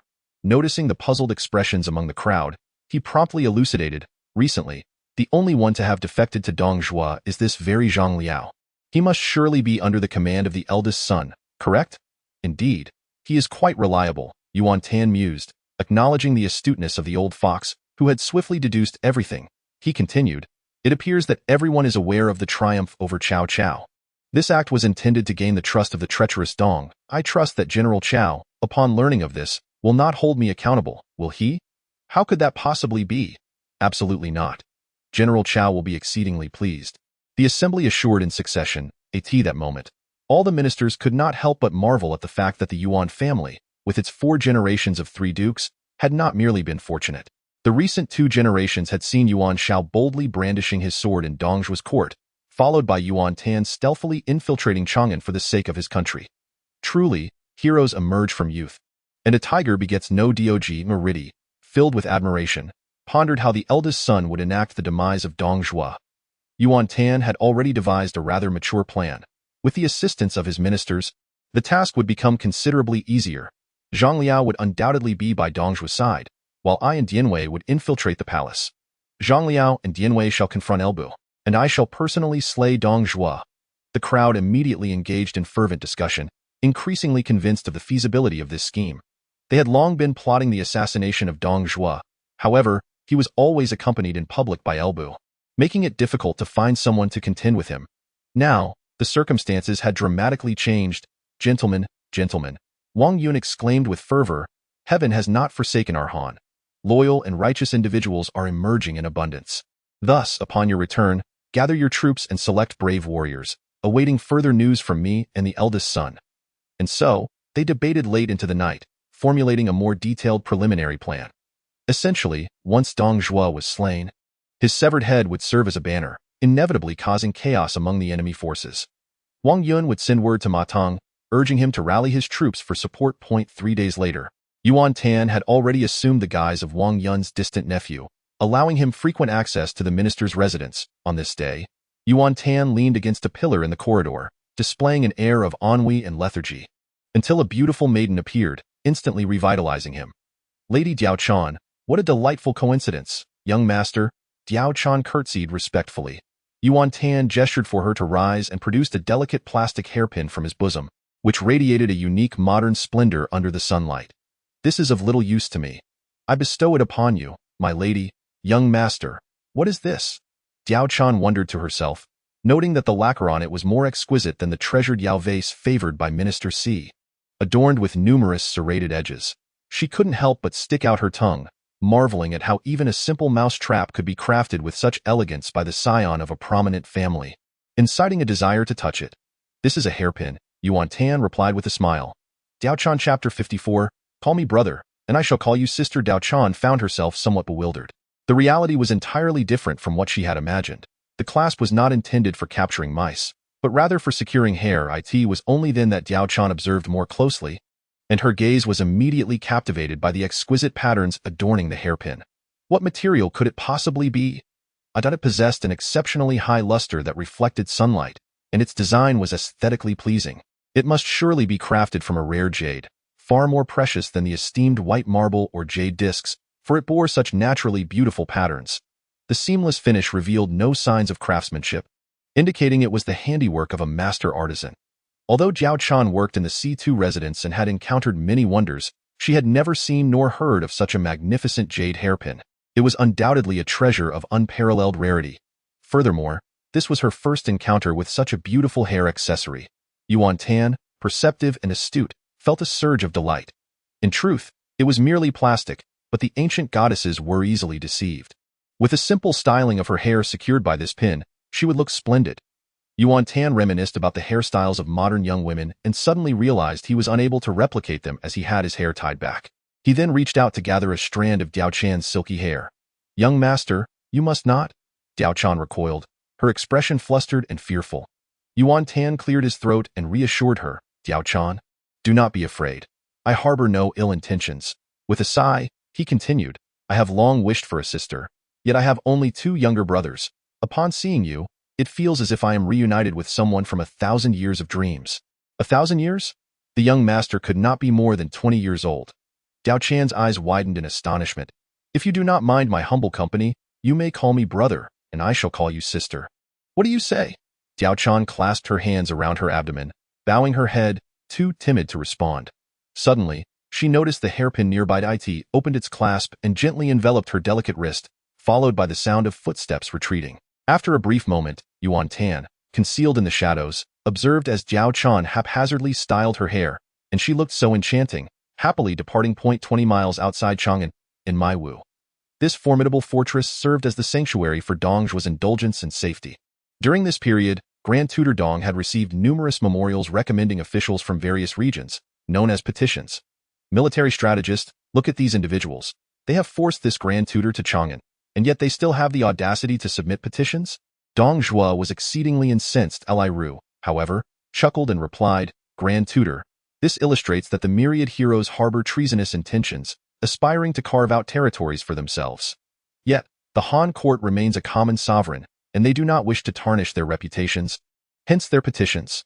The table before Dong Zhuo was cluttered with memorials. There were petitions from Yuan Shu advocating for Sun Jian as the general of breaking the enemy, concurrently appointing him as the governor of Yu province. There were also memorials from Gong Sunzan recommending Liu Bei as the prefect of Pingyuan, and from Liu Biao endorsing Huang Zhu as the prefect of Jiangxia, as well as those from Liu Yin and Tao Qian. Petitions flooded in from nearly every corner of the realm. Li Ru extracted a few of particular significance, stating, It has come to my attention that Yuan Shu has withheld supplies from Sun Jian, which ultimately led to Sun Jian's disastrous defeat. It is certain that Yuan Shu harbors grand ambitions and, desiring to avoid making too many enemies, seeks to win over Sun Jian for his own purposes. Furthermore, it has come to my attention that Lu Dai has slain Xiao Mao. This indicates that the various warlords are eyeing each other with suspicion. Dong Zhuo let out a hearty laugh, stating, Military strategist, your prior analysis was quite astute. With the absence of the esteemed chancellor, the warlords have turned against one another. Let them fight. As they exhaust themselves and deplete their resources, I shall emerge from my stronghold to tidy up the aftermath. Did not Liu Bei, the illustrious founder of the Han dynasty, employ a similar strategy? This situation is indeed advantageous for Dong Zhuo. He can fully exploit the discord among the warlords, adopting a position of detached observation. Moreover, Dong Zhuo is entirely incapable of controlling the myriad heroes of the East. Given such a favorable circumstance, why not take advantage of it? Thus, he consents to all petitions presented to him. Even when the ranks of the various warlords overlap, he remains agreeable. If they seek the legitimacy of the imperial court, he has no objections. He grants it to them. As for who can truly claim it, that is for them to contend over. Dong Zhuo has also recognized the benefits of holding the emperor as a puppet. Not only do the warlords now refrain from challenging him, but they also seek his favor. Naturally, as a high-ranking minister, Dong Zhuo is concerned with his reputation, and he generally disregards the petitions of lesser figures. Consequently, he is no longer troubled by the prospect of a united front against him, now indulging in wine and revelry without restraint. In August of 190 AD, Yuan Shao returned to the seat of governance in Nampian, located in the Bohai Commandery of Jizhou. No longer the leader of the 18 warlords, he has been reduced to merely a governor of a single commandery. The news of Lu Dai's execution of the local governor, Xiao Mao, has left him profoundly unsettled. Given his current military strength and resources, the disparity between him and Han Fu, the governor of Jizhou, is staggering. He harbors grave concerns that Han Fu may suddenly turn against him, yet he is even more troubled by another matter. Upon returning to Nampian, he promptly summoned his civil and military advisors to deliberate on the issue. In the conference hall, Yuan Shao sat at the head of the table, filled with anxiety. Gentlemen, now that the traitor Dong has retreated to Chang'an, the warlords are each harboring ulterior motives, rendering another campaign impossible. My father, uncle, and family members remain unaccounted for, and I am deeply concerned that Dong may resort to foul play. Upon hearing this, Tianfeng and the others recognized the gravity of the situation. If Dong Zhuo dares to set fire to Luoyang, what unspeakable acts might he not commit? Although the 4 generations of the 3 dukes command great respect, they are also capable of executing death sentences without hesitation. If the members of the Lord S family are all slain, the repercussions would be far more than mere setbacks. Why, Lord? What of the eldest son? Guitu inquired cautiously, rising from his seat. Indeed, where is the eldest son? Why did he not return with us? Could something have happened? Tianfeng and the others began to focus on this matter as well. Yuan Shao furrowed his brow, pondering aloud that he had fallen ill and gone to recuperate, though he was unaware of his whereabouts, and his subordinates were equally uninformed. Though this day, no further news has arrived, he feels a profound sense of confusion. Perhaps this is the source of his furrowed brow. Xin Pei and the others exchanged glances, reasoning that there must be news forthcoming. Could it be that he has perished? They silently speculated.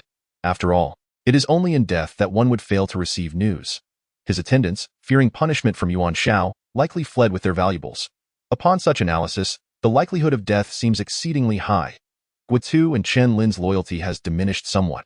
Evidently sharing this sentiment, at this juncture, Yuan Shao, preoccupied with concerns for Yuan Tan, queried, Do you possess any viable strategies to rescue my family members? The crowd fell into a profound silence, with the whereabouts of the Yuan family still shrouded in mystery, a predicament that proved to be most troublesome. Yuan Shao let out a deep sigh, acutely aware of the difficulties at hand, unless a miracle were to occur. After all, it involved the entirety of his clan. And a wave of negative emotions washed over him. My lord, uncle, uncle, the old master and the others have arrived. At that moment, Gao Gan burst in, shouting frantically, Yuan Shao, Yuan Shang, and Yuan Shi immediately stood up in astonishment, followed by the others. What? Repeat that? Yuan Shao called out as he hastily descended the hall. Uncle, all our family members have safely arrived in Nampian, and they are now entering the city, on their way to meet us at the residence. Gao Gan, brimming with excitement, bowed deeply and exclaimed, A miracle! A miracle has truly manifested. Ha ha ha. Yuan Shao laughed heartily, the clouds of gloom dissipating in an instant. Heaven bless the Yuan family for this extraordinary occurrence. Quickly, let us go forth to welcome them. In the blink of an eye, the atmosphere transformed into one of jubilance. Before long, a procession of carriages arrived outside the governor's residence. In the distance, the Yuan family members waved their hands excitedly, calling out joyfully. The convoy came to a halt. Son, I welcome you, father. Yuan Shao bowed respectfully. The others followed suit, paying their respects. Yuan Feng emerged, yet instead of joy, he appeared discontented, stating, My son, as the leader of the lords, how can you stand idly by while the lords disband? Yuan Shao hurriedly replied, Father, you are unaware. I feared that the treacherous Dong would harm our kin. Yuan Feng sighed, recognizing the possibility of such a scenario, feeling a pang of guilt for potentially hindering his son's future. He had never anticipated Dong Zhuo's madness. Otherwise, they would have distanced themselves from the turmoil long ago. At that moment, Cai Yan and Cai Yan stepped out from the carriage behind them. The gazes of Yuan Shi and Yuan Shang were immediately captivated, having never before encountered such a beautiful young lady. Yuan Shao, momentarily unaware of Cai Yan and his daughter, inquired, Father, uncle, how did everyone escape? Someone came to our rescue, Uncle Yuan Wei responded, his expression brimming with emotion. Who was it? I must express my gratitude to him, and I would gladly toil for him. Yuan Shao felt an overwhelming joy, genuinely wishing to repay his benefactor in any way possible. Yuan Shao had indeed contemplated the improbability of his family easily escaping Dong Zhuo's grasp, especially since Fan Zhou had already set out to annihilate his entire clan. It was evident that someone had intervened to assist them. As the foremost leader among the 18 lords, how could he fail to express his gratitude? Moreover, the ability to rescue an entire family indicated extraordinary talent. If he could seize this opportunity to harness such a person's abilities, how splendid would that be? Who was this benefactor? Yuan Shao gazed appreciatively at the procession. The family members smiled, thinking to themselves that the master would likely not find him here. Yuan Feng, with a multitude of thoughts, stroked his beard and remarked, Bin Q, do not search any longer. It is not an outsider, but your eldest son, Yuan Tan. Yuan Shao was momentarily stunned, his eyes widening in disbelief. Yuan Tan. It is indeed the eldest son, Yuan Tan. A wave of astonishment rippled through the Yuan family. My elder brother. Yuan Shang and Yuan Shi echoed. A single revelation stirred a tempest of emotions. After a brief moment to regain his composure, Yuan Shao's heart was a tumult of conflicting feelings. It is known that he has never held high hopes for his eldest son, yet recently, Yuan Tan has transformed remarkably, continually surprising him. He feels he ought to be pleased. So why does his face burn with discomfort? Consequently, Yuan Shao's expression is not merely unpleasant, but rather awkward. It dawns on him that the ailment he suffers from is the deception of this old father. Yuan Feng and Yuan Wei exchange glances, and there is no exuberant celebration. Perhaps they are simply taken aback.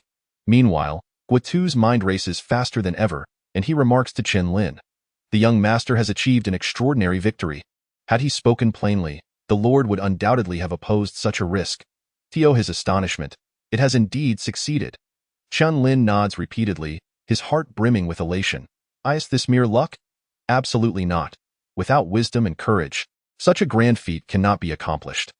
The young master must have anticipated that the traders would abandon Luoyang, and given the nature of these traders, they would surely plunder extensively. What appears to be a reckless maneuver is, in fact, a keen understanding of the trader's psychology, ensuring victory even before entering Luoyang. This exemplifies the essence of having both bravery and strategy. Guotu and Chen Lin's loyalty has surged to 100%. Although Tianfeng is unaware of the rescue's intricacies, the inherent dangers are self-evident. His upright character prompts him to declare, the young master is truly a paragon of wisdom and valor, a remarkable figure of this generation. Yuan Shao could hardly fathom that his son could achieve such grand deeds, surpassing even his own accomplishments. This statement strikes him heavily in the heart, further darkening his mood. Nevertheless, he laughs heartily to mask his feelings and directly states, "Father, uncle, please enter the residence. We have finally returned home. Not so fast, for old Kai has also come along." Yuan Feng interjects, "Minter, it is only then that Yuan Shao notices Cai Yan and hastens over to pay his respects." However, the crowd's attention is primarily drawn to the young lady of the Cai family. At this moment, Yuan Shao is somewhat preoccupied with Cai Yan and inquires, "Has Tanner not returned with you too?" Yuan Feng replies with admiration, "Tanner mentioned he had important matters to attend to and left with a general named Zhang Liao." Who is Zhang Liao? Yuan Shao has never heard of him. What significant business could he be engaged in? It remains an enigma. Not only Yuan Shao, but others are equally puzzled. This eldest son has become increasingly elusive over the past year, his comings and goings unpredictable, often yielding outcomes that are both surprising and yet entirely logical. Meanwhile, in Chang'an, Yuan Tan has returned to General Zhang Liao's residence. "Young master, you seem particularly joyous today. Have you encountered some happy event?" Dian Wei follows closely behind. "No," Yuan Tan replies as he returns to his room, shutting Dian Wei outside. He then retrieves a mirror from his pocket and pulls out a razor. The sound of the blade gliding is heard. Moments later, he touches his smooth chin, gazing into the mirror at his reflection, growing more and more pleased with what he sees, and no longer does he bear the sallow complexion of the past, nor the gaunt and listless appearance. Instead, his face is now full and vibrant. Indeed, one's demeanor reflects their inner state. Could it be that he possesses the bearing of an emperor? It must be said, he has gained some prominence now, inevitably nurturing thoughts of aspiring to be an emperor. Only by becoming an emperor can all the gold of the realm belong to him. "Young master, General Zhang is seeking an audience regarding urgent matters." Outside, the voice of Erguzi resonated. Yuan Tan, lost in his own vanity, finally regained his senses and cast aside the mirror and the Philips automatic shaver into the void. He opened the door and stepped outside. Dian Wei and Erguzi were momentarily taken aback, instinctively touching their chins, marveling at how impeccably smooth their faces were, pondering what remarkable blade had been employed. Unbeknownst to Yuan Tan, his subordinates were contemplating his beard, and he inquired, "What news?"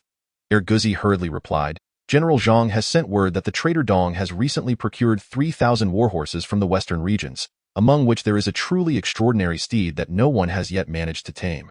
Therefore, Dong has summoned a horse training assembly today, and he asks if the young master wishes to attend." The audacity of Dong, having plundered an imperial capital, is indeed indicative of his wealth. Yuan Tan salivated at the thought. Aware that when Yuan had his interests at heart, yet uncertain if the prized mount could be secured, an hour later, Yuan Tan galloped 20 miles to arrive at the horse grounds outside Maiwu. By this time, thousands of elite soldiers had gathered in a protective formation around the area. Upon his entrance, he beheld nearly 1,000 individuals encircling a designated space. The inner circle stood Zhang Liao and other esteemed generals under Dong Zhuo's command, flanked by a retinue bearing various colored banners. Dong Zhuo sat upon a high platform, indulging in fine wine and fruits. The forefront of the platform was Elbu, commanding the troops alone. At that moment, a robust warrior was attempting to tame a horse.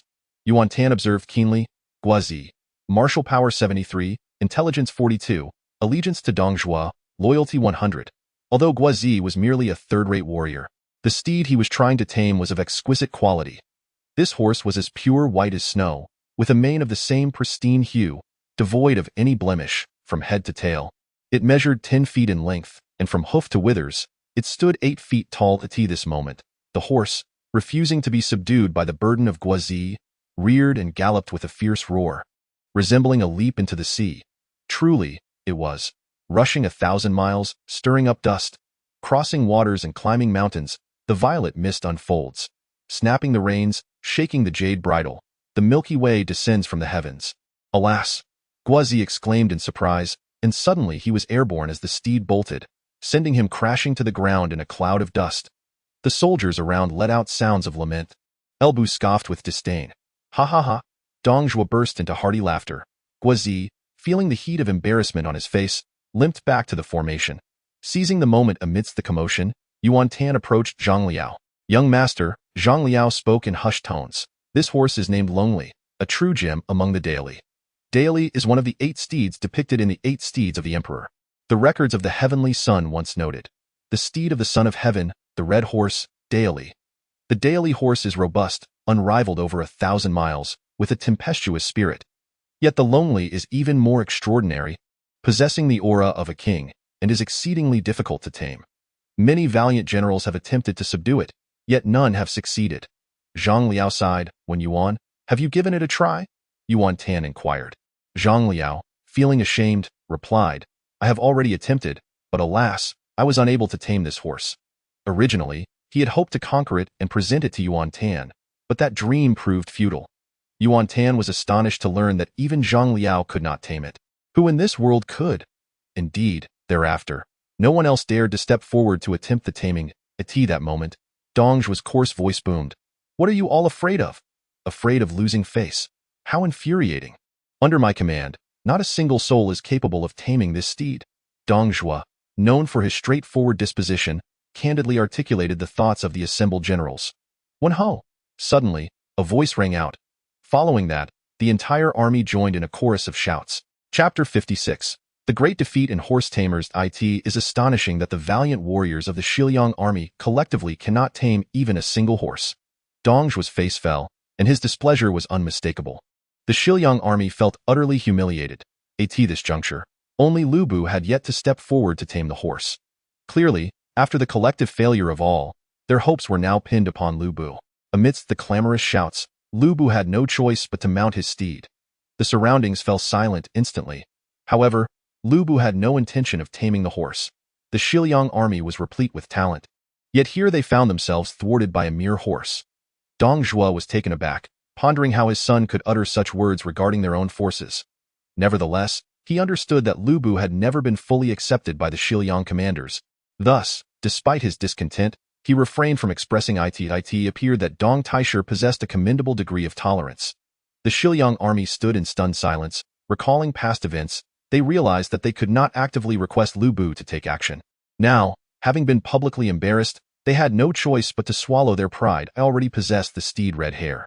Today, I must regrettably disappoint you all, Liu Bei remarked with a faint smile, stroking Red Hair. The faces of the Xiliang army turned even more crimson. Dong Zhuo inhaled deeply. Such a horse is a rarity in a century, yet it is regrettable that no one could tame it. If that is the case, let the horse taming event be dismissed, he concluded, feeling bereft of dignity to remain. Wait, I wish to give it a try. At that moment, Yuan Tan galloped forward. Dong Zhuo noticed that this individual was merely clad in the attire of a personal guard. Yet he did not regard him with disdain. Rather, a smile broke across his face. Who are you, and what is your rank? Yuan Tan clasped his fists in salute, stating, I am Yu Fei, the chief bodyguard of General Zhang. Zhang Liao also rode forth, declaring, Prime Minister, it was indeed Yu Fei who shattered Cao Cao's central forces, allowing me to achieve great merit. Oh? Dong Zhuo, who initially held Yuan Tan in low esteem, now regarded him with newfound respect and rose to his feet. Since you are a person of merit, you shall be given an opportunity. However, as Yuan Tan was not of Xiliang origin, none around him rallied in support. Instead, there were expressions of disdain, eager to witness an entertaining spectacle.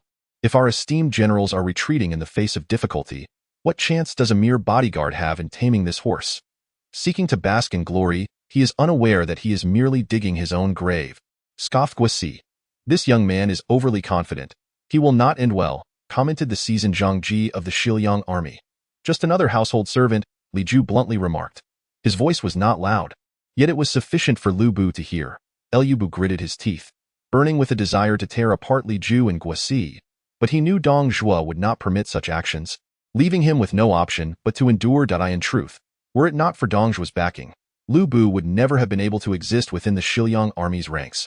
Dismounting, Yuan Tan approached the steed Long Li. The horse was exceedingly vigilant and bolted away. For Yuan Tan, 1,000 troops may be easy to find, but a single capable general is rare, and the same applies to horses. Throughout Dong Zhuo's life, he had encountered countless steeds, yet only one Red Hair had emerged. Now, another Long Li had appeared. The steed was determined to prevail. Yet, for the majestic lonely horse, surrounded on all sides, it could only gallop in circles.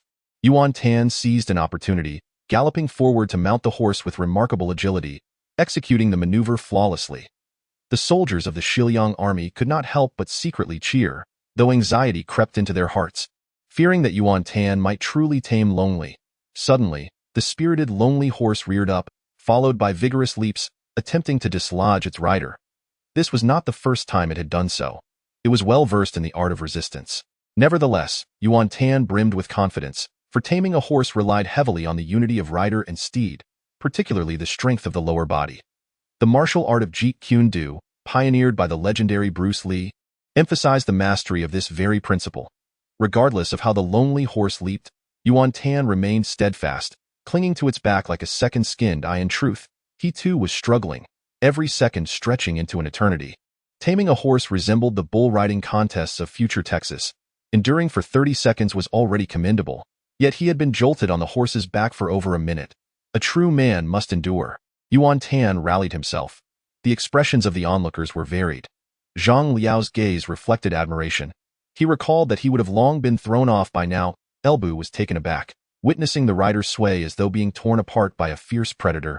Repeatedly convinced he would surely be thrown off, yet to his astonishment, Yuan Tan persisted. The mood among the Shiliang troops was grim. They were acutely aware that one of their prized steeds, the red hare, had been taken by the outsider Elbu, and now another was at risk of being claimed by yet another foreigner. This felt like a resounding slap to the face, rendering the Shiliang army unable to see clearly. Their unease deepened, with many beginning to implore the heavens to curse Yuan Tan.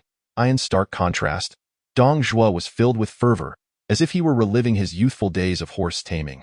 As a lord, how could he harbor jealousy towards his subordinates? His stature was far too noble for such pettiness. Beat the drums, rally for Yu Fei, Dong Zhuo bellowed, raising his arm. The thunderous sound of drums instantly resonated throughout the land. Yet, this did little to invigorate Yuan Tan, who was genuinely exhausted. Still, he did not relent, gritting his teeth to endure. The lonely horse, too, did not yield. Suddenly, it came to a standstill, tamed. Everyone's eyes widened in disbelief. "I have succeeded," Yuan Tan exclaimed, overwhelmed with excitement, finally letting out a sigh of relief.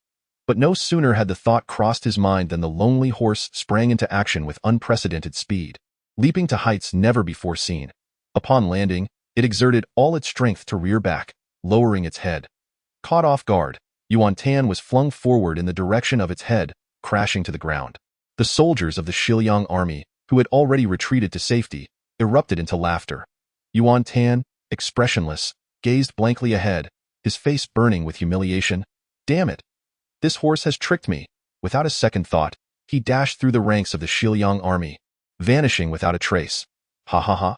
Dong Zhuo chuckled, initially believing the man was victorious, only to realize that this horse, truly the most spirited of steeds, understood the art of tension and release, cunningly outsmarting its adversary.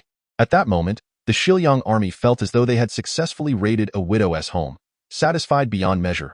In the journey of life, one must eventually face such days, Dong Zhuo proclaimed, rising with a grin. "I did not anticipate such a thrilling conclusion, and thus, this horse taming competition comes to an end." "Wait a moment. Someone has entered the arena. Is there anyone here who fears death?" The crowd turned to look. Momentarily stunned, it was none other than Yuan Tan. The onlookers exchanged glances, pondering, is this not enough? Must he humiliate himself once more before he is satisfied? Who, they wondered, had instilled such confidence in this young man? Yuan Tan clasped his fists in salute and declared, "My lord, I wish to try once more." Dong Zhuo furrowed his brow, initially intending to refuse. After all, this was not a marketplace where one could come and go as they pleased. However, he recognized Yuan Tan as a lord, and having someone in his ranks voluntarily step forward was indeed a positive development. It would be unwise to dismiss him outright, for there may be a first and a second, but there shall not be a third or fourth. With that, he settled back into his seat. The morale of the Shiliang army surged once again.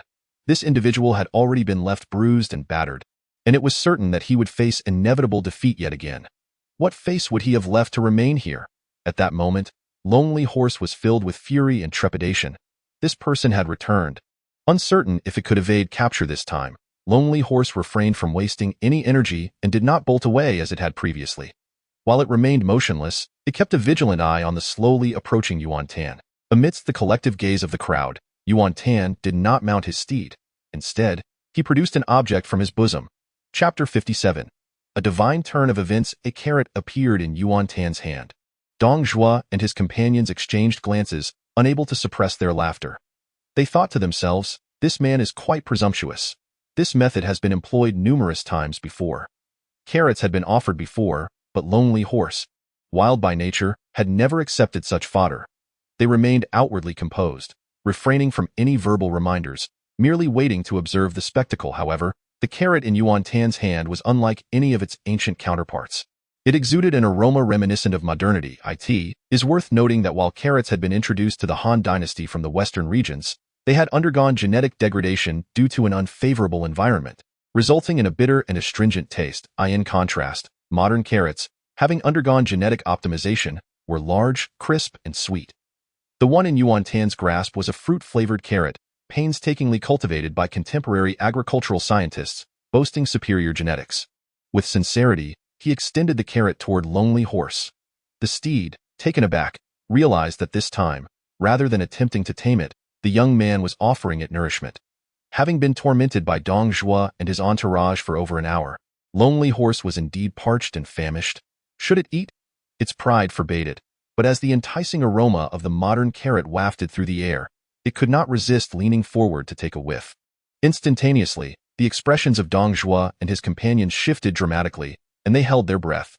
After the army's defeat, it was clear that no one wished to see Lonely Horse successfully tamed. Dong Zhuo, too, was averse to the thought of such a magnificent steed falling into the hands of a subordinate. The unfolding events were beyond their expectations, and even the Grand Tutor Dong felt a twinge of anxiety. Lonely, you must not eat, he admonished. As a horse, as a noble steed, you must possess integrity. Lonely Horse snorted defiantly, turning its head aside, stretching its long neck to create the maximum distance from the carrot. A collective sigh of relief swept through Dong Zhuo and his companions, their hearts swelling with emotion. Well done, Lonely Horse. You are indeed a magnificent steed of spirit, resolve, and strength. They could not help but let their lips curl upwards, revealing smiles. A sudden jolt coursed through Yuan Tan's heart, yet he did not relent. He raised his hand to bridge the distance and brought the carrot to the horse's mouth. The modern carrot exuded an irresistible aroma. Fatal to the Lonely Horse, it evoked memories of its homeland, a place thousands of miles away, where carrots were a rarity, scarcely found even in a year. The Lonely Horse could hardly contain itself any longer. Was this merely a carrot? Certainly not. It was a longing for home, a taste from childhood. Crunch, crunch. The Lonely Horse swiftly bit into it, savoring each chew, its mane swaying with delight. However, Dong Zhuo and his companions could not share in this joy, especially Dong Zhuo, who found it inconceivable. This had to be an illusion. He had fed the horse carrots before. Why would the Lonely Horse refuse to eat now? The soldiers of the three armies gasped in astonishment. Just moments ago, all the generals, including Dong Zhuo, had been thrown into disarray. Ultimately, they were bested by a mere carrot. Seizing the opportunity, Yuan Tan mounted his steed. The Lonely Horse momentarily hesitated, performing a couple of symbolic leaps before coming to a standstill. Crunch, crunch, it continued to chew. Liu and Guosi widened their eyes, tugging at their hair in disbelief. Lonely Horse, as a unique and noble steed. How could you lack such spirit? How could you bow to a mere carrot? You treacherous beast, forgetting loyalty for profit. It seemed the Xiliang army was truly in despair. With a graceful leap, the Lonely Horse reared up and, under Yuan Tan's command, walked slowly to the front of the stage. Yuan Tan clasped his fists in salute, expressing gratitude for the Chancellor's gift. Dong Zhuo's face twitched. He had managed to tame the Lonely Horse so easily. What could be the reason? Had he not fed it for many days? Using carrots as well? Unable to fathom it, Dong Zhuo could not help but inquire. Yuan Tan then realized that others had indeed employed the same method before. I must inform the Chancellor that this carrot is truly rare. Costing 2 taels of gold. It is likely that the Lonely Horse, having traveled from the western regions, yearns for its native delicacies. Dong Zhuo was taken aback. You purchased this carrot from the western regions? Indeed, Yuan Tan replied earnestly. Tio tame this horse. You are truly thoughtful. Dong Zhuo's smile was more akin to a grimace. Liu and Guosi slapped their foreheads in realization. How had they not thought of such a simple solution before? A torrent of negative emotions, failure, envy, and resentment, erupted within them. Zhang Liao, with admiration in his eyes, recognized that only with the western region's carrot would the Lonely Horse deign to eat. The eldest son was indeed meticulous. Loyalty increased by 1 point, reaching a total of 96. Simplifying the complex, brave and wise. Well done, Dong Zhuo exclaimed, laughing heartily, and immediately promoted Yuan Tan to the rank of captain, granting him command over 1,000 soldiers. Henceforth, he would serve under Dong Zhuo as a military officer. The spirits of the others plummeted. Had they known, they too would have sought carrots from the merchants of the West. They would have deemed it worth even 10 pounds of gold, let alone 2.as. The horse taming event concluded. Each member of the Xiliang army returned in regret. The following day, Yuan Tan stealthily entered the residence of Wang Situ. Eldest son, news has been pouring in from all quarters these past few days. A total of 9,000 troops have been assembled. General Ma Tong has also conveyed his message, indicating that he will bring his forces to offer support. Wang Yun's heart swelled with excitement. Everything was now in place, awaiting the opportune moment. However, Dong Zhuo typically resided in Maiwu, only attending court on the first day of each month. Unless unforeseen circumstances arose, the plan would commence in 20 days. Yuan Tan nodded, clearly recognizing that Wang Yun had summoned all possible reinforcements. Each of these noble families boasted hundreds of personal soldiers, collectively forming a formidable force not to be underestimated. Historically, Sima Yi's successful rebellion against Cao Wei was largely dependent on the backing of the gentry and his private army.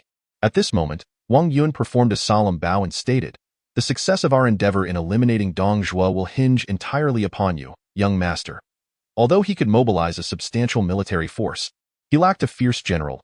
To eliminate Dong Zhuo, who was guarded by the likes of Elbu, he could solely rely on Yuan Tan. Moreover, the opportunity was singular. Should Dong Zhuo evade capture, the impending arrival of the 100,000 troops from Xiliang would spell doom for Wang Yun and his allies. The plan, indeed, carried immense risk, with each family gambling their very lives. Yet, the greater the peril, the more substantial the potential rewards. Should the Han dynasty be restored in this decisive moment, every household would ascend to the ranks of the most esteemed nobility. Yuan Tan asserted with gravity, "Once Dong Zhuo enters the palace, I shall be confident in my ability to eliminate him. Until then, it is imperative that our plans remain undisclosed. Farewell." Wang Yun watched Yuan Tan's retreating figure, lost in contemplation. This Yuan Tan harbored considerable ambition. Was he seeking to seize control of the court? Humph! Yet he commanded scant troops. After eliminating Dong Zhuo, he would merely need to force him to flee in order to monopolize power. In truth, Yuan Tan had no intention of remaining in Chang'an for long. His assassination of Dong Zhuo was solely aimed at gaining renown. For instance, last year, although Cao Cao failed to kill Dong Zhuo, he nonetheless garnered a degree of prestige, returning to Qinlu to raise the banner of righteousness, attracting renowned ministers and valiant generals to his cause. Without reputation, one could scarcely recruit formidable subordinates. How could one aspire to dominate the realm? Zhang Liao chose to follow him precisely because he had attempted to assassinate Dong Zhuo. Furthermore, Yuan Tan faced the challenge of an unsupportive father above him and two troublesome brothers below. He needed to secure this reputation. Yuan Tan did not depart from the estate. Instead, he took a detour to the quarters of the maidservants. He slipped into the residence of Diao Chan, however, rather than knocking directly. He intended to peep within, curious to see if Diao Chan was wearing the hairpin he had gifted her. Approaching the window, he stealthily glanced inside, discovering Diao Chan seated at the edge of her bed, silently weeping. Yuan Tan hesitated, perplexed as to why Diao Chan was in tears, and conflicted about whether it was appropriate to enter that moment. Another maidservant arrived. Yuan Tan promptly intercepted her, inquiring whether someone had wronged Diao Chan. This maidservant was not a trusted confidant of the Situ manor. Thus, she only knew that Yuan Tan was Wang Situ's nephew. She quickly knelt, saying, "Young master, I have heard no word of anyone mistreating Sister Diao Chan." "Then why is she crying?" Yuan Tan asked, bewildered. "Today is Diao Chan's birthday," the maidservant replied. "As those of us who are enslaved and wretched know, birthdays often bring sorrow." The young master would not understand. The maid's eyes reddened as she spoke, revealing the truth of the matter. Yuan Tan dismissed the maid and began to ponder. His sole intention was to make the acquaintance of Diao Chan. He harbored no ulterior motives. After all, Diao Chan was renowned as the most beautiful woman of the three kingdoms, and encountering her in this era without an introduction would surely be a missed opportunity. As for whether they could become friends, that was left to fate. Yuan Tan opened the portal and stepped through. 5 minutes later, Diao Chan was wiping away her tears. While others had parents, she not only lacked them but was also unaware of their identities. With a vacant gaze, she stared out the window. Suddenly, she noticed a head emerging from the window. The person's hands were clasped atop their head, resembling a pair of swans touching their foreheads in a heart shape. They jumped once to reveal a smiling face at the window. After another leap, they appeared again. Initially taken aback, Diao Chan soon found herself unable to suppress a smile. That moment, a modern birthday cake appeared at the window. The two-tiered cake was adorned with a lifelike snow-white figurine, accompanied by an animal, surrounded by colorful, lit, eco-friendly candles. Diao Chan's attention was instantly captivated by this novel sight. Such a grand confection, crafted with such exquisite detail, must surely be of great value. Why would the young master bring such a delightful treat to her? Could it be an attempt to humiliate her, knowing she was particularly sorrowful today? Thoughts ran amok in Diao Chan's mind. Happy birthday to you. The door swung open, and Yuan Tan entered, singing a birthday song, illuminating the dim room with candlelight. Diao Chan covered her mouth with her hands, her expression one of astonishment. She had never imagined that this celebration was meant for her. It was the first time in her life that someone had celebrated her birthday and sung a song for her. Overwhelmed with joy, she transitioned from sorrow to sweetness. After a brief moment, Diao Chan emerged completely from her sadness, regaining the demeanor of a sunny young woman. She felt the preciousness of the birthday cake all the more, reluctant to partake in it, especially with the girl figurine atop it, so vividly lifelike. However, she was puzzled by another figure and inquired, "What is this animal?" Yuan Tan explained, "This is a robotic cat, which I have named Doraemon, symbolizing that dreams will eventually come true." Diao Chan was momentarily taken aback, and tears quickly welled up in her eyes. As she hurried to wipe them away, a hairpin slipped from her sleeve. It is often said that women are made of water. The 12 or 13-year-old Diao Chan appeared so pitiable. Yuan Tan picked up the hairpin, pondering who in this lifetime might marry the sentimental Diao Chan, who would style her long hair, and who would craft her wedding gown. He gently patted Diao Chan's head, carefully gathering her hair and placing the hairpin in her hair point. 3 days later, Yuan Tan was once again in a dim chamber, in hushed discussion with Wang Yun. "Please, take a seat, my lord," Wang Yun said as he knelt, his expression somewhat somber. "Dong Zhuo is remaining hidden in Maiwu without restraint, even declaring that he shall no longer attend court in Chang'an unless absolutely necessary. We are now on high alert, and if Dong the traitor continues to stay away for long, our plans may be compromised. Does Lord C2 have any means to summon Dong Zhuo to the capital? It would be best to invite him to a secluded location, facilitating my actions." Wang Yun pondered for a long while, remaining silent. Evidently, the monumental event of the court assembly did not elicit Dong Zhuo's presence. What means could compel him to attend? Yuan Tan pondered this, and suddenly a thought struck him. A scheme was forming in his mind, contingent upon the emperor's willingness to acquiesce. Wang Yun, who had long been in a state of anxious anticipation, immediately inquired, "What is the plan, my lord?" "Abdication. We shall invite Dong Zhuo to ascend the throne as emperor." Wang Yun's small eyes widened in astonishment, akin to the size of eggs. He was genuinely taken aback. The eldest scion of the Yuan family could conceive of such a shameless stratagem, one bolder than Dong Zhuo's arson of Luoyang. "I believe no one would refuse this proposition," Yuan Tan asserted, expressing his indifference to the current emperor and the Han dynasty, so long as the sacrifice did not involve his own kin. Who would dare to decline? Surely everyone, at some point in their lives, has harbored such a notion. Wang Yun, adopting a serious demeanor, replied, "If we merely consider the rationale, the traitor Dong would undoubtedly acquiesce, for he has long yearned for this." However, his expression shifted, and he continued, "Have you considered, my lord, that should the assassination plot fail, abdication would become a grim reality? Dong would seamlessly assume the throne, leaving the world with no grounds for objection. We would be vilified by millions, our names forever besmirched, and we would find no resting place in death." Wang Yun's countenance grew pale with apprehension. In stark contrast, Yuan Tan's face glowed with enthusiasm as he shrugged and replied, "Wang Situ, I ask you, even if we refrain from this course of action, will failure guarantee our survival? Furthermore, if we perish, what concern is there for infamy? Will our descendants endure? If our entire lineage is exterminated, what fear do we have of eternal disgrace?" Rising to his feet, Wang Yun reluctantly conceded the validity of this reasoning. That very evening, within the palace, the eunuch Deshing knelt before Emperor Liu Xia while he bathed. At that moment, Liu Xia sat in the grand tub, and upon observing Deshing's agitated demeanor, he too felt a chill despite being in the warm water, prompting him to inquire, "Deshing, has there been significant progress with Wang Situ and the others?" "The Lord Situ entrusted me with a message for your majesty." "Speak swiftly." "The Lord Situ hopes that your majesty will issue an edict to abdicate the throne to Dong Zhuo. Only then can Dong Zhuo assuredly enter the palace and execute his plans." With a resounding splash, the Han Xian emperor fell into the tub, exclaiming, "Impossible! I shall never consent to such a thing. Your majesty, please lower your voice and listen to my words." No. It was Wang Yun who articulated this notion. What else did Wang Yun say? The Han Xian emperor retorted furiously. Wang Situ asserted that if the scheme succeeded, It would surpass even the restoration of the Guangwu dynasty. Should it fail, at worst, death would be the outcome, which is far preferable to our current existence of suffering. Desheng continued to relay the multitude of messages Wang Yun had prepared, evidently anticipating the emperor's descent. At that moment, the Han Xian Emperor Liu Xie finally revealed his decisive and sagacious nature.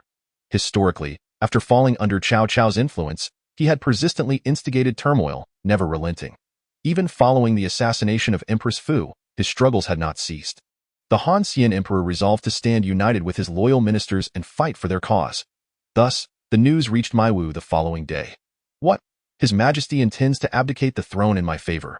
As Dong Zhuo suddenly rose, a surge of blood rushed to his head, causing his vision to darken, and his massive frame swayed unsteadily. Yes, Chancellor. Li Ju nearly tumbled his way in, exclaiming, "This is the edict of succession. The young emperor merely wishes to be treated kindly, to live a carefree life." Once Dong Zhuo steadied himself, he let out a hearty laugh that echoed to the heavens. "Convey my orders. Prepare to march to the capital at once." Dong Zhuo excitedly gestured with his arms. "Hold on, my lord." Li Ru, who had remained silent until now, stepped forward and spoke solemnly. "Chancellor, this matter has come upon us rather suddenly. We must be wary of deceit." Dong Zhuo furrowed his brow, pondering what treachery could possibly be at play. He had long harbored aspirations of becoming emperor, and thus had relentlessly sent individuals to torment the young emperor, clearly to great effect. The young emperor could no longer endure the torment. Exchanging the throne for a semblance of a normal life was, indeed, a reasonable outcome. "Wan Yu, you are overly cautious. I have accomplished many things with the young emperor that you are unaware of. Moreover, I command a vast army, and with Fengxian at my side for protection, what is there to fear? You will issue orders immediately. In 3 days we shall enter the capital to accept the Han Emperor's abdication, with all ceremonies simplified to avoid prolonged uncertainty. However, there is no however. This is an unprecedented opportunity. Even if fraught with peril, even if I must traverse mountains of blades and seas of fire, I shall overcome all obstacles and ascend to the throne."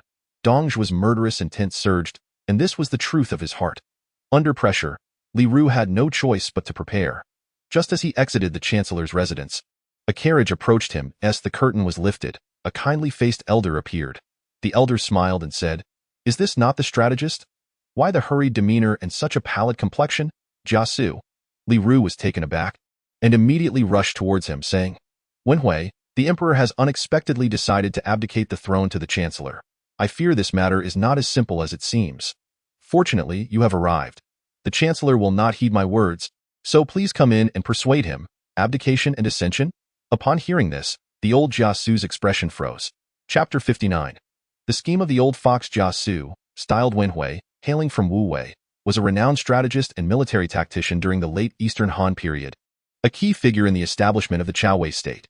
Historically, following Dong Zhuo's demise, he orchestrated plans for Li Ju and Guosi, leading to the downfall of Wang Yun and Elbu. Cao Cao suffered losses due to his schemes, including the deaths of Dianwei and his eldest son. Chaoang he advocated for a decisive battle against Yuan Shao at the Battle of Guandu, which ultimately led to Cao Cao's unification of the north.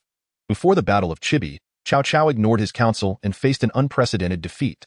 Ma Chao and Han Sui fell victim to his stratagems. Cao Pai, owing to his advice, was able to decisively defeat Cao Ji and secure his claim to Cao Cao's throne.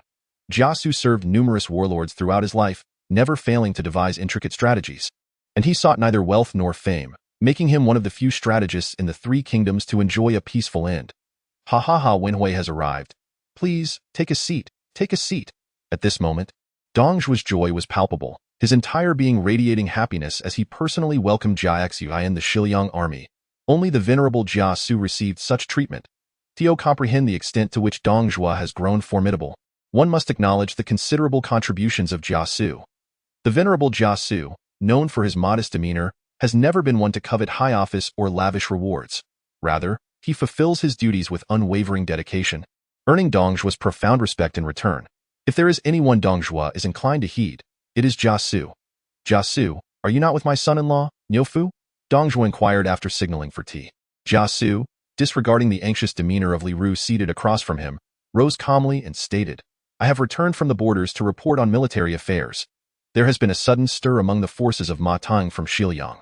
Initially, I struggled to comprehend the situation, but I have now come to an understanding. Is Ma Tang up to his old tricks again? Dong Zhuo furrowed his brow, yet his attention was captivated by the last statement. What have you come to understand? What is it that has become clear? Jiasu gestured for Li Ru to remain patient, then continued, Chancellor, the movements of Ma Tang's troops are undoubtedly linked to this recent abdication. Is there indeed a connection? Dong Zhuo murmured contemplatively. The Han dynasty is in decline, and the young emperor is hardly living a life befitting his station. It is entirely natural for someone of his age to be reluctant to assume the throne.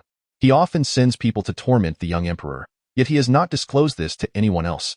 Jiasu stroked his beard, having long perceived Dong Zhuo's ambition for usurpation.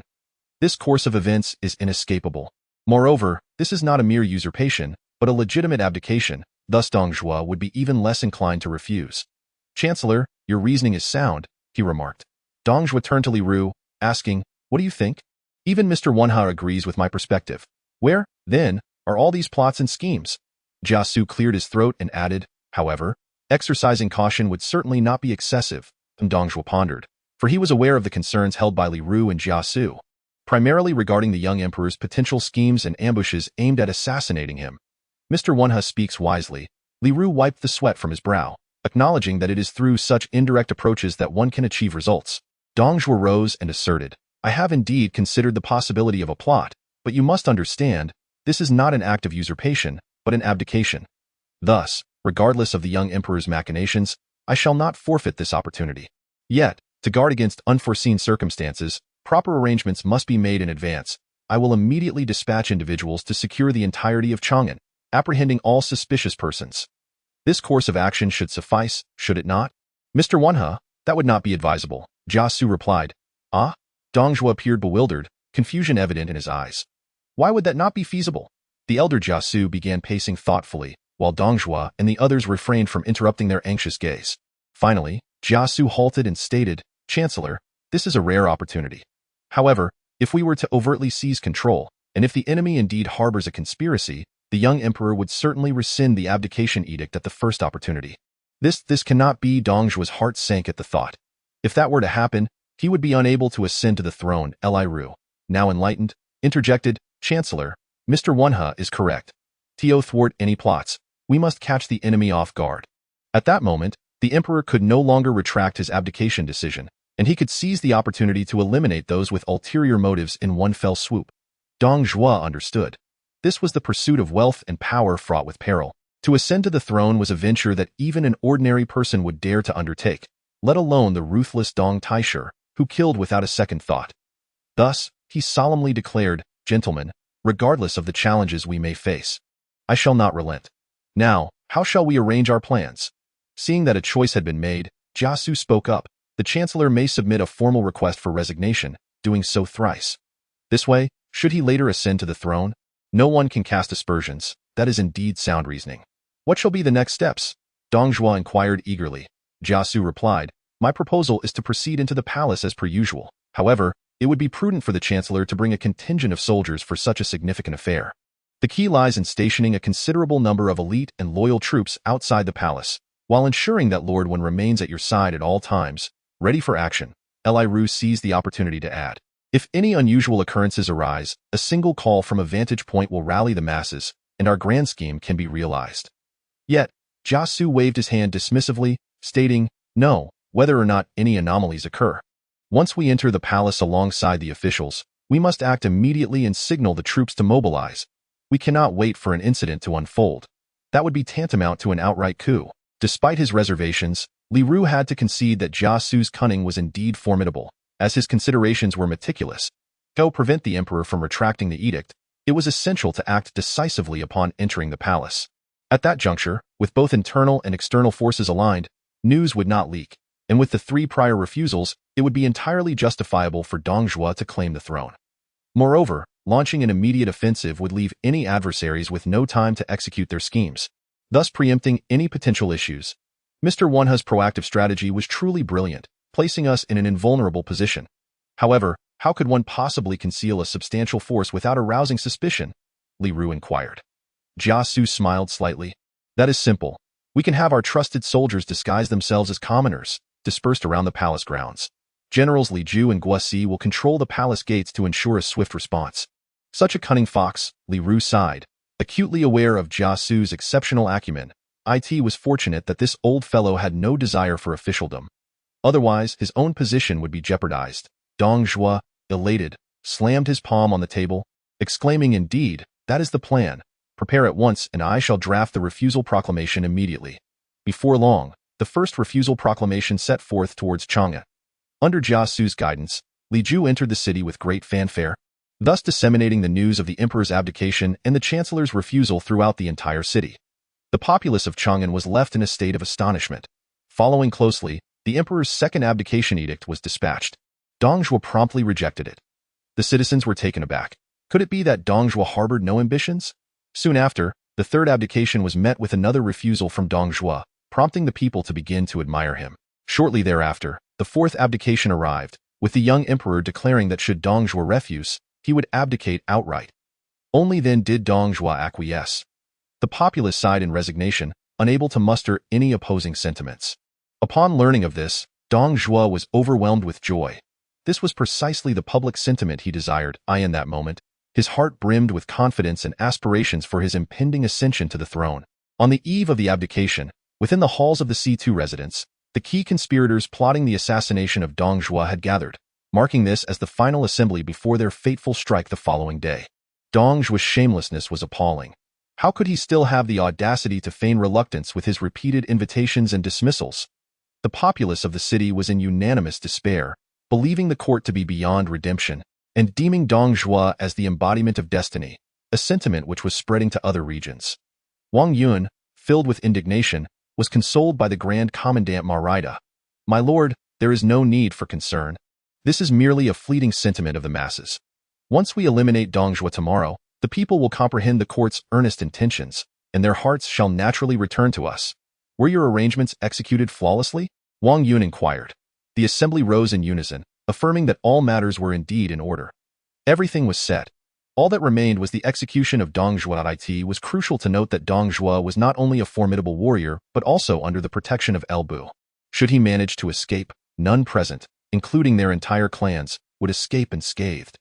The gaze of the assembly turned toward Yuan Tan, who rose unexpectedly and, with a swift motion akin to a blade, struck the sturdy pearwood table before him, causing it to splinter with a resounding crack. "Rest assured, everyone, Dong Zhuo will not evade us," he declared calmly. The assembly was left in awe, having underestimated the prodigious martial prowess of the eldest son of the Yuan family. In that moment, confidence surged through them, igniting the belief that the restoration of the Han dynasty was within their grasp. Little did they know, Dong Zhuo harbored no intention of sparing them. He despised these officials of the Han, and to secure his future throne, he had already laid a meticulous snare, prepared to eliminate them without mercy, regardless of their current scheme. Chapter 60. A farewell to Diao Chan in the quiet of the night. Diao Chan sought out Yuan Tan, suggesting a relationship that transcended the ordinary. It was the first time Yuan Tan had a goddess approach him, and his heart swelled with joy as he approached her. Chaner, Diao Chan, for the first time in her life, had taken the initiative to seek a man, her cheeks flushing as she asked, "Are you truly going to slay the traitor tomorrow?" "Indeed," Yuan Tan nodded. "You must ensure your safe return, my lord," Diao Chan earnestly implored, presenting him with a protective talisman she had procured from the temple, one that could avert calamity and invite fortune. Yuan Tan accepted the intricately patterned bamboo charm. Feeling a sense of nostalgia for this era, grateful for the bond he had formed with Diao Chan, he had intended to present her with a parting gift, but the current moment seemed equally fitting. He produced from his robes a heart-shaped pendant, adorned with exquisite craftsmanship and a gilded exterior, a rarity in this age. "Chaner, it seems we share a tacit understanding. This is my gift to you." Diao Chan received it with admiration, exclaiming, "How beautiful! You must have put a great deal of thought into this, my lord." Yuan Tan indeed had invested considerable effort. The pendant contained a secret, crafted with the aid of modern technology at a local department store, costing him 500 taels of gold. Had he offered this gold directly to a modern-day materialistic woman, it would have sufficed. As he gazed at the girl before him, he said, "I must take my leave. It may be a long time before we meet again. You must take care of yourself. Am I being overly sentimental?" Gazing at the dazed Diao Chan, he let out a self-deprecating smile, clasped his fists in a gesture of respect, and expressed that it was truly a stroke of fortune to become friends with the young lady, hoping for a serendipitous reunion in the future. With that, he strode away. By the time Diao Chan regained her senses, Yuan Tan had already vanished from sight, A deep sense of regret washed over her. Why had she been lost in thought? There were so many words she wished to share with him. Suddenly, she noticed that the heart-shaped pendant seemed to have an opening mechanism. After a moment of exploration, she finally succeeded in unlocking it. To her astonishment, inside was a portrait depicting two figures side by side. Had they ever displayed such intimacy? Surely it must have been the eldest son's imagination brought to life.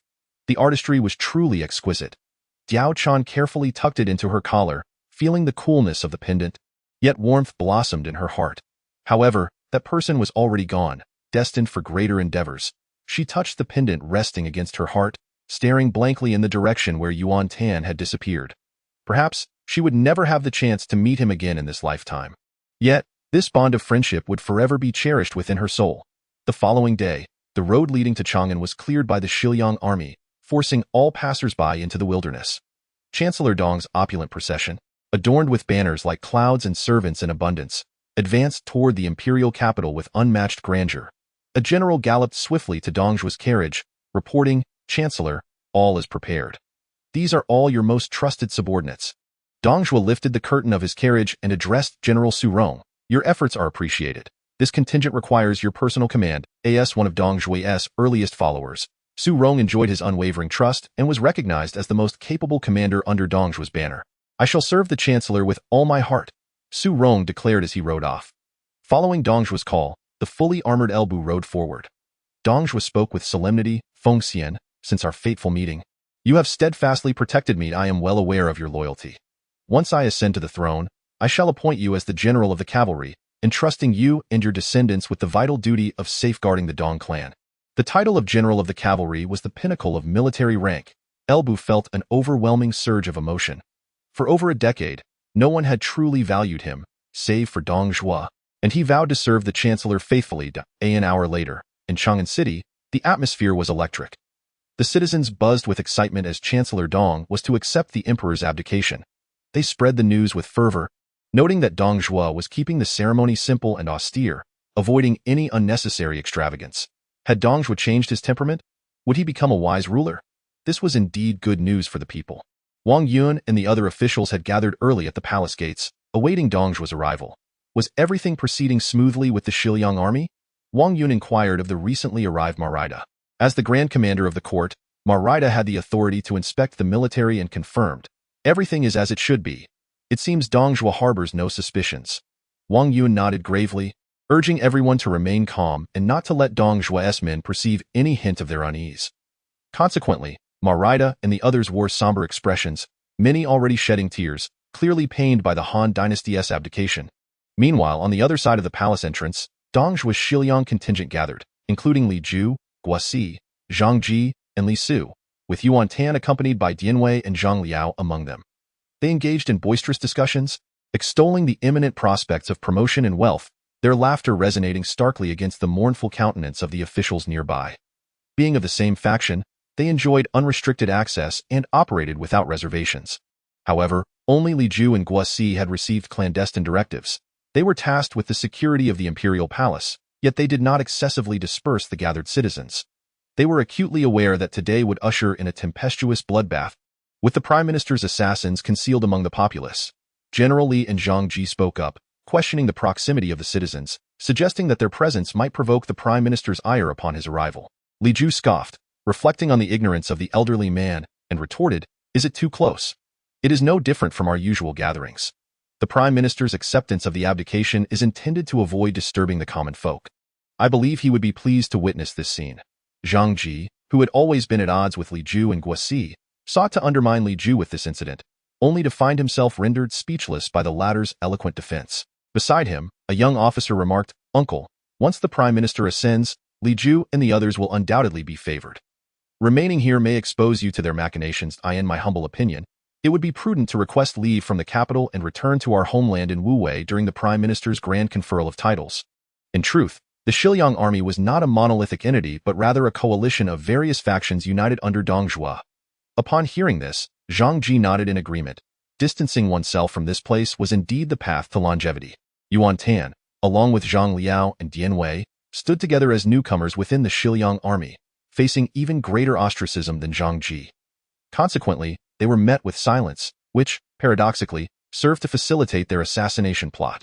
Although Zhang Liao and Dian Wei were renowned for their martial prowess, the gravity of the impending event weighed heavily upon them, inciting a sense of trepidation. Yuan Tan, too, felt a wave of anxiety and instinctively activated his insight. Zhang Liao, Strength 95, Intelligence 79, Faction Yuan Tan, Loyalty 96. Dian Wei, Strength 99, Intelligence 33, Faction Yuan Tan, Loyalty 100. His mood lightened somewhat. Guasi, Strength 73, Intelligence 42, Faction Dong Zhuo, Loyalty 100. Yuan Tan pondered.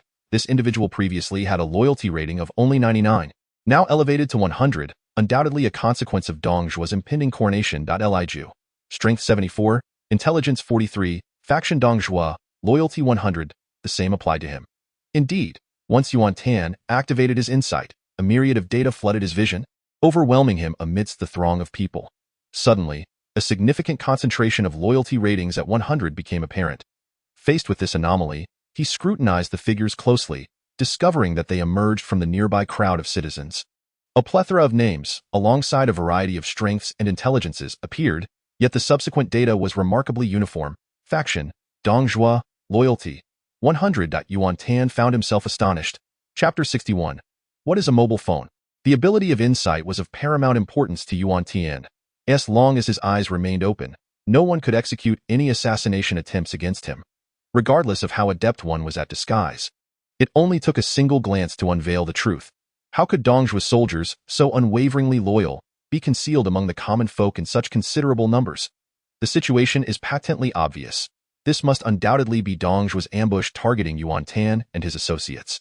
It seems trouble has undoubtedly arisen. A minute later, although Zhang Liao is fearless in the face of death, the comprehensive failure of the situation inevitably instills a sense of panic within him. What shall we do, eldest son?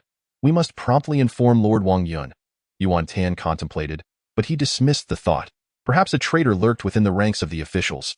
This matter should be handled by us alone. If we secretly eliminate these individuals, it would catch Dong Zhuo off guard. Eldest son, your reasoning is sound.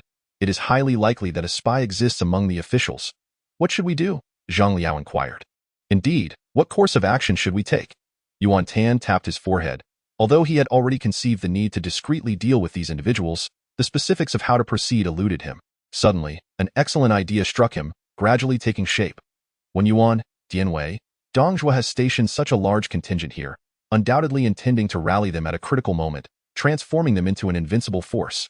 However, what if we were to capture these individuals and replace them with our own?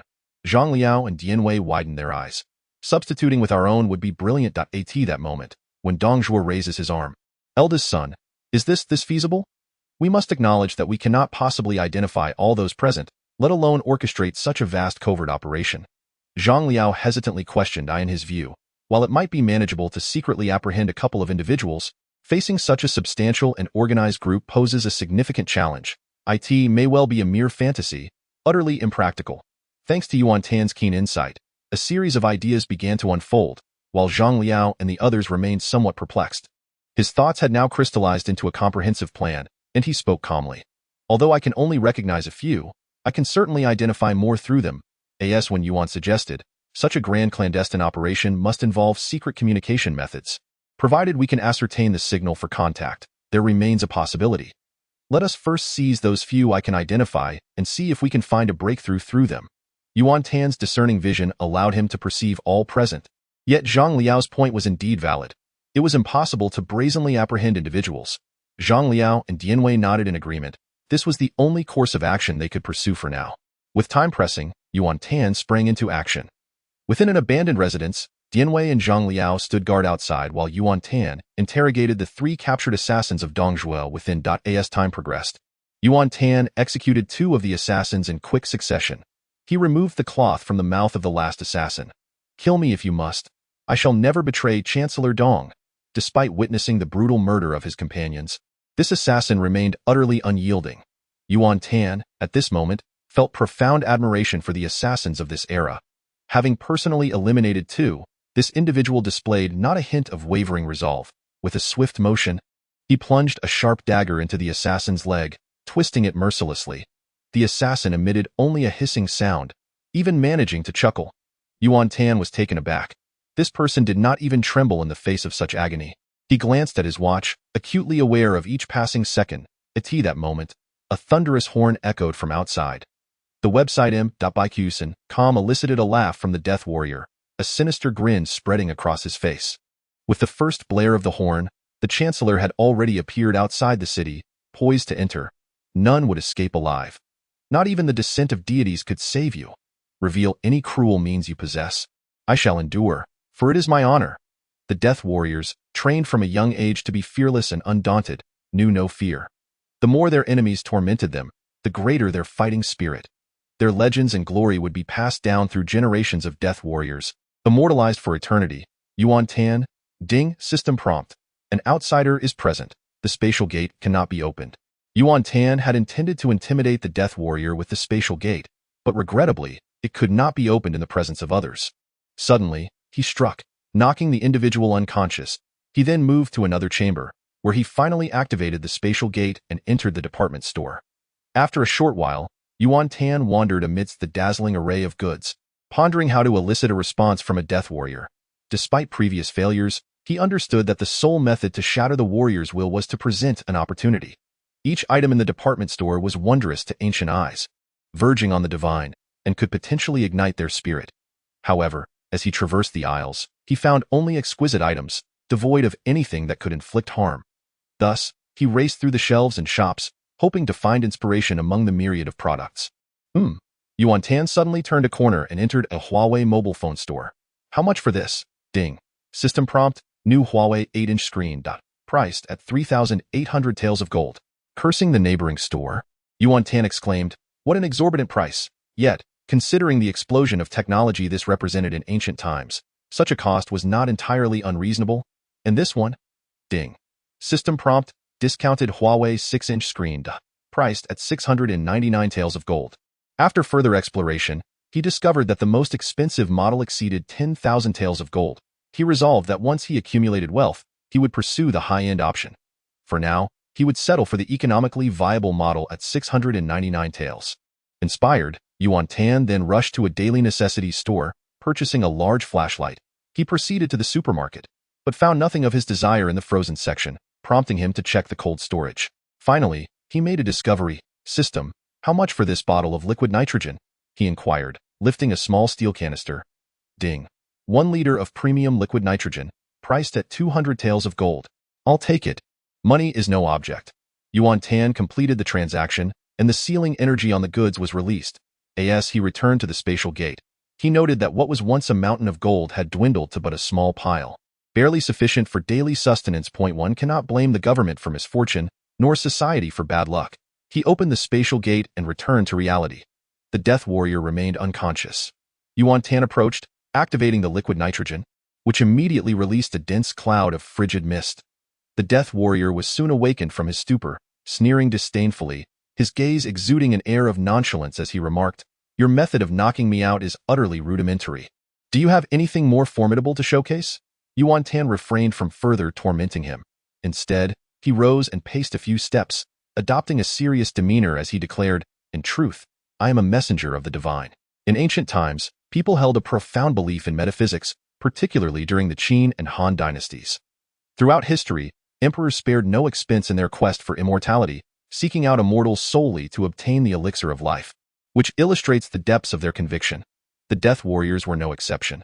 They harbored an even stronger belief that unwavering loyalty to their sovereign would earn them divine favor, allowing them to be reborn and live a blissful existence in the next life. This belief also served as a cornerstone of their resolute determination. However, at this moment, the Death Warrior found it hard to accept Yuan Tan's claim as a divine messenger, bursting into laughter and deriding. If you are a messenger of the gods, then I am a deity myself, though not harbor delusions of frightening me. Can you not display some genuine power? Yuan Tan remained unfazed, responding with utmost gravity. I truly am sent by the gods. Just looked, he produced his Huawei smartphone. Although the Death Warrior was initially captivated by the phone's elegant design, he quickly adopted a scornful demeanor, stating, I do not know what it is, but it must be quite rare. I once guarded the Chancellor's treasury and have never seen one. It must be worth a fortune. Are you trying to bribe me with this? How dull of you. You are fortunate to be the first person to behold a smartphone in 1800 years, Yuan Tan replied, Undeterred by the provocation, he activated the screen, switching to camera mode, and selected the front-facing camera. What is this hand chicken? The Death Warrior was puzzled. Having long since cast aside the fear of life and death, he was remarkably carefree, his thoughts unfettered, as the most loyal Death Warrior of the Dong family. How could he covet the wealth of others? This Death Warrior had truly achieved a state where wealth could not sway him, nor could power compel him. Oh, you know who this is. Yuan Tan placed the phone before the Death Warrior.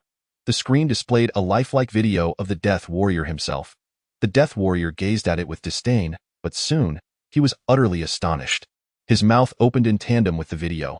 His eyes widened as the video mirrored his astonishment. He stood there, flabbergasted, grappling with the impossibility of witnessing such a phenomenon. How could he be contained within a small box? For the Death Warrior, this was utterly mind-blowing. In that moment, even a warrior with an unyielding heart was shaken. This is actually me. Never before had the Death Warrior experienced fear, yet now, an overwhelming terror engulfed him. The image within the small box was not only strikingly vivid but also replicated every nuance of his movements in perfect synchrony, without the slightest pause. A miracle. How else could it be explained? This notion further unsettled the Death Warrior. Seeing the tide of events shift, Yuan Tan smiled subtly, marveling at the ingenuity of using a smartphone as a prop before a person from 1800 years past. Now pay close attention. This is your soul. This is my soul. The Death Warrior suddenly attained his epiphany, sending shivers down his spine. It appears to be so. This is not merely a painting. This is he. This is indeed his soul. Only his soul could mirror him so precisely, down to the very last strand of hair, with synchronized movements. His own soul was imprisoned within a small cube. The will of this Death Warrior wavered. His unwavering loyalty breached in an instant, plummeting to 99. Fear not, for in this world, only Yuan Tan possesses the means to shatter the barrier of 100 loyalty. Yuan Tan exhaled in relief, clearly vindicated in his thoughts. He then retrieved a large flashlight, illuminating the dim room with a robust beam of light. Concurrently, he opened a bottle of liquid nitrogen, releasing a stream of frigid air and white mist.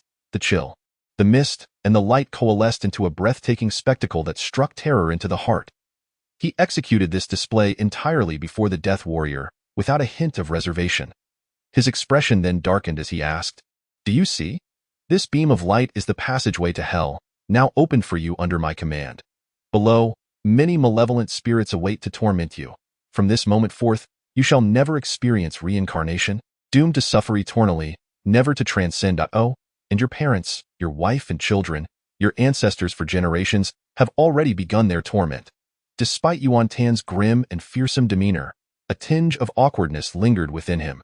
Such words, if directed at a modern individual, would undoubtedly be deemed the raving of a madman. Yet, these words wielded remarkable efficacy upon ancient souls. The Death Warrior's countenance turned ashen. For a Death Warrior, the singular dream is a blissful existence in the next life. Yet, that hope has been ruthlessly stripped away. Even his ancestors would suffer in the depths below. Devil. You are a devil, the Death Warrior shrieked. Yuan Tan smirked, replying nonchalantly, "I am no devil. I am a sorcerer. Know this. Heaven is enraged at Dong Zhuo for the burning of Luoyang and the suffering inflicted upon the people, thus granting me divine artifacts to punish him. Only true heroes can achieve redemption, while fools like you, blinded by misguided loyalty, are but ignorant knaves. You are unworthy of reincarnation. The everlasting 18 layers of hell shall be your final abode, along with your 9 generations of ancestors." As the Death Warrior absorbed these words, facing the gateway to hell, his resolve further faltered, and his loyalty dwindled to 95. Yuan Tan had no time to prolong the confrontation and stated bluntly, "Let us proceed thus. You need not divulge the names of those ambushing me.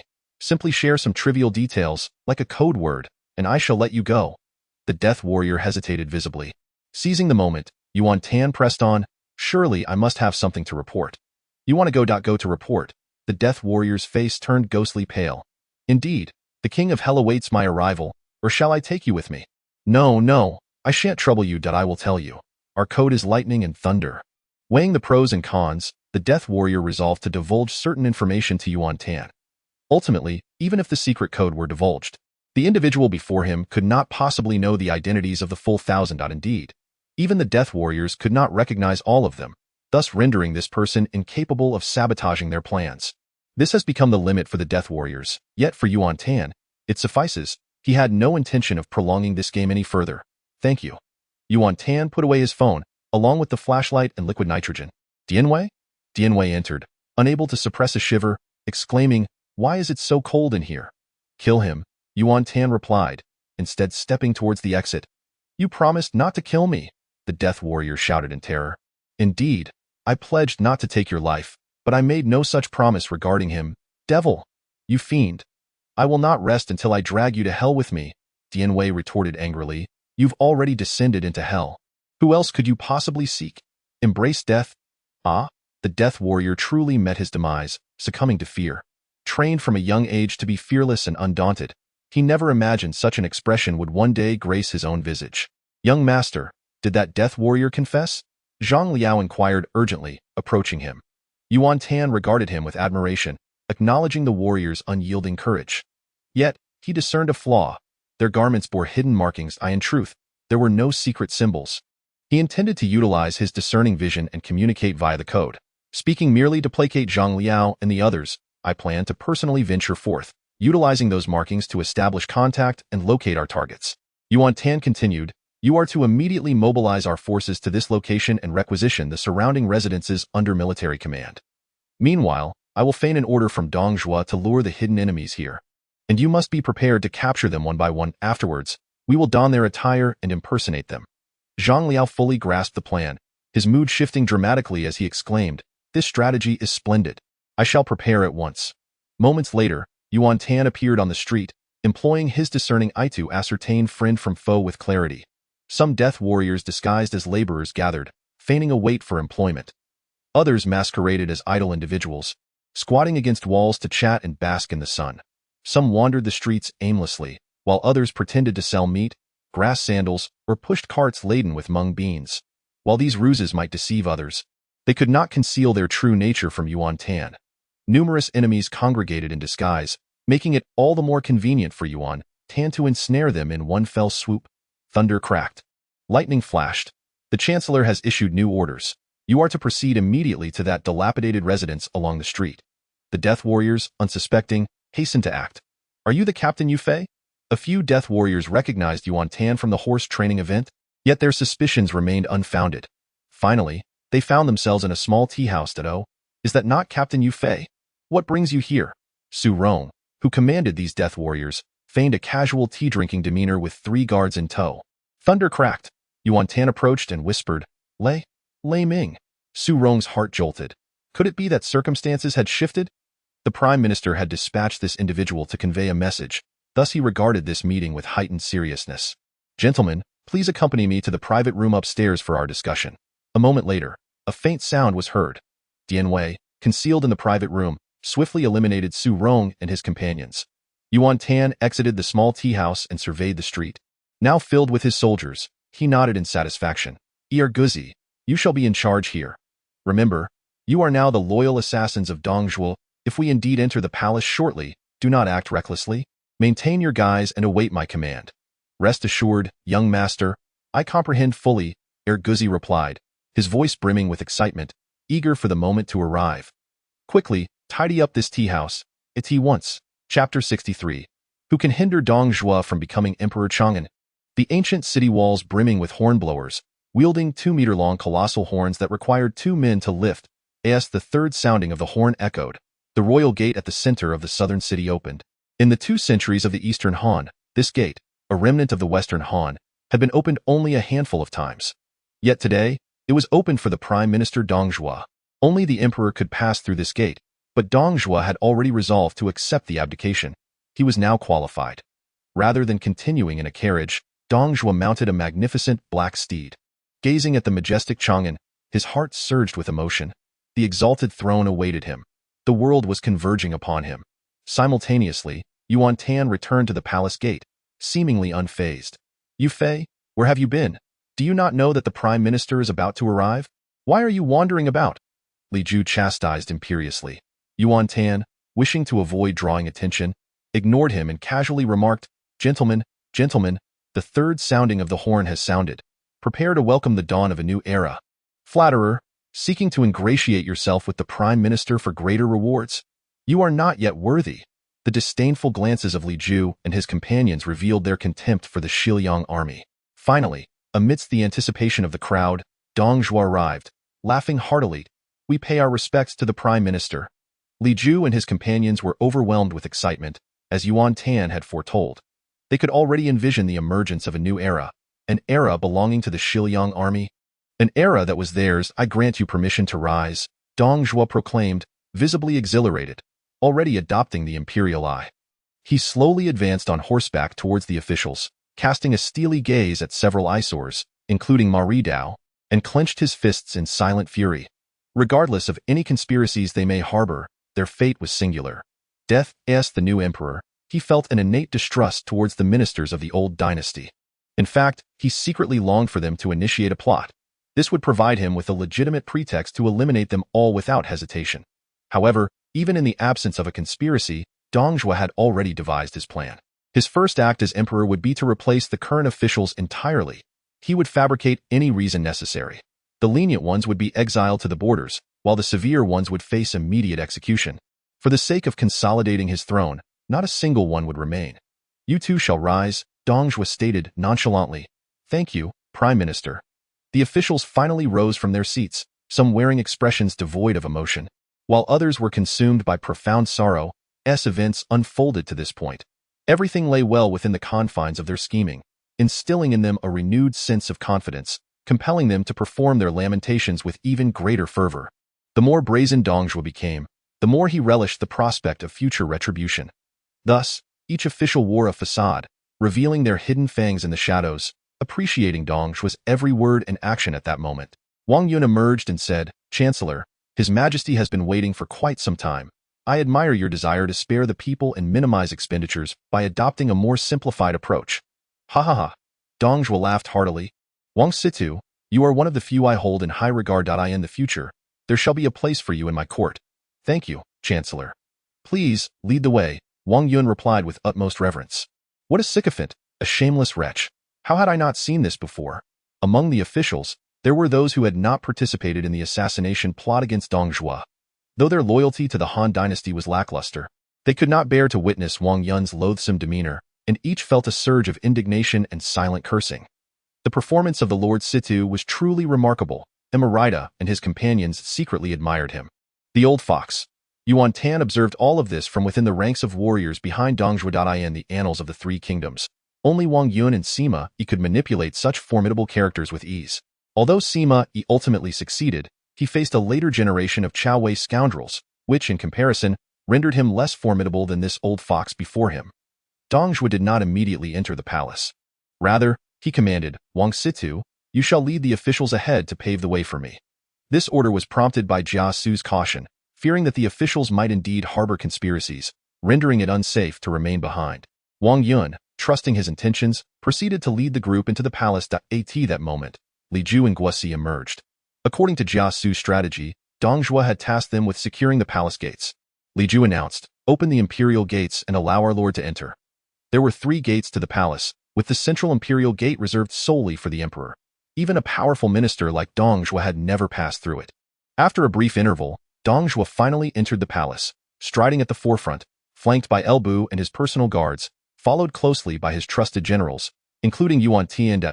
As they progressed, Yuan Tan, accompanied by Dian Wei and Zhang Liao, continually pushed past one row of officials after another, inciting considerable discontent among the crowd. Did standing at the forefront guarantee greater rewards? You are merely outsiders. Yuan Tan was not motivated by a desire for immediate rewards. Rather, he deemed it far safer to eliminate Dong Zhuo at the earliest opportunity. However, Dong Zhuo suddenly halted. As he came to a standstill, all were compelled to do the same. A change flickered across Wang Yun's countenance. Had Dong Zhuo discovered something? Ha ha ha ha. Dong Zhuo laughed heartily. Within the comprehensive plan devised by Jia Su, regardless of whether the officials were plotting, the core principle was to strike first. With an uplifting call, he beat the drums, rallied his troops, and commanded, "Seize all the civil and military officials." As the drums resounded, Wang Yun and his companions could only stand in utter disbelief. Their scheme had been unveiled. They must act swiftly, the officials clamored. "Eldest young master, act quickly." Wang Yun shouted the loudest. "Eldest young master? Which family's eldest young master?" Dong Zhuo's followers were perplexed. and many began to realize that the officials had indeed conspired, though it was clear that this plot had been effectively thwarted. Thus, no chaos ensued. Rather, emotions surged as they gripped the hilts of their swords, awaiting Dong Zhuo's next command.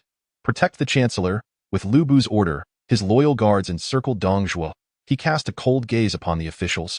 Realizing that the cunning Jia Su was indeed a master of wisdom, having anticipated everything accurately, Dong Zhuo, now exuding disdain, elation, and an air of superiority, surveyed the flustered officials. Although he felt assured of victory, he was somewhat taken aback, observing Wang Situ. So you two are complicit. I held you in high regard and intended to grant you a position in my court, yet it appears you are the greatest traitor. Indeed, a conspiracy was afoot. However, Jia Su's stratagem was remarkable, capable of ensnaring these rebels while still allowing him to ascend as emperor. Dong Zhuo felt an immense gratitude towards Jia Su, vowing that once he became emperor, he would bestow upon Jia Su a significant post, regardless of his reluctance for such responsibilities. This man possessed great wisdom, and he was meant to be utilized. Unfortunately, Mr. Jia Su did not accompany them. Dong Zhuo longed for him to witness the brilliance of his own plan. Who is this young master? Dong Zhuo inquired, his eyes wide with surprise. His eye came a soft voice. Yuan Tan, caught off guard by the swiftness of the opponent's actions, realized he had lost the opportunity for assassination. Remaining within the enemy's ranks had led to his encirclement. Thus, he had already departed with Dian Wei and Zhang Liao. Unlike the panicking officials, he maintained his composure, shedding his disguise, declaring, I am Yuan Tan, the eldest son of the Yuan family. In a moment of recognition, he made sure to reveal his true self. These are my subordinates, Dian Wei and Zhang Liao. At this moment of glory, Yuan Tan did not forget his trusted aides. What? You are Yuan Tan, the one who killed Hua Xiong. So you are all traitors. Initially incredulous, Dong Zhuo erupted in laughter. Ha ha ha, do you wish to leave a name before you perish? Very well, I shall grant you that. Ha ha ha, today is splendid, truly splendid. You have all revealed your true selves, saving me a great deal of trouble. Dong Zhuo ascended the steps, looking down imperiously, raising a hand toward the heavens. He declared, I am destined by heaven. Tomorrow, this day shall be your day of reckoning. Behold, my army approaches. Those who oppose me face but one fate, death. With a wave of his hand, he spoke with pride as a myriad of soldiers marched in with thunderous footsteps, entering the palace. Among the officials, many fainted from sheer terror. Observing their trembling forms, faces devoid of hope, Dong Zhuo laughed heartily once more. Yuan Tan, Wang Yun, do you truly believe you can reverse destiny? In this realm, who can thwart my rise to emperorship? Ha ha ha ha. Yuan Tan, your father cannot, and you are even less qualified. Chapter 64. Who exactly do you seek to kill? The civil and military officials had not anticipated that their meticulous preparations would be so effortlessly dismantled by Dong Zhuo, leaving them in utter despair.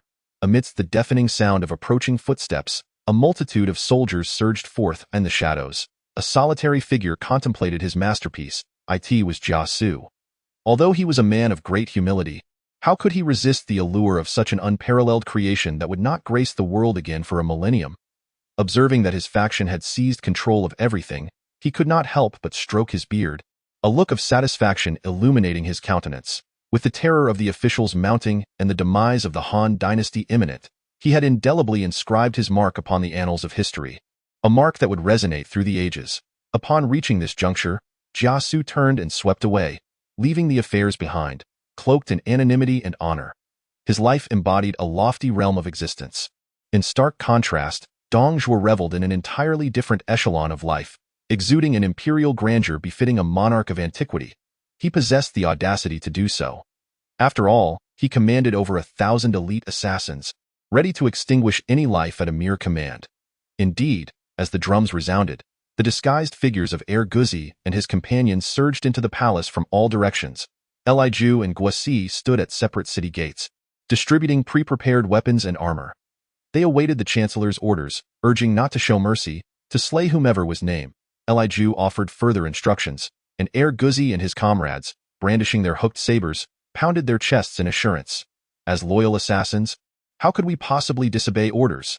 Excellent. You are the chancellor's most elite troops. Soon, it will be your moment to shine.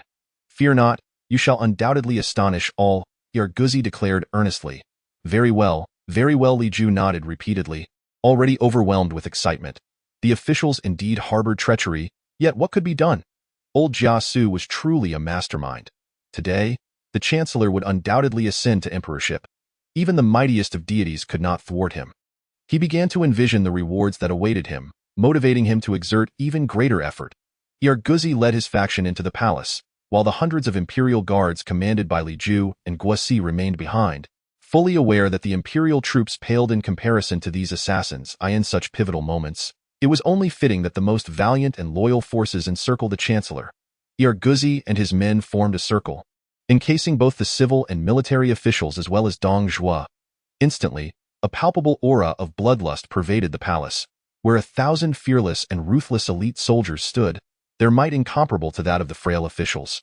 In the rear hall of the palace, Emperor Liu Xie anxiously inquired of the eunuch De Quan as he entered. "What news? Have you slain Dong Zhuo?" De Quan fell to his knees, exclaiming, "A counterattack! A counterattack! The traitor Dong has unraveled the plot of the eldest son. Now his forces have surrounded all the officials." "What?" Liu Xie could not withstand such a severe shock and fainted immediately, his body spinning as his face struck the floor with a heavy thud. Outside, the encircled officials turned pale, many unable to bear the shock, collapsing into unconsciousness. In contrast, Dong Zhuo laughed heartily.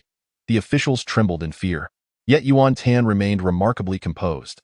Beside him, Zhang Liao's loyalty had surged to a perfect score of 100. His heart surged with fervor, for these individuals were unaware that at the eldest son's command, it would be Dong Zhuo who would meet his end. Yuan Tan, a fool, a foolish scheme. Yuan Tan, a mere wretch, ignorant child. In silence, one either perishes or erupts. Before their demise, the officials experienced a profound explosion of emotions. Unable to direct their fury towards Dong Zhuo, they instead turned their ire upon Yuan Tan. It is crucial to understand that ever since Dong Zhuo had devolved into a traitor to the nation, Wang Yun and his cohorts had been biding their time in the shadows, waiting for an opportunity. As long as they refrained from taking action, the chance would remain. However, with Yuan Tan's arrival, they felt overly trusting and squandered their singular opportunity to strike. Although they possessed over 10,000 troops outside, their strength had become utterly ineffectual, leading them inexorably towards annihilation. Dong Zhuo stood with an air of arrogance, refraining from immediately ordering the execution of Yuan Tan and his companions, for he wished to savor this exhilarating moment. This instant would be etched in the annals of his imperial history. He was the esteemed progenitor of the Dong lineage, the eternal legend of this realm. Figures such as Qin Shi Huang, Han Wu Di, and Zhou Wu Wang could not even begin to be compared to him in this vast land. He alone was the true sovereign. With this thought, Dong Zhuo laughed heartily, casting a scornful gaze upon all present. The officials were consumed by despair. Yet, amidst their regret, panic, and fear, the Grand Commandant Ma Ridao stepped forward with resolute strides. Since time immemorial, who among humanity has not faced death? If we are to die for our loyalty to the nation, let it be in a manner that secures our names in history, while the traitor faces only eternal infamy. History shall remember us. The people of the world shall remember us. Ma Ridao held his head high, tears streaming down his face, yet they were tears of fervor. Yuan Tan was deeply moved. Such steadfast and righteous ministers are the very foundation upon which a dynasty reigns supreme. Under Ma Ridao's rallying call, the officials supported one another, gathering together, unafraid in this final moment of their lives. Within the imperial palace of Chang'an, the lingering dragon spirit of the Han dynasty, nurtured over 2 centuries, washed over its last loyal subjects. The integrity of the Han ministers, resolute and unyielding, was unmistakable at that moment. Wang Yun approached Yuan Tan, bowing solemnly and, with a tone of contrition, remarked, "My lord, we were mistaken earlier. You traveled from afar to rid the nation of treachery, and in the face of failure, we only cast blame upon you. In truth, it is I who should bear the responsibility." With these words, the gaze of the officials converged upon Yuan Tan. Throughout, he exhibited not a hint of fear or trepidation. In such a moment, he remained composed. He too would face death, undoubtedly in the most tragic manner. The officials, filled with remorse over their previous conduct, bowed deeply, proclaiming, "My lord, with your loyal heart and righteous spirit, please forgive our earlier indiscretions." At this juncture, Dong Zhuo furrowed his brow, wishing to witness the officials in utter despair. Wailing for mercy, rather than this display, he coldly barked, "Bring forth the white silk and erect the gallows for them. Tell them that those who desire to keep their corpses intact must hang themselves." Upon hearing this, Although they had already cast aside their fear of death, the officials trembled at the prospect of mortality. Dong Zhuo laughed heartily, relishing the scene before him. Yuan Tan then stepped forward. Dong Zhuo regarded him with newfound respect, saying, "Yuan family's eldest son, I have heard that your father does not favor you. Truly, he is blind. I, on the contrary, admire you. Among these people, you alone remain so composed." Applauding, he declared, "Excellent. I delight in such fearless heroes. In a moment, I shall end your life, allowing me to savor the aftermath endlessly. Dong Zhuo, do you truly believe you have triumphed?" Yuan Tan spoke calmly. The officials. Dong Zhuo burst into laughter. "Yuan Tan, no wonder you remain so composed and unruffled." He addressed the officials. "Is this the person you have placed your trust in? You would rely on such a man to bring about my demise? How utterly laughable." The officials' faces flushed with indignation. In this situation, it is abundantly clear that we have lost, and the traitor has emerged victorious. Is there any merit in your inquiries? It is no wonder he remains so unperturbed. I had assumed it was a lack of fear, but it turns out he has been rendered senseless by terror. The officials felt a deeper despair, having once been resolute in their willingness to sacrifice themselves, only to be subjected to such humiliation in the end. Dong Zhuo's triumphant laughter echoed through the air. Yet, Yuan Tan walked past Guzi, navigating through the ranks of his comrades. To serve the nation is the unwavering resolve of a true son of Han. To dedicate oneself to a noble cause is the inherent direction of our valiant soldiers. At this critical juncture for our country, the duty of a soldier. The gazes of Guzi and the others followed Yuan Tan's stride. The officials were left in stunned silence. Was this an attempt to persuade them to surrender?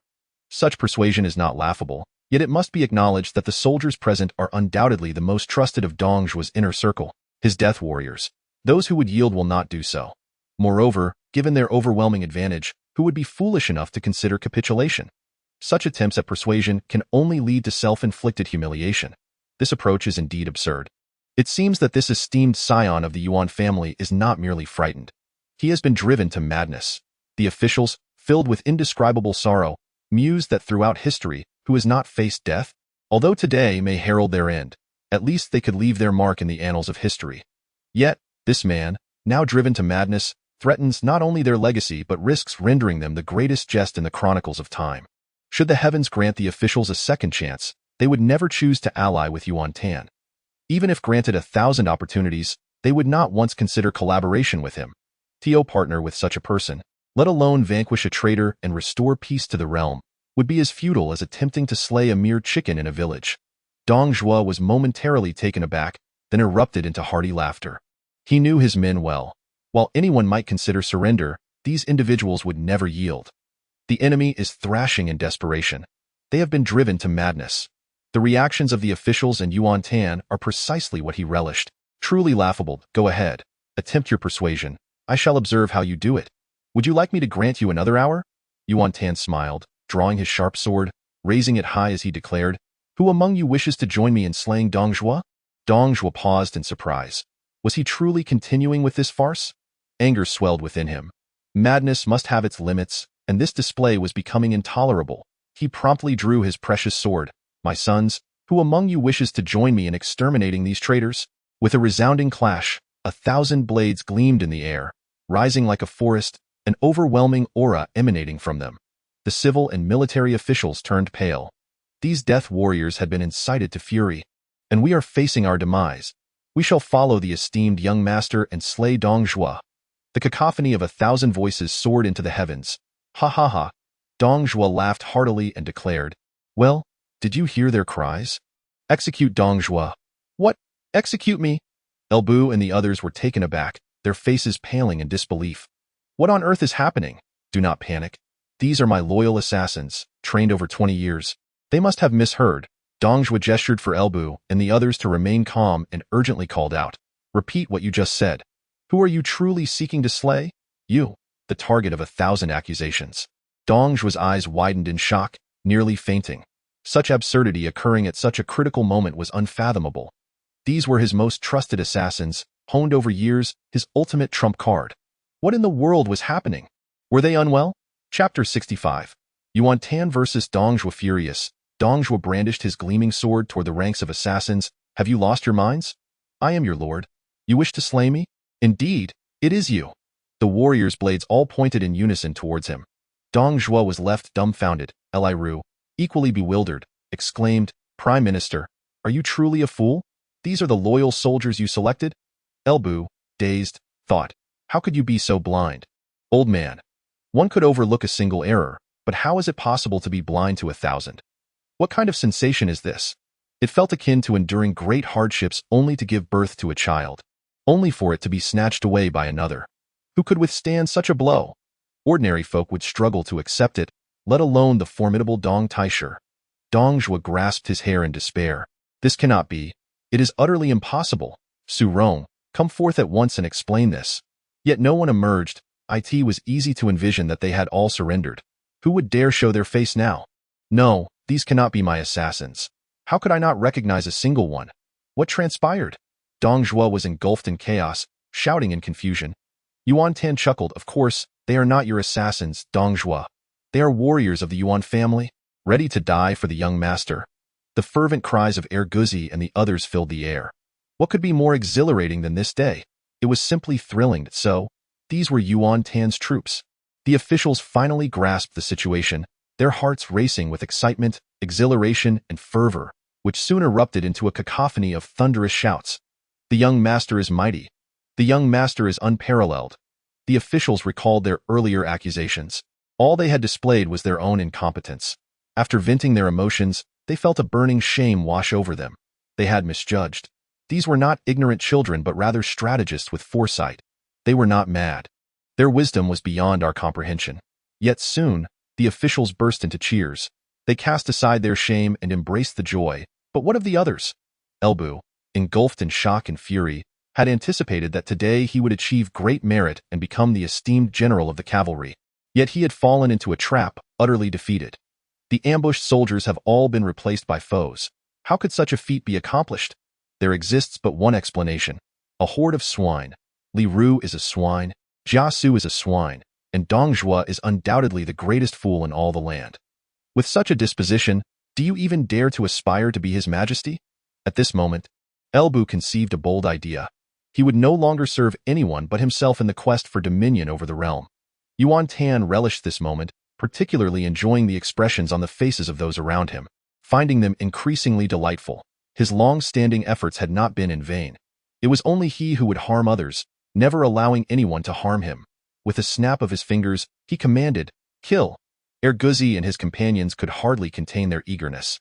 Upon receiving the order, they surged forward. The brutal clash was concluded in an instant, as Dong Zhuo's elite guards were nearly annihilated. In truth, these guards were formidable warriors, yet in such circumstances, they could not unleash even half of their prowess. Dong Zhuo was met with an unprecedented counterattack, suffering far more than merely 10,000 points of critical damage. It was as if he were on the verge of being obliterated. Struggling against the impulse to weep inconsolably, he was painfully aware that he was meant to be the most formidable figure here, suddenly feeling like the greatest fool in the world. Should he fail, death would be the least of his concerns, but to perish in such a manner was utterly humiliating. He simply could not accept it. "Xian, save me." Dong Zhuo was shattered. This once mighty chancellor of the state had lost the aura of supremacy he once wielded. Surrounded by layers of soldiers, he was now acutely aware of the sensation of being besieged, a feeling he had never experienced before. In a matter of mere minutes, he had plummeted from the pinnacle of imperial power to that of a captive. The blow to his pride was insufferable. Bu, watch out. Dianwei and Zhang Liao positioned themselves to block Bu's advance. The Fang Tian Huaji gleamed ominously. Bu had no intention of rescuing Dong Zhuo. Yet he found himself in a precarious situation. Generals Li Ju and Guosi hurried to the chancellor's aid. Li Ru's heart was in turmoil as he shouted, only to flee in panic, intending to buy time for the others. Li Ju and Guosi's faces turned ashen. They understood that there was no hope left. In this moment, this noble scion was an invincible presence. After a slight hesitation, they chose to preserve their own lives. Charge! With a command from Li Ju and Guosi, their imperial guards, being elite troops, obeyed and surged forth. Yet the two of them retreated further, turning to flee in haste. The battle raged on. Dong Zhuo had yet to fall. Indeed, many soldiers had succumbed to his blade. However, he knew that escape was no longer an option. He felt a deep-seated unwillingness, a profound regret. After all, he was but a step away from the imperial power he coveted. Yet it felt as distant as the horizon. who was responsible for this dire situation was all too evident. Yuan Tan, come forth, do you dare to duel with me? Dong Zhuo bellowed, his voice echoing with authority. In that moment, fear had departed. The ruthless, bloodthirsty demon king had returned. Drenched in blood, he emanated an aura of violent ferocity, a chilling presence that, while devoid of noble virtue, was imbued with the essence of a tyrant. The soldiers of Yuan Tan's army surrounding him were struck with terror by this overwhelming force.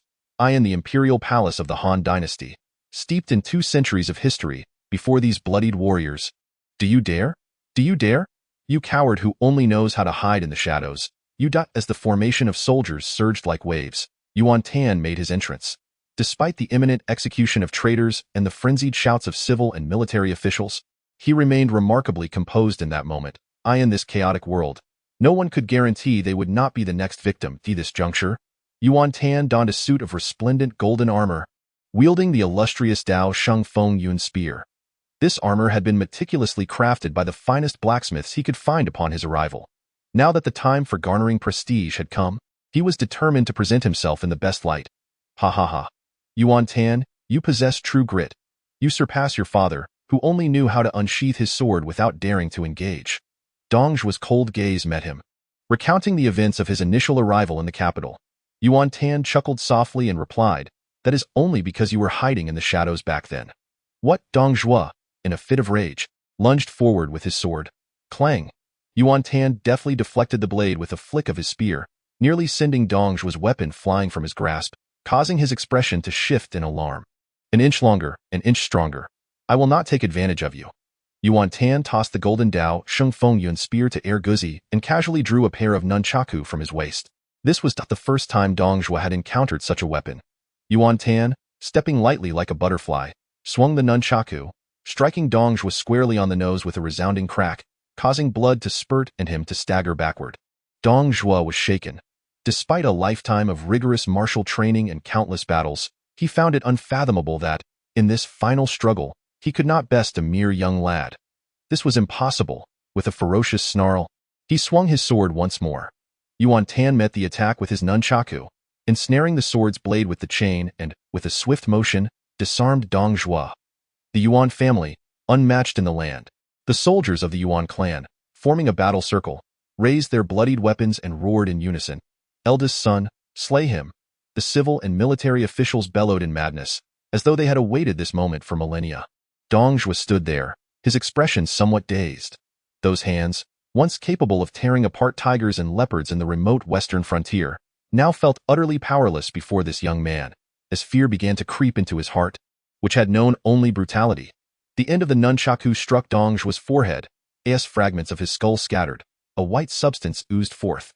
This once mighty power broker, chancellor and grand preceptor, the illustrious commander of the 100,000 troops of Xiliang, met his demise beneath the nunchaku, his final cries of unwillingness echoing throughout the imperial palace. The entirety of Dong Zhuo's imperial guards trembled in disarray, scattering in flight. Elbu, having witnessed Dong Zhuo's death, was acutely aware of Dong Zhuo's martial prowess, having once withstood dozens of strikes from him unscathed. How much strength did this eldest son of the Yuan family conceal? It was a mystery beyond comprehension, leaving Elbu feeling a twinge of fear. Zhang Liao, you are no match for me. Yet Elbu remained remarkably composed, seizing the fleeting moment of fear to provoke Zhang Liao into revealing an attack, which he swiftly countered with a thrust of his spear. Zhang Liao bore a deep gash across his chest, fortunate to have dodged in time. Otherwise, he would have met a gruesome fate. Elbu, do not think you can escape. Dian Wei charged forward with his spear. For Elbu, this formidable giant was indeed a true challenge, nearly his equal in martial prowess. However, instead of continuing the confrontation, he withdrew, wielding his halberd and dashing away. Along his path, anyone who dared to obstruct him was sent flying. If Elbu wished to depart, no one could possibly hinder him. A few minutes later, Li Ru concealed himself behind a towering tree, where a section of bark was missing, inscribed with the words Lu Che visited here. Yet, he remained oblivious to it. Suddenly, a figure rushed towards him from a distance, causing him to instinctively shrink back. General, save me! Upon recognizing the individual, he hurriedly stepped forward. If anyone could rescue him from the perilous palace, it was the man before him. Elbu noticed him. Had it been anyone else, he might have disregarded them. Yet, Bu understood that Li Ru was a rare strategist, whose contributions had significantly bolstered Dong Zhuo's power. Now that he sought to establish himself, he could not afford to be without a strategist. I can save you, but you must pledge your loyalty to me, Bu stated as he approached. Oh, serve you. I must. Li Ru hesitated for a moment but quickly replied. No problem. Bu was not in a hurry to depart. Then tell me, what should I do now? Li Ru recognized this as a test and perceived Bu's intent to become independent. He contemplated swiftly. Bu indeed possessed a certain degree of self-reliance. If they could escape Chang'an, finding a refuge in these tumultuous times would not pose a significant challenge. The 3,000 Bingzhou wolf riders under the general's command were unparalleled and could serve as the foundation for his endeavors. However, the general's reputation was currently tarnished, and it was imperative to first clear his name. This matter was not urgent. The most critical task now was to identify a destination, and the general's homeland was the most suitable choice. The people from his hometown would welcome him, and moreover, the current Bingzhou governor, Zhang Yang, was inept and posed no threat to him. Are you suggesting that I can seize Bingzhou? Bu exclaimed with delight. His concerns about escaping overshadowed by uncertainty regarding the future. Li Ru hesitated. Before the general regains a good reputation, it may prove quite challenging. General, one cannot aspire to dominate the world while burdened with a notorious name. Dong Taishi's refusal to heed counsel serves as a cautionary tale. What did Yuan Tan gain by coming to Chang'an alone to slay the Taisher? Surely, it was for prestige, for the admiration of the masses, to attract talented individuals. His ambitions are vast. Bu's assessment concluded, just as he had anticipated, that Li Ru was indeed a rare strategist. Come with me. I assure you, I will not treat you unfairly. National traitor executed. Amidst the cheers of the crowd, Yuan Tan lifted the 7 stars treasure saber from Dong Zhuo's corpse. In that moment, he was no longer the inconspicuous young noble, but a figure revered by the multitude. The respectful gazes of officials and ministers fell upon him, and the previous unfavorable rumors surrounding the Yuan family's eldest son dissipated like the wind. A new star ascended, becoming the brightest in the resplendent sky. On behalf of the court and the 24 preceding emperors of the Han dynasty over the past 4 centuries, I extend my gratitude to the young lord. Wang Yun solemnly clasped his fists and bowed. The young lord has bravely turned the tide and vanquished the national traitor. Our gratitude knows no bounds. All officials and ministers bowed in unison. However, Wang Yun immediately reappeared before the officials with unparalleled grace. Esteemed colleagues, he proclaimed, the stratagem devised by myself and the eldest son has achieved resounding success. For the time being, let us suspend the formalities. You may proceed as per the plan. The assembly, acknowledging his command, dispersed without hesitation. It was evident that Wang Yun had now ascended to the position of true leader among the officials. At this moment, he began to contemplate how to discreetly remove Yuan Tan. The formidable figure, as the honeymoon phase had come to an end, he could not permit Yuan Tan to become an obstacle in his governance. Approaching with an air of concern, he remarked, Eldest son, you have worked diligently. Allow me to attend to the remaining matters. The phrase when the birds are gone, the bow is put away refers to the notion that once the birds are no longer present, the bow is no longer needed, metaphorically signifying that after achieving success, those who once contributed may be discarded. This notion is derived from Sima Yi's records of the Grand Historian. When the flying birds are gone, the fine bows are hidden away. Yuan Tan, of course, was well aware of Wang Situ's true character. They were merely utilizing one another. With fame now secured, he could stand alongside the likes of Cao Cao and his own father, these renowned warlords. Yet, to simply dismiss him was out of the question. I intend to launch an offensive on Mai Wu to capture the remnants of the traitorous clan, Yuan Tan declared earnestly. In truth, he held no interest in Dong Zhuo's clan, nor in the tumultuous realm of Chang'an. His arrival was not solely for the sake of reputation. Dong Zhuo had amassed an astonishing fortune in Mai Wu, his hoard of gold beyond measured. Is that so? Wang Yun replied casually, gradually moving closer to Dong Zhuo's corpse. To his surprise, Yuan Tan took a step forward, bent down, and seized Dong Zhuo's seal. Wang Yun's expression shifted, and he soon found himself seething with indignation. How had this eldest son of the Yuan family become so cunning? Years prior, he had shown no such cleverness. Eldest son, this seal of the traitor is of utmost importance to our side. Had you desired to keep it, I would have personally delivered it to you beforehand. Yuan Tan chuckled, I have no interest in that. As he spoke, he produced a prepared document and affixed the great seal upon it. He tossed the seal back to Wang Yun, stating, Lord Situ, I shall personally head to Mai Wu. The other matters, I leave in your capable hands. You claim disinterest yet proceed to stamp the document. Wang Yun pondered, bewildered by how such a straightforward man as Yuan Binshu could have spawned such a duplicitous offspring. one even more formidable than Chao Mengde. Wang Yun felt as if, since the arrival of this individual, he had been living in his shadow, perpetually one step behind. Yuan Tan still required Wang Yun to confront the entire Xiliang army, allowing him to pursue his own pleasures unencumbered. Thus, he returned the seal, saying, "With this seal, I trust you, Wang Situ, will find it easier to vanquish the Xiliang forces. By the way, you may also make use of Dong Taishi's corpse." With that, he took his leave. The news of Dong Zhuo's demise would swiftly circulate. Hence, Yuan Tan wasted no time, leading 1,000 troops towards Maiwu. Once Yuan Tan departed, it was finally Wang Yun's turn to exit the palace. Quickly, take Dong Zhuo's head and the seal to persuade the generals of the Xiliang army to surrender. Then we shall proceed to Maiwu, Wang Yun urged, filled with urgency. Upon hearing that Yuan Tan had gone to Maiwu, Marida and his associates were thrown into a state of panic. Who among them did not covet Maiwu? However, Yuan Tan can relinquish his control over Chang'an, while they cannot afford to do so. Nonetheless, this has inadvertently accelerated their pace. Chapter 67. Taking advantage of the chaos on the day of Dong Zhuo's demise.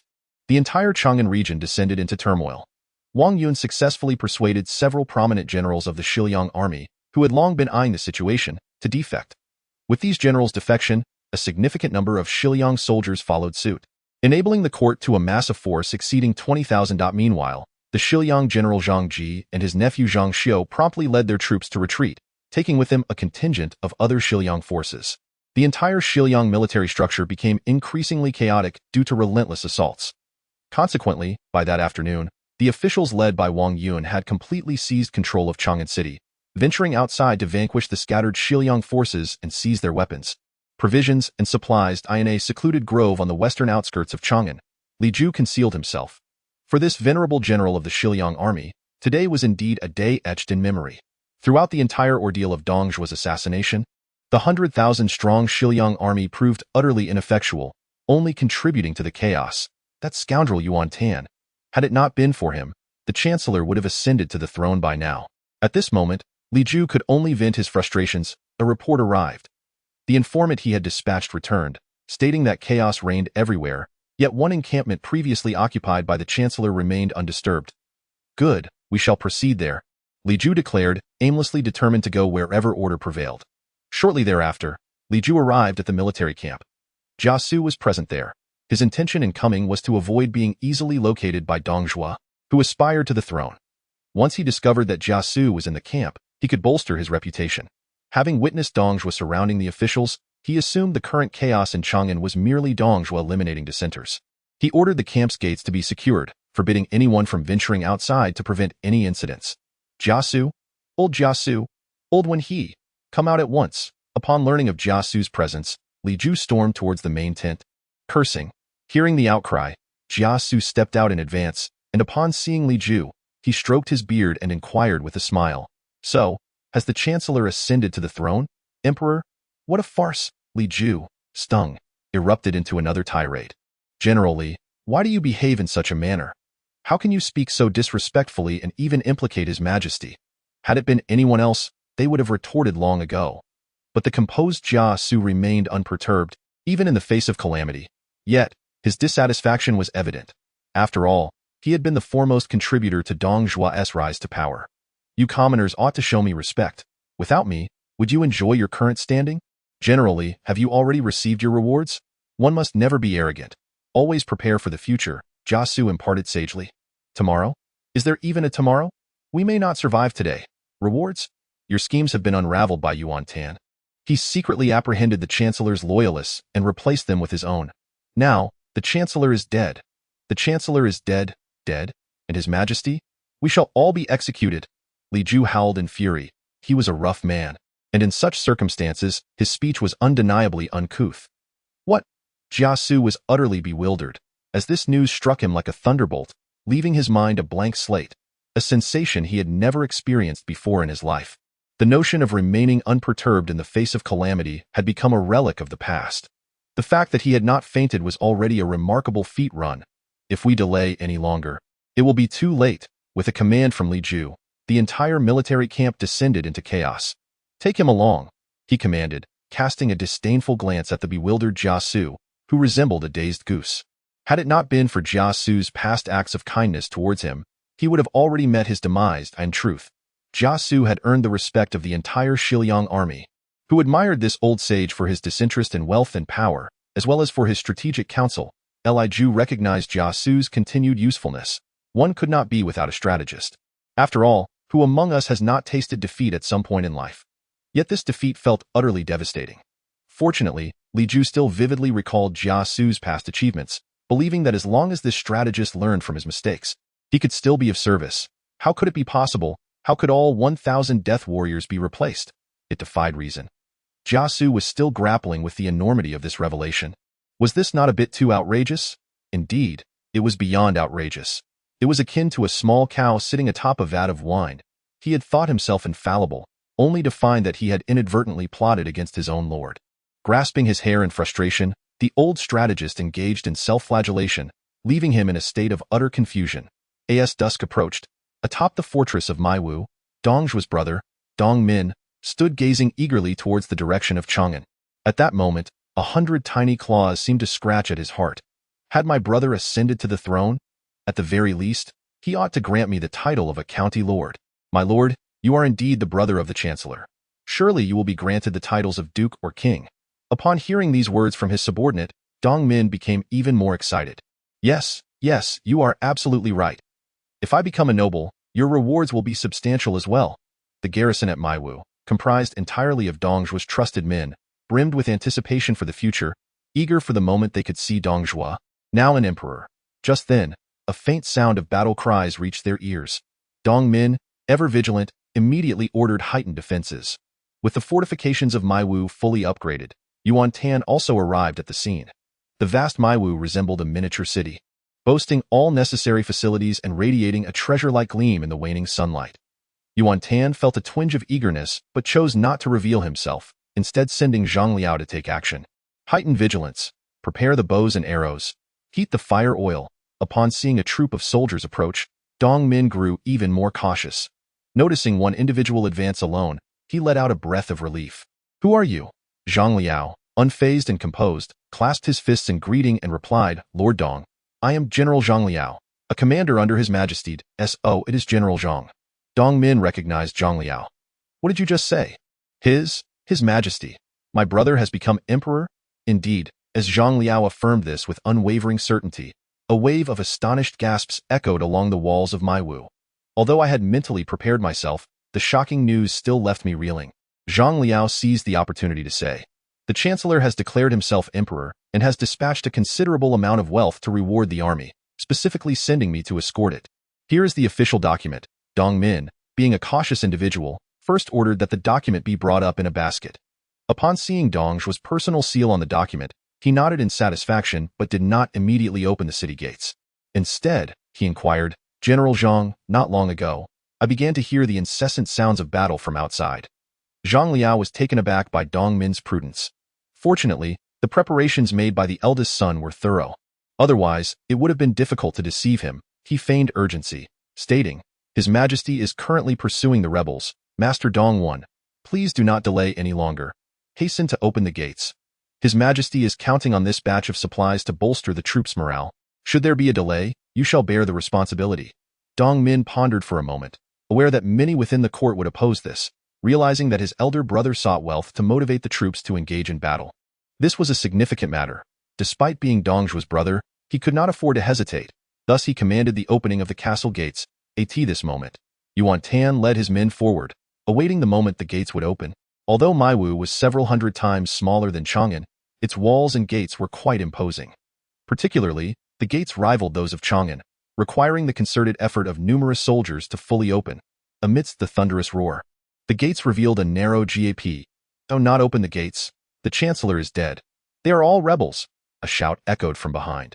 Yuan Tan's expression changed dramatically as he turned to see a throng of chaotic soldiers approaching, led by a notably striking figure, Jia Su. Strength 28, Intelligence 99. The first cunning fox of the Three Kingdoms has arrived. Yuan Tan, Chapter 68. Invincible on the walls of Maiwu, Dong Min was momentarily stunned. Dong Zhuo was dead, and below were the rebel forces. Do not open the gates. This influx of chaotic information left everyone bewildered. Not only Dong Min but all present were taken aback. Yuan Tan, unaware that Jiasu's return to Chang'an had triggered a series of events, recognized that this strategist was formidable. Choosing to disregard Jiasu and his entourage, he commanded, "Charge towards Maiwu. Follow me." Yuan Tan urged his steed forward. Dong Min atop the battlements was startled into action. There was no doubt that the army below posed a threat. Quickly, close the gates. At that moment, the dragonly steed exhibited the majesty of the king of horses, moving like lightning across the drawbridge and directly to the gates. The unity of horse and rider, their thoughts aligned. The dragonly horse reared up, its powerful iron hooves striking the gates, with a resounding crash. The soldiers bracing against the gates were knocked down. "Dianwei," Yuan Tan barked, "At your service." Indeed, Dianwei had been closely following, dismounting immediately, his robust arms colliding with the gates. With this impact, the massive gates opened an additional 2 feet. Following this, the army surged forward with a roar, pushing the gates wide open. Meanwhile, atop the battlements, Dong Min was beside himself with fear. No longer could he consider the implications of Dong Zhuo's demise. His immediate thoughts turned to the safety of the Dong family. "Sound the horn. Follow me down the city. Quickly destroy the gates and drawbridge from within." After a fierce struggle lasting several minutes, Yuan Tan had successfully cleared the enemy forces within the city gates. However, the gate frame embedded in the city wall had been damaged by the enemy from the opposite side, and the chains of the drawbridge had fallen. Clearly, the enemy, unable to prevent his entry into the city, sought to thwart him from closing the gates and to remove obstacles for the reinforcements outside. "Dianwei, you shall remain here with a contingent. If the enemy outside approaches, you must hold your ground. Rest assured, my lord, as long as I draw breath, I shall not allow a single enemy to cross the drawbridge. Zhang Liao, take your men to seize the city walls. The rest shall follow me. Let none armed with weapons escape alive." Under Yuan Tan's command, the grand army surged into Maiwu like a torrential flood. Outside the city, Jiasu stood atop a jolting cart, his expression one of deep concern. With Yuan Tan's entry into Maiwu, he realized that the Shiliang army had irrevocably lost the opportunity to organize a counterattack. How could a member of the Yuan family appear so suddenly? Is this the will of fate? Jiasu rubbed his face, steeling himself, and immediately declared, "Generally, we could have utilized the fortress's formidable defenses. But now there is no time. We must retreat and regroup elsewhere." Li Ju disagreed, asserting, "Those are Yuan Tan's forces. He has slain the chancellor and now arrives at Maiwu with the intent to eradicate the chancellor's family. The enemy has not divided their forces to confront us. Now is the moment for a pincer attack." He chose not to retreat, spurring his horse onward while raising his arm and calling out, "Soldiers, heed my words. In times past, we were mere wildlings at the frontier, barely clothed and starving. The chancellor has bestowed great favor upon us. Now that the chancellor is dead, his family and enemies lie within the city.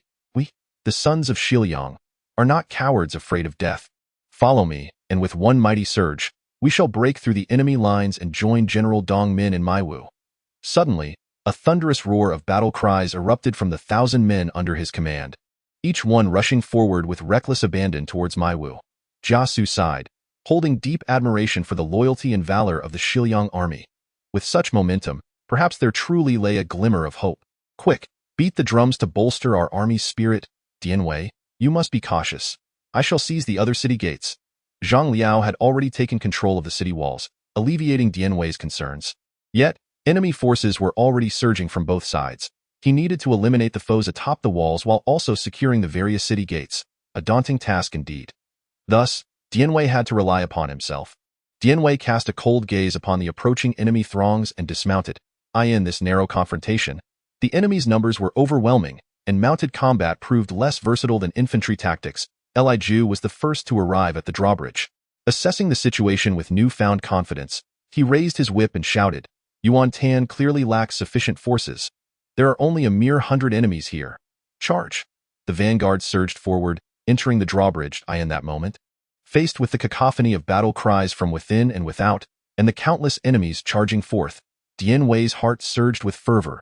He would hold this ground. The enemy could only cross over his dead body. Kill! Facing a legion composed of nearly 1,000 men, Dianwei boldly advanced. With a swift thrust of his spear, the charge of Li Ju's forces faltered, and over a dozen men were sent tumbling into the moat. As the momentum was stifled, the entire army found itself compelled to halt its advance. With a single stroke, the very heavens seemed to change color. "Do not panic. He is but one man. Slay him," Li Ju shouted from the rear. Yet, the sheer number of enemies appeared to hold little sway over Dian Wei. The two iron spears in his grasp functioned like impenetrable gates, while he himself stood as a towering mountain. No matter how fiercely the iron tide crashed against him, the outcome remained unchanged. Those who dared approach were cleaved asunder, falling into the abyss beside him, and of course, Dian Wei was not alone. He had over 80 companions, including Guzi. However, they soon realized that there was no opportunity for them to engage, and to rashly advance would only hinder Dian Wei. Yet, Guzi quickly discerned a moment to strike as the enemy's archers approached. "Let us loose our arrows." Dian Wei's valor trampled the morale of the foe, inspiring his troops. "Release the arrows." Whoosh, whoosh. Li Ju's scant archers fell in droves. Under Dian Wei's encouragement, the accuracy of Guzi and his comrades surpassed their usual prowess. Although Li Ju's archers unleashed a barrage of arrows, the outcome was far from what they had envisioned. With the enemy forces in close quarters, they became Dian Wei's shields. Li Ju not only failed to strike Dian Wei, but also inadvertently felled many of his own men. Curse it! Li Ju thought it would suffice to charge once to rout this meager band of opponents, but he never anticipated that such a small number would cause him such considerable trouble. He furiously cast aside his helmet, sounded the alarm, and called for a regrouping. His forces retreated. Just one man had repelled their collective charge, leaving them utterly shaken. Stay calm, stay orderly, form ranks, and advance slowly. Under Li Ju's organization and encouragement, the soldiers regained their courage to engage once more. Minutes later, Li Ju's troops once again stepped onto the drawbridge, and before their sturdy shields lay the long spears of the rear echelon. Gleaming with menace in such a confined space, the threat to the defenders was immense. "Let us see how they handle this phalanx of spears, using their bodies, perhaps," Li Ju scoffed repeatedly, feeling confident of victory this time. In this terrain, with such a formation, Dian Wei could only mirror the enemy's formation to withstand their advance. Then, it would devolve into a chaotic melee, where the side with greater numbers would inevitably triumph. Chapter 69. The old fox comes to encircle general. Turning his head, Dian Wei beheld Guzi and the others forming a similar formation behind him. However, their numbers were too few. Thus, engaging in a mutual clash would yield little chance of victory. "Bring me 2 shields." Dian Wei sheathed his twin spears behind him and grasped a shield in each hand. Under the incredulous gaze of Guzi and his comrades, he raised the shields and charged into the enemy formation. A lone warrior assaulting their tightly organized ranks. Did he no longer wish to live? Li Ju was utterly astonished and filled with a sense of lamentation. He held great admiration for this valiant warrior, yet lamented that there was only one path ahead, death. His soldiers shared the same sentiment. They had recently been a disorganized rabble, only to be shattered by this formidable individual. Now, they had arranged themselves into the most advantageous formation. Yet how could one man possibly withstand such a force? Therefore, as Dian Wei charged forth, the morale of these men surged significantly, as they gripped their shields and spears with renewed determination. Boom, boom, boom. The front line of the Shiliang shield-bearers widened their eyes in disbelief as the sharp spearheads before them were repelled by Dian Wei's shield. This was the combined strength of more than a dozen men, yet it was effortlessly thwarted by a single individual. Not even the mightiest bear in the wilderness could boast such power, could it? Following this was the crisp sound of shattering. Evidently, the repelled spear haft had crushed the bones of numerous foes. With bloodshot eyes that resembled copper bells, Dian Wei fixed his gaze upon the enemies behind their shields, unleashing a thunderous roar that resonated across the battlefield, manifesting an unprecedented strength. One man's might. Pushing back 100, the incessant sounds of splashing water filled the air. Guzi and his comrades were left dumbfounded, realizing that Dian Wei had previously not unleashed his true potential. The spirits of the soldiers soared as they rallied behind him. Shields were discarded, and with both hands grasping long spears, they seized the opportunity to pierce countless enemies. In an instant, the waters of the moat beneath the drawbridge turned crimson. After this tempestuous assault, Li Ju's troops saw their recently regained morale dissipate entirely, lacking the courage to continue fighting, and they retreated in unison. Meanwhile, Jia Su, witnessing the two contrasting assaults, was utterly astounded. How could such a fierce warrior exist under Yuan Tan's command? "Who are you?" Li Ju, thoroughly shaken by this giant of a man, asked in a panic. "I am Dian Wei, a general under the great Yuan family." It dawned on him that this was the very Dian Wei who had slain Hua Xiong with a single strike. What does it mean to be invincible? What does it mean for one man to hold the pass? At that moment, Dian Wei embodied these concepts. As Li Ju's forces suffered the loss of over 300 men, the morale of the remaining soldiers plummeted. Having slain more than 200 foes, Dian Wei was drenched in their hot blood, transformed into a bloodthirsty demon, a god of slaughter whose might reverberated across the land. "Here I stand, who dares to face me in a life-and-death struggle?" Dian Wei proclaimed, brandishing his bloodied shields. The soldiers of Shiliang quaked in fear. Regardless of Li Ju's exhortations, they could no longer muster the courage to engage in battle, and the entire formation began to retreat unconsciously amidst his fierce declaration. At that moment, Li Ju felt deep regret for not heeding Jia Su's counsel, yet it seemed that there was still time to reconsider, as he was not yet dead, a pack of cowards. Dian Wei cast aside his shields, leaped onto his horse, and drew his twin iron halberds, charging across the drawbridge. "Li Ju, surrender." Li Ju felt his heart shatter, utterly at a loss for what to do. Jia Su, observing from the rear, had clearly seen the high spirits of Li Ju's men seeking vengeance for Dong Zhuo, and had believed there was an opportunity. However, encountering a warrior like Dian Wei had shattered those hopes. Now, with morale depleted, continuing the fight would spell disaster for their army, placing both him and Li Ju in grave danger. Jia Su made a swift decision and urgently cried out, "Sound the retreat." Retreat. As the call to retreat echoed, Li Ju turned his horse and departed. None of the soldiers of the Shiliang army harbored any resentment towards his incompetence. Instead, they collectively sighed in relief and scattered in retreat, thus increasing their chances of a successful escape. Amidst the night, after Li Ju had fled for 10 miles without encountering any pursuers, he finally exhaled in relief, albeit with fewer than 100 soldiers still at his side. He turned to Jia Su beside him and reproached, "Wanhe, why did you sound the retreat? I had intended to engage in a decisive battle with that Dian Wei. Look now, our soldiers have already disbanded." Jia Su, taken aback by his words, quickly inhaled deeply, his demeanor remarkably composed, and replied, "General, please do not be angry.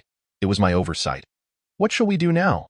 With his face slightly flushed, Li Ju inquired, "What do you suggest?"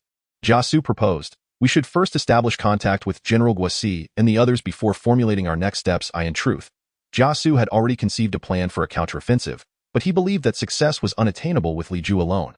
He was always meticulous in his strategizing and would not divulge his thoughts prematurely. Meanwhile, within the city of Maiwu, at Dong Zhuo's residence, Yuan Tan had already surrounded the area with his forces, the ground littered with the corpses of enemies. This was the last bastion of resistance for the defenders of Maiwu. The corner towers of the residence were filled with enemy archers, their arrows glinting ominously in the flickering firelight. The main gate had been destroyed and could no longer be closed, with Dong Min holding steadfast behind it. Everyone remained calm. "General Li Ju is outside," he urged, struggling on the brink of death to bolster morale. With Yuan Tan's forces being fewer than 100 at the city gates, they were certainly incapable of repelling General Li Ju's assault. "If we can just hold out a little longer, we can coordinate an internal and external response." General," before he could finish, a scout rushed in, panic-stricken. "It's dire, General. Li Ju has retreated." "What?" Dong Min's face turned pale immediately, for Li Ju was his only hope. Upon hearing this alarming news, he felt his anger dissipate entirely. Li Ju, how could he be so heartless and ungrateful? His subordinates were equally agitated. However, the scout continued, "General Li Ju has done his utmost. He simply could not contend with that Dian Wei. That man single-handedly slaughtered over 200 of our troops. We couldn't even cross the bridge." He trembled as he recalled the horrific scene, fear gripping him. A new point one man had killed over 200. Dong Min and his men grew even paler. With merely 400 of them remaining, what would happen when that Dian Wei arrived? Would they not all meet their end without a proper burial? "Dong Min, surrender. I assure you that no one within this residence will be harmed," Yuan Tan proclaimed, appearing not far from the main gate. He sought to minimize casualties, especially in such a siege. The remnants of the troops looked towards Dong Min. "Yuan. Young Master Yuan, will you keep your word?" Dong Min trembled as he stepped toward the entrance. "Report. Young Master, I have discovered an imperial army of 20,000 outside the city, based on the banners. All the civil and military officials have arrived." A scout from his unit brought back the news. 20,000 imperial troops. Dong Min and his men exchanged glances, fully aware that they had no opportunity left. Yuan Tan had not anticipated that Wang Yun and his entourage would arrive so swiftly, intent on seizing the treasures of Maiwu. The opposing forces numbered 20,000, while his own dwindled to fewer than 1,000, with figures such as Wang Yun and Jia Su, both cunning strategists seldom seen in history, present. None could be deemed easy adversaries. Deep in thought, he refrained from responding to Dong Min or the scouts, instead retrieving a cloth to wipe the blood from his spear. The surroundings grew increasingly silent. Dong Min and his companions felt their hearts racing yet dared not breathe, gradually succumbing to a suffocating tension as time ticked away. Chapter 70. The heart of Yuan Tan is known to all officials. Dong Min surrendered. Yuan Tan fulfilled his promise, sparing no life and imprisoning all in the dungeon in the grand hall of the Chancellor's residence. Yuan Tan stood above, while below him were generals clad in blood-stained battle attire. The throne of the mightiest warlord in the realm lay beneath his feet. The hall was silent, with everyone awaiting Yuan Tan's address, yet he remained silent. "Why, lord? The imperial army is soon to march upon the city," Zhang Liao murmured, unable to decipher the intentions above. "Dian Wei." Yuan Tan finally spoke. "Your humble servant is here," replied Dian Wei. Yuan Tan gazed approvingly at the bloody Dian Wei, feeling immense gratitude.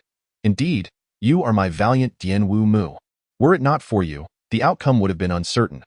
The battle had been narrowly won, not against the inept Dong Min, but against Wang Yun. The rapid advance of Wang Yun's 20,000 troops posed a grave threat. Had they not secured Mai Wu in time, Yuan Tan's fate would have been sealed. Now, however, he had gained control of Mai Wu, sealing the city gates. This was made possible by Dian Wei's steadfast defense against Li Ju's assault. "It is but my duty," Dian Wei humbly replied, invigorated by the commendation. "This renowned 7-star precious blade is yours as a reward," Yuan Tan generously offered. Dian Wei, who had long admired the weapon, accepted it with delight, promptly fastening it to his waist. The envious gazes of the onlookers, including Zhang Liao, were unmistakable. Yet, Dian Wei's unparalleled valor and achievements merited such a reward, inspiring only admiration rather than jealousy. "When Yuan, the defense of Mai Wu is entrusted to you. Ensure that all gates remain shut, permitting no imperial forces to enter the city." "Understood, Dian Wei. Accompany me to the storeroom." Shortly thereafter, as the storeroom doors creaked open, a dazzling array of treasures revealed themselves, shimmering with opulence, piles upon piles, meticulously categorized. Yuan Tan and Dian Wei stood in awe, for this vast storeroom, sprawling over tens of thousands of square meters, housed Dong Zhuo's most coveted possessions. Countless additional storerooms contained provisions and textiles. Within this small city of Mai Wu, one quarter was occupied by Dong Zhuo's lavish estates, another quarter by barracks, while half was dedicated to storage. All the wealth amassed by Dong Zhuo over more than 20 years was contained here. "A mountain of gold." "So, the fabled mountain of gold truly exists," exclaimed Dian Wei. "And a mountain of silver, a mountain of jade." Their mouths agape, they realized that the wealth they had encountered in their lifetimes paled in comparison to the treasures before them. Indeed, it was Yuan Tan's first glimpse of such riches. If a mere trader, yet to unify the realm, possessed such treasures, how much gold could a sovereign who achieved dominion over the world amass? Since ancient times, the gold reserves held by the court have been but a mere fraction, while the common folk possess a far greater amount of this precious metal. It is quite alarming. At that moment, I felt a profound realization that poverty had indeed constrained my imagination in the past. Just then, Erguzi arrived and, upon witnessing the treasures within, nearly stumbled in awe. Regaining his composure, he hurriedly exclaimed, "Young master, Wang Situ's troops have arrived and seek an audience with you." Yuan Tan could not help but curse. That old fox is remarkably quick on his feet, swifter even than those who come to mourn. Surely, he was here to divide the spoils. Given that Wang Yun commanded a sizable force, should Yuan Tan engage them, the illustrious reputation gained from slaying Dong Zhuo would swiftly dissipate, and he might even be framed by Wang Yun and his men as a new villain. Gazing into the night, he instructed, "Inform him that the situation in Mai Wu remains precarious. I am currently in pursuit of the remnants and cannot open the gates. We shall discuss everything come dawn." "Understood." Erguzi turned and departed. Yuan Tan, unconcerned with extraneous matters, prioritized acquiring the gold. "Dian Wei, guard the entrance while I assess the inventory inside." "Yes." With the great door closing and locking behind him, Yuan Tan laughed heartily and promptly activated the spatial portal to enter the department store. In the next moment, he brought forth the unloading machine. The substantial investment in machinery had not been in vain. It was a one-time effort that would yield ongoing benefits. "I shall begin." First, he focused on the gold bars and nuggets, as some jewelry was not pure gold and could not be stored in the spatial realm. His orders reached the city gate, where Zhang Liao stood atop the wall and announced, "Esteemed officials, my master has conveyed a directive, stating that due to ongoing pursuits of the remnants, all matters shall be addressed at dawn." The officials murmured, "Excuses, mere excuses, shameless justifications. Even if remnants exist, is it not possible to open a crack in the door?" We possess 20,000 troops. Surely we can better eradicate the bandits. Wang Yun seethed with anger. This was a clear case of taking advantage of a crisis. He immediately summoned the officials, declaring, "Gentlemen, though Yuan Tan hails from a noble lineage, he holds no official position within the court. Here we are, civil and military officials alike, and he dares to leave us to sleep in the wild. Such audacity." Marida stepped forward, stating, "It is well known that Yuan Tan has entrenched himself in Maiwu. What shall we do, Lord Situ? Let us charge in. Yuan Tan's forces number fewer than 1,000, while we have 20,000, proposed one. No. At this moment, Yuan Tan is executing traitors, his prestige unmatched across the realm. Though we may suspect him of plundering the court's wealth, we have no evidence. Tio advance recklessly would invite the scorn of the people." Wang Yun hastily interjected, quelling the discussion surrounding this suggestion. The officials acknowledged the soundness of his reasoning. Even if they were to storm in and capture Yuan Tan, they would not dare to kill him. The backlash from such an act would be intolerable. Time swiftly passed into the third watch of the night. Within the Maiwu storeroom, Yuan Tan was drenched in sweat, tirelessly moving his gold. Relentlessly working, he felt exhaustion creeping in, leaning against the unloading machine to catch his breath. "How much gold have I amassed?" Ding. The system notified him. The host currently possesses a reserve of 115,236 taels of gold. Excellent. Upon hearing this, he felt a surge of renewed vigor. Although half of the gold remained to be moved, his strength gradually returned. He had never encountered such a situation before, which was truly beyond comprehension. This venture would amount to no less than 200,000 taels of gold. 200,000 taels of gold equates to over 6 tons. How much money does that encompass? The young master found himself unable to calculate amidst the flurry of thoughts. Yuan Tan rose and entered the space, heading to the supermarket where he promptly opened a can of Brave the World beer, chilled to perfection, and consumed it in one gulp. With finances no longer a concern, he decided to indulge. After finishing the beer, he felt invigorated and rubbed his hands together, ready to continue with the task at hand. Just as he stepped out of the space, he heard the voice of Dianwei outside. "Young master, trouble has arisen." "What trouble?" Yuan Tan inquired, peeking through the slightly ajar storeroom door. Dianwei reported, "Wang Yun has brought forth an imperial edict, stating that should you defy it, you will be deemed a treacherous villain, and he will march his troops to besiege the city. That old scoundrel will surely concoct some excuse." Yuan Tan could not help but exclaim in frustration. Previously, he knew that the officials would not dare act recklessly, thus he had chosen to disregard them. But now that they had summoned an imperial edict, if he continued to ignore it, he would be providing them with an excuse. All for a trivial sum of money. An imperial edict has been summoned over this. Who would have thought that even as a laborer, one could find no peace? But how should he respond to the imperial edict? Yuan Tan furrowed his brow, suddenly feeling a heaviness in his trousers. Upon reaching down, he grasped a substantial object and immediately burst into laughter. Chapter 71. The imperial edict is a forgery. Yuan Tan appeared atop the city wall. Gazing down, the officials glared up at him with fury, their expressions reflecting mutual disdain beneath the flickering torchlight. "Young master, here is the imperial edict. Allow me to read it to you," Wang Yun eagerly interjected upon seeing the protagonist. "Is this really such a pressing matter that it cannot wait until dawn? You even summoned an imperial edict. How utterly tedious," Yuan Tan retorted, taking a basket and tossing it down, "and no need to read it aloud. Simply place it in the basket, and I shall retrieve it myself. While you are awake, I am still awaiting my chance to rest." Wang Yun, chastised by this tirade, felt his face twitch and, taking a deep breath, reluctantly placed the edict in the basket. As the basket ascended slowly, the official's ire escalated.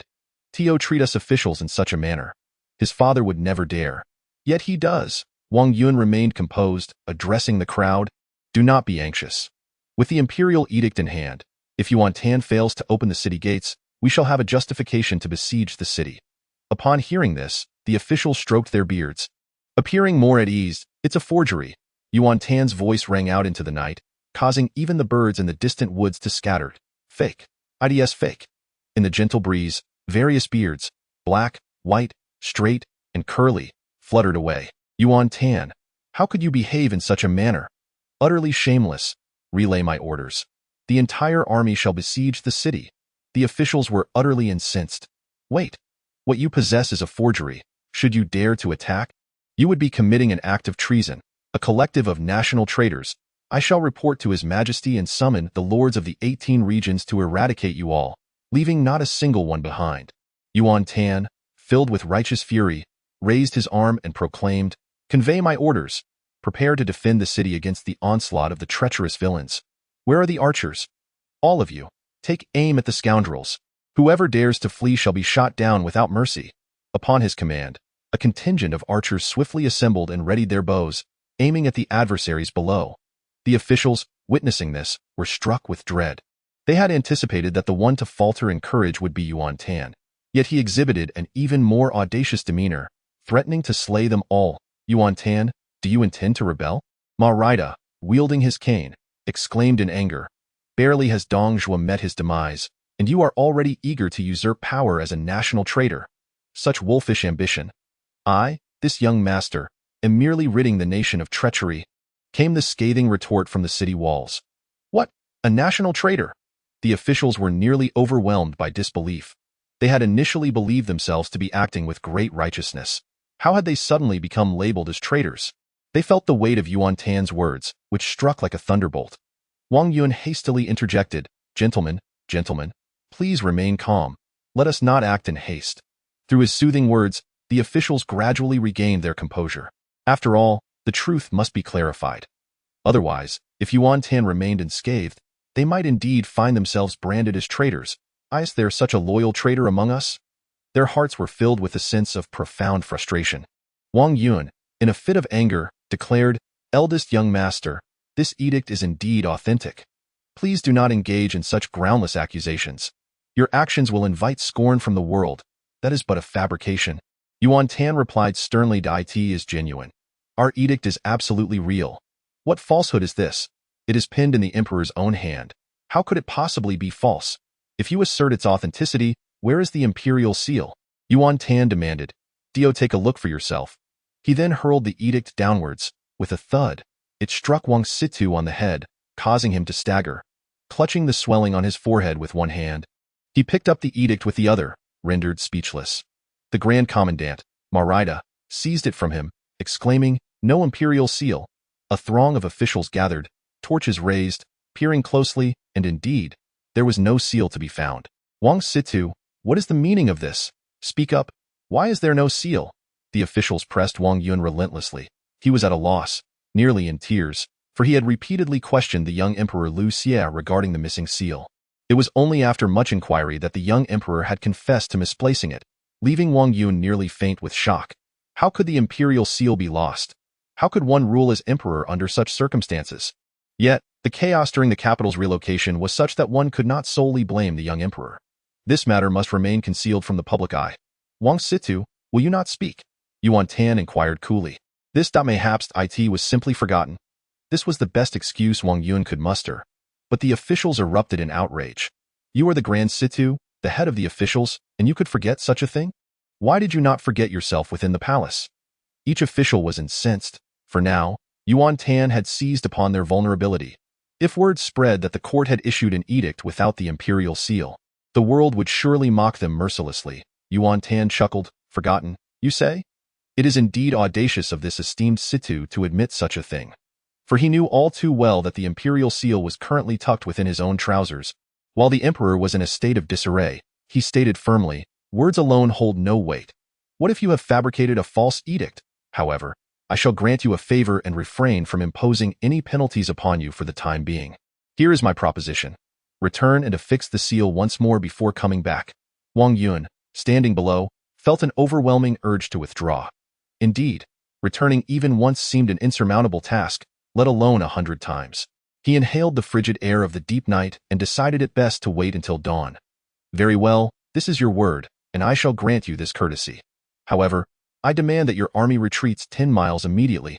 And that is final." With that, Yuan Tan turned to depart. At this moment, the civil and military officials were shivering from the cold, yearning to find shelter in a warm abode. They harbored considerable dissatisfaction towards Wang Yun. Maid stepped forth and inquired, "Wang Situ, may I ask why you do not return to affix the imperial seal?" "This."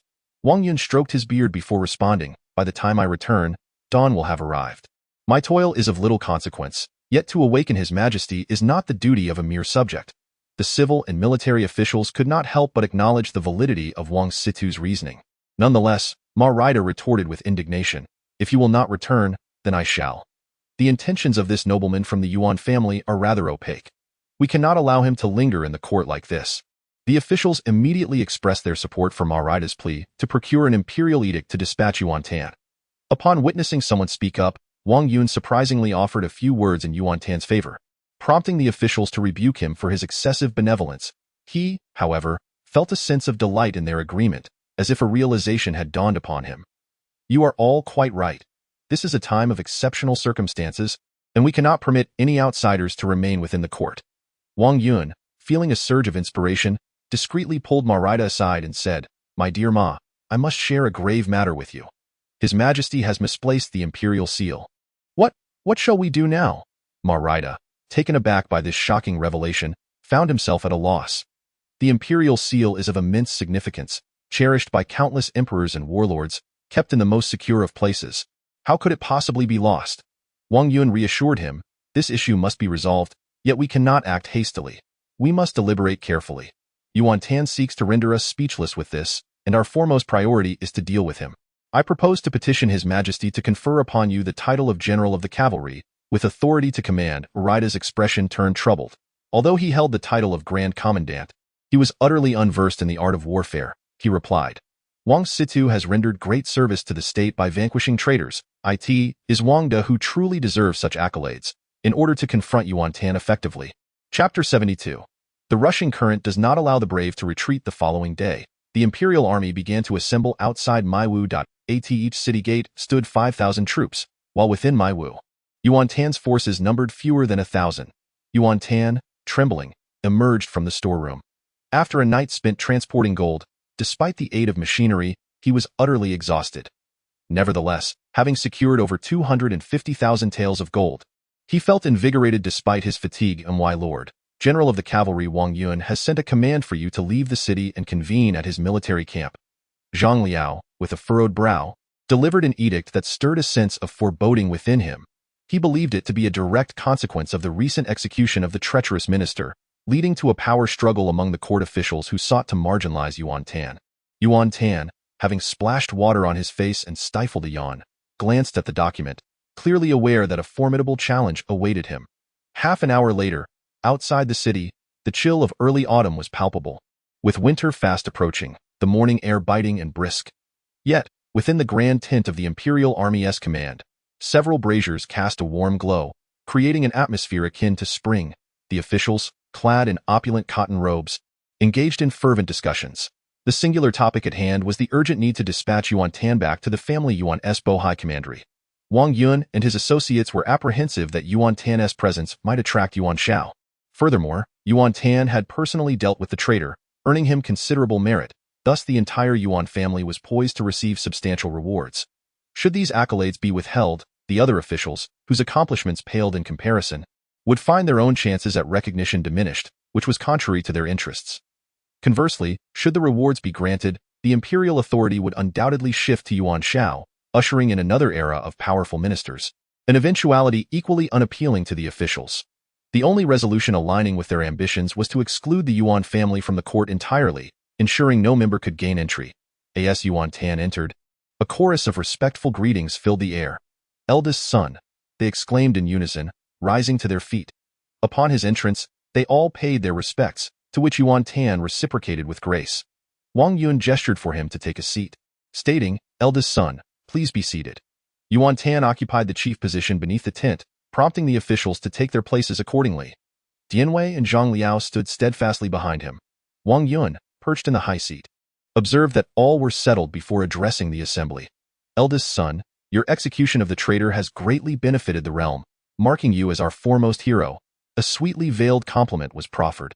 Yuan Tan interjected with a serious demeanor, Your Excellency, you flatter me. The downfall of Dong Zhuo was a collective effort, a testament to the unity of all present. Eldest son, you possess a profound understanding of duty. Wang Yun affirmed with a nod, continuing, Yesterday, I, chosen by the officials and graced by His Majesty's favor, have been appointed as the General of the Cavalry. As he spoke, he produced an exquisite small box, unveiling the jiayu, and inquired, Are you familiar with this item, eldest son? Dianwei widened his eyes in confusion, while Zhang Liao inhaled sharply, taken aback. Yuan Tan, maintaining his composure, recognized that the officials had failed to locate the imperial seal and were now grasping at alternatives.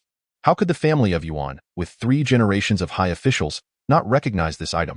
He thought. The Jieyu, a combination of a ceremonial seal and an axe, bore a resemblance to a military talisman, akin to a sword of authority. The bearer of the seal represented the emperor's presence, signifying a direct link between the emperor and the state, empowered to exercise corresponding authority, in a state of war. Such an emissary could bypass the need for imperial consultation and directly execute any who violated military orders. Upon hearing this, the officials exchanged knowing smiles, contemplating that Yuan Tan's awareness was sufficient. Should he continue to defy them, they would not hesitate to eliminate him. At this juncture, Wang Yun solemnly declared, "The court is in dire need of revitalization, and it is only fitting that we retain the eldest son within our ranks. However, having been away from home for so long, I am certain that Yuan Gong yearns for your presence. Your Majesty, in order to fulfill your filial duty, I have taken the liberty of allowing you to return to Nampi first to convey good news. The imperial decree of rewards will soon arrive. What do you think, my lord?" Wang Yun inquired, stroking his ceremonial staff. The expressions of the officials darkened, creating an atmosphere of pressure. Yuan Tan, with clarity akin to a mirror, replied, "Very well, if that is the case, I shall take my leave." The officials were taken aback by his swift decision. Is it truly so straightforward? No schemes to concoct? In truth, the officials had prepared themselves for a struggle against Yuan Tan. The court possessed an army of 20,000, while Yuan Tan commanded fewer than 1,000 men. Although they could not easily eliminate Yuan Tan, the process would undoubtedly be arduous, yet their confidence in this confrontation was unwavering. Unexpectedly, it came to an end, as if a heavy blow had landed upon an empty space, leaving everyone feeling uneasy. Wang Yun, however, regarded him with newfound respect, being able to rise and fall with such grace. This young lord was indeed extraordinary. The officials escorted Yuan Tan out of the tent. Wang Yun gazed at the retreating figure, muttering to himself, "The Yuan family has produced 3 generations of high officials. After Yuan Shao, I had assumed that the 3 sons of the Yuan family were all inept. Yet, this generation of the Yuan family grows stronger with each passing day, suffocating the officials for over a century. I thought that after Yuan Shao, their fortunes would wane, but unexpectedly, within just a year, this young lord, who had never garnered anyone's esteem, has risen like a comet." Upon returning to Maiwu, Yuan Tan commanded, "Send word. Prepare the entire army for a long journey. We shall leave here and return to Nampi at this moment." Zhang Liao could not contain himself, saying, "My lord, your execution of the traitors is a monumental achievement. You are bound to become a key minister in the court. This is the perfect opportunity to accomplish great things. Why would you leave?" Yuan Tan smiled. "When Yuan, matters are not as simple as they seem. Our victory over the Xiliang army was due to the sudden demise of Dong Zhuo, which left the Xiliang forces in disarray. Soon, they will regain their composure and retaliate. When Guosi and Li Ju return with their vengeful army of over 100,000, the court's forces will be utterly unable to withstand them. I never intended to stay in Chang'an for long. Let Wang Situ enjoy his triumph alone," he continued, "even if the Xiliang army does not retaliate. With 20,000 troops in the hands of the officials, we would surely be constrained here and unable to achieve anything." Zhang Liao, upon hearing this, suddenly understood and admired him, exclaiming, "Truly, my lord, you possess remarkable foresight." Yuan Tan waved his hand, "Then go and convey my orders. Take as much grain and provisions as you can. Do not save for the court. Inform everyone that upon our return home, we shall reward them based on merit." A short while later, the soldiers in Maiwu were busy harnessing horses and moving crates, all filled with joy. After 2 hours, at the eastern gate of Maiwu, the officials waited anxiously, and the city gate finally opened. Yuan Tan rode forth to meet the officials. Following closely behind, his convoy streamed out of the city, leaving both the officials and the court's 20,000 troops in astonishment. Every cart was laden with dozens of large wooden boxes. They had never witnessed such an abundant supply train. The officials were immediately infuriated. They had anticipated Yuan Tan would seize funds, but never imagined he would take so much. 1 horse per cart was insufficient. He had resorted to 3 horse carts, which was rather shameless, was it not? When the horses were exhausted, they even resorted to oxen for pulling. It was simply intolerable. There were even carts pulled solely by manpower, which was utterly infuriating. I have witnessed shamelessness before, but never such unparalleled audacity. This is utterly outrageous. Wang Yun, filled with indignation, exclaimed, "Eldest young master, all of this wealth belongs to the court, seized through Dong Zhuo's corruption and plunder." He called out, "Bring forth the men." surround Yuan Tan's caravan. Maid raised his cane in a commanding manner. The imperial troops, their eyes ablaze with greed, could hardly contain themselves. The abundance of supplies was overwhelming, surpassing tenfold the rewards they had collectively received. Amidst the rolling dust of battle, they swiftly encircled Yuan Tan's forces. Chapter 73. The epitome of integrity surround the officials.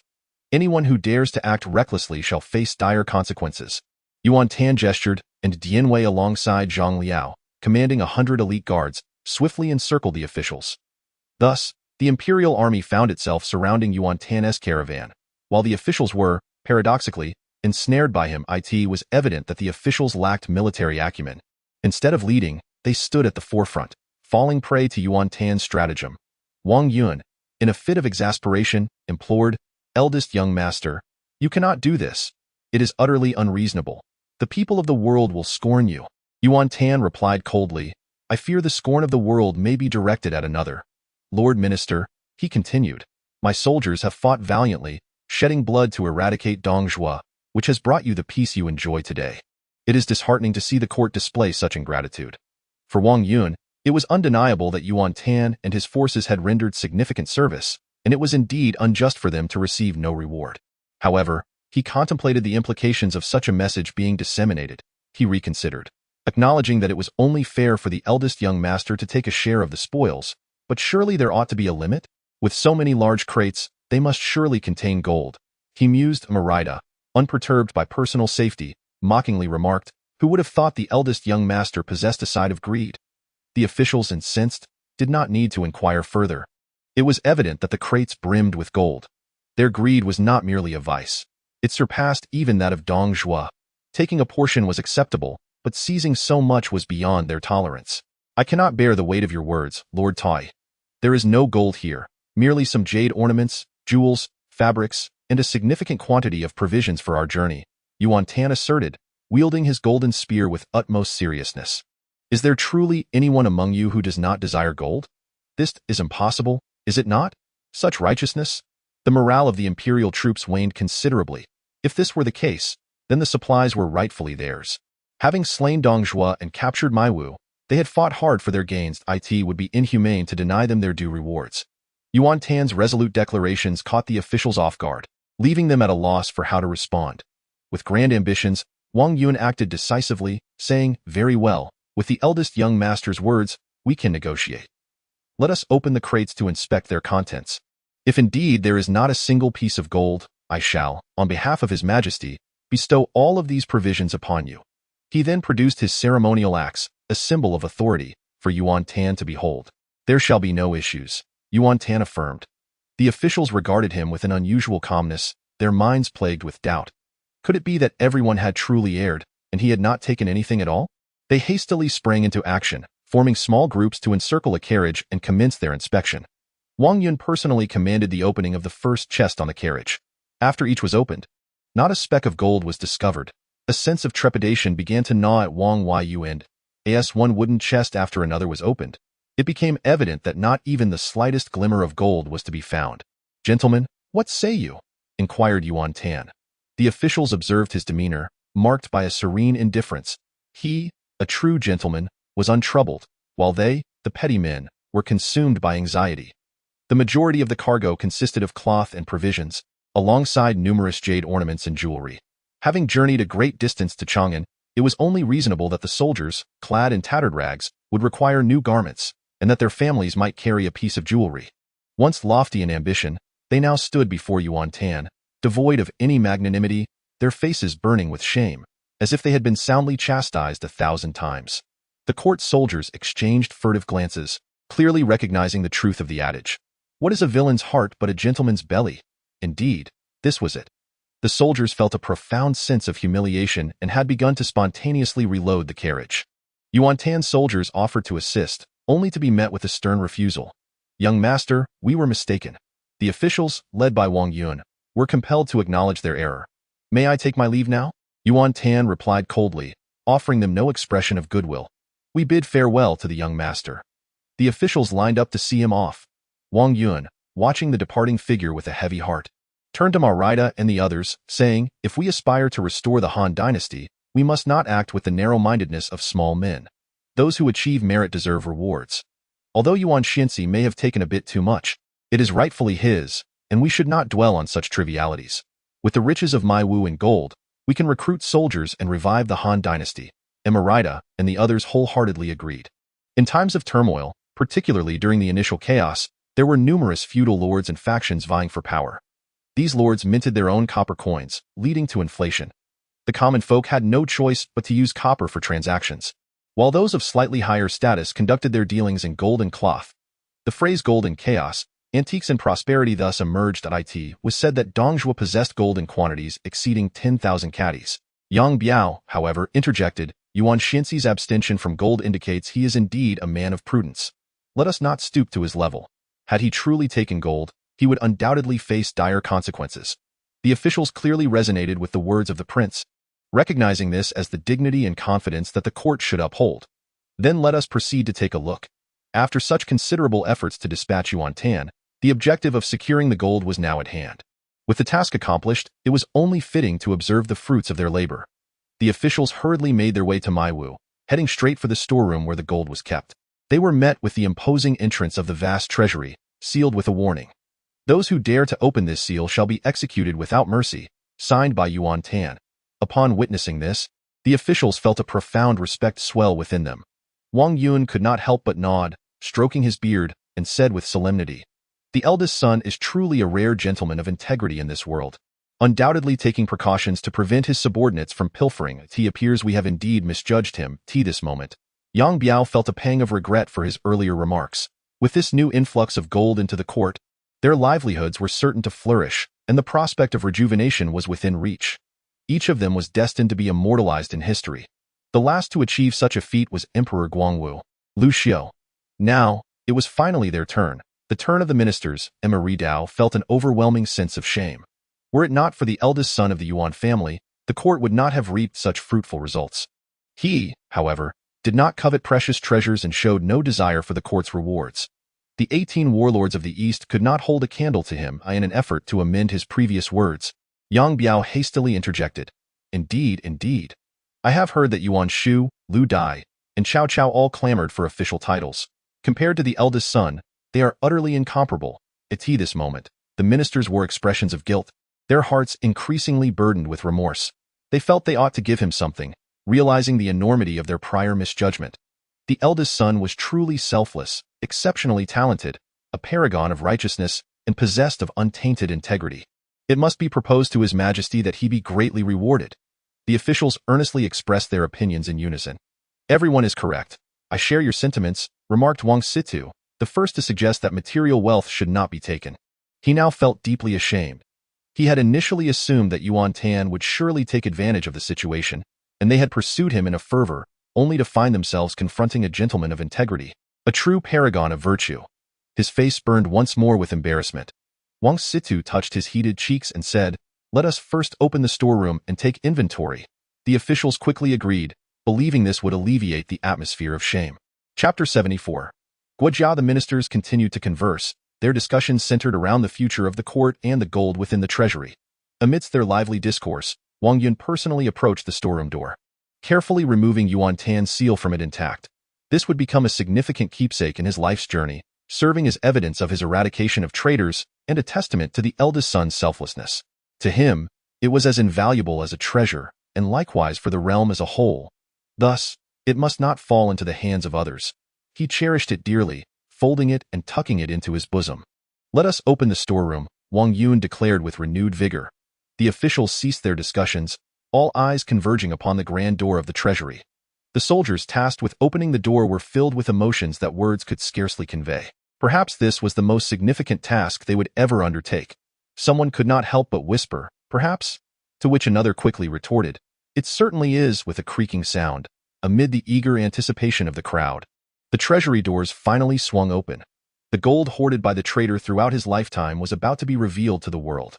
Wang Yun discerned that the officials were brimming with anticipation, yet none dared to take the initiative. A sense of pride welled within him as he strode confidently through the door first. Moments later, the officials noticed that Wang Situ had taken only a single step inside but remained stationary, his back quaking with trepidation. Immediately, A lower-ranking official, lingering at the rear, remarked, "Gentlemen, behold how profoundly excited Lord Situ is. Surely, within lies a veritable treasure trove. It appears that he is merely adjusting his mindset. Lacking Lord Situ's magnanimity, we must remain prepared and composed, lest we lose our composure when the moment arrives." This sentiment resonated with the majority of the officials. At this juncture, they represented not only themselves but also the dignity of the court. They could not afford to let it be known that they faltered in the face of wealth. Rather, they must project an image of integrity, viewing riches as mere refuse. "Wang Situ, why do you not venture further inside?" After a brief pause, the Grand Commandant Maid expressed his dissatisfaction. "You, Wang Situ, are one of the three dukes. What grand spectacles have you not witnessed? Even the traitor Dong Zhuo was slain. If there exists a mountain of gold within, have you not yet found your composure after such a lengthy interval? Whatever happened to your usual calm and collected demeanor?" On the other hand, he was equally eager to ascertain the extent of the gold that necessitated such a prolonged adjustment. Thus he urged Wang Yun. Yet, the crowd observed that Wang Situ remained motionless, his back trembling even more violently. Marida's discontent peaked. He approached, saying, "Lord Situ, please make way. Allow me to enter and discover the quantity of gold that has so unnerved you." "Indeed, indeed," the officials echoed in agreement. Wang Yun's merits were monumental, and others sought to seize the opportunity to undermine his stature. They silently resolved that irrespective of what they witnessed, they must maintain their composure. Presenting a demeanor that surpassed that of Lord Situ, Marida pushed past Wang Yun and entered.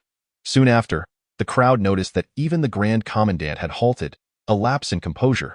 They felt that the opportunity to showcase their own elegance to the world had finally arrived. They could not let this chance slip away. They surged forward. The national uncle Dong Cheng was the first to dash ahead, and Wang Yun and Marida were instantly jostled aside. Peering inside, Dong Cheng's countenance shifted dramatically, empty, utterly devoid. His heart sank as he exclaimed, "Where is the gold, Lord Ma?" "How should I know?" replied Marida.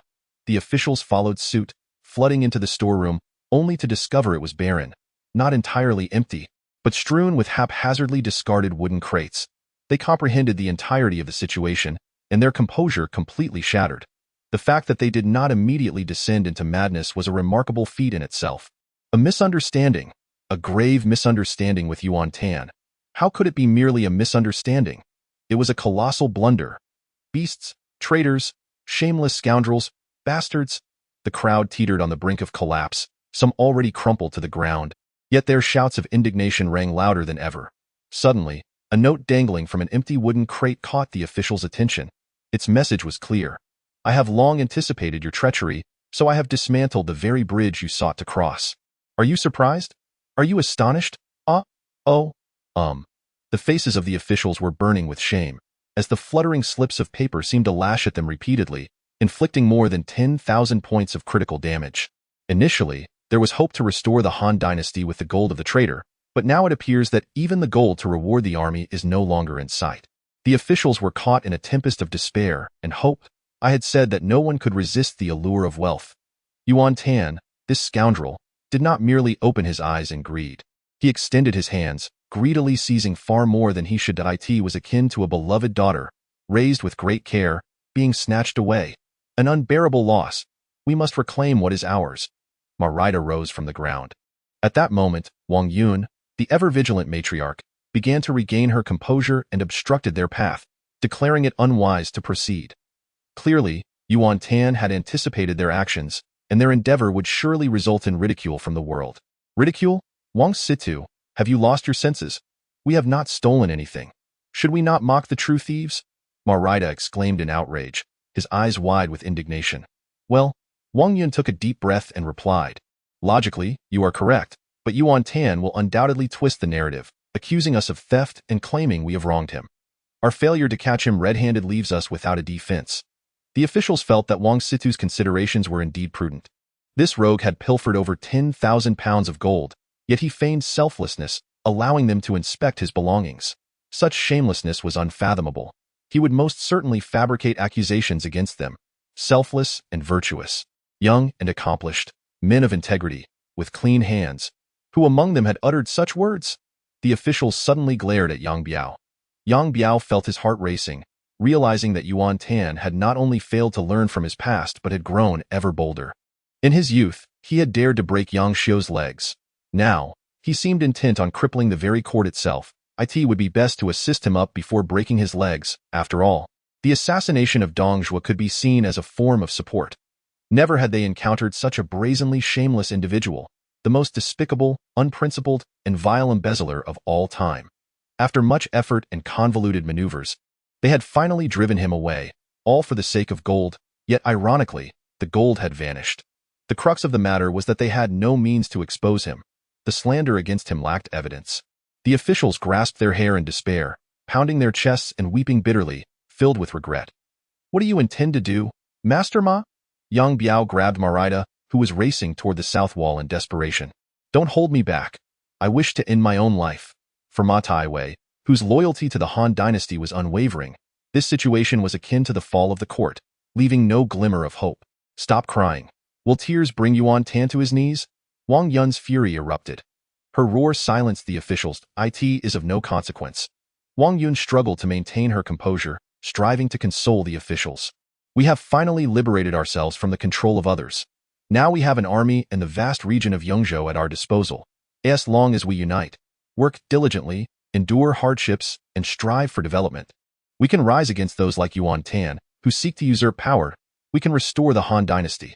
Upon hearing this, the officials began to regain their composure. Since Dong Zhuo's arrival in the capital, they had gradually grown accustomed to being mistreated. Yes, indeed. After 10 years of nurturing and 10 years of education, we will undoubtedly revive the Han dynasty. Marida raised his arm and shouted fervently, tears streaming down his face. The officials were acutely aware that restoring the former glory of the Han dynasty in one fell swoop was an unattainable dream. This level of self-awareness they possessed. However, they harbored a steadfast resolve to gradually develop, reclaiming the legitimate status of the Han dynasty, thereby attracting all those with ambition to rally around them. The longer the development persisted, the more advantageous it would be for the court. The most pressing concern now was to escape further control by others. After Wang Yun uttered these words, he quietly exited, suddenly sensing a faint crackling in his chest. As he shuddered, he had already retrieved the rustling note from his bosom. It was the seal of Yuan Tan. Wang Yun's face contorted with distress as he tore the paper to shreds, the fragments swirling through the air in a fit of rage. He drew his treasured sword from his waist and plunged into a thicket. Hacking fiercely, he exerted tremendous force, his expression twisted in fury, as if confronting the murderer of his own child. An affront more grievous than that of a father's killer, for the slaying of a child was akin to obliterating one's lineage. Weeds were severed and scattered in disarray. Wang Situ, are you all right? Marida inquired, trembling with fear. I'm fine. I am merely weeding, Wang Situ responded calmly. Thus, the officials began to clear the weeds. Under the incredulous gaze of the soldiers, a large patch of ground was swiftly cleared. It appeared that while the officials had grown accustomed to enduring mistreatment, this particular instance of abuse was unprecedented. Cloth is indeed precious, and gold even more so. Yet for the sake of freedom, one could easily forsake both. Simultaneously, in Nampi city of the Bohai Commandery, the stronghold of the Yuan family, Guotu, a supporter of Yuan Tan, found his loyalty plummeting to 85. Within his residence, he gazed at the youthful figure before him, a slender young man named Guojia, who hailed from the same lineage as his own. One could say they were distant brothers, sharing the same surname beyond the 9 clans. Guojia, courtesy named Fengshao, from Yingchuan, was a renowned strategist under Cao Cao during the late Eastern Han period. Originally a subordinate of Yuan Shao, he later defected to Cao Cao, contributing significantly to the unification of northern China. He passed away at the age of 38 during Cao Cao's campaign against the Wuan, posthumously honored as the Marquis of Integrity. Historical records commend him as a man of extraordinary talent and strategy. Cao Cao praised him for his exceptional insight, referring to him as his remarkable aide. Carrying his bundle, Guojia said, "Brother, I shall take my leave now." At that moment, snow began to fall. After a moment of contemplation, Guotu replied, "It would be prudent to wait a little longer. Look, it is already snowing. Traveling alone in winter can be perilous. It would be best to depart in spring. You may stay at my home in the meantime." Guojia pondered for a moment, and as the snow fell heavier, he conceded, "Very well, I shall remain for a while longer and depart in spring." "Thank you for your hospitality, brother." Guotu sighed, observing this capable distant relative. He sincerely hoped Guojia would stay, as having an additional ally nearby would be advantageous, and he also wished to see if he could sway Guojia's sentiments during this time. Chapter 75. Evaluation of Guojia. Half a month later, Chang'an was ablaze.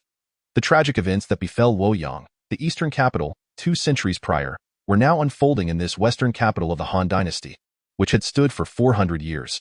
The 70,000 reinvigorated troops from Xiliang felt a profound shame for their previous hasty retreat. After all, they numbered 70,000. Why should they fear the court's 20,000 soldiers? Thus, after regrouping, they unleashed an unprecedented fervor, launching a fierce assault on Chang'an with a vengeful spirit. At this moment, the court's army was predominantly composed of household troops, who, lacking substantial combat experience, could not withstand the brutal elite forces of the Xiliang army. Li Ju and Guosi, observing the unfolding events from beneath the city walls, anticipated that the court would soon fall into their hands, fulfilling their grand ambitions. Just days ago, they had been in flight. As if in a different era, this was all thanks to one individual, Jia Su. Currently positioned behind the 2 commanders, Jia Su watched as Chang'an was on the brink of being besieged. The strategist breathed a sigh of relief. Finally emerging from the shadow of Yuan Tan and regaining his former confidence, he recalled the events of a few days prior, when Li Ju and Guosi heeded his counsel to consolidate their scattered forces in preparation for a counterattack on Chang'an. Seeking vengeance for Dong Zhuo. However, before the counteroffensive could commence, a power struggle erupted between the two. A faction of the Xiliang forces rallied around Li Ju as their new lord, while another faction supported Guosi. At that time, Jia Su advised caution, reminding them that the esteemed Grand Tutor's remains were yet to cool, and that Chang'an was fortified with 20,000 imperial troops, while Ma Teng's forces were poised for action. He urged them to prioritize the reclamation of Chang'an.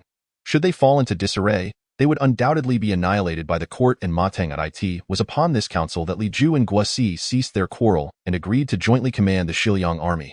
The city fell. A resounding cry invigorated the morale of the Xiliang troops. Li Ju and Guosi simultaneously declared, "Today's victory is entirely the merit of the strategist. I am unworthy of such praise." Jia Su replied, "At this juncture, Jia Su was already contemplating his departure from the Xiliang army. He understood that although they had achieved success, the ensuing rivalry between the 2 commanders would only intensify, rendering their hastily assembled alliance unsustainable and placing him in a perilous position. Nevertheless, he offered counsel. Both generals must treat the officials and His Majesty with kindness, for this is the path to longevity.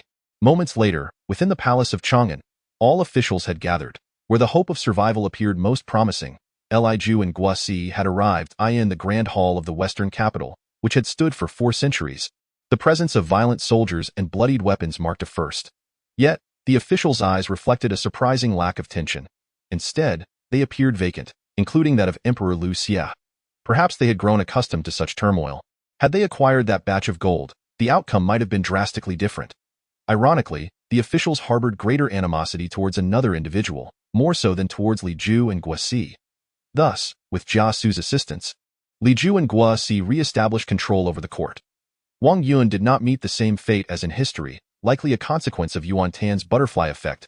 Li Ju proclaimed himself as the general of the cavalry, holding the imperial edict, while Guosi declared himself the general of the chariots, also holding the edict.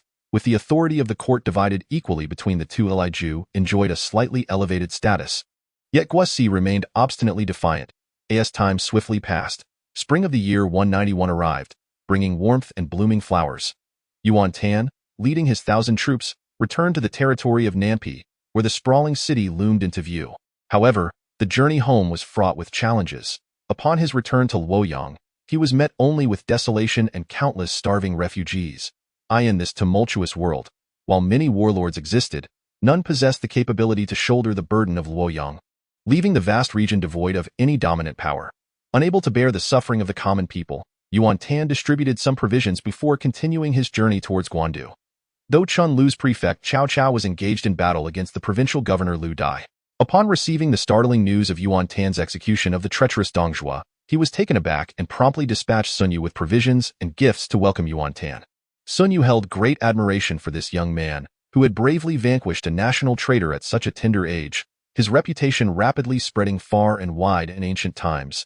News traveled slowly, particularly during the winter months. Yet, with an unwavering heart, Yuan Tan journeyed day and night, finally arriving at Nampian with the onset of spring. "Young master, you are alive!" exclaimed a spy lurking at the borders in astonishment. "Have my grandfather and uncle, as well as Cai Yan and his daughter, returned? They came back long before last winter," the spy hurriedly reported. "Inform my father that I have returned," Yuan Tan responded with remarkable composure. Aware that his journey was still long ahead, a young girl's visage appeared in his mind, prompting a smile of homecoming to grace his lips. The spy galloped furiously along the increasingly arid road, the sound of hooves echoing far and wide. The young master has returned. The young master has slain the traitor Dong Zhuo, he shouted with fervor. Even though he spurred his horse, there remained a considerable distance to the city. He wished he could soar directly into the heart of the city, imagining the entire place would tremble at his arrival, filled with pride and honor to spread the news of this monumental achievement. In the fields, the farmers engaged in spring plowing paused to straighten their backs and lift their heads, astonished by the commotion. Meanwhile, within the walls of Nampian, Guojia was bidding farewell to Guotu. Dear brother, do you truly intend to depart? I believe Yuan Gong stands among the lords. Guotu continued to urge Guojia to stay. However, after further observing Yuan Shao over the past months, Guojia's resolve to leave had only grown stronger, to the point of being irreversibly determined.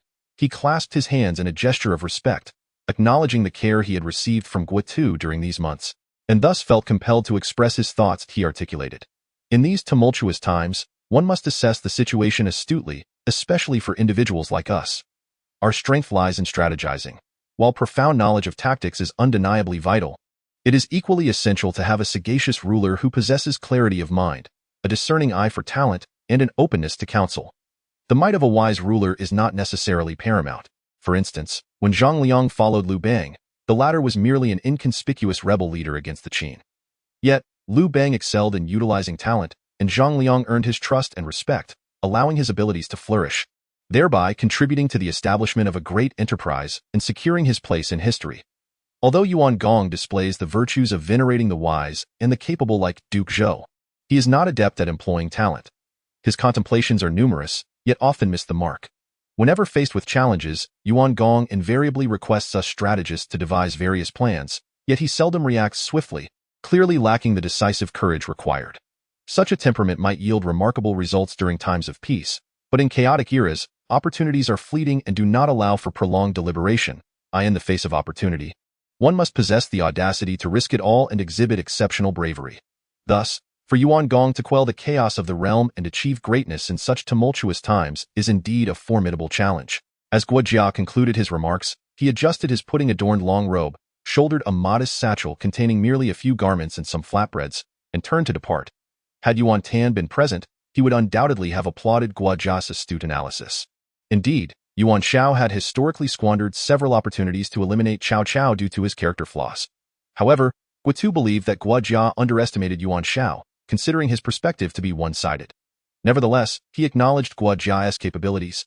Even in his youth, he had demonstrated remarkable foresight, successfully predicting both the Yellow Turban Rebellion and He Jin's downfall. After a momentary pause, he found merit in Guojia's words, prompting him to chase after him, saying, "Dear brother, do take care. And what of the eldest son? This grand enterprise requires a worthy successor." The eldest son. Guojia turned, a faint smile gracing his lips, a fleeting glimmer of disdain flickering in his eyes as he remarked, "Although the eldest son has never been particularly renowned, his benevolent actions last year reveal him to be a man of righteousness. Yet, since reaching adulthood, he has not undertaken any decisive ventures. During the recruitment of soldiers in Yi City, while he treated his men well and entrusted them with significant responsibilities, he has merely acted as Ming Chongjun at best. Brother, I advise you not to grow too close to the eldest son. With his capabilities, he stands no chance of defeating the third young master to inherit this legacy." With that, Guojia departed, moving with a composed and resolute demeanor. In the future, when the iron hooves tread upon the Yuan family's domain, the world shall awaken, including Guotu himself. Guotu remained momentarily stunned, his loyalty to Yuan Tan waning slightly. "Why, Lord Yuan requests your presence for a council." A steward approached cautiously, delivering the message. Chapter 76. Yuan Tan's death and the burning of paper offerings in the heart of Nampian City. Within the governor's residence, Yuan Shao was convening a meeting.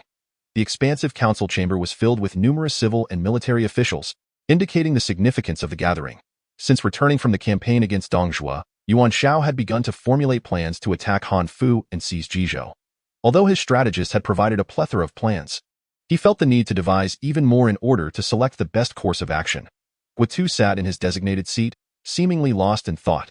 "Guotu," Yuan Shao called out, clearly dissatisfied with the strategist's performance that day. "Lord, The master is calling for you. Chun Lin interjected, noticing Guotu's absent-mindedness. Oh? What? Guotu responded, finally registering the situation. I see. He quickly rose to pay his respects, pleading for the master's forgiveness. Guotu, what occupies your mind? Yuan Shao inquired, his expression darkening. Well? Guotu's demeanor grew troubled, his loyalty to Yuan Tan slipping further.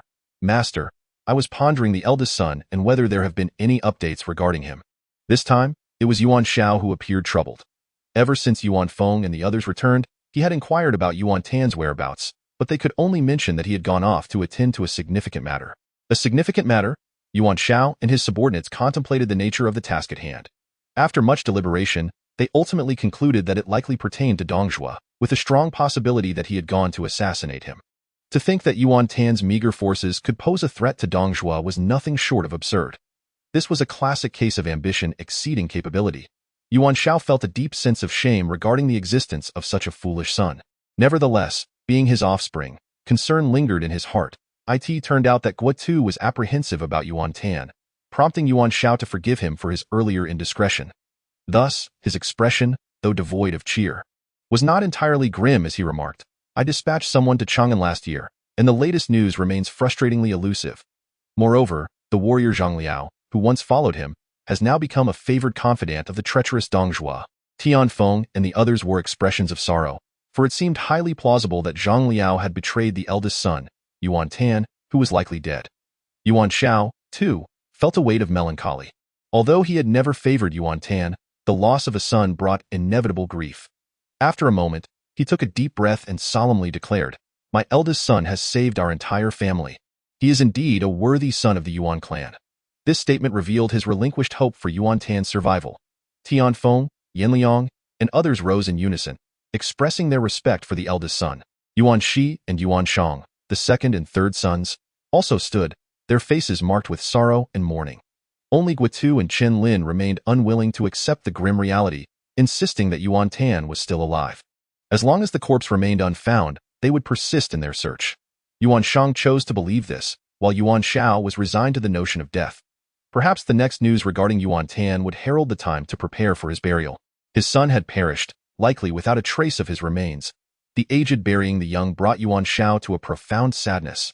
Memories of Yuan Tan's childhood antics flooded his mind, leaving him devoid of any inclination to deliberate matters. He pondered how news of today would lead to his father and uncle's incessant nagging. Let us disperse, Yuan Shao said. Rising in sorrow, he thought to himself, My son, what thoughts occupy your mind all day? Could you not simply live as a wealthy young master? Even if you were a wayward son, your father would ensure you a peaceful life. The strategist, clearly perceiving his anguish over the loss of his son, dared not speak loudly and quietly withdrew. A short while later, Yuan Shang called out to Yuan Shi outside, saying, Elder brother must have met with foul play. It surely was that Zhang Liao who sought glory through betrayal. Perhaps elder brother has fallen victim to his treachery, buried in the earth, leaving no one the wiser. While Zhang Liao ascends to become Dong Zhuo's trusted confidant, he continued, elder brother truly was reckless. With Dong Zhuo commanding over 100,000 troops and Elbu at his side, who could possibly harm him? I will avenge my elder brother, Yuan Shang declared coldly. Yuan Shi observed his younger brother and recognized the genuine fury within him. Despite the long-standing conflicts between the eldest and youngest brothers, they were bound by blood. Feeling the weight of sorrow, Yuan Shi solemnly replied, This vendetta shall be repaid in due time. Yuan Shang nodded. Yet life must continue. With the elder brother gone, the family would now depend on the second brother. Hearing this, Yuan Shi was struck with alarm, realizing that the tragic fate of the elder brother was a direct consequence of the schemes of the youngest. The elder brother's misfortunes had led to his downfall. He hastily urged, Third brother, my abilities pale in comparison to yours. You must diligently apply yourself, so as not to betray our father's expectations. Yuan Shang's sorrowful demeanor finally brightened, and he remarked, Elder brother speaks true. In the future, I shall require your support, as brothers. There is no need for further words. Yuan Shi let out a sigh of relief, determined not to meet the same fate as their elder brother. An idea struck him. He approached and said, The 3,000 elite troops of the Shunsu army are indeed rare. Why not recruit them under your banner, third brother?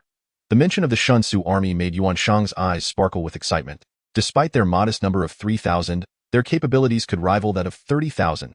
If he could secure their allegiance, his foundation would be even more unassailable. He finally felt reassured about this second brother.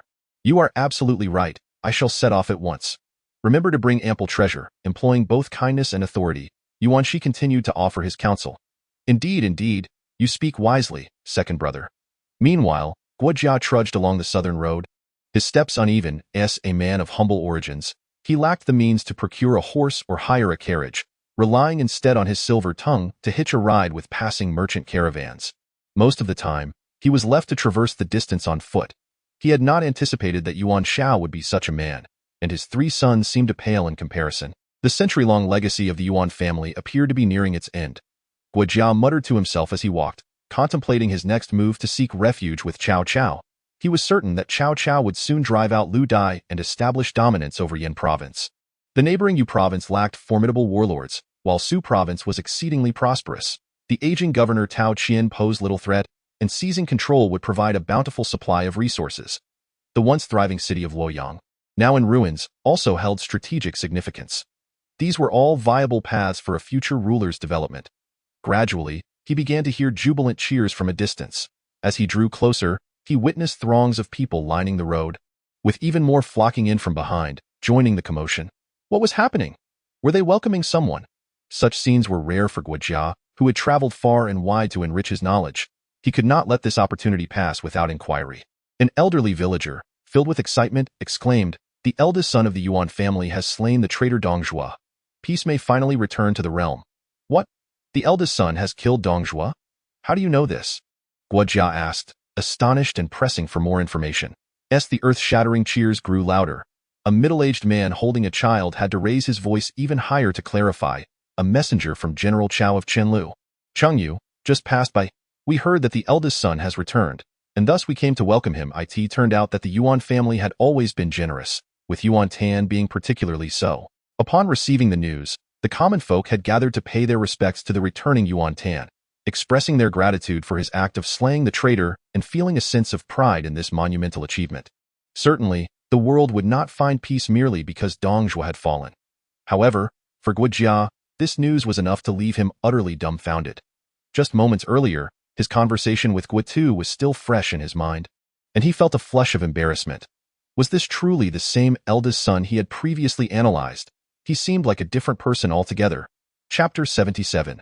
The news is astonishing. Yuan Tan arrived, leading his formidable retinue, striding triumphantly through the throngs of grateful citizens who lined the path in welcome.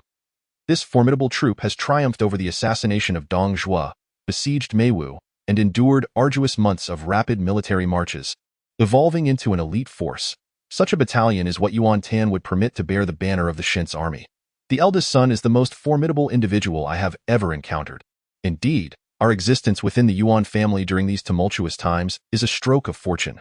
Moreover, the Yuan family has produced a hero of such caliber as the eldest son. Do you know? The matter of Zhang Wenyuan aligning himself with Dong Zhuo was, in fact, a cunning stratagem devised by the eldest son. United with Dian Wei, even Elbu could not withstand them, and the eldest son personally slew Dong Zhuo.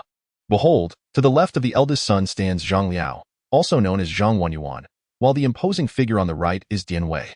The banner of the Shin's army billows across this land. Yuan Tan's flag has reclaimed its rightful place here. The common folk gather in droves, mounted upon his steed. Lonely, Yuan Tan, in the memories of the people, appears more majestic than ever. The Yuan family grows increasingly formidable, with none daring to infringe upon their domain, and their benevolence towards the local populace is undoubtedly a boon. Now, their hero returns, bearing unparalleled achievements. How could they not be filled with joy and exhilaration? The eldest son has arrived. Let us express our gratitude promptly, and you, outsider, do not merely stand idly by. Oh. Guojia is pulled aside, bowing by the roadside. A procession of Shin's army soldiers strides past him, their steps resolute and resonant, leaving him utterly astounded in the face of the people's warm welcome. Yuan Tan cannot remain unmoved.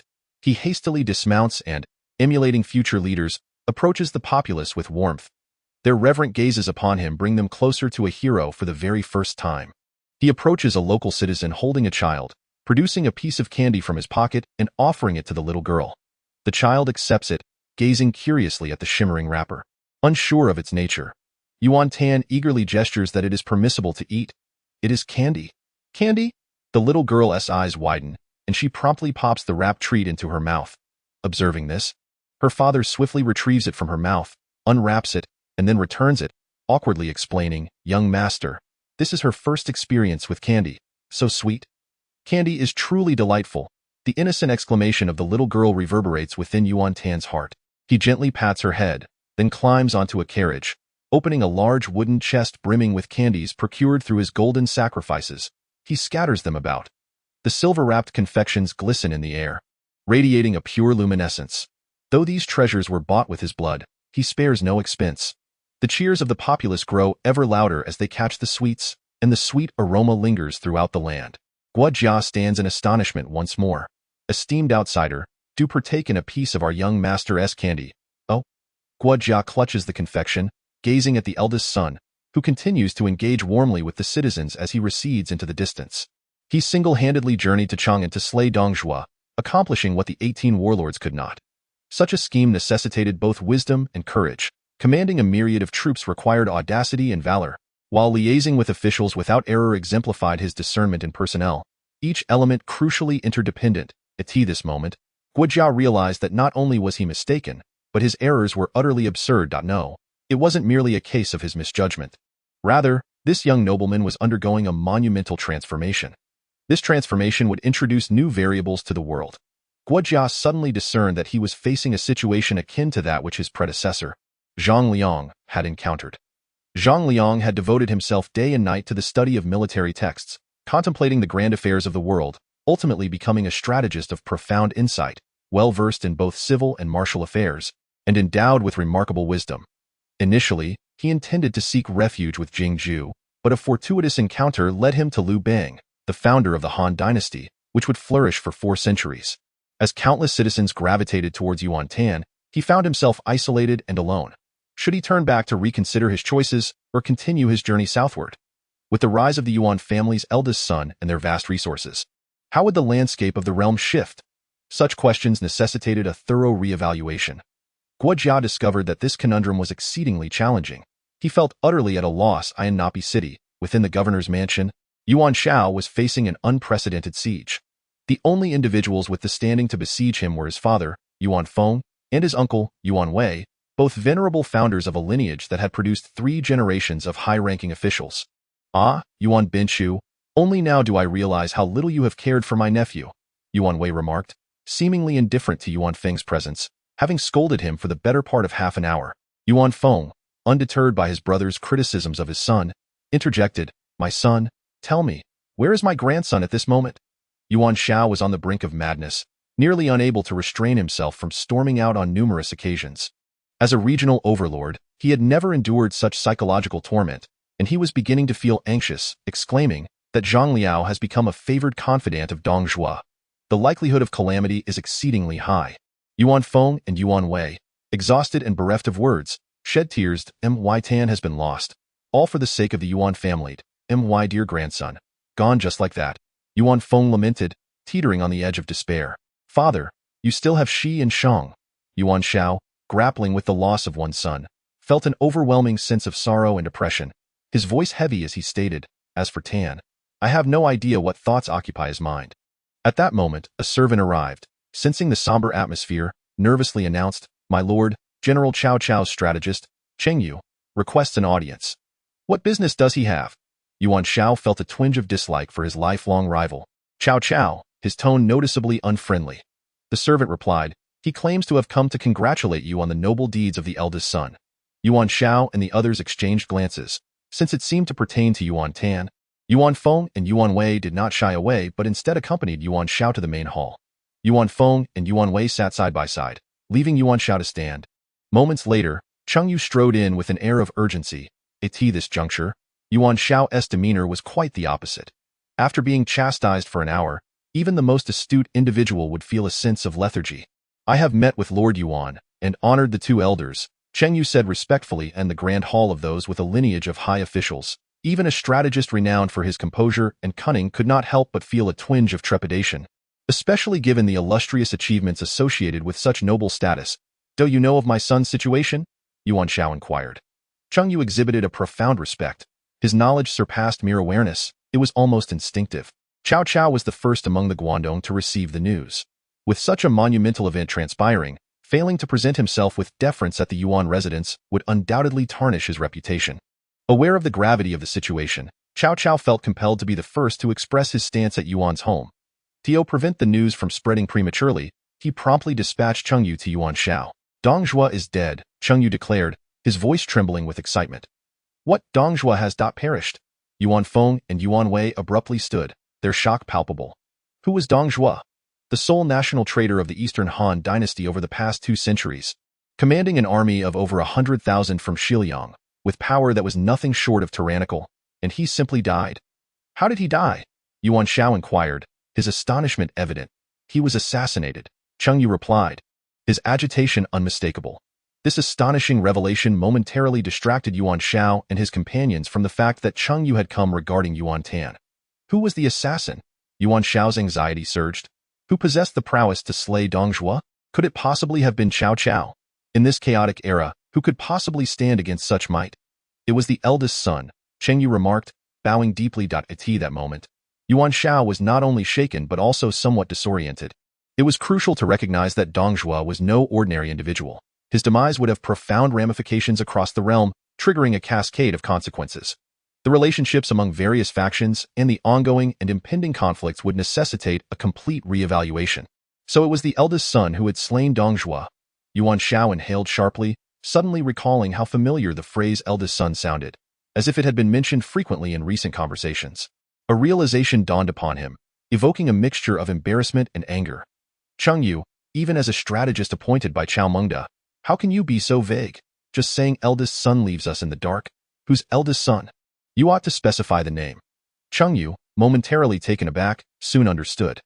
Given the gravity of the matter, it was only natural that one would not immediately associate it with their own family. Who would dare use a title in front of the Yuan family?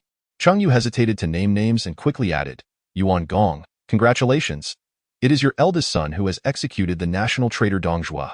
With a crash, the teacup in Yuan Feng's hands fell to the ground, leaving the 2 elderly gentlemen in a state of bewilderment.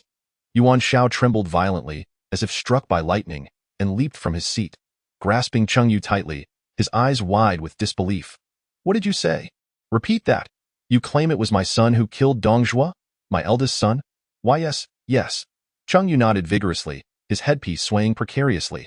Upon loosening his grip, Yuan Shao staggered back 3 paces, his heart racing as if it might leap from his throat. My grandnephew has slain the national traitor. My grandson is still alive. Each revelation resonated louder than the last. The news was overwhelmingly staggering, explaining their initial lack of reaction. As Yuan Shao and the others fully comprehended the situation, they found themselves utterly at a loss. Cheng Yu did not underestimate the gravity of the news for the 3 leaders of the Yuan clan. Such monumental tidings warranted a loss of composure. At this moment, Gao Gan, the nephew of the Yuan family, arrived and announced, My lord, messengers from Tao Qian, the governor of Shuzhou, from Kong Rong, the governor of Qingzhou, from Liu Bei, the prefect of Pingyuan, from Zhangyang, the governor of Bingzhou, and from Wangquang, the prefect of Henei, have all come. Gao Gan was equally stirred by the arrival of so many dignitaries, and he was now fully aware of the implications. The fact that all these lords had dispatched emissaries was indicative, and the meaning was clear. Yuan Feng and Yuan Wei exchanged glances, sensing the overwhelming prestige that had begun to roll toward the Yuan family, a prestige that transcended time. Who would dare look askance? The 2 elders turned their gaze to the dazed Yuan Shao, musing about how he was oblivious to what Tan was constantly pondering. Indeed, this fellow was undoubtedly unaware. The generational gap in kinship might explain the elders' sentiments. Yet, they refrained from articulating their thoughts directly, choosing instead to preserve Yuan Shao's dignity. My son has not perished and has accomplished such earth-shattering feats. Initially, Yuan Shao felt invigorated, but soon, a sense of oppression began to weigh heavily upon him. After all, as an ambitious warlord intent on dominating the realm, the limelight had been wholly usurped by his son, inevitably fostering a sense of rebellion within him. Furthermore, it was his son, whom he had always deemed foolish. It is worth noting that Yuan Shao had previously been the leader of the 18 lords, yet despite this, he had failed to vanquish Dong Zhuo, while now his foolish son had managed to achieve this single-handedly. This ignited a burning embarrassment within the leader, leaving him with a feeling of shame before the elders of Jiangdong. Conversely, Cheng Yu let out a sigh of relief, realizing that the arduous journey had been worthwhile. The eldest young master has returned with the army. This was yet another exhilarating piece of news. Quickly, what are you all standing there for? Prepare to welcome my family's esteemed eldest grandson home in triumph. At this moment, Yuan Feng showed no regard for Yuan Shao's feelings, as if he had reverted to the commanding figure he had been many years ago. When the patriarch speaks, who dares to disobey? Gao Gan and the others promptly set to work, and soon the entire residence was abuzz with activity. Hurry and inform the entire clan. Everyone must don appropriate ceremonial attire. Ben Chu, you too must change your clothing. Yuan Wei remained equally occupied. After issuing these commands, the two elders departed, but not before bellowing at the servants. What are you all dawdling for? You must change as well. Instantly, everyone dispersed. Yuan Shao surveyed the now desolate hall and felt somewhat superfluous. Outside Napi City, Yuan Tan was approaching the city gates. He was unaware that he had just brushed past Guojia, the foremost strategist of the Central Plains, as there were indeed too many people around. Yuan Tan chose not to enter the city, but instead headed to the encampment of the Shin's army outside the city. On one hand, he longed to reunite with his former comrades. On the other, he aimed to make prior arrangements for Zhang Liao and others to prevent his father from seizing them. Meanwhile, events were unfolding within the Shin's army's encampment. Yuan Shang had arrived with 300 guards, thus missing the news of Yuan Tan's return. Accompanying him were Shun Pei, Feng Ji, Su Yu, El Kuang, El Xiang, Ma Yan, and Zhang Yida. He sought to recruit the Shin's army for his own purposes, especially by bringing all these talented individuals along to bolster his position. As Yuan Shang entered the encampment, the Shin's army had already assembled. 3,000 valiant soldiers stood ready, their eyes fixated on Yuan Shang, uncertain as to why the third son of the Yuan family had suddenly appeared here. With Wang Zhao, Peng En, and Sun Bai by his side, Yuan Shang ascended the command platform. Upon witnessing the formidable display of military might below, he felt an even greater urgency to appropriate it for his own purposes. Uncertain of the reason behind the third young master's arrival, Wang Zhao cautiously inquired. The prolonged silence regarding Yuan Tan had left Wang Zhao and his companions feeling a profound lack of confidence in the presence of the favored third young master of the Yuan family, as the entire Shansu army found itself in a state of disarray without a leader. Yuan Shang's expression turned solemn as he addressed the assembled warriors, stating, "Today, I have come to convey news from my elder brother." A wave of unrest swept through the Shansu army. Wang Zhao promptly asked, "What is the current status of the elder master?" As Yuan Shang's countenance darkened with sorrow, a foreboding sense enveloped the ranks of the Shansu army. "Wang Kai, to be candid with you, my elder brother, he has passed away."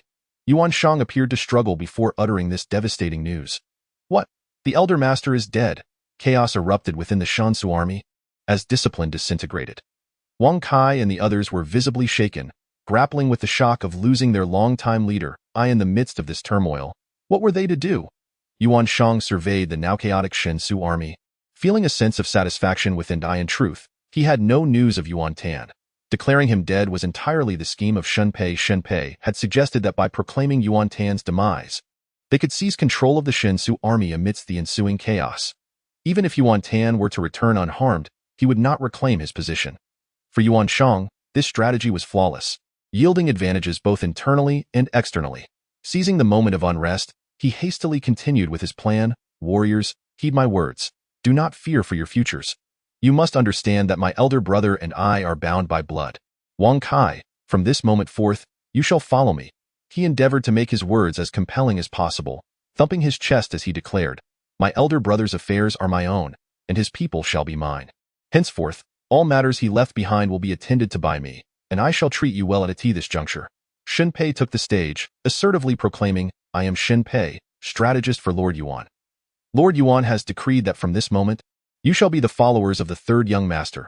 Do not delay in paying your respects." In truth, Yuan Shao had yet to contemplate why Shin Pei acted in his name.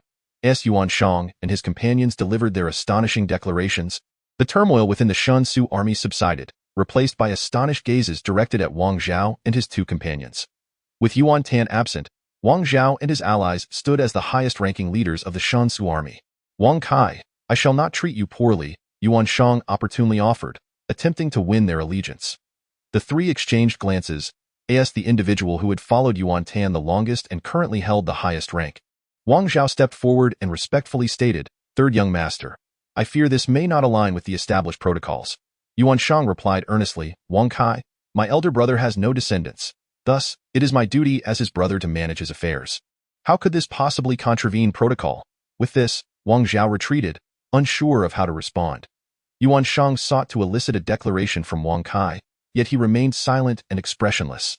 This Wang, my elder brother, can offer you more than I can. Is it truly so difficult to change masters? The soldiers of the Shin's army will not immediately surrender. This is something Yuan Shang has also considered.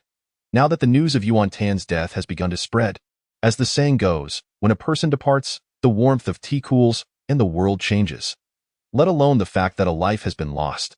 The Shin's army has become a leaderless force, yet he remains quite confident in his ability to recruit them. At Yuan Shang's command, his entourage swiftly brought forth 5 large wooden chests. He descended from the platform and personally opened each chest, revealing an abundance of wealth within. The astonished gazes of the Shin's soldiers reflected their disbelief. It was their first encounter with such a vast sum of money.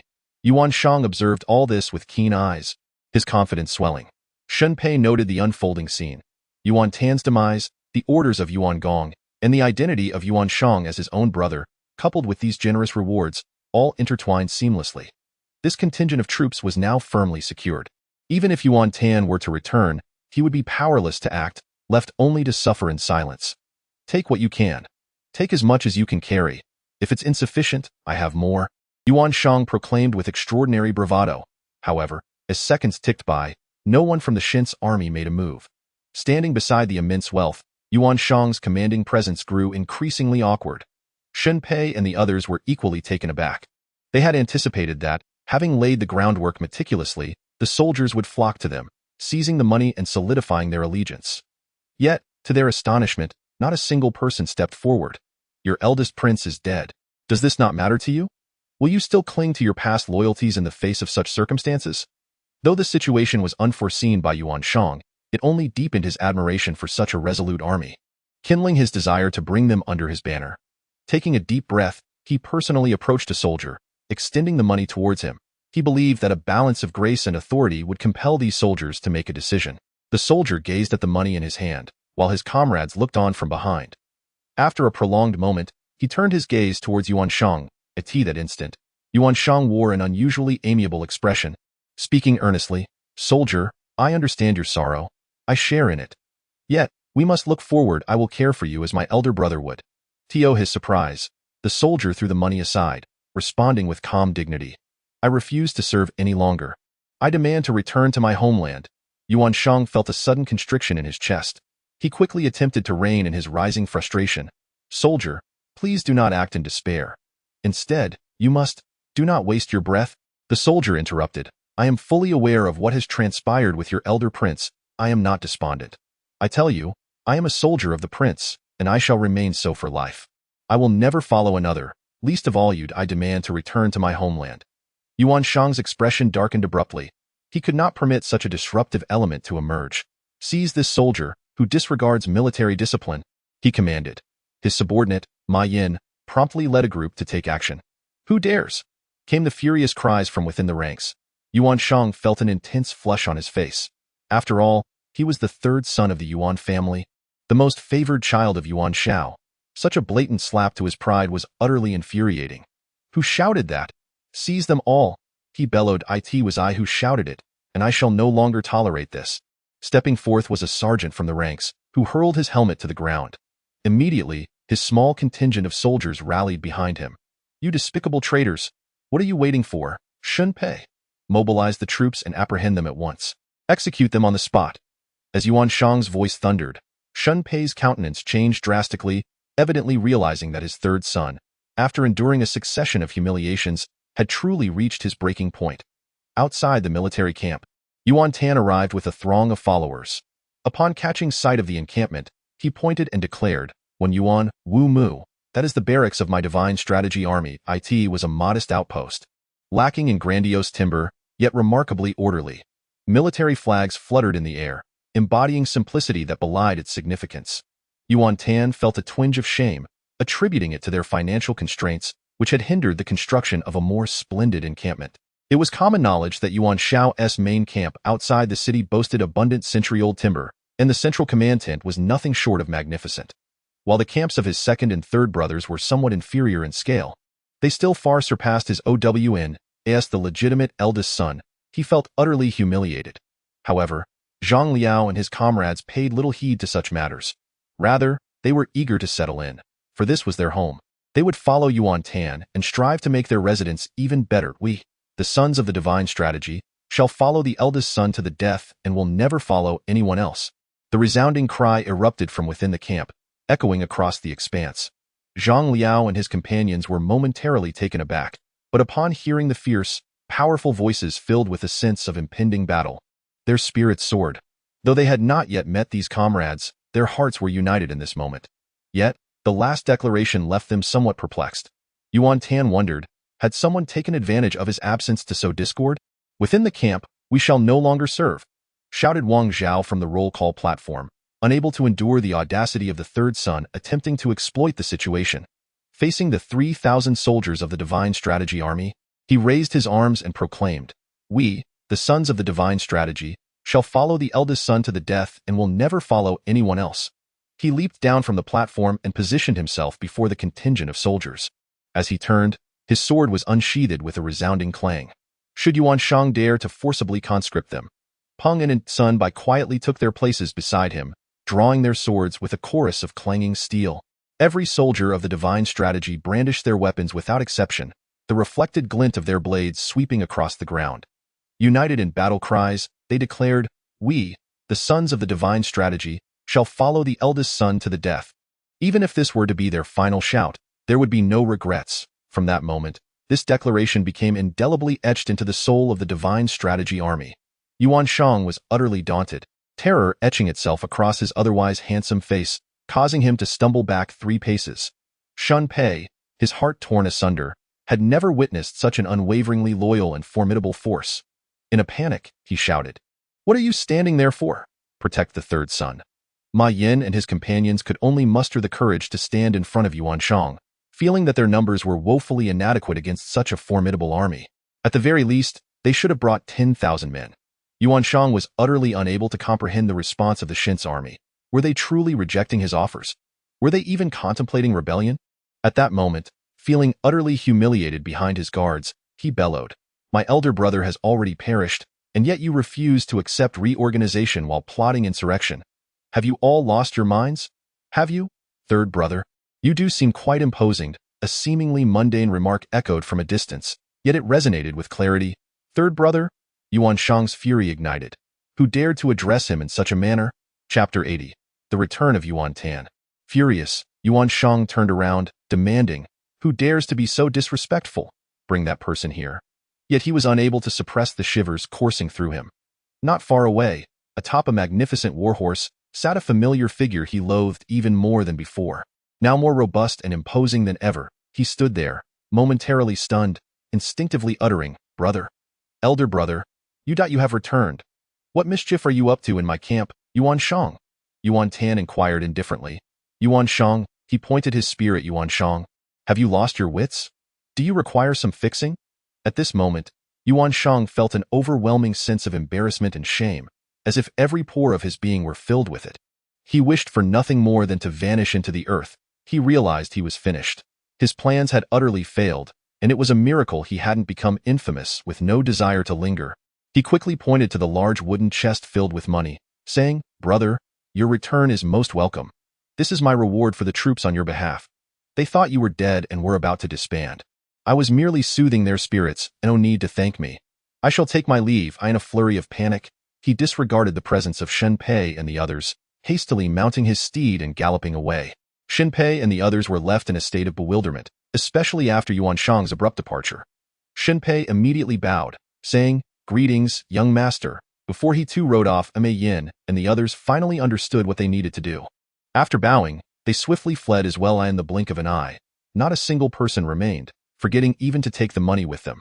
After a brief moment, Yuan Shang raced along the road back to the city, pondering, "My elder brother is truly alive. How can that be? After all, Zhang Liao, who accompanied him, is a trusted general of Dong Zhuo. It makes no sense." He was still unable to fathom it. Suddenly, a thunderous cheer erupted from the barracks behind him, indicating that the soldiers of the Shin's army were enthusiastically welcoming Yuan Tan's return. At that moment, Yuan Shang felt like a complete fool. Not only had he failed to rally the troops, which was humiliating enough, But he had also squandered 50,000 cash to bolster his forces. Wasn't that a foolish act? The entire plan had seemed promising. The only miscalculation was underestimating the loyalty of the Shin's army. Upon hearing the news of Yuan Tan's demise, others would surely shift their allegiance. Yet the Shin's army had requested to disband right there. Truly unexpected. Third young master, wait for us, Shin Pei called out, racing to catch up. Yuan Shang halted his horse, and upon seeing the gathering, he stated, Yuan Tan is indeed alive. On the roadside, an elderly farmer passing by overheard the conversation and immediately expressed his discontent, saying, Young sir, how can you be so impolite? Is the name of the eldest young master something you can speak of so casually? Not only is the eldest young master unscathed, he has returned after slaying Dong Zhuo. My elder brother killed Dong Zhuo? Yuan Shang was taken aback. When did this happen? He asked, his expression changing. The old farmer, momentarily stunned, hastily bowed and replied, Ah, so you are the third young master. This news has just come through and has already caused a stir throughout the city. Yuan Shang's face reflected sheer disbelief. He had been more astonished today than in all his life combined. Suddenly, he began to clutch his hair frantically before collapsing in turmoil. The Shansu army camp. The return of Yuan Tan ignited immense excitement among the troops. Eldest young master, we have no intention of disbanding. Wang Zhao spoke on behalf of the soldiers. Yuan Tan waved his hand. Enough, I have seen and heard everything. My heart is warmed and I am fully aware. The soldiers of Shunsu gazed at him with admiration, their hearts brimming with respect and warmth. Yuan Tan instructed them to unveil the supplies he had brought back. An array of jewels and precious artifacts. A display of grandeur that far surpassed Yuan Shang's mere crates of 5 Zhu copper coins. The entire army was taken aback. They realized the immense value of what the eldest young master had acquired, which seemed to rival that of an entire nation. It was impossible not to feel envious. Wang Kai, immediately compile a list and distribute these rewards to all the soldiers, as Yuan Tan spoke. The soldiers were stunned to discover that this treasure, which could rival a nation's wealth, was a gift meant for them, leaving them utterly shocked. Zhang Liao and the others were equally astonished, realizing that the treasures Yuan Tan had painstakingly transported were not for his personal indulgence. For a moment, the camp fell into a profound silence. Yuan Tan declared, As for the funds belonging to my third brother, let them be counted as well. The entire camp erupted in excitement. Shortly thereafter, within the central military tent, Yuan Tan appointed Zhang Liao as the grand commander of the Shunsu army, responsible for all daily affairs. Zhang Liao had not anticipated receiving such a significant role. He had just witnessed the fervent spirit of this remarkable army. It was the most united and combat-ready force he had ever seen, and he felt immensely satisfied to be part of it. Now, the opportunity to lead this army had unexpectedly arisen. Having faced numerous hardships over the past decade, Zhang Liao now felt that all his past struggles paled in comparison to this moment of meeting the eldest young master. His heart was filled with gratitude for being recognized, and he stepped forward, declaring, I would gladly serve the eldest young master until death, and will ensure that the reputation of the Shunsu army is known throughout these vast lands. After enduring trials that had painstakingly forged his loyalty, Zhang Liao's fidelity had finally reached a level of 100. It seemed that for a principled warrior like him, achieving such loyalty meant that even if Yuan Tan commanded him to take his own life, he would not hesitate. Of course, Yuan Tan would never issue such a frivolous command. However, the hostile gazes of Wang Zhao and his companions were fixed upon Zhang Liao, as they pondered in their hearts why the eldest son would appoint a newcomer as the general commander. Yuan Tan observed everything keenly. Although Zhang Liao had gained some renown for slaying traitors, it was evident that Wang Zhao and the others were not convinced. Nevertheless, he refrained from commenting further, trusting in Zhang Liao's capabilities to manage the situation adeptly. Moments later, under Yuan Tan's guidance, Dian Wei brought in 2 large wooden chests. He approached personally to open them, revealing a trove of daily necessities. He chuckled, saying, This chest is a special reward for you, while the other is designated for officers and soldiers of notable merit. Use these sparingly, for they are hard-earned. He then added, I must enter the city now. Otherwise, my father and the others will be anxious. Thus, he entrusted the matter here to Zhang Liao and proceeded into the city with Dian Wei and his personal guards. After Yuan Tan's departure, Zhang Liao gazed at the colorful bottles and jars within the chests, utterly perplexed by the assortment of goods. Wang Zhao and the others, still unfamiliar with Zhang Liao, held back their laughter. Peng Yin, unable to contain his excitement, eagerly pulled out several items, exclaiming, Commander, look, this is soap, this is shampoo, and this is facial oil. Each one is worth a fortune. If it weren't for this significant occasion, Such rewards would be unattainable, valuable beyond measure. Zhang Liao mused, admiring the exquisite packaging, which he had never encountered before. But it was clear that Wang Zhao and the others placed greater importance on the soft, white contents. Chapter 81. Guojia seeks an audience commander. This portion is yours. Wang Zhao soon allocated the largest share to Zhang Liao. Being new to the Shin's army, Zhang Liao discerned their dissatisfaction with his presence. If these are merely bathing supplies, then I insist that you divide my portion among yourselves, along with my share of money and goods. Wang Zhao and the others were overjoyed, immediately agreeing to share. They felt a newfound respect for Zhang Liao's generosity in distributing his rewards to his subordinates. Now, let us discuss matters concerning our Shin's army. Zhang Liao, as the newly appointed commander, hoped to commence his duties promptly. Commander, may we take a moment to return and freshen up before receiving your guidance? Wang Zhao requested. Well, that very well. Since it is a reward from the eldest son, I have no reason to refuse your wish to use them immediately, Zhang Liao replied with composure. A quarter of an hour later, General Wang, General Peng, Wang Zhao and the others returned in succession, greeting one another with the exuberance of a festive occasion. Zhang Liao noticed that each of them appeared immaculate, their faces radiant, their hair lustrous and sleek, and infused with a delightful fragrance. Their overall demeanor had elevated significantly, transformed entirely. Looking at himself, Zhang Liao observed his rough skin, graying, split ends, and dandruff. Though they all hailed from military backgrounds, who among them did not desire to appear handsome? It has been a long time since I felt this clean and refreshed, Wang Zhao remarked, stroking his smooth temples with satisfaction. Indeed, Commander generously shared his portion with us, allowing us to enjoy these luxuries for even more days. We are truly grateful, Peng expressed. Thank you, Commander, they all chorused. Wang Zhao and his companions paid their respects, and it was evident that their gratitude was genuine and heartfelt. Zhang Liao it was only then that he realized the true worth of the additional rewards bestowed by Yuan Tan, which were indeed priceless. He bore no regret over the gold and jewels he had distributed, but rather lamented the missed opportunities concerning these significant tokens in the Cai manor of Nampian, which belonged to Cai Yan. It seemed that a literary giant such as he would always be in high demand wherever he went. The affluent and powerful eagerly desired his presence to enhance their own prestige. Since his arrival in Nampian, Yuan Shao had been generous with salaries, providing accommodations, sending servants, and even allocating official land for his use, ensuring a life of comfort. My daughter, he mused, the young man from the Cui family of Qinghe is truly remarkable. He is youthful, handsome, and in robust health. Asa father, I am aware of the unfortunate events surrounding the Wei family. At this point, Cai Yan felt a profound sense of guilt towards his daughter. She was renowned across the land for her unmatched beauty and intellect, being hailed as the foremost female literary figure of her time. Yet, she found herself betrothed to a feeble and ineffectual fiancé.